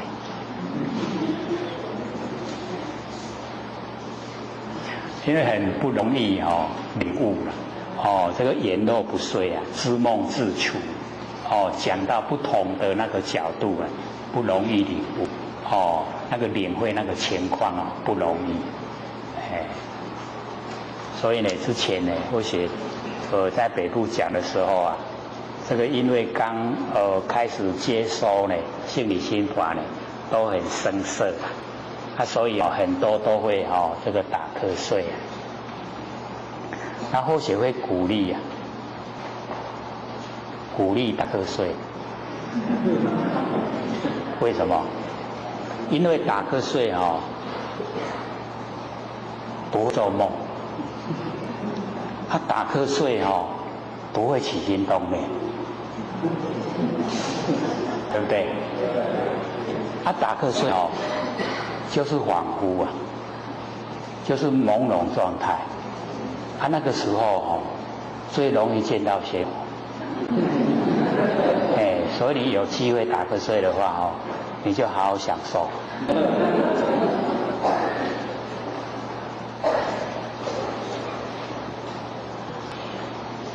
我们躺着睡会做梦，所以打瞌睡不会。打瞌睡不会起心动念，因为没有那个心思啊，打瞌睡又是把两边呢都集中了，打瞌睡没有两边啊，会不会直走两边？你直走两边就不会打瞌睡了吧？所以打瞌睡没有两边，没有善没有恶，善恶都放下了，对不对？都因为放下了，所以才会打瞌睡。所以那个叫恍惚啊，叫做朦胧。老子最喜欢用的名词啊，恍惚，朦胧，就是我们那个佛性的那一种集中的状态，中道的状态，不是坏事啦。我们都以为是坏事，高人写度孤也做面盲，不可能嘛高人咧度孤也起心动念，也不可能嘛是不是很理想？导师以后培养看看，在听课的时候培养看能不能够打瞌睡。还不容易呢为什么？因为我很喜欢问你没有努力听还不知道怎么回答，对不对？要相应嘛要各位浅显跟真理相应，所以就要努力听，就不会打瞌睡。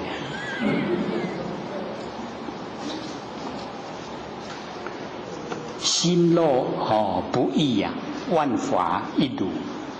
所以只要我们心若不异，我们了解到呢，我们这个意想心那个心每一个人都有一个心所以那个心很容易不一样。那假如说心若不异心没有不一样，那么万法就一如已经都没有分别了万法一如。所以只要呢我们培养不要落入两边那个心若不异的话就是不落入两边，这个时候万法都已经是一如了。那么一如体贤悟而望远，这个我们了解说呢，一如到达一如的话，那个本体呀，就是很玄妙，这个一如真如，到达真如的本体呀，是很玄妙的，那个都不能够讲得出来，很奥妙。那么悟儿，那个悟就是如如不动。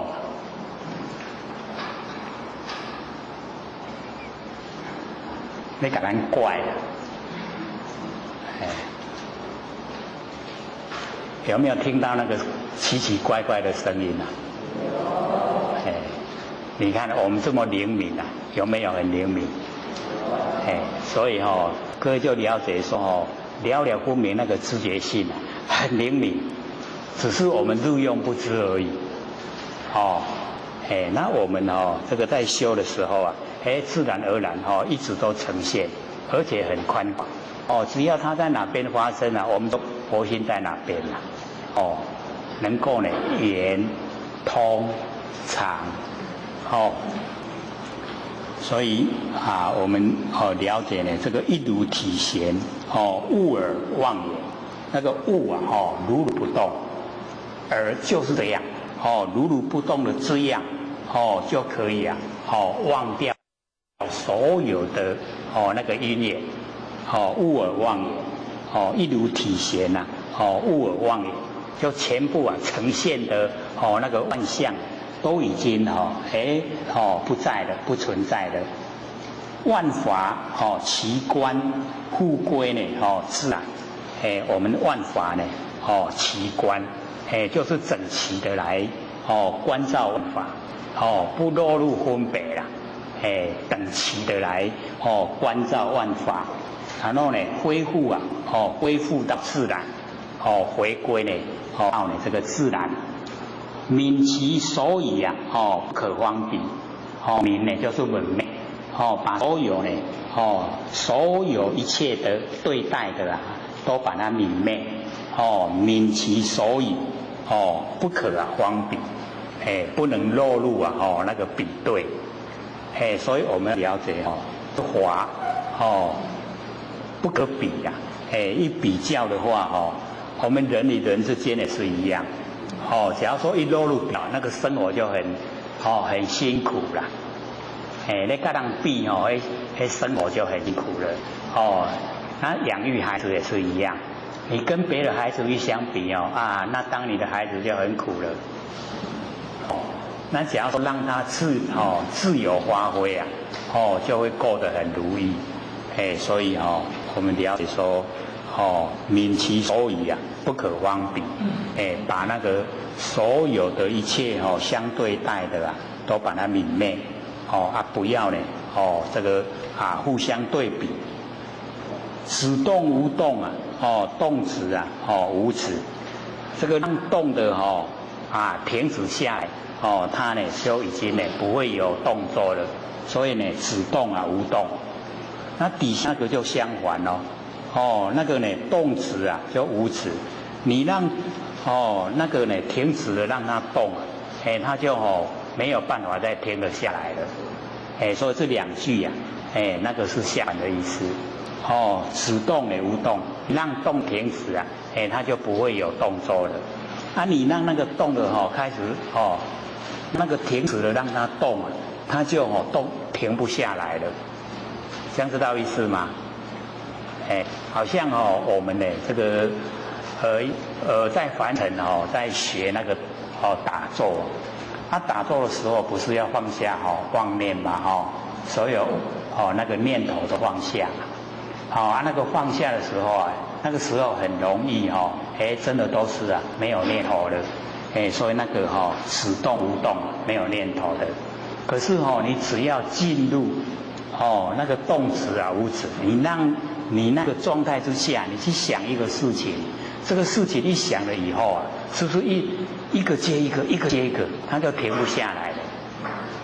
所以有那个经验没有？我们有时候一起心动念要给它停起来，都拢停不了，一个接一个，那个叫动止无止要让那个已经呢让戒指的已经动了，还别个给它动来啊，哇动不来，所以寂呢就是那样的意思。那么两寂啊，不成，一合有耳，就是两边呐，不成，不会成就了，两边它不会成就。我们把善跟把恶两个合在一起，它会不会成就？绝对不会成就。所以这个两寂不成。那一合有耳，就是没有两边呐，是从一出来，那连一也没有。所以这边那个意思又比较不容易很这个清楚的显现了。所以我们了解说是非是一体的，善恶也是一体的。那因为呈现的事情我们去处理，处理的好叫善，处理的不好叫恶。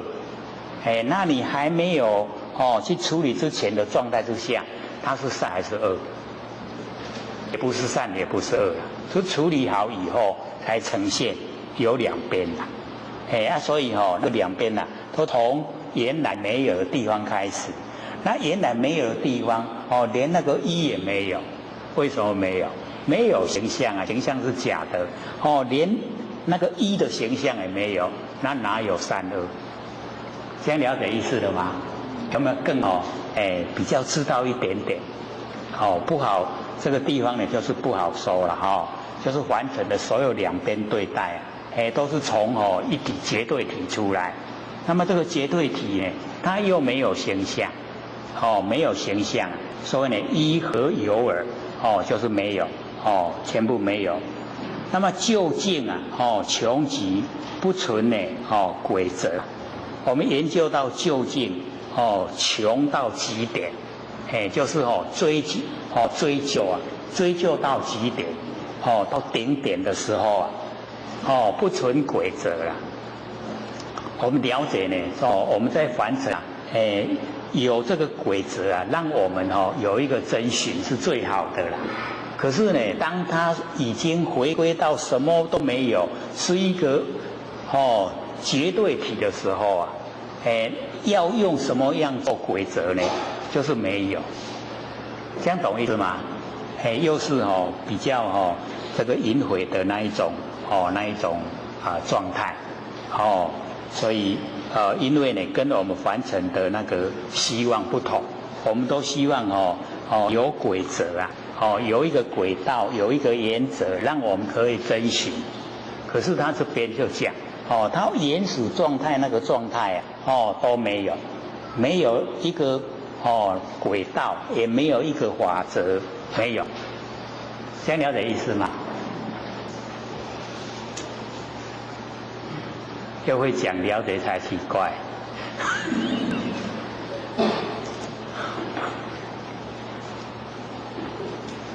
细心呢平等所做具喜。这个呢我们跟我们的真心相契合契合了以后就进入平等。所以我们要了解到我们之所以德性不容易培养，就是心不平等。我们心的那个分别很强烈看到这个有钱有地位我们就想攀。那看到那个街民流浪汉我们就想躲。想不想躲开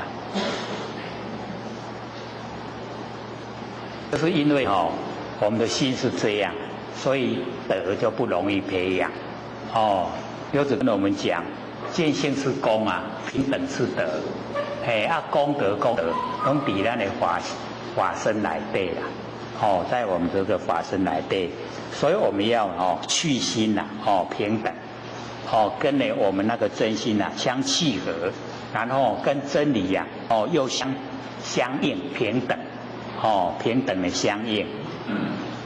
所以这个学前天呢讲那个维摩诘经维摩诘在称呼那个魔王波旬魔王波旬有带2000个天女去，就是要去这个迷乱众生啊。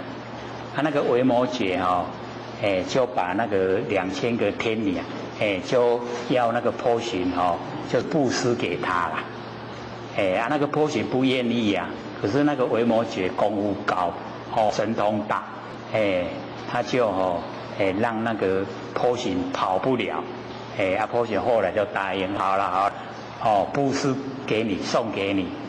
那后来那个魔王波旬呢，又一直要那个维摩诘还给他那2000个天女，那个2000个天女已经接受那个维摩诘讲经说法，他已经能够归顺了那个正法，所以在那个时候那个天女都不愿意回去魔宫了，那个维摩诘就跟他讲说，你回去没有关系，可以在魔宫生活，他可以教导所有那一些天堂的那个天子啊，教他们修道，可以呢一灯来燃100千灯，把那个心灯都点燃，那个样子。所以那个维摩诘在称呼那个2000个天女他教他们知觉，知就是很多了觉就是觉家，有没有平等？维摩诘他是修的已经到佛跟释迦牟尼佛一样那个程度是佛，一个呢是出家一个是在家居士程度很高。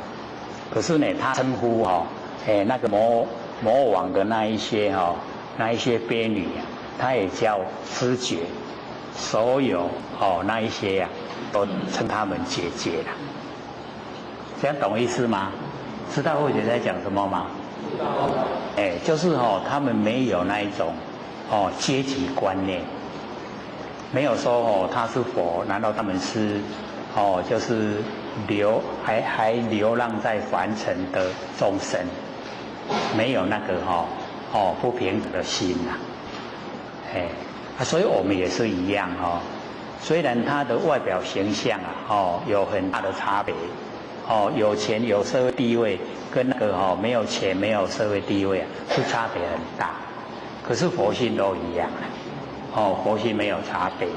那我们呢就是要这个直接契入佛性，那契入佛性没有差别就平等，那平等心没有分别心，我们就容易能够累积我们那个德性，这样的意思吗？我们分别心太容易太浓厚德性就培养不出来。那假如我们都能够尊重所有众生那个叫供养之佛，这样容不容易？他不能埋怨众生埋怨众生叫做毁谤之佛，这样知道吗？所以这个可能我们生活之中多多少少都会有埋怨，尤其是对家人对待家里的人各位贤贤有没有埋怨？我讲点了，不敢说这个有也不敢说我们要了解说呢最亲的就是家人，要互相扶持互相照顾互相帮忙上亲的就是大社会的人爱互相照顾一定要做到，不要那个一个脸呢都很臭脸，跟朋友都很容易笑脸，跟家人很容易摆臭脸，有没有？没有发现跟朋友可以很客气，可是跟家人都不客气讲话都很冲，有没有？自己能够发现就自己要这个改进因为能够当一家人都是有缘有那个因缘我们呢一定要把它变成实验，所以要互相帮助，互相扶持，所以呢气心进入平等，手作俱习，我们的手作就是有为，所有的呢那一些都让它呢这个停止了，已经呢没有手作，所以我们就可以了解手作是不是有能做，有手作是不是有能做，是不是生妹？所以这边就告诉我们呢，手作俱习能做手作全部呢都让他呢已经休息了，没有了没有能做手作，就进入事来则应事去则见，这样了解意思吗？没有进说我能做我所做没有因为进入有那个能手那个呢我们那个直观意识很强，那没有所做的话，该如何做就如何去做，那个是从佛性发挥出来。那么狐疑静静正信调持，这个我们呢有那个狐疑不相信的有问题的，我们呢要呢怎么样让它静了又清净了，就是没有所以我们知道说这个信心明就是启发呢我们自己本身对自己佛性的信心，所以不能有那个狐疑，就是不能怀疑一定要相信让你那个怀疑的都消失。讲到已经忘了时间了，就剩下10分钟，各位有问题吗？剩10分钟了，有没有要问的把握时间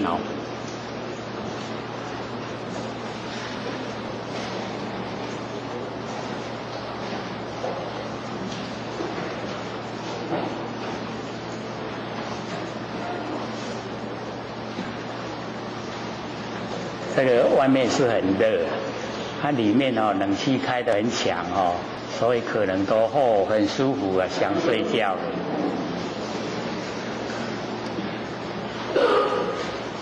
李讲师，这边有2个学生要问的好你说。第一个问题是说，后学学做正玄观，将2个相同黄色圆磁铁吸在铁书架下，作者正好可以看见，后学没有看到重叠为一个吸铁，而是看到3个黄吸铁，请问是哪里做错了？那个还没有所以我们要了解到这个做这个正玄观它是一个集中精神集中精神只要有2个它是相同的景象，你就可以把那个相同的景象把它呢重叠变成1个。那假如说会变成3个的话，那个叫做散，已经它的那个神散没有集中了。所以那个正确的方法是那个南极老仙翁来教的，或者在后天庙那个时候来讲说，在我的那个眼前3尺3台尺3尺咱的头前3尺，然后它的宽2尺半2尺半，然后你去点我们那个小字的香点香然后就这样摆着你把2字的香就收成只有1字，这个收成的时候它的香会跑到这边来虽然你在3尺的圆2尺半的宽，可是你收成以后你一做以后它的2个会消失了，就变成1个所以它这个2个是阴阳这个一个它只有那个是把它已经收成了，是正弦官，就是你的弦官所在。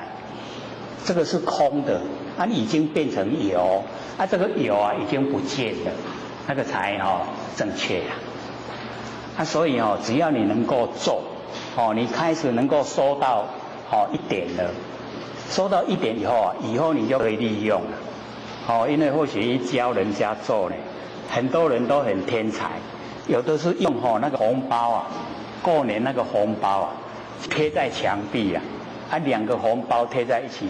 我说你们在做什么？他说正弦官。我说这样就可以做。他说对2个红包变成1个。然后有的用那个那个小瓶的那个玻璃瓶装那个油，然后用那个点心然后点火点好得，也一样在做正弦官我说我这样教的吗？他说不是用改行为。大家都很天才，他都我说你们已经看得出来嘛？他说可以，所以之前那个是很早之前教的，后来我都不教了，因为那个是比较叫做有滑，那个真的是很快，所以做了以后可以看到自己那个佛性的光，还可以看到天堂，还可以很多不一样的天堂，景象也都不一样，颜色也不一样。可是或许都不鼓励啦。我说你看到以后会变成障碍，就会住相，会障碍。可是你要训练你自己的那个心集中，倒是很好的方法。三笑，知道吗？三呆笑，多1公笑3笑3嘛多要到1公笑的头前，2笑半块，然后点2支香。因为或许在讲那个小炷香它能够燃烧刚好1个小时1点钟，都倒到伊过你都已经做1点钟的功夫了，安尼就会使。假如说是看成3点的话那个叫做散乱，已经没有那个功效。那2支你搁看到中1支就变3支那个神散。所以你要做到那2支咁无快，变成1支，本来加就无加就无点无点变做有，这有点的所在无去。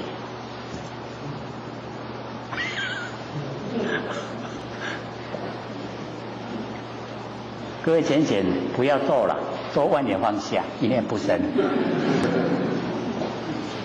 还有第2个问题。好，你说。现代人很兴盛吃维他命，如其医生知道是吃素的，一定要抽血检查缺了什么维他命。D12是吃素人必缺，D12只有在动物身上才有，古时候没有维他命，修道人怎么处理D12缺乏问题？因为市面一般维他命都含有肉制品。后续有打过电话给产品公司而得知，非常感谢。好，我们要了解到这个医生跟现象界这个科技所有它都是在现象之中才能够有那个答案出来。可是我们这个修道它很多会超越现象。那我们了解说呢，这个素食里面当然是B12最缺乏，可是我们呢也不用刻意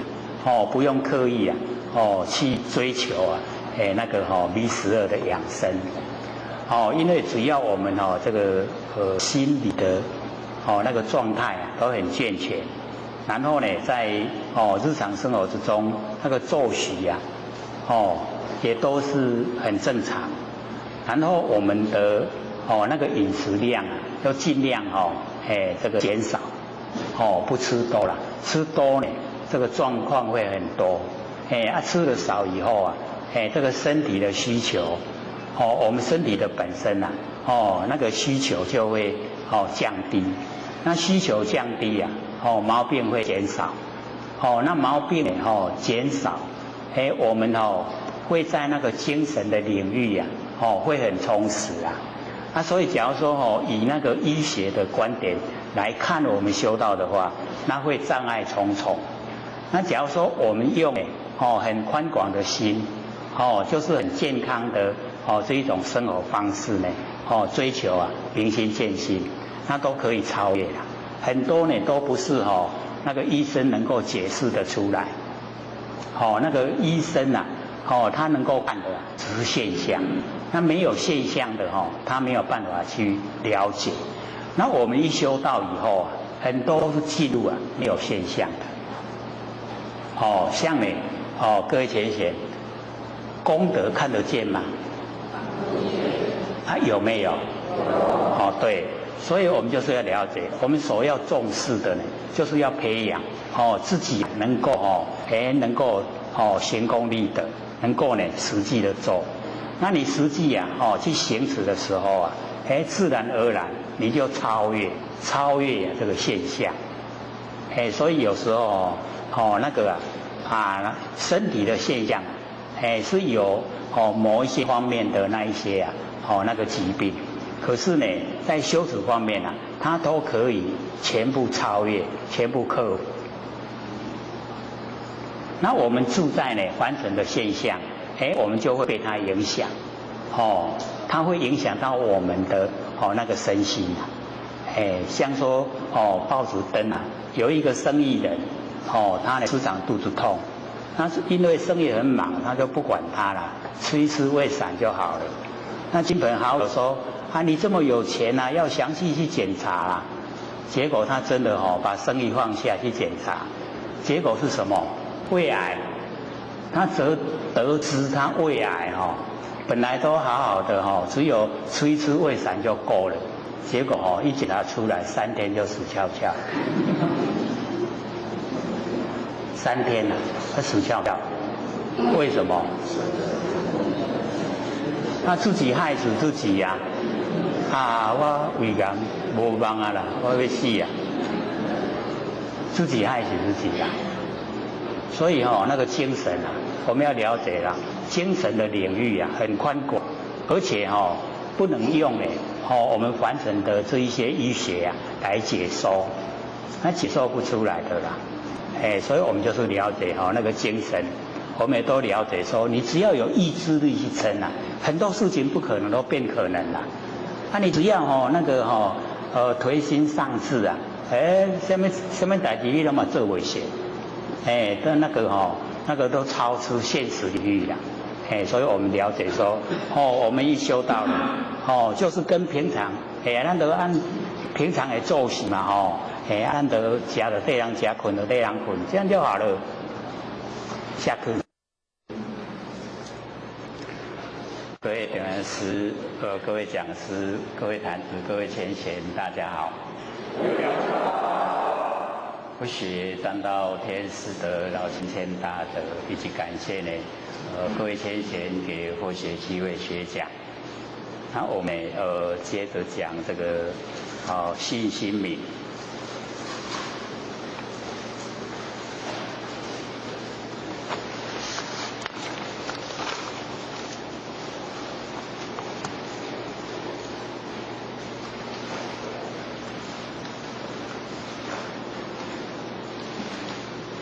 上次呢，我们讲到狐疑静静正信调止，各位找到了没？都找到了那么今天呢，就从那个正信调止开始，对不对？有印象吗？好像隔了好久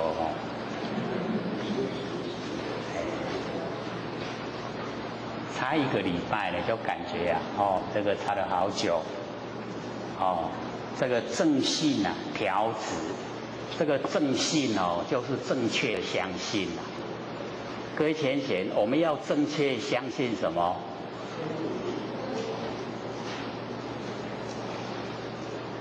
正确的相信什么？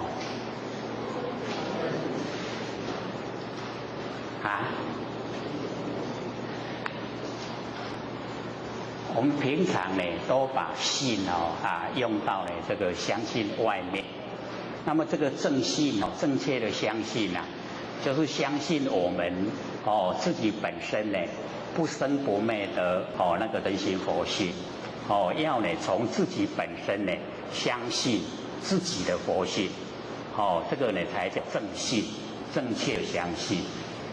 所以我们平常呢大部分都把这个信用在外面没有从我们自己的内心相信起所以我们所做的事情呢有很多呢都是不知道呢自己本来我们自己本身就是佛我们要相信呢我们不生不灭的真心佛性呢就是相信自己本身就是佛。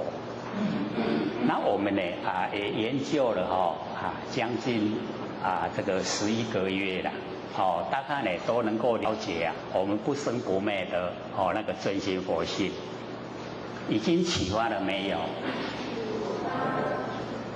都启发了所以呢我们就从这个正信来了解说我们要相信什么相信我们自己本身了了分明的知觉性，了分明的知觉性，各位知道吗？像我们现在坐在这边我们对这边有没有了分明这个了分明的知觉性我们呢看到了没有？看到我们了分明的知觉性没有？有没有？所以看到了分明的知觉性，就叫做见法，已经见到法。法知道吗？佛法身的法已经见到法。那见到法呢就是见到佛，所以见到我们呢了分明的知觉性就是已经呢见到佛。各位看到了没？真的真的都看到这个这个骗得了别人是骗不了自己的自己有没有看到自己会知道所以我们呢就是要在这个生活之中切实的走入真理世界。然后呢我们在这边呢或许提示一下我们看到前面那个神龛弥勒祖师还有我们波老师，还有我们这个师父我们都了分明，对不对？那个了分明的知觉性，然后也看到我们同修然后也看到这个同一宫的这个佛殿都了分明，有没有？有。我们看到这个了分明的知觉性那个就叫见法。那见到法就是见到佛那见到我们自己不生不灭的那个真心佛性就已经见到根源。各位都见到根源了没有？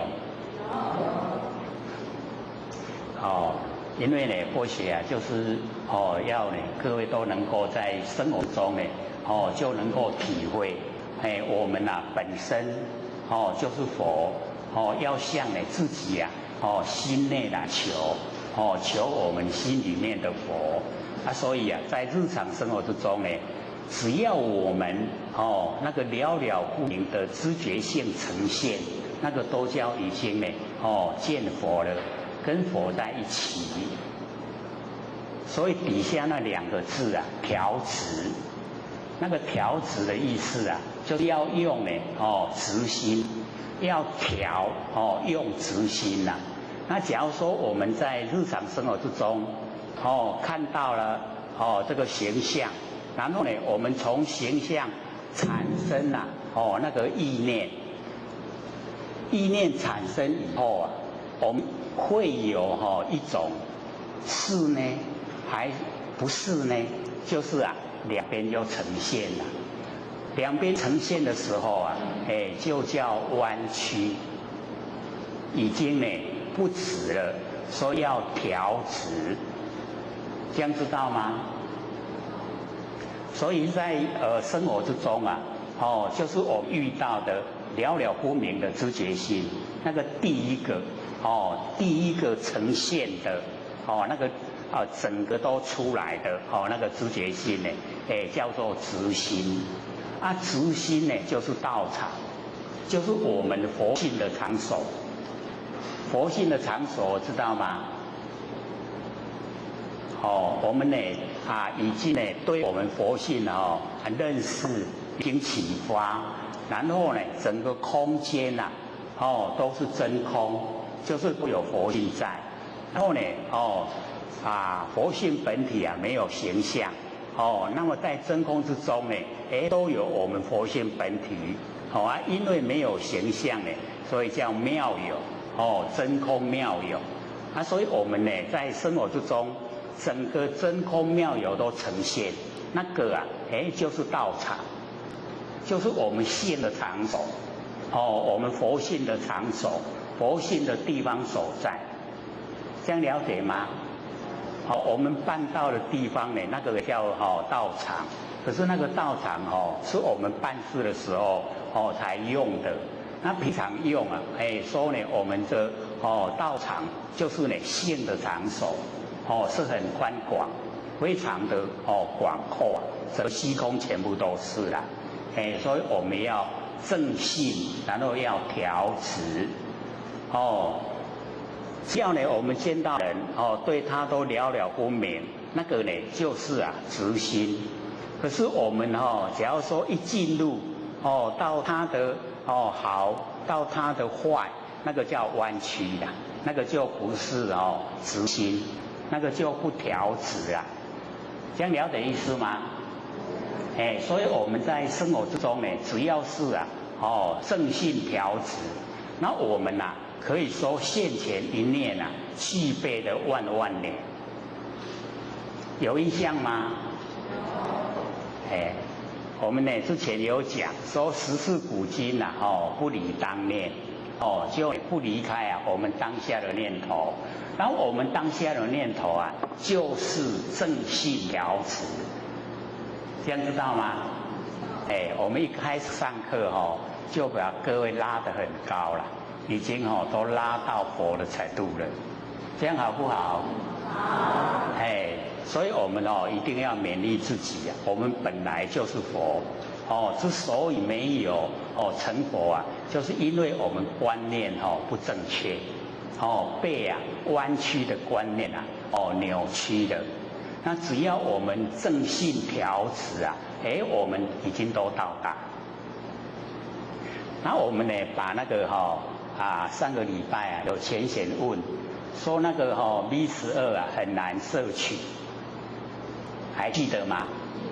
美国这个浅显问的然后我们呢要了解到说我们在凡尘有生理跟心理。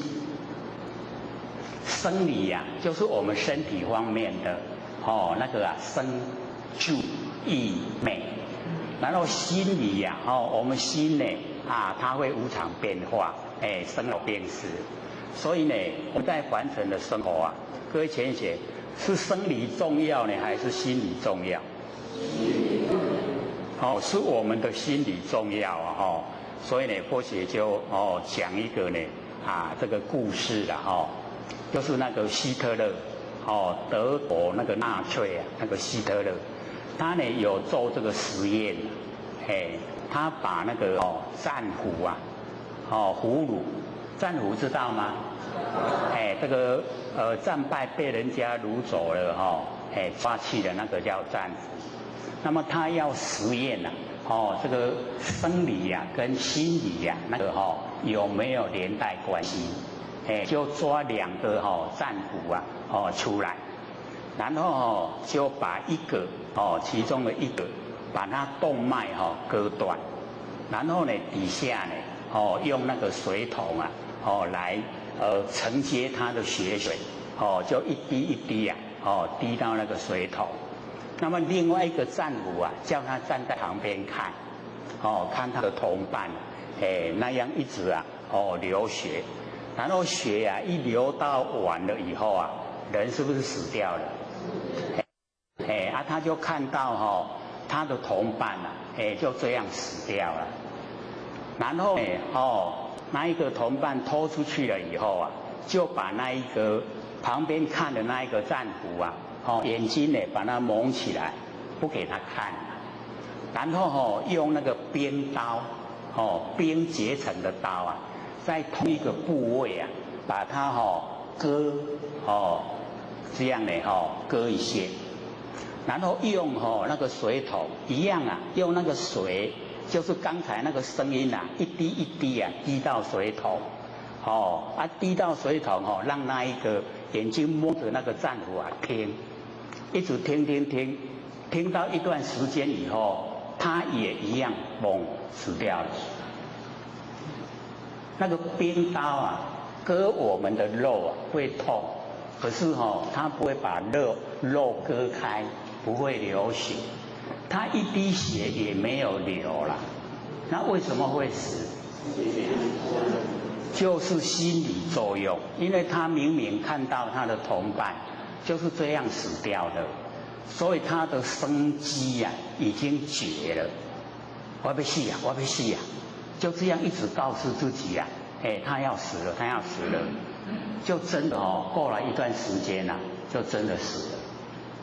所以那个心理呀，那个影响很大，所以从这个实验呢，我们就是了解说，你这个身体啊养生啊，养得多么的强壮，可是你心里只要那个生机已经没有了，是不是会死掉？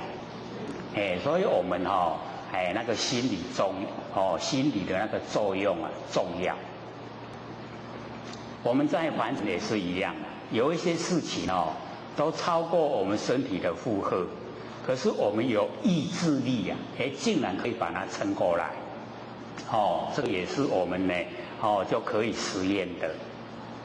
那么还有一个故事呢，就是在很久以前呐，美国的一个小镇，那么小镇里面呢，有一个流氓，那个流氓大家都很讨厌呐，就是惹是生非啊。那一种都不务正业，然后镇上就只有3个医生啦，因为交通很不方便，所以呢都在那一个小镇上生活。那么他们医生呢有一天就集会啊，就研究那个怎么样来对付啊这个流氓的那个对策，他们就互相呢就讲说。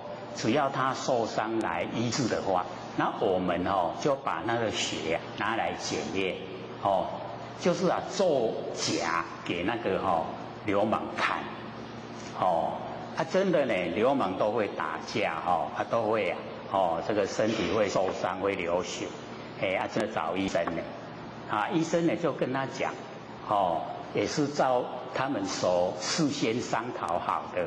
拿他的血来检验，那个是做一个样子啊，给那个流氓看，然后就跟那个流氓讲，说你这个血液里面啊，有一种那个细菌啊，就是你以后要保护你的身体，不要再受伤了。你在受伤的时候啊，你这一种细菌它发作，你命就不保了，就会死掉了。那个流氓听到医生这样讲他是一笑置之啊，不相信。那有迄个代志，伊身体这样这么强壮啊，不相信。然后可是毕竟啊，医生的话有一点权威啦，他就去找那个第2个医生。因为他们事先串通好，第2个医生讲的跟第1个一样。他那个相信的程度就增加了，我再去找第3个看看，结果第3个讲的又是一样的，那是真的不是在骗人所以他就时时刻刻保持说不敢受伤流血然后没多久，他也死掉了，被谁害死啊？被自己害死了。我们时时刻刻都在注意的话，那个生活是什么？是很紧张的哦。一点点的话，没事，那个很紧张所以被自己害死。所以我们要知道我们只要不挑食啊，那个摄取的养分呢，大概也都够了，不用特地要去摄取什么样的养分。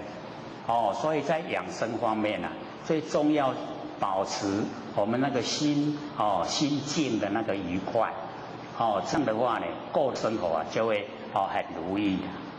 那假如说有缺某一方面，人家说缺什么，我们可以补一补啦，有就算，有就补，没有就算了，也不用刻意啦，心理是重要。那我们在怎么样的养生啊，都会死的啦。纵然是已经养生到1000岁了，也会死啊，慢一点死而已啦。所以我们就是重点所在啊，心里一定呢要很愉快。那讲到心愉快慧学导师要问各位啊，各位在家里面的跟家人的相处啊，愉不愉快？愉快。真的吗？真的。我们男生有没有那一种这个大男人主义啊？有没有那个茶来伸手，饭来开口啊？我们要了解，在凡尘啊，我们最亲的人啊，就是我们家人，所以能够当一家人啊，都是有因缘。那不管是什么缘，我们一定要把它变成善缘所以都要互相扶持，互相照顾啦，这个很重要。一定呢不能产生了那个埋怨，有埋怨呢要赶快解决，所以呢我们在这个生活之中家人都互相能够照顾，这个很重要。修天道呢由人道做起，尤其我们都想度人。那想度人的话，假如说我们家里呀都不和，那想去度人的话就不容易呀。人家看你家里都不和了，跟你走那一定不理想。那假如说你求到了以后，做的都很理想，左邻右舍呢又都是这个很照顾帮忙。那这样度人就容易了，对不对？所以我们一定这个人道要做好，就是要做得很圆满。在这方面呢，我们就要多用一点心，而且呢只要你对家人好，家人一样，他也会回报，对你很好。这样呢这个整个生活下来，整天都很愉快啦。所以我们在这实际的生活中呢，自己追求，自己去做。我们呢，照顾别人快乐呢，还是受别人照顾快乐？照顾别人的时候是比较快乐的，因为能力强，对不对？那我们受到别人照顾啊，是我们能力还没有发挥啦。所以我们就要呢，多一点的去照顾别人，只要大家都同样有这一种心呢，一定呢，整个家庭和乐，家庭都很和乐啊，我们修起道来，就会很得心应手，就会修得很快乐，所以呢，我们研究这个心理心法最基本的呢，我们一定要做到，做人的根本一定要做。所以这个正信调止，这样听懂了吗？会吗？会。所以相信自己不生不灭的真心佛性。我们呢，只要是了了分明，不管是你眼睛看的、耳朵听的、鼻子闻的、身体感受的，了了分明，那个你已经见到法。见到法就是见佛，都已经见佛，每天跟佛在一起生活，这样了解吗？了解。会做了吗？所以呢，我们进步的都很快了，一下子都到这个佛的程度。那么底下呢，一切不留，就是呢，我们要慈悲喜舍，一切都不留，不留，一切都不留的话，我们就没有负担了，全部放开心，整个都很宽广，一切都不留，过去也就让它过去，未来也不用策划，现在不住都没有三心。没有三心，没有四相，正信条旨都呈现，都在我们日常生活之中，都是佛，所以一切不留。我们心中都有留吗？这个倒是不好回答，无留全爱晒，所以这个我们就要知道说那个慈悲喜舍那个第四个那个舍。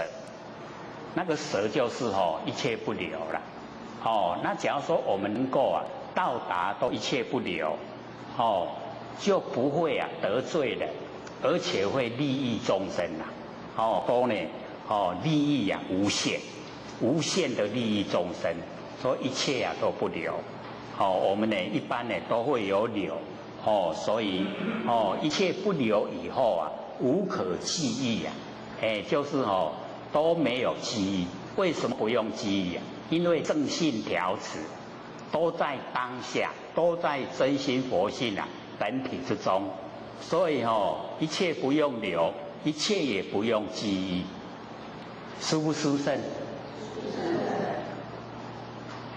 这个殊胜是殊胜是有一点高要做起来是不太容易我们先呢了解这个真理说呢我们在凡尘只要一口气不来，我们什么东西可以留？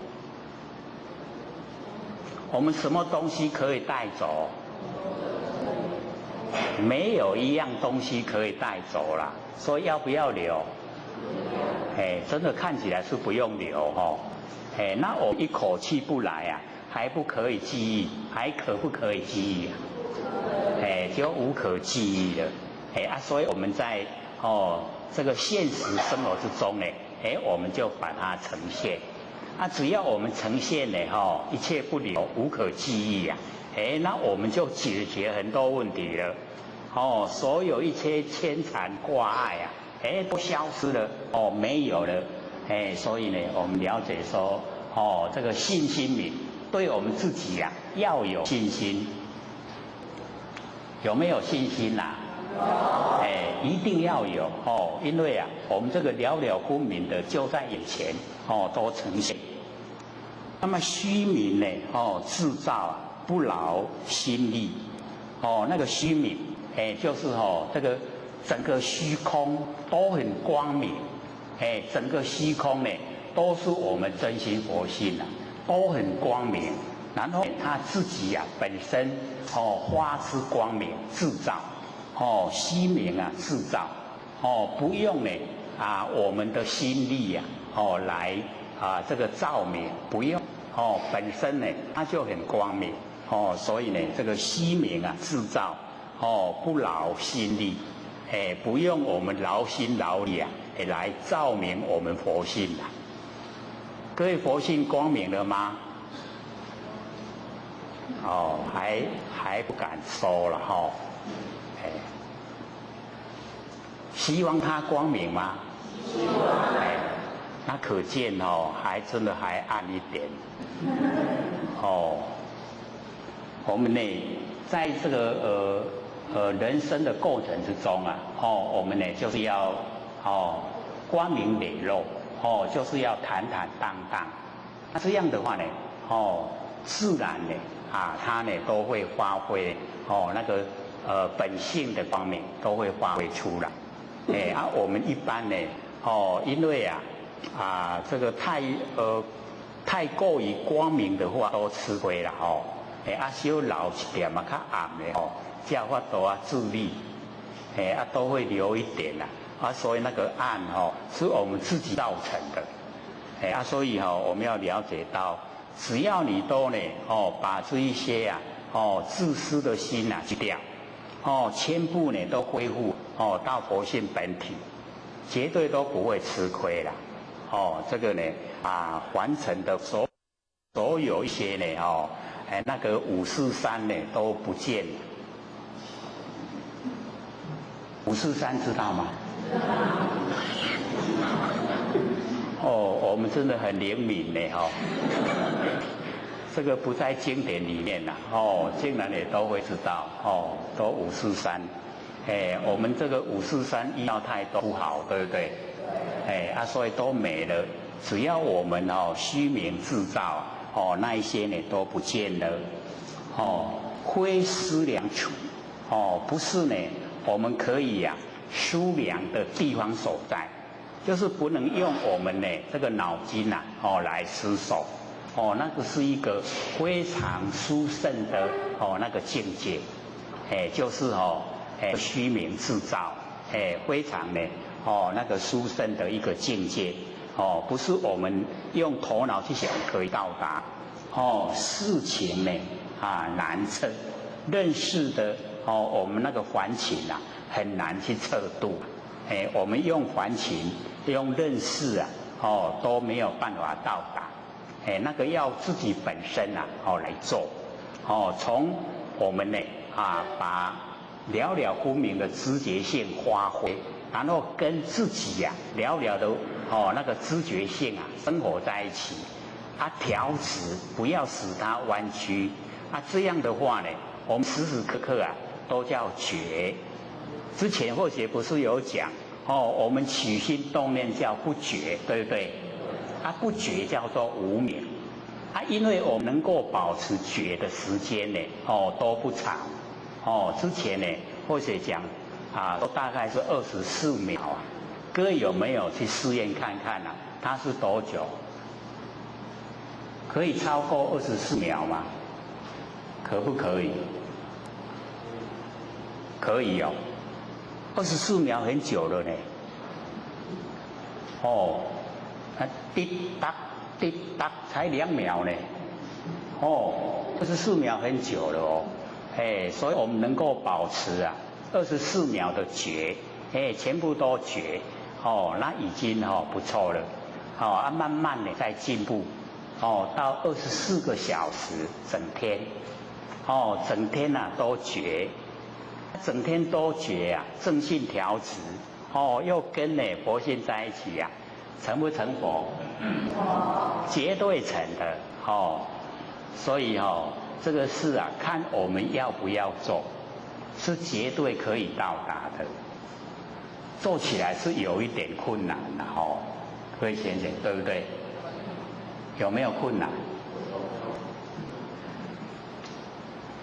实际做的话还真的要蛮用力可是这个是看用心的程度啦不是说那个这个移山倒海，移山倒海大概是我们做不到这个是可以做到，只是那个要下定决心去做敢那也不够力，还不够力道要下定决心做。等到什么时候呢？最有力道来做？各位先生，什么时候？踢到铁板啦！只要踢到铁板了那个时候力道就够。各位有踢过铁板吗？痛不痛？我们都是很痛才想改变所以我们过得太顺利的话真的是不想就已经很好了为什么还要用那么多的心去保持时时刻刻的觉我们就会这样想所以我们要了解说我们要呢人在福中呢要惜福等到假如说有一天我们是生长在非洲，可不可以说我们要正性调止，然后呢跟自己佛性呢在一起可不可能啊？那个时候哦，迄三顿啊，腹肚真枵啊啦，迄个讲迄拢甲囥喺边啊，哦，迄拢无法度去探讨去涉及的，哦，因为顾腹肚重要，所以我们在台湾的这个环境啊，哦，太舒服了，在舒服之中呢，就是要把握。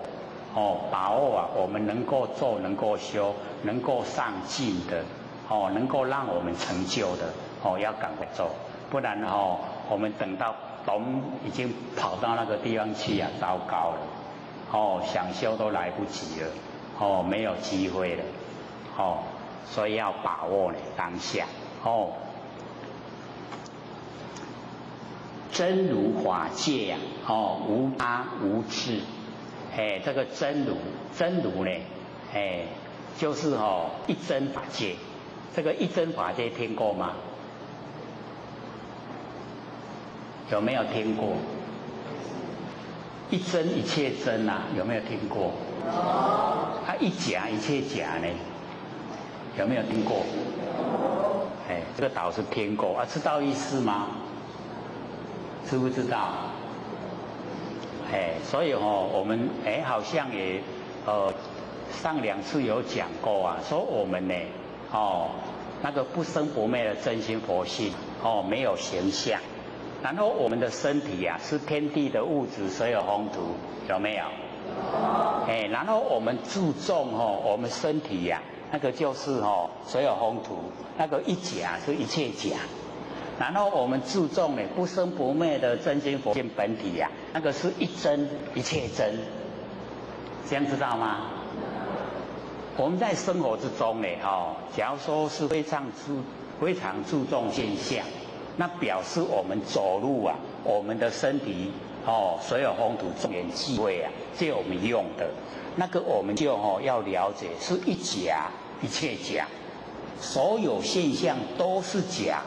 只要落入现象都会变，都不真，对不对？一定都会变的。在禁锢的现象也一样会变。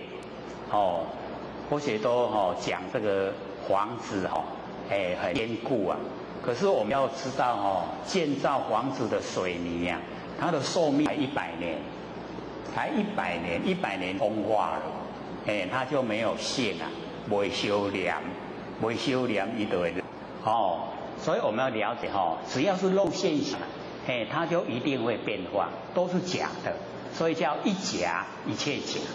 那我们的真心佛性啊，虽然它没有形象，可是呢，能让我们了了分明，它是一真，然后一切真。然后我们呢修道的时候啊，就是要全部投入。在呢，我们不生不灭的真心佛性，对现象啊，身体的那个所有宏图众缘际会借我们用啊，我们好好用，借假来修真啊，因为所有宏图没有知觉性，然后佛性没有形象啊，现在变成一半一半，没有知觉性的所有宏图变有了，没有形象的佛性现在有形象。所以我们只要是重视在佛性啊，整个身体的形象活动全部都是佛性，这样了解吗？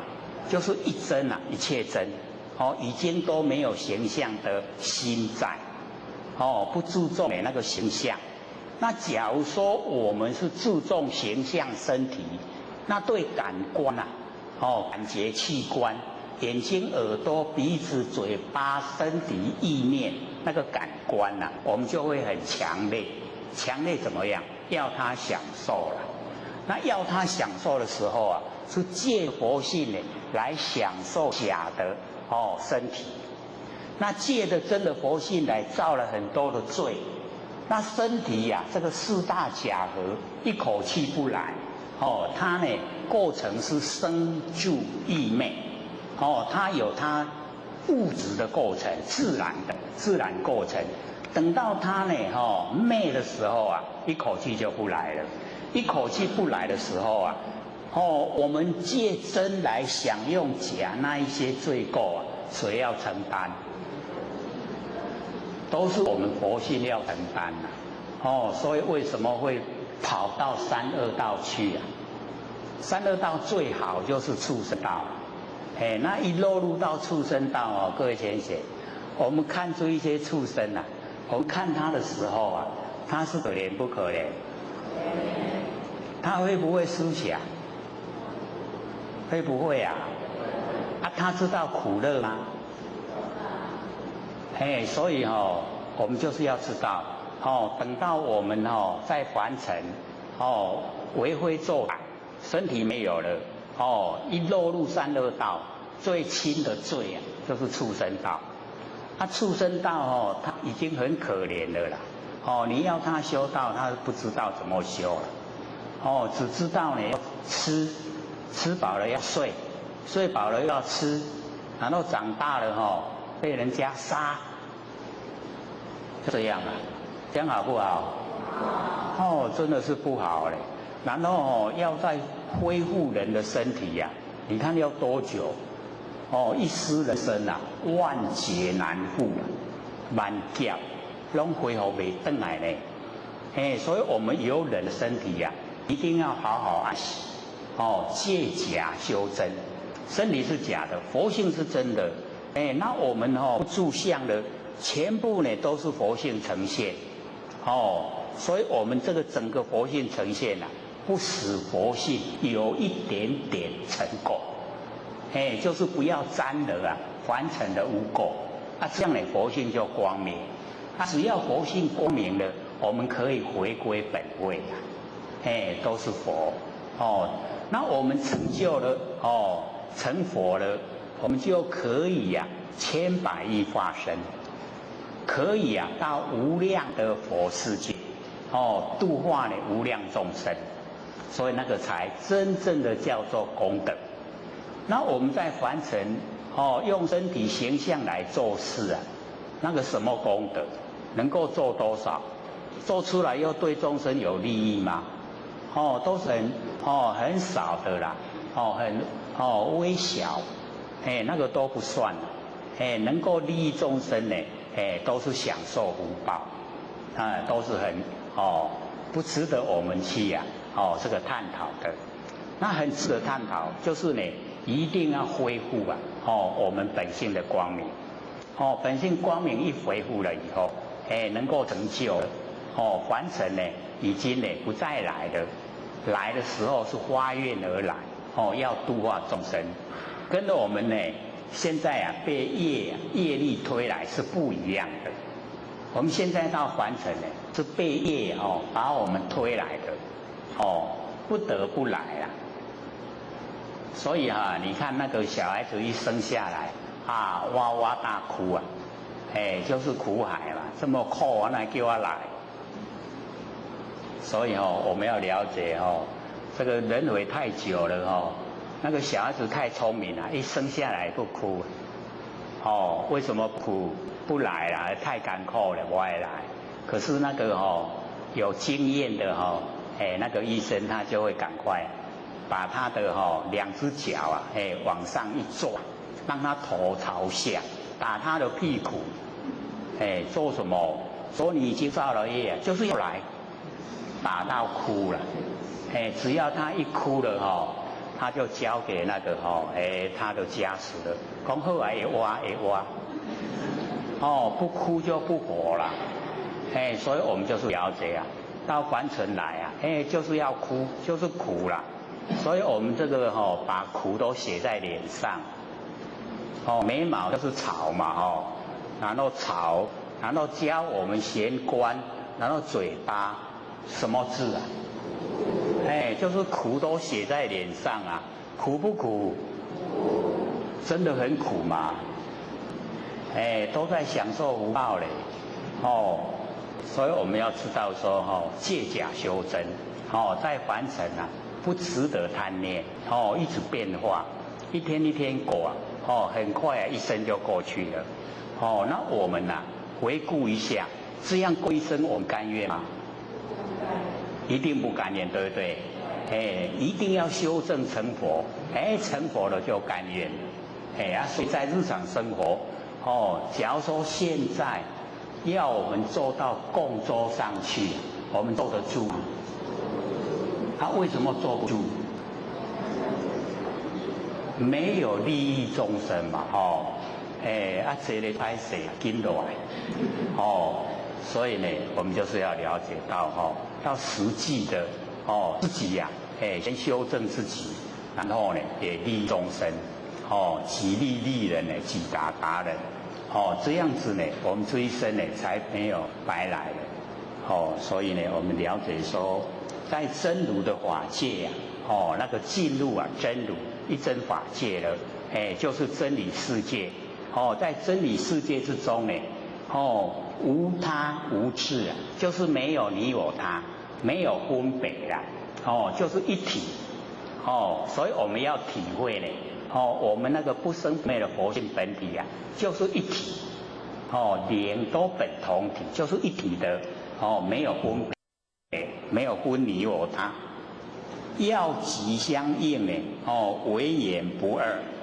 我们要呢，跟我们那个真如佛性不生不灭的佛性呢，要相应的时候就只有不二，不二就是一一呢就是道，所以我们就了解走路这个一走路呢，真理世界一就是一体一知道一吗？知道一就万事毕了呢。知道一了吗？我唔敢应本来说一很小，追下一又太大了。知得一万事毕。你知道一万事万象都毕业了。所以就是很重要。知得一万事毕。那因为我们不是知得一而是知得二，两边两边知道吗？善恶男女老幼，好坏都是两边我们知道二，所以我们就没有万事毕。万事毕了没？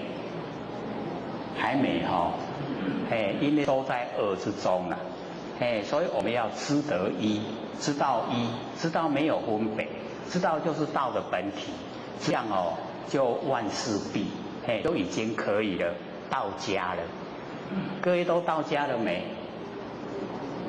还没啦，还在那个同一宫。还没到家。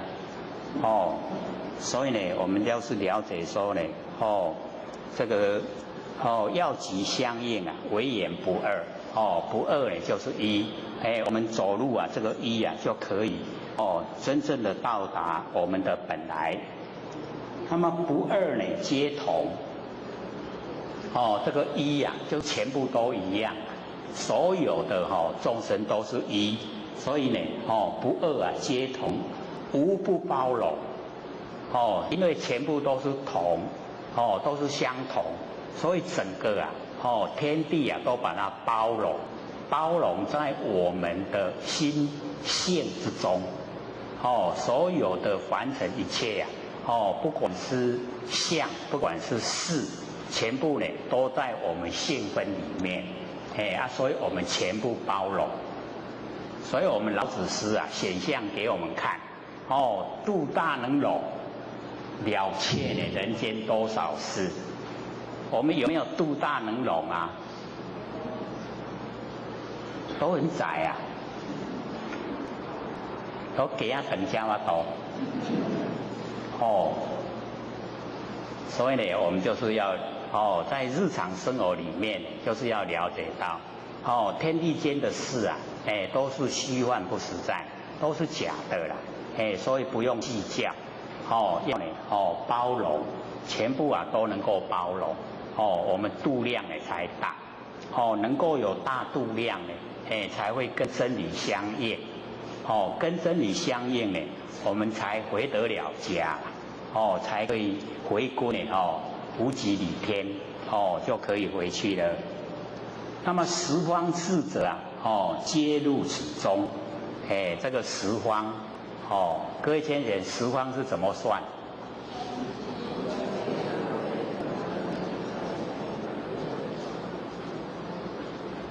我们平常唔捌用，东西南北、东南西南、东北西北、上下，就是十方了，就是整个空间，整个空间呢就叫十方。那么十方的智者，就是有智慧的人接入呢此中，全部呢都走入是一个宗旨，就是走入不二，就是走入我们不生不灭的那个佛性本体之中。那么中呢非是言，这个宗旨它不是呢这个很短暂，而不是呢很这个延长，不是字眼，它呢没有那一种这个过程，没有过去现在未来，所以呢一念万念，我们刚才有讲正信条子的时候现前一念那个念头就是我们不生不灭的真心佛性。那我们真心佛性本体它呢具备了万年10000年都在当下。我们有前贤不是问嘛说弥勒祖师下生呢要56亿万年，对不对？那个时候我们就会想说那个56亿万年还要经过几个缘会，一个缘会才129600年，那56亿万年要多少个缘会？真的还很难算的纵然是把它算出来，也是一个事目啦，一个事目。所以我们就是要了解到这个一落入到现象，那个都是要非常这个久远的时间，而且那个时候我们众生的寿命84000岁，可不可想象？84000岁咱拢变啊，我们都变成什么了？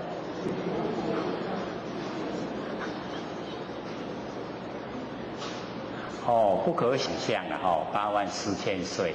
我们现在活到假如说120岁就已经是人类还要怎么走路？活到120岁的时候怎么吃饭？很辛苦了那活到84000岁，哇，那又不可想象了所以我们就是了解到那个是讲现象弥勒祖师下生那个现象等于是说我们众生的那个善已经很充足了。现在众生的那个善都还很不足，所以寿命呢平均以现在的那个年代来算的话是70岁在释迦牟尼佛那个年代是120岁经过3000年以后已经减到剩下70岁了。那再经过个3000年各位浅显剩下几岁？我们人类最少的寿命是10岁了，就已经恶到极点，作恶为非作歹，作恶已经到极点了就剩下10岁了。那女孩子要多久结婚因为才只有10岁而已那假如说在84000岁女孩子要几岁结婚？还真的不可想象那个经典有记载说500岁，女孩子在84000岁的时候500岁结婚。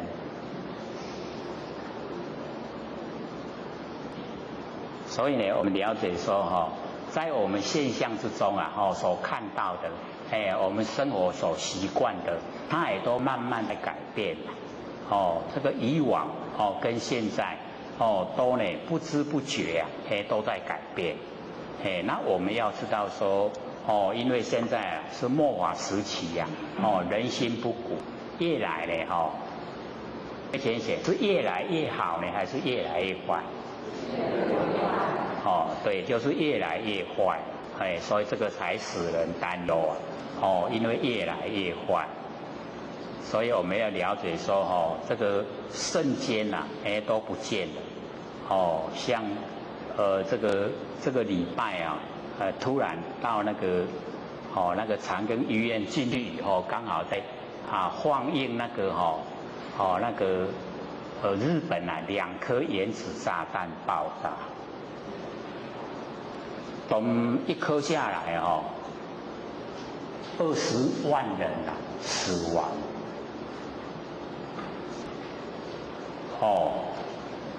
残不残忍？安尼一粒动，安尼20万起啊，然后再经过20年，那个地方都不能生草啊。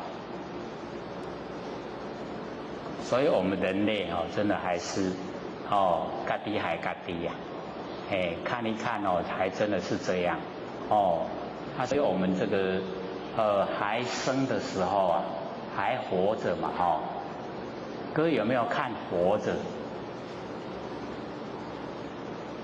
都没有啊。那个张艺谋导演的活着。活咧啦，还搁咧活咧就是欢喜啦，活咧拄咧做共产党跟国民党咧打战，活着，我们这边还很开放，他那边在讲我们这边坏话我们竟然还允许他在这边放映，我为什么去看活着？我讲活咧是咧创啥？所以我就看了看活着，还真的活着很好嘞。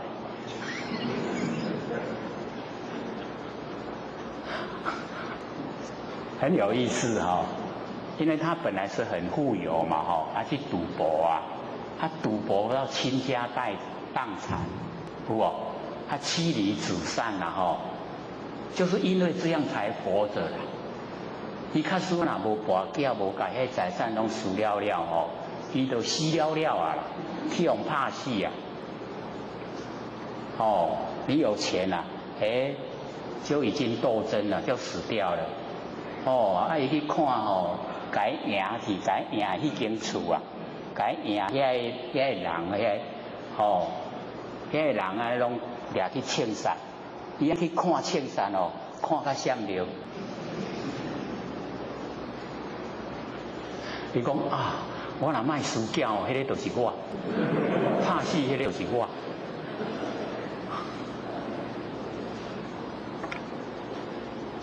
所以这个凡尘还真的是很难讲，得失啊很难讲他那个时候输囝的时阵是真的是失，可是要活着竟然赢。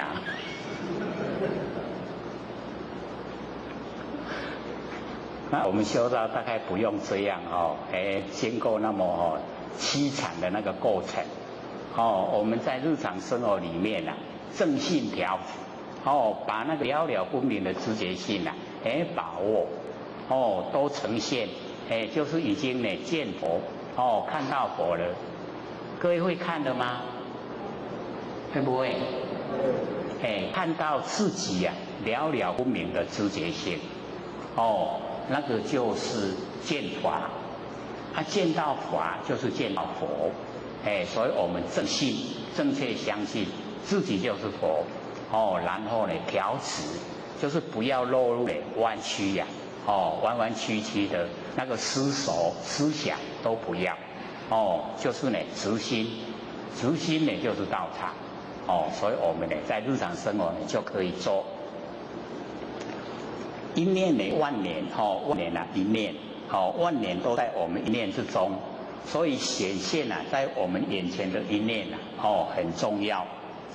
那么无在不在，这个我们就是了解我们的佛性不在内，也不在外，也不在中间。各位学姐在哪里？不在里面，不在内，不在外，不在外面，不在中间，那么在哪里？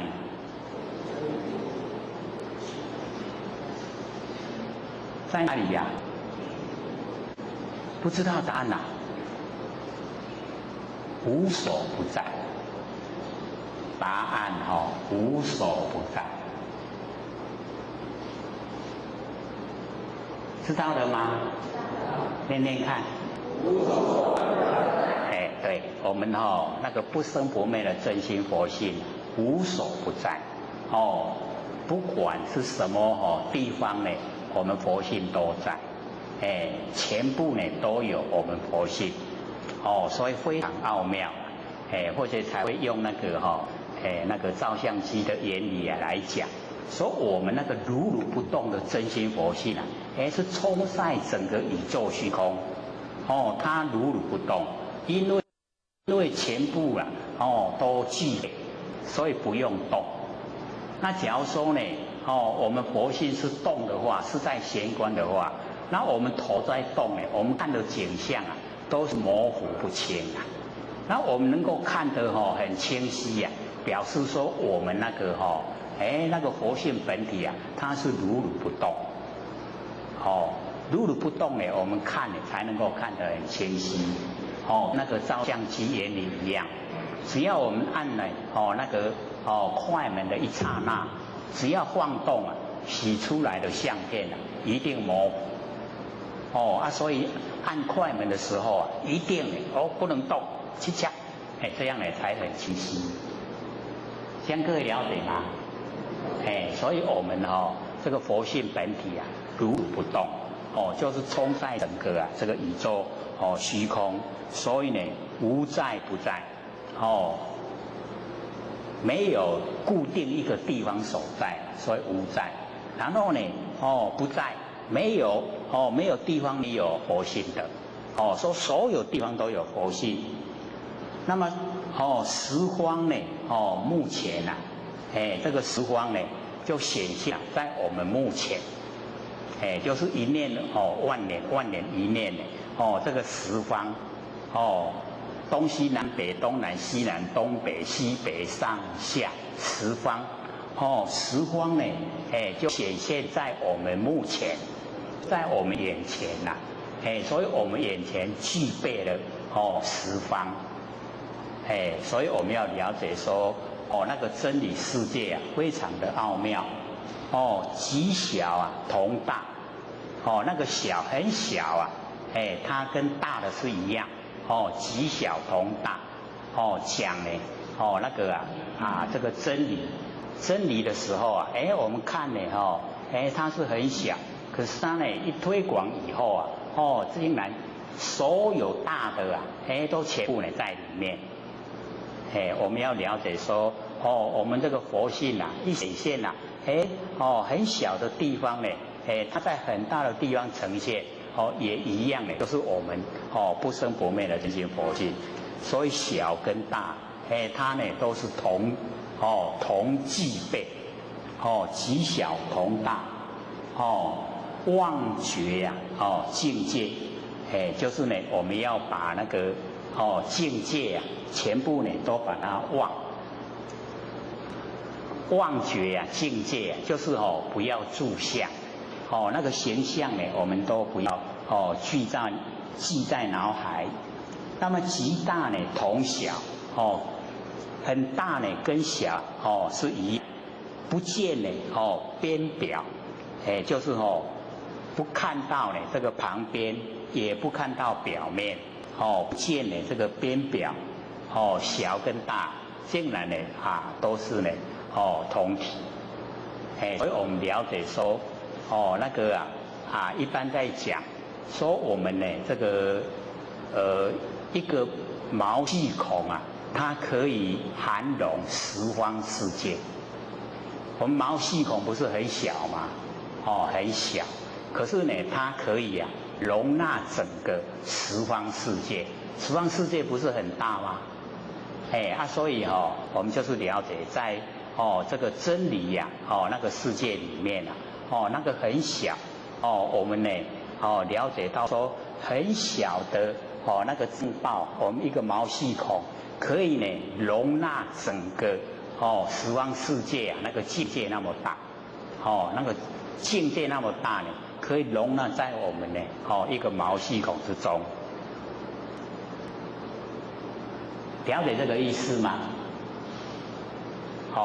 或者再讲一个比较而可能会用意会啦，说我们呢这个读了万卷书啊，肉笔啊如有神。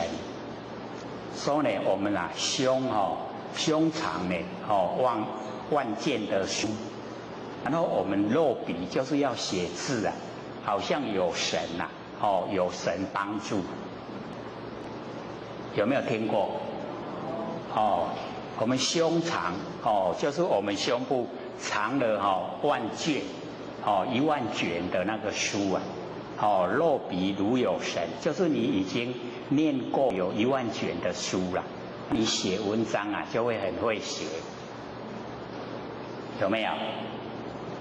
那我们各位先生，我们这个胸虽然是不小。可是呢，我们要容这个万卷啊，不要说万卷啦，1卷就好了，容纳得进去吗？可不可以？像我们这个六祖坛经啊，也不是很大啦，可以容进去吗？虽然可以把它弄进去啊，可是那么这么一点点也不算这样了解那个大跟小的意思吗？万卷不是很多嘛，对不对？它都容纳在我们心胸之中，这样知道它的意思了吗？知不知道？就是你念过，然后它在你的那个脑海里面，那个万卷是不是很大？现在容在你的脑海是不是很小？这个大跟小有没有一样？所以我们就是要了解到。我们念了那么多书啊，那个书那么多，堆积起来很多，都在我们脑海里面很小，可是我们都可以应用得出来，这样大跟小啊，有没有印象呢？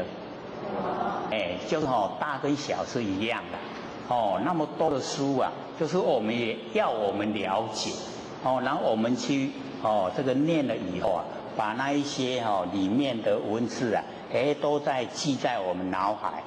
我们就可以写得出来，它一写出来以后啊，你又可以写了万卷书了，对不对？所以我们那个脑海很小，写出来万卷书就很大，大跟小啊，是一样的，这样意思呢，大家都比较会这个了解，所以这边呐，有即是无。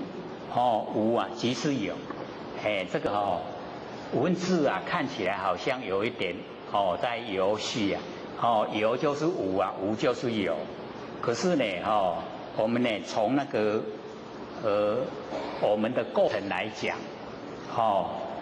现在我们都有身体了，对不对？在100年以后啊，我们还在不在？是不是无了？所以有即是无啦，无都是无，然后呢，在100年前也没有我，对不对？无啊，现在有了，无即是有，你怎样意思呢？就很容易知道了就是时间不同啊，那个整个啊呈现的现象又不一样，所以呢，有即是无啊，无即是有，所以我们了解到凡尘啊，也都是这样。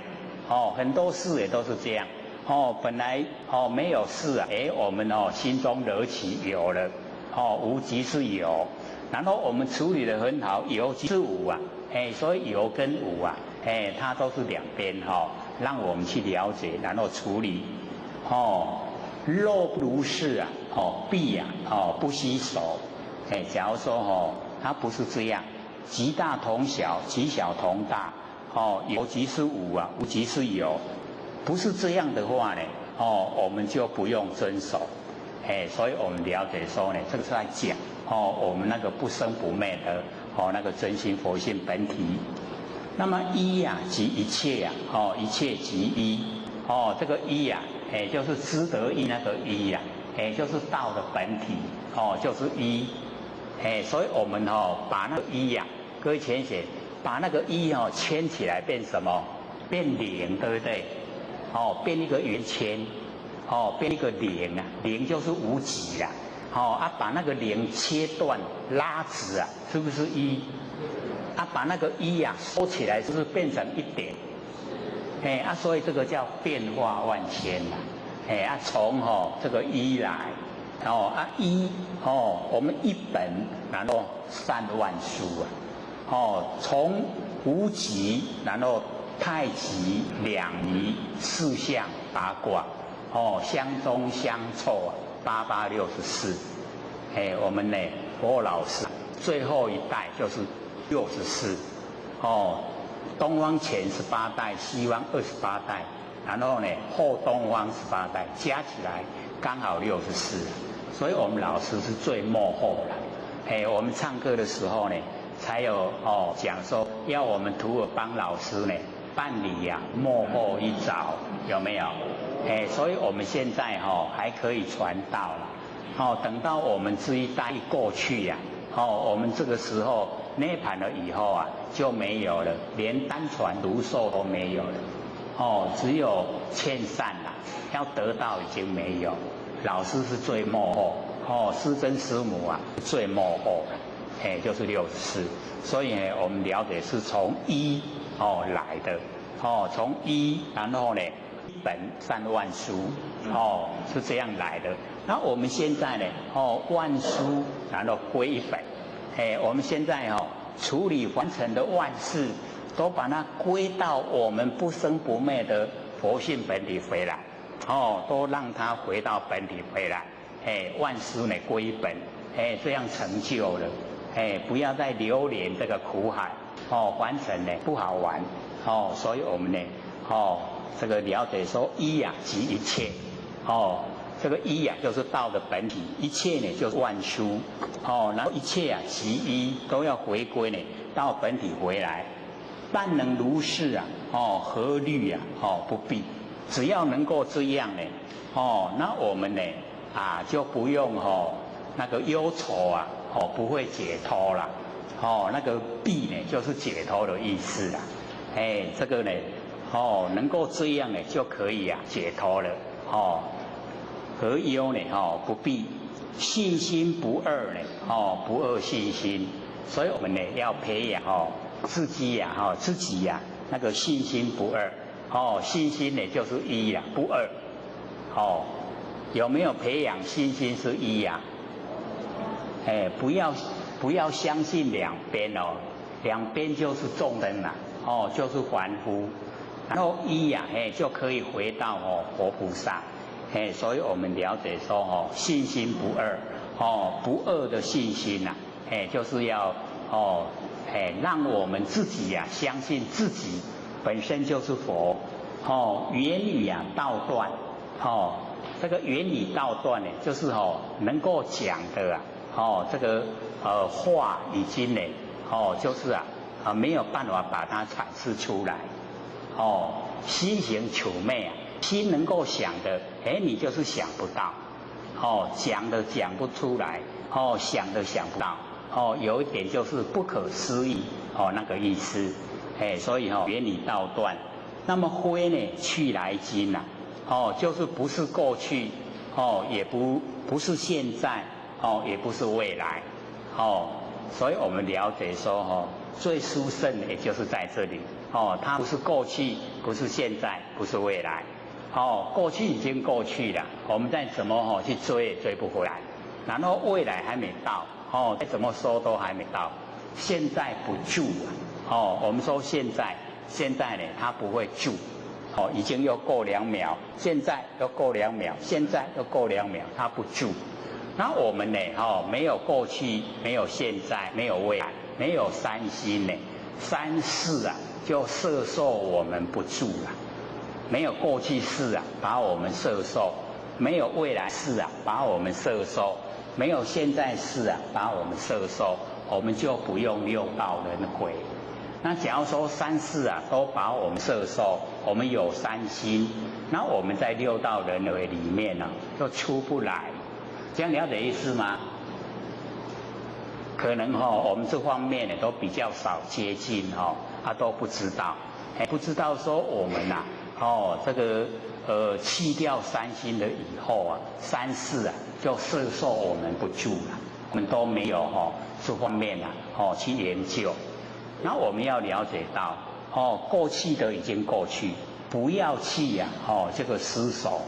假如说过去被人欺负啊，我们又想变成二度伤害啊，那我们把过去的事啊又一直回忆，那表示呢我们起心动念，那有念头啊就有业，我们要了解说之前累世之间我们所造的业在虚空之中，那我们不要有起心动念，不要有念头，那一些那个业因它不会来让我们接受它的果报。那我们起心动念，我们有过去心会把我们以往过去世的所造的业把它拉来以后我们要去接受果报。那接受果报的时候我们会埋怨，因为前累世之间的那一些罪业我们没有看到，那没有看到我们会认为说没有做，没有做为什么会接受果报？所以这个时候会怨天尤人，说我又没有杀人放火，为什么我的遭遇这么坎坷？那个就是生活在胡思乱想在过去心那一种情形促成他的遭遇很坎坷，这样了解吗？我们都会老的啦所以我们要事先防范。大概我们有的也都蛮不轻的年岁不轻的所以在当下就要告诫自己，不能胡思乱想不能有过去心，这样知道吗？黑里上黑巴上知影无？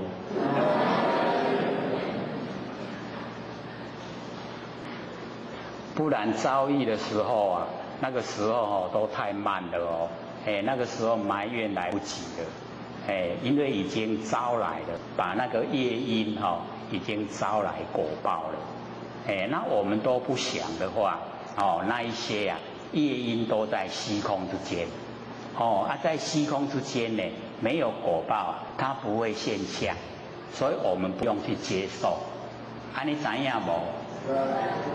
所以就要做应先先就好啦，会晓袂？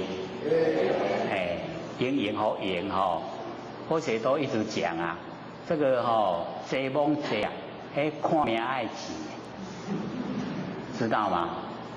你坐到那个算命师的前面你坐着的话，那个算命师不要讲话你要离开不用付钱啦。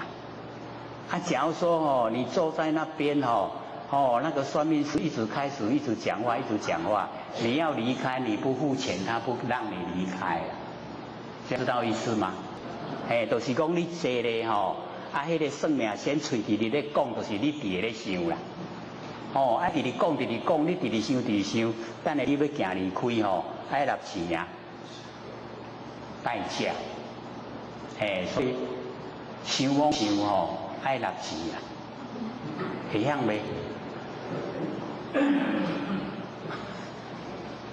等下你会想讲我咧想都爱纳钱哎哟，迄纳比迄个坑，迄算命佫较济所以爱好用就好，拢互读甲真用用先先，爱做啥物？爱做啥物？做万年放下啥物做用先先？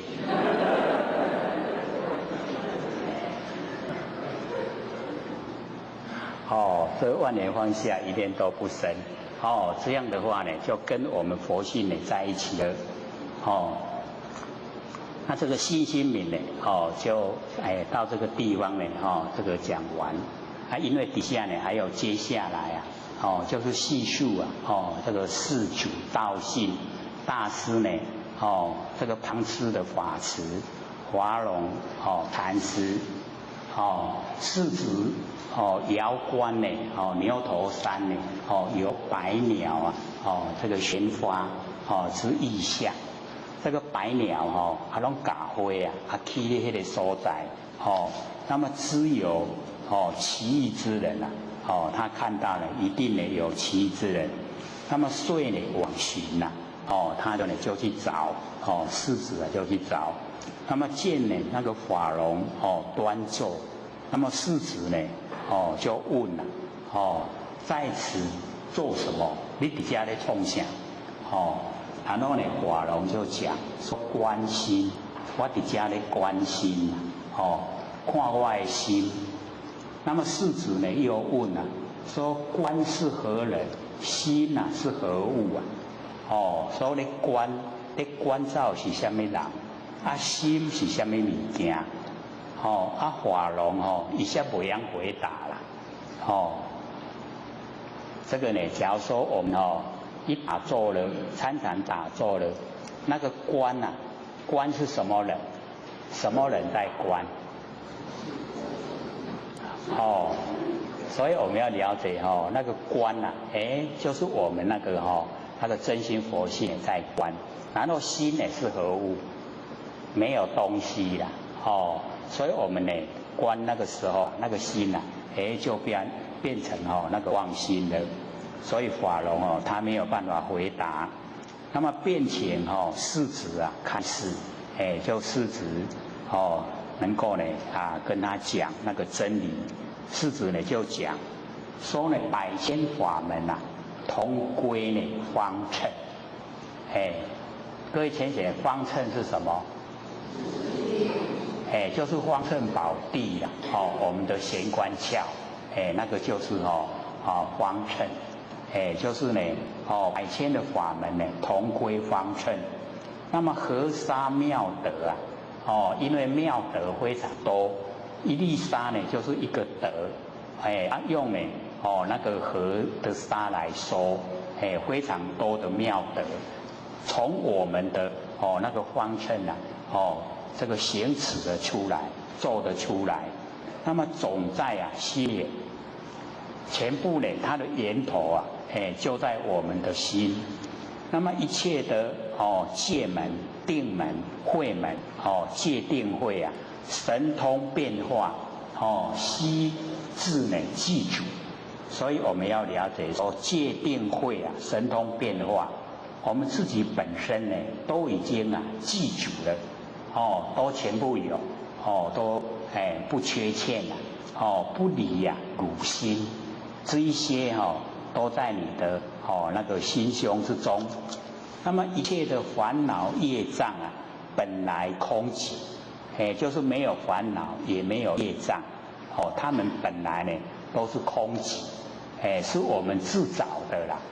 有那个烦恼有业障都是我们找来的，那个本来就空寂。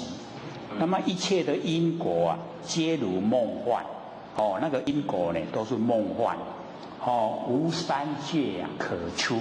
三界呢欲界、色界、无色界，说没有三界可以出去无菩提可求没有那个菩提可以求。人与非人性相平等那个呢像天龙八部那个都非人像天上的龙那个也都是非人人与非人性跟相平等所以没有分别心。大道呢虚旷我们这个大道呢虚旷，节思节虑也就是不能够用思虑用思虑呢那个都是凡尘用在佛性之中呢都不能有，都要觉思觉力。如是之法，汝今已得是一种最上乘的佛法，你现在已经得到了，更无缺少没有那个缺少。与佛何殊啊？跟佛没有两样，跟佛一样。哦，所以各位浅显，我们也都是跟佛一样。哦，只要自信调止啊，都当下都是跟佛一样。哦，没有两样的。那么更无别法。哦，已经呢没有再别的方法。如但呢任心啊自在。哦，莫作观显。就是不要去这个观心。关照自己的心啊，不要做那个观显。意莫成心啊，澄清我们的心啊，也不要。因为都是当下。所以这个讲出来有一点跟呢，那个秀才那个张轴秀才悟道记啊，那个趋向真如啊，意识学。各位都有听嘛？那个本来就真如啦，你要趋向真如啊，就变成学了。所以呢，意莫成心，那么莫起贪嗔，也不要起这个贪嗔，那么莫怀愁虑啊，也不要有那一种愁虑，就是胸怀里面啊，不要有愁虑，荡荡呢无碍，就是整个空荡荡。很宽广，都没有这个障碍，任欲纵横，就是让心自在，都无所住了，让心呢都不要住，所以这个任意纵横，不做呢知善，不做呢知恶，就是不有心的去行善，也呢不无意造恶。全部呢都不落入那个有所作为，行住坐卧触目意言总是佛之妙用。所以我们了解说，我们在行住坐卧，就是生活的四威仪之中触目遇言，我们眼睛所接触到的、遇到的因缘，总是佛之妙用。全部都是我们那个不生不灭真心佛性的妙用。快乐无忧故名为佛。所以这样呢就叫佛。那么底下也就问那个法龙问说，心既然已经记住那么何者是佛？何者是心？师子呢就回答说，非心不问佛。问佛非不心。所以那个心各位浅显，这个非心不问佛，所以你在问佛这个心它本身就是佛啦，了解吗？所以我们有把这方面比较详细解说，说呢我们六根对六尘产生的六识那个心我们都不用，然后我们不用的时候叫做已经无心了，然后无心就进入我们不生不灭那个真佛性本体，那进入佛性本体那个无心的心那个心即心就即佛。这方面呢我们一再说明了各位都有印象的吗？所以一定要知道我们在日常生活六根对六尘产生的那个六识那个心那个识心那个是生灭的那个不能拿来修道用拿来修道用修不成道，了解吗？很重要就是不能用生灭心修不生不灭佛的果位我们要用不生不灭的心修不生不灭的道。所以各位要把这个观念一定要牢牢记住，用不生不灭的心修不生不灭的道，这样因果一致才会成就。有没有记熟一定要记熟所以这边呢说，非心不问佛，问佛呢非不心。所以心跟佛它已经就是融成一体了。黑蒙黑的心只要你不是生灭的，它本身就是佛了那么问，既不许做观行一境其实心如何对治这个问法龙呢禅师啊问世子说：既啊允许啊观行，那假如说有静起来的时候我们心呢如何来对治？世子呢就回答说：静言啊无好丑。那个静啊就是外面的景象那对外面的景象它没有好也没有坏无水也无歹它呢静言啊无好丑，好丑起于心啊外口的景真水，外口的景真歹，为咱的心起来从心啊生起来的。那么心啊若不强勉你假如说心啊不强迫去用它妄情啊从何起？所以我们那个心啊都会强勉，就是会强迫我们去认识，用我们生灭的心啊去认识景象从景象产生喜欢讨厌那个叫妄情妄情呢从哪里起来？从我们的生灭心起来。这样了解吗？怎么有一点沉重呢？妄情呢记不起呀真心任啊骗之我们假如说不起妄情的时候啊，那个真心它已经呢就是担任骗啊普遍，知呢知道。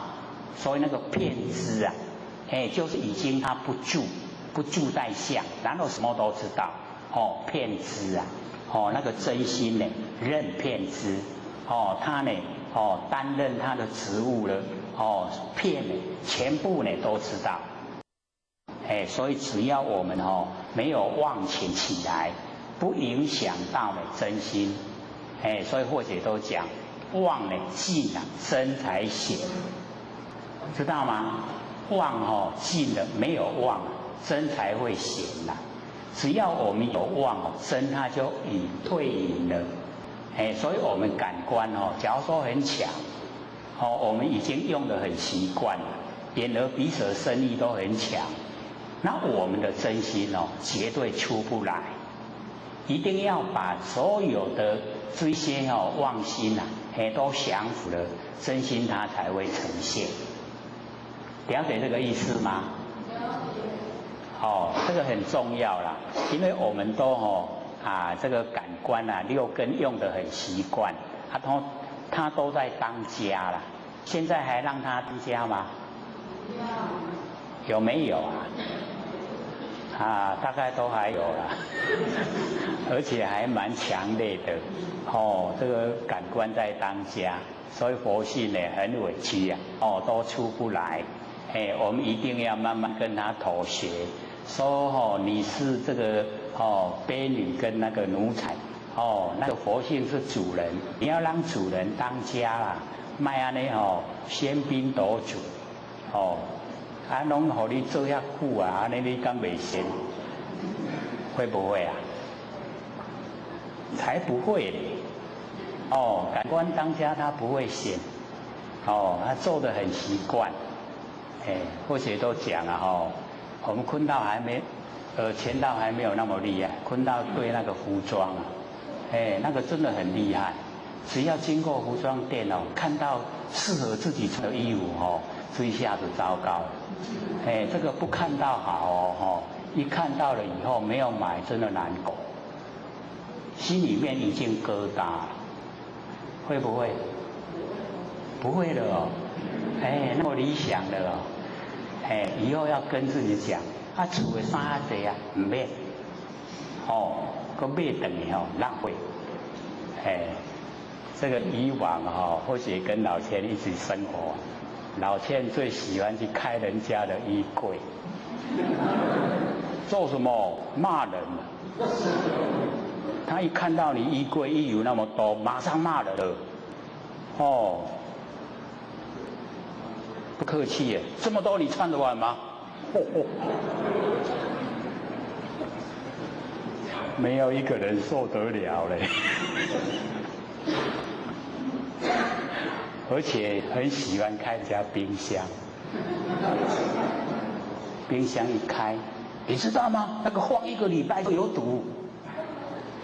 你放那么多吃得完吗？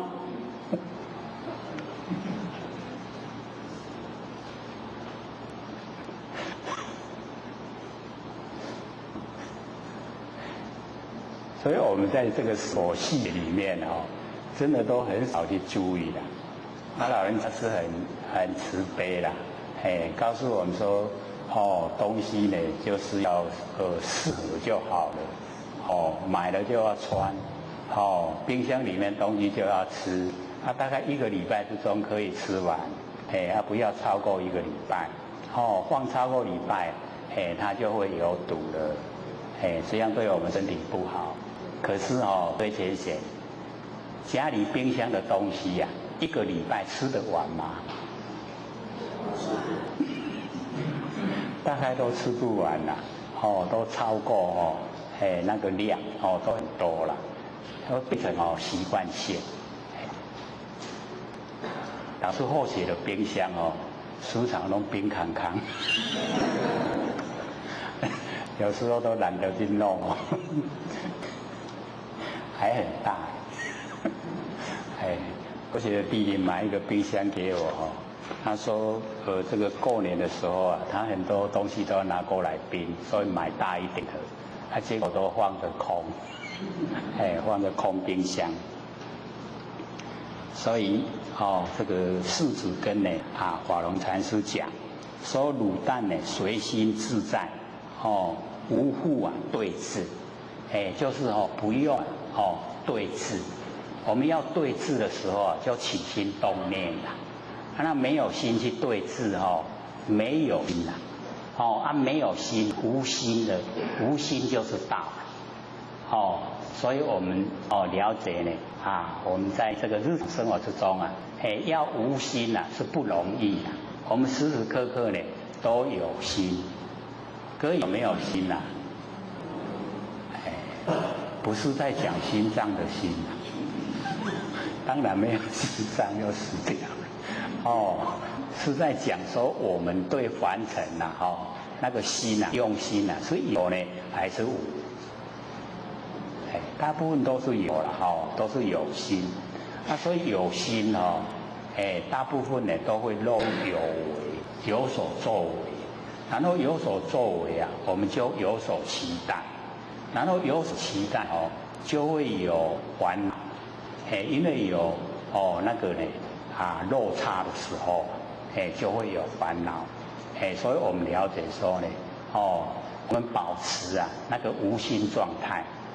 就是呢，在佛性不生不灭的那个佛性本体，这样呢，可以保持那个无心的状态。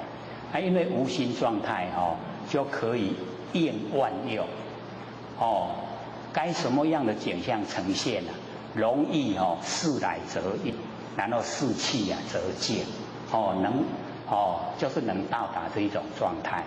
那个事来则应那个呢，就是要跟老子的那个思想相应。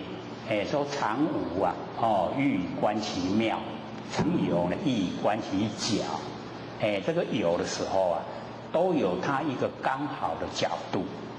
那我们事情来了，有一个应付刚好的角度，我们去做。然后事来则应，应了以后事去则见，完全都不记在脑海。完全都不造业啦，那个是最理想的生活方式。可是一定要经过我们努力的去这个了解它的那个过程不然呢这个怎么样恰到好处我们不容易拿捏所以我们要在这个生活之中呢就时时刻刻都体会那个行住坐卧不离这个哪一个？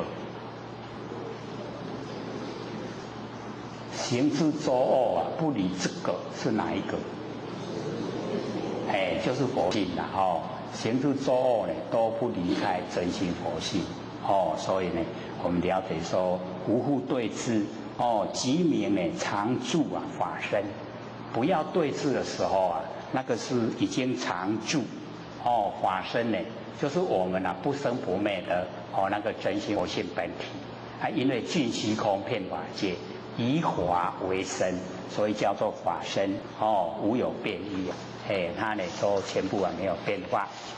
然后呢，还有一点点时间，我们呢这个转过来，后面呢是心明，这个心明呢，也就是刚才那个世主说这个点化的那个法龙禅师就是呢心明，这个还蛮长的这个心性不生，何须呢知见？只要我们这个全部都在我们佛性本体之中那个心性全部都没有起心动念都没有外放那么这个时候何须知见所有的知见呢都不用本无一法随任呢熏念，本来就没有一法。所以各位学姐，本来没有一法的这个法就是最高的。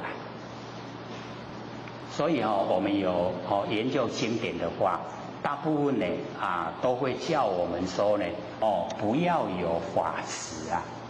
我们在修持的过程先去掉我执，我执去掉以后再把法执去掉。所以修持的最高程度一定是没有我执，也没有法执，我执法执都没有，这样才成佛啦。所以我们了解说，最高法就是没有法执。那个说没有一法的法，就是最奥妙。那因为我们都会有执着，执着的话，你那个法执在。法执在就成就了。那我们还在苦海的这一边，一定呢要借着方法才能够到达清净的彼岸。所以那个法是一定要。然后我们呢，借着法已经呢到达目标了，已经过这个河了，到达清净彼岸。这个时候我们才把那个法去掉。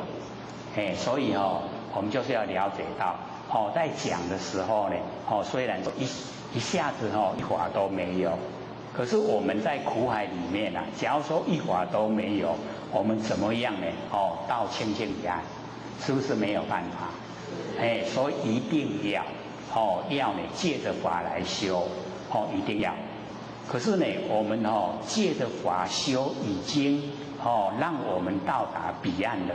到达清净彼岸的那个时候，我们不用背着这个法，就像个得白他已经到河的对岸了，得白爱排了呀咩？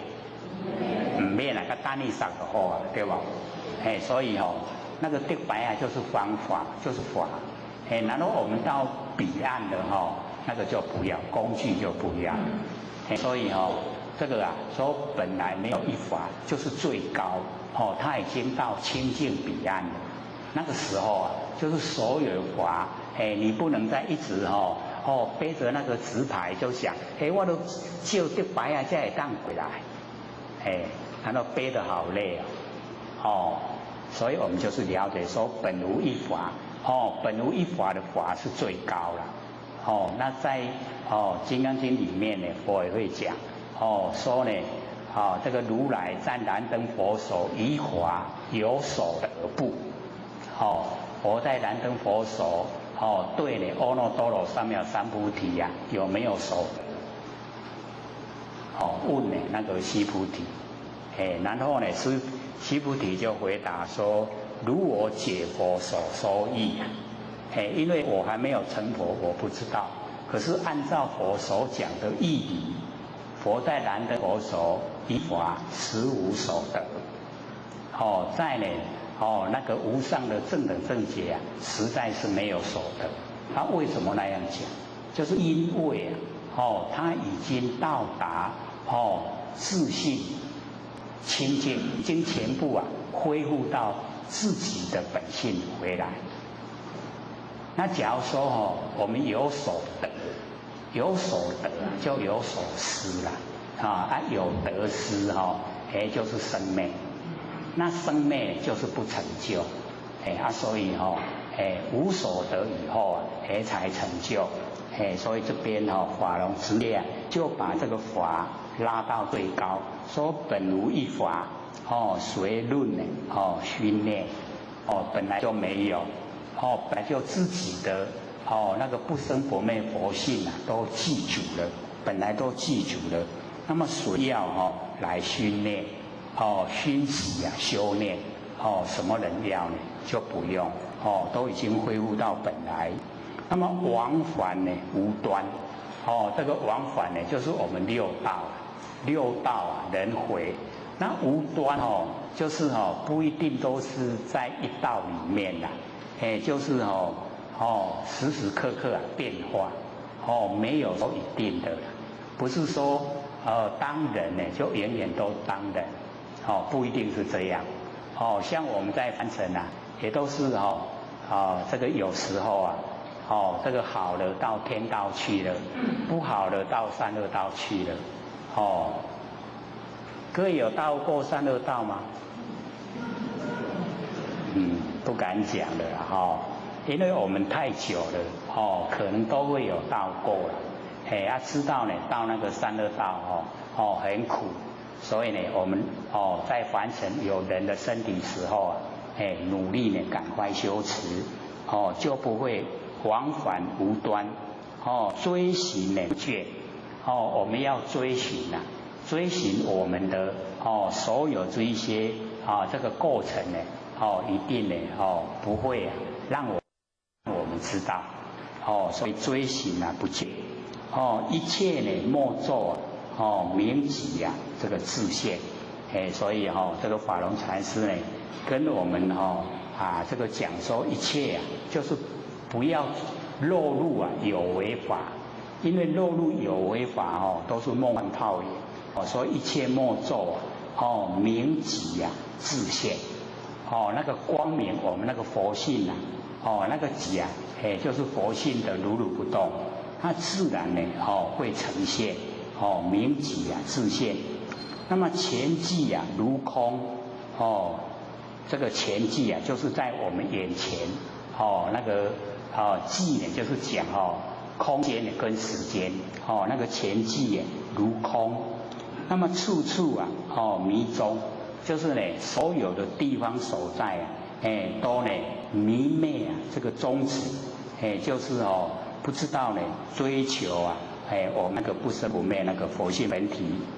那么生无呢生相生造一同这个我们呢在凡尘生这个生在凡尘的时候生呢无生相就是我们那个佛性本体这个没有那个形象的这个呈现生造一同生呢在生在凡尘的时候我们这个感觉就是所有的众生呢都是一样这个生造呢这个一同。所以我们要了解到说，虽然看到外表形象虽然大家都没有什么差别，可是那个内心世界是有很大的不同每一个人那个内心世界都不同，想法不同，做法不同，然后来源也不同，所有的那个众生的来源根器也都不一样所以我们了解说虽然形象是没有不同，可是呢那个内心呢有很大的不同。那么欲得心净无心用功。假如说呢我们要让我们的心能够清净欲得呢心净，那么无心用功就是用无心用无心来用功所以在文字本身呢是有一点矛盾，可是呢在真理来讲是讲得很通。无心的心就是我们佛性呢本体所生发的那个无心，我们用无心呢来用功。各位亲人这样听懂吗？啊，跳一行。哦，一心有志哦，然后知法不通，是吗？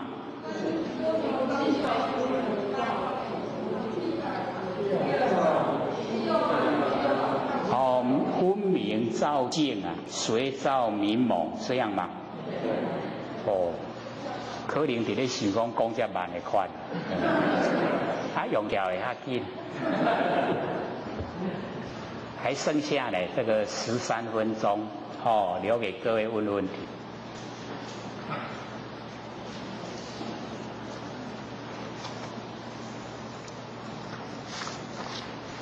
有人要问吗？这个问问题呢，对我们帮助很大哦。好，请说。这个是纽西亚道提问的问题。好。他说：为何老虎生性就是吃肉？若是生性如此，那它吃肉有没有继续造罪？谁？老虎啊。老虎生性它就是吃肉。若是生性如此的话，那它吃肉有没有继续造罪？好，因为老虎的本身呢，它要求生啊，那它求生的环境在它所及的地方呢，就是有一些比它弱的那一些那个禽兽啊，让它这个吃，它为了维护它自己的这个生命，所以呢，它就这个很自然的把那些吃下去了。那我们就是要了解到，他为什么会去转世当老虎，导致我要追求的那个问题所在。也去出去之后，去转世当老虎。我们要了解那个因缘是什么因缘，促成他呢，去当老虎。这个导致比较重要，不是说，他为什么还要吃肉？他为什么他还要再造罪？重点是他为什么会当老虎？各位先生，老虎为什么会当老虎？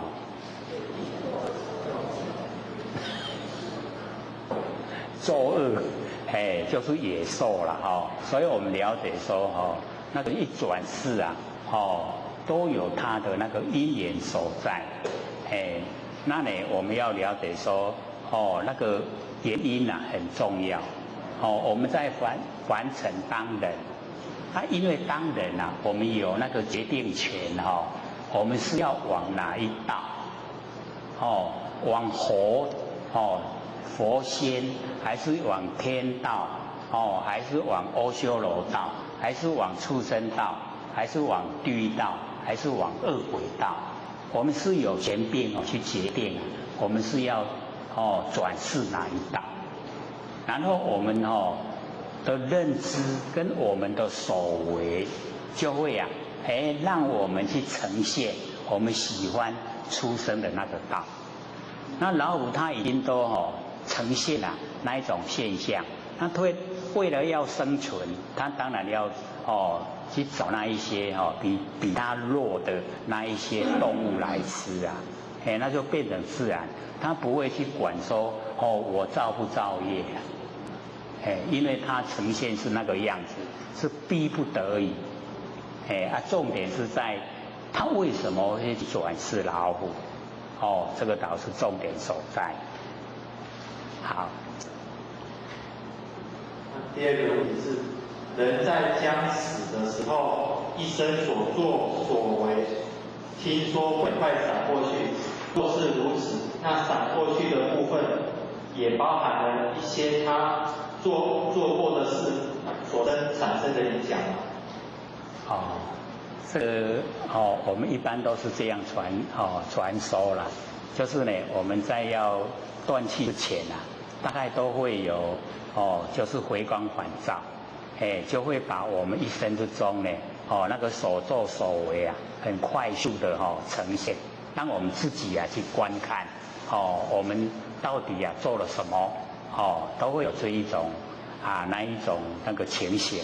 可是他所回光返照的都是他本身的那个经历不会受他所本身经历所造成的影响出现，是他自己本身所作所为，他才能够回光返照的出来。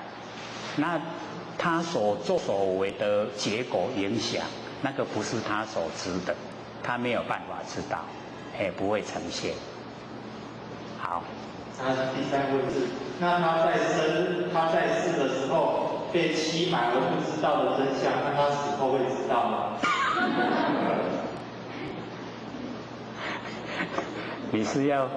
你是要看那个第六感生死恋吗？那个第六感生死恋呢，就是他在世的时候啊，那个不知道的被人家这个侵占了被朋友陷害了，他死掉以后就知道了死掉以后呢，他跟随那个凶手才会知道这些事。可是呢，我们要了解到因为他自己本身的话，他自己本身除非说他有怀疑，除非他有去求证，不然他不会知道。因为这个因果是定理。虽然他本身不知道，可是那一些害他的人啊，他会接受果报。虽然本身不知道可是呢，他也这个所作所为啊，假如说他是心都是好，没有害人的话，他也不会这个亏欠，他会这个接受的那一些比如说到地狱去啊，或是到天堂去啊，那个啦。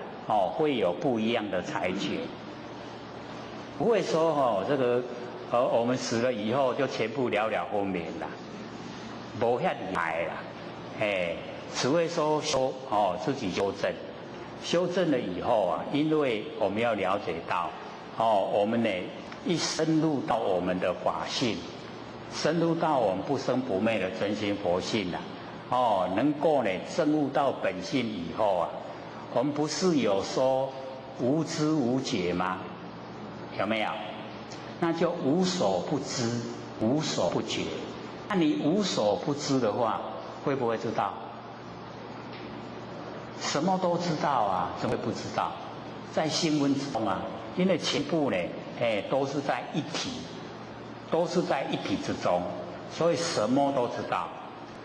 不要说等到我们归空以后才什么都知道，只要我们在生的时候努力修，就会有那个他心通呈现。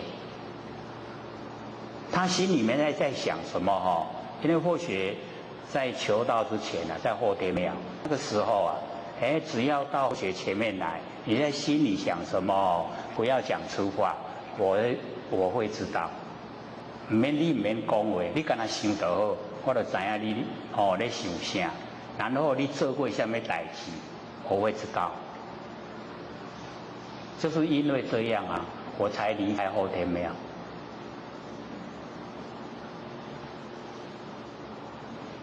所以那个不是很困难，是很容易啦。只要各位浅显都万年放下，让脑袋瓜清醒。让你的脑袋瓜很灵敏，你很灵敏的时候那个是真空状态。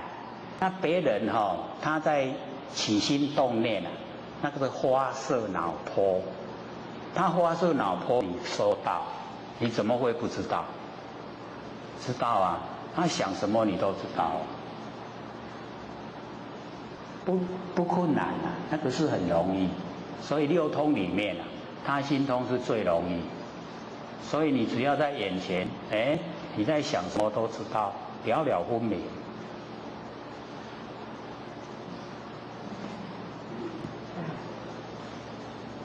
李讲师这边有浅显在问说，万缘放下，一念不生，要如何来做？如何才能一念不生？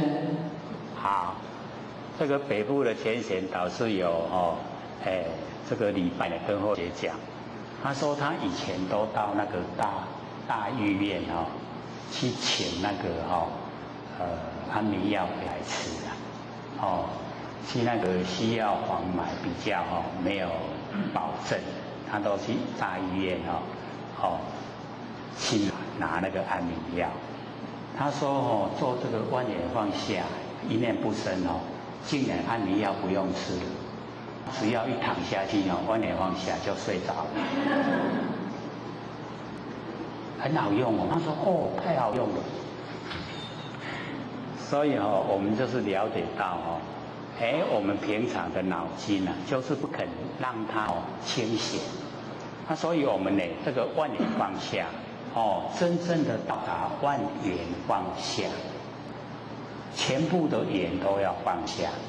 那个时候真的就是一念不生已经是了。那个时候我们要了解到，虽然说万年放下，一念不生，不是什么都没有，而是刚才或许开课讲的时候，了了分明的知觉性。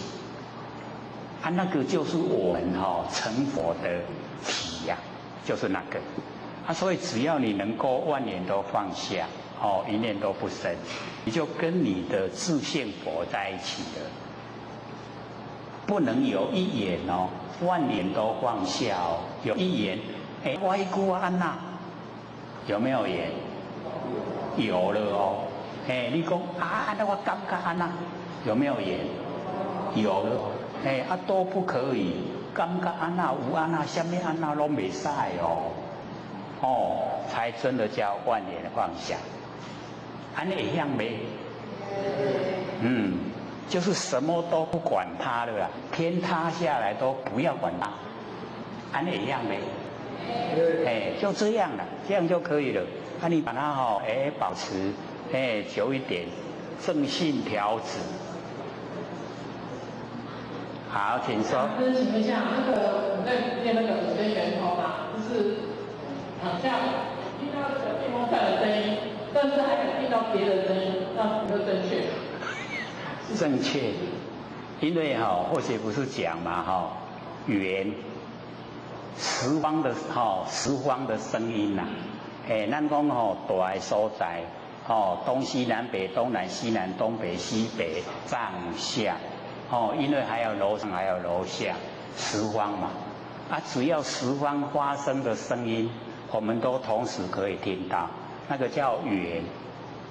然后有墙壁也听得到，那个叫通。然后常住只要它什么地方的声音它一直都在，我们也一直都听到。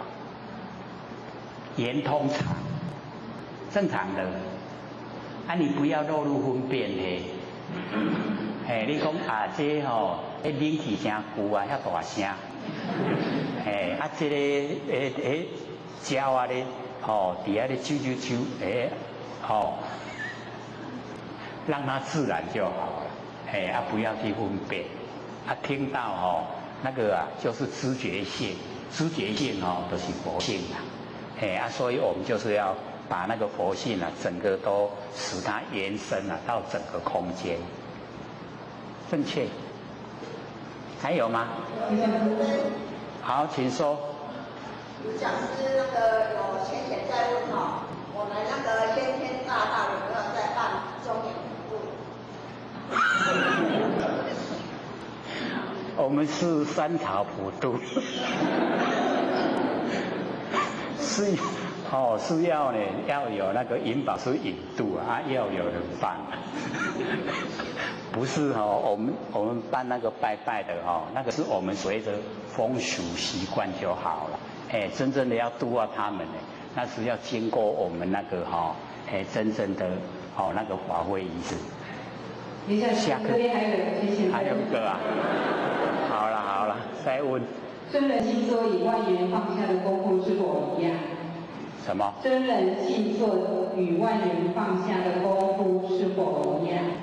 这个真人静坐它比较，因为真人就是呢不生不灭的佛性那个真人静坐跟万缘放下因为真人静坐它是已经有成效，你已经认识真人的，那个万缘放下是在启发阶段，所以它的程度上有差别啦。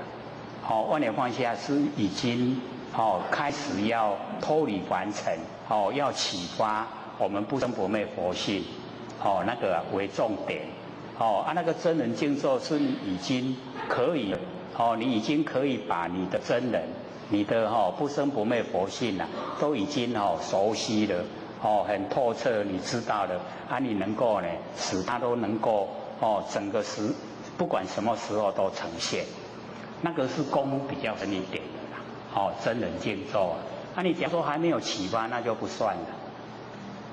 这样懂意思吗？懂不懂？懂了就行。各位讲师、各位坛子、各位千贤，大家好。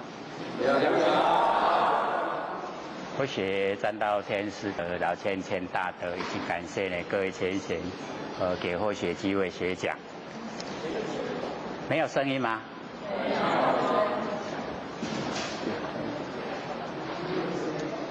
那音控室里面有了。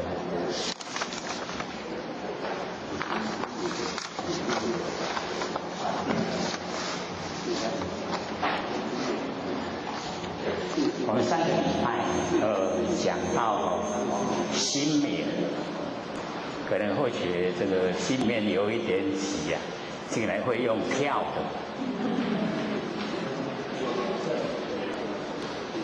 我们这个礼拜呢，用从头开始，那个心性不生呢，佛何须知见？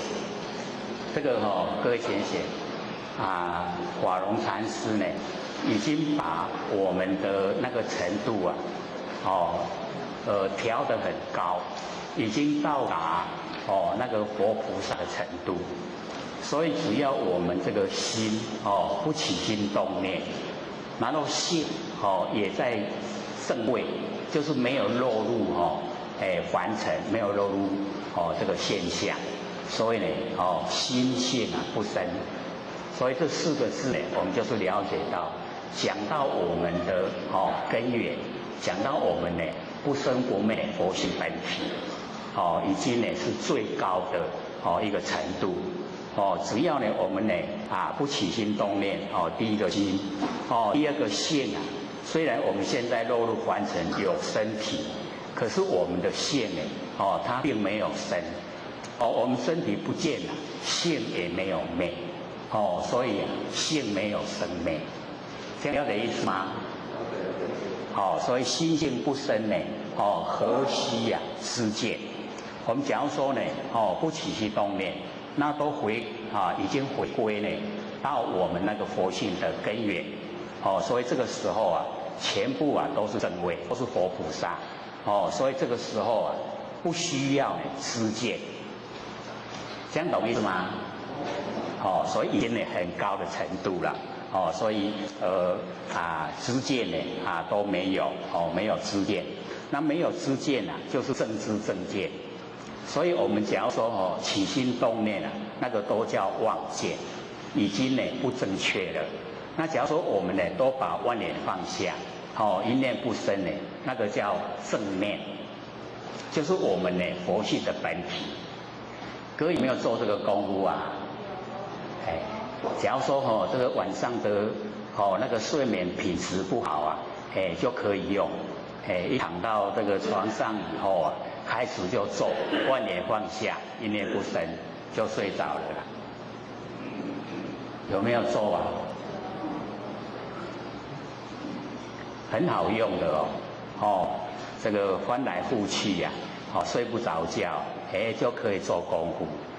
那我们只要肯这个万念都放下了，一念都不生呢，体会我们那个佛性本体的那个状态，那个根源。那么本无一法，随任虚念，本来都没有一法，所以本来都没有一法的法，就是最高的法，最奥妙的，最殊胜的，全部都没有。假如说有法，那我们呢就有法执那有执着就不会成就，所以本来都没有各位呢就是要了解到，本来全部的法都没有就是最殊胜，已经呢回归到佛性本体所以这个法是最奥妙，已经都没有法了。那么谁在讨论呢？那个训练，那个训练呢，就是我们还没有成就，熏呢就是熏习，练呢就是修炼。那我们都还没有成就之前呐，各位前贤要不要熏习修炼？都是要。我们只要呢肯熏习这个真理，那对我们来说呢帮助会很大。因为只要熏习真理我们的见觉就更确了。那现在因为凡尘万教齐心都蛮这个一个很乱的状态之下。那假如说我们没有对真理没有了解不知道的话，很容易被诱惑被这个误导拉我们走错那个道路。所以我们呢就是在日常生活里面只要有空的时候我们就可以多听呢那个CD 或是呢多看呢DVD。把那个真理很熟悉，就是已经呢都在脑海之中。那保持我们清醒的头脑，头脑一清醒呢，我们就不会迷惑。那不迷惑我们就呢不会遭罪。那不遭罪没有那个业因我们就不用受苦。所以我们了解说这个凡尘的怎么样生活就掌握在我们自己的手中。我们呢要自己来这个策划掌握自己的生活要熏习真理，然后呢要修炼，把佛性本来没有的贪嗔痴我们呢佛性没有的那一些习惯性我们都把它去掉。这样叫念修炼。那么往返呢无端，就是我们呢在六道轮回之中这个往就是出生了，还就是又死掉了所以这个往返就出生跟死掉。无端就是没有一个正确的，不是说当人每一时每一世都当人。我们有时候会到呢这个三恶道去，有时候呢会到天道去，所以它没有固定的。看我们在凡尘怎么作为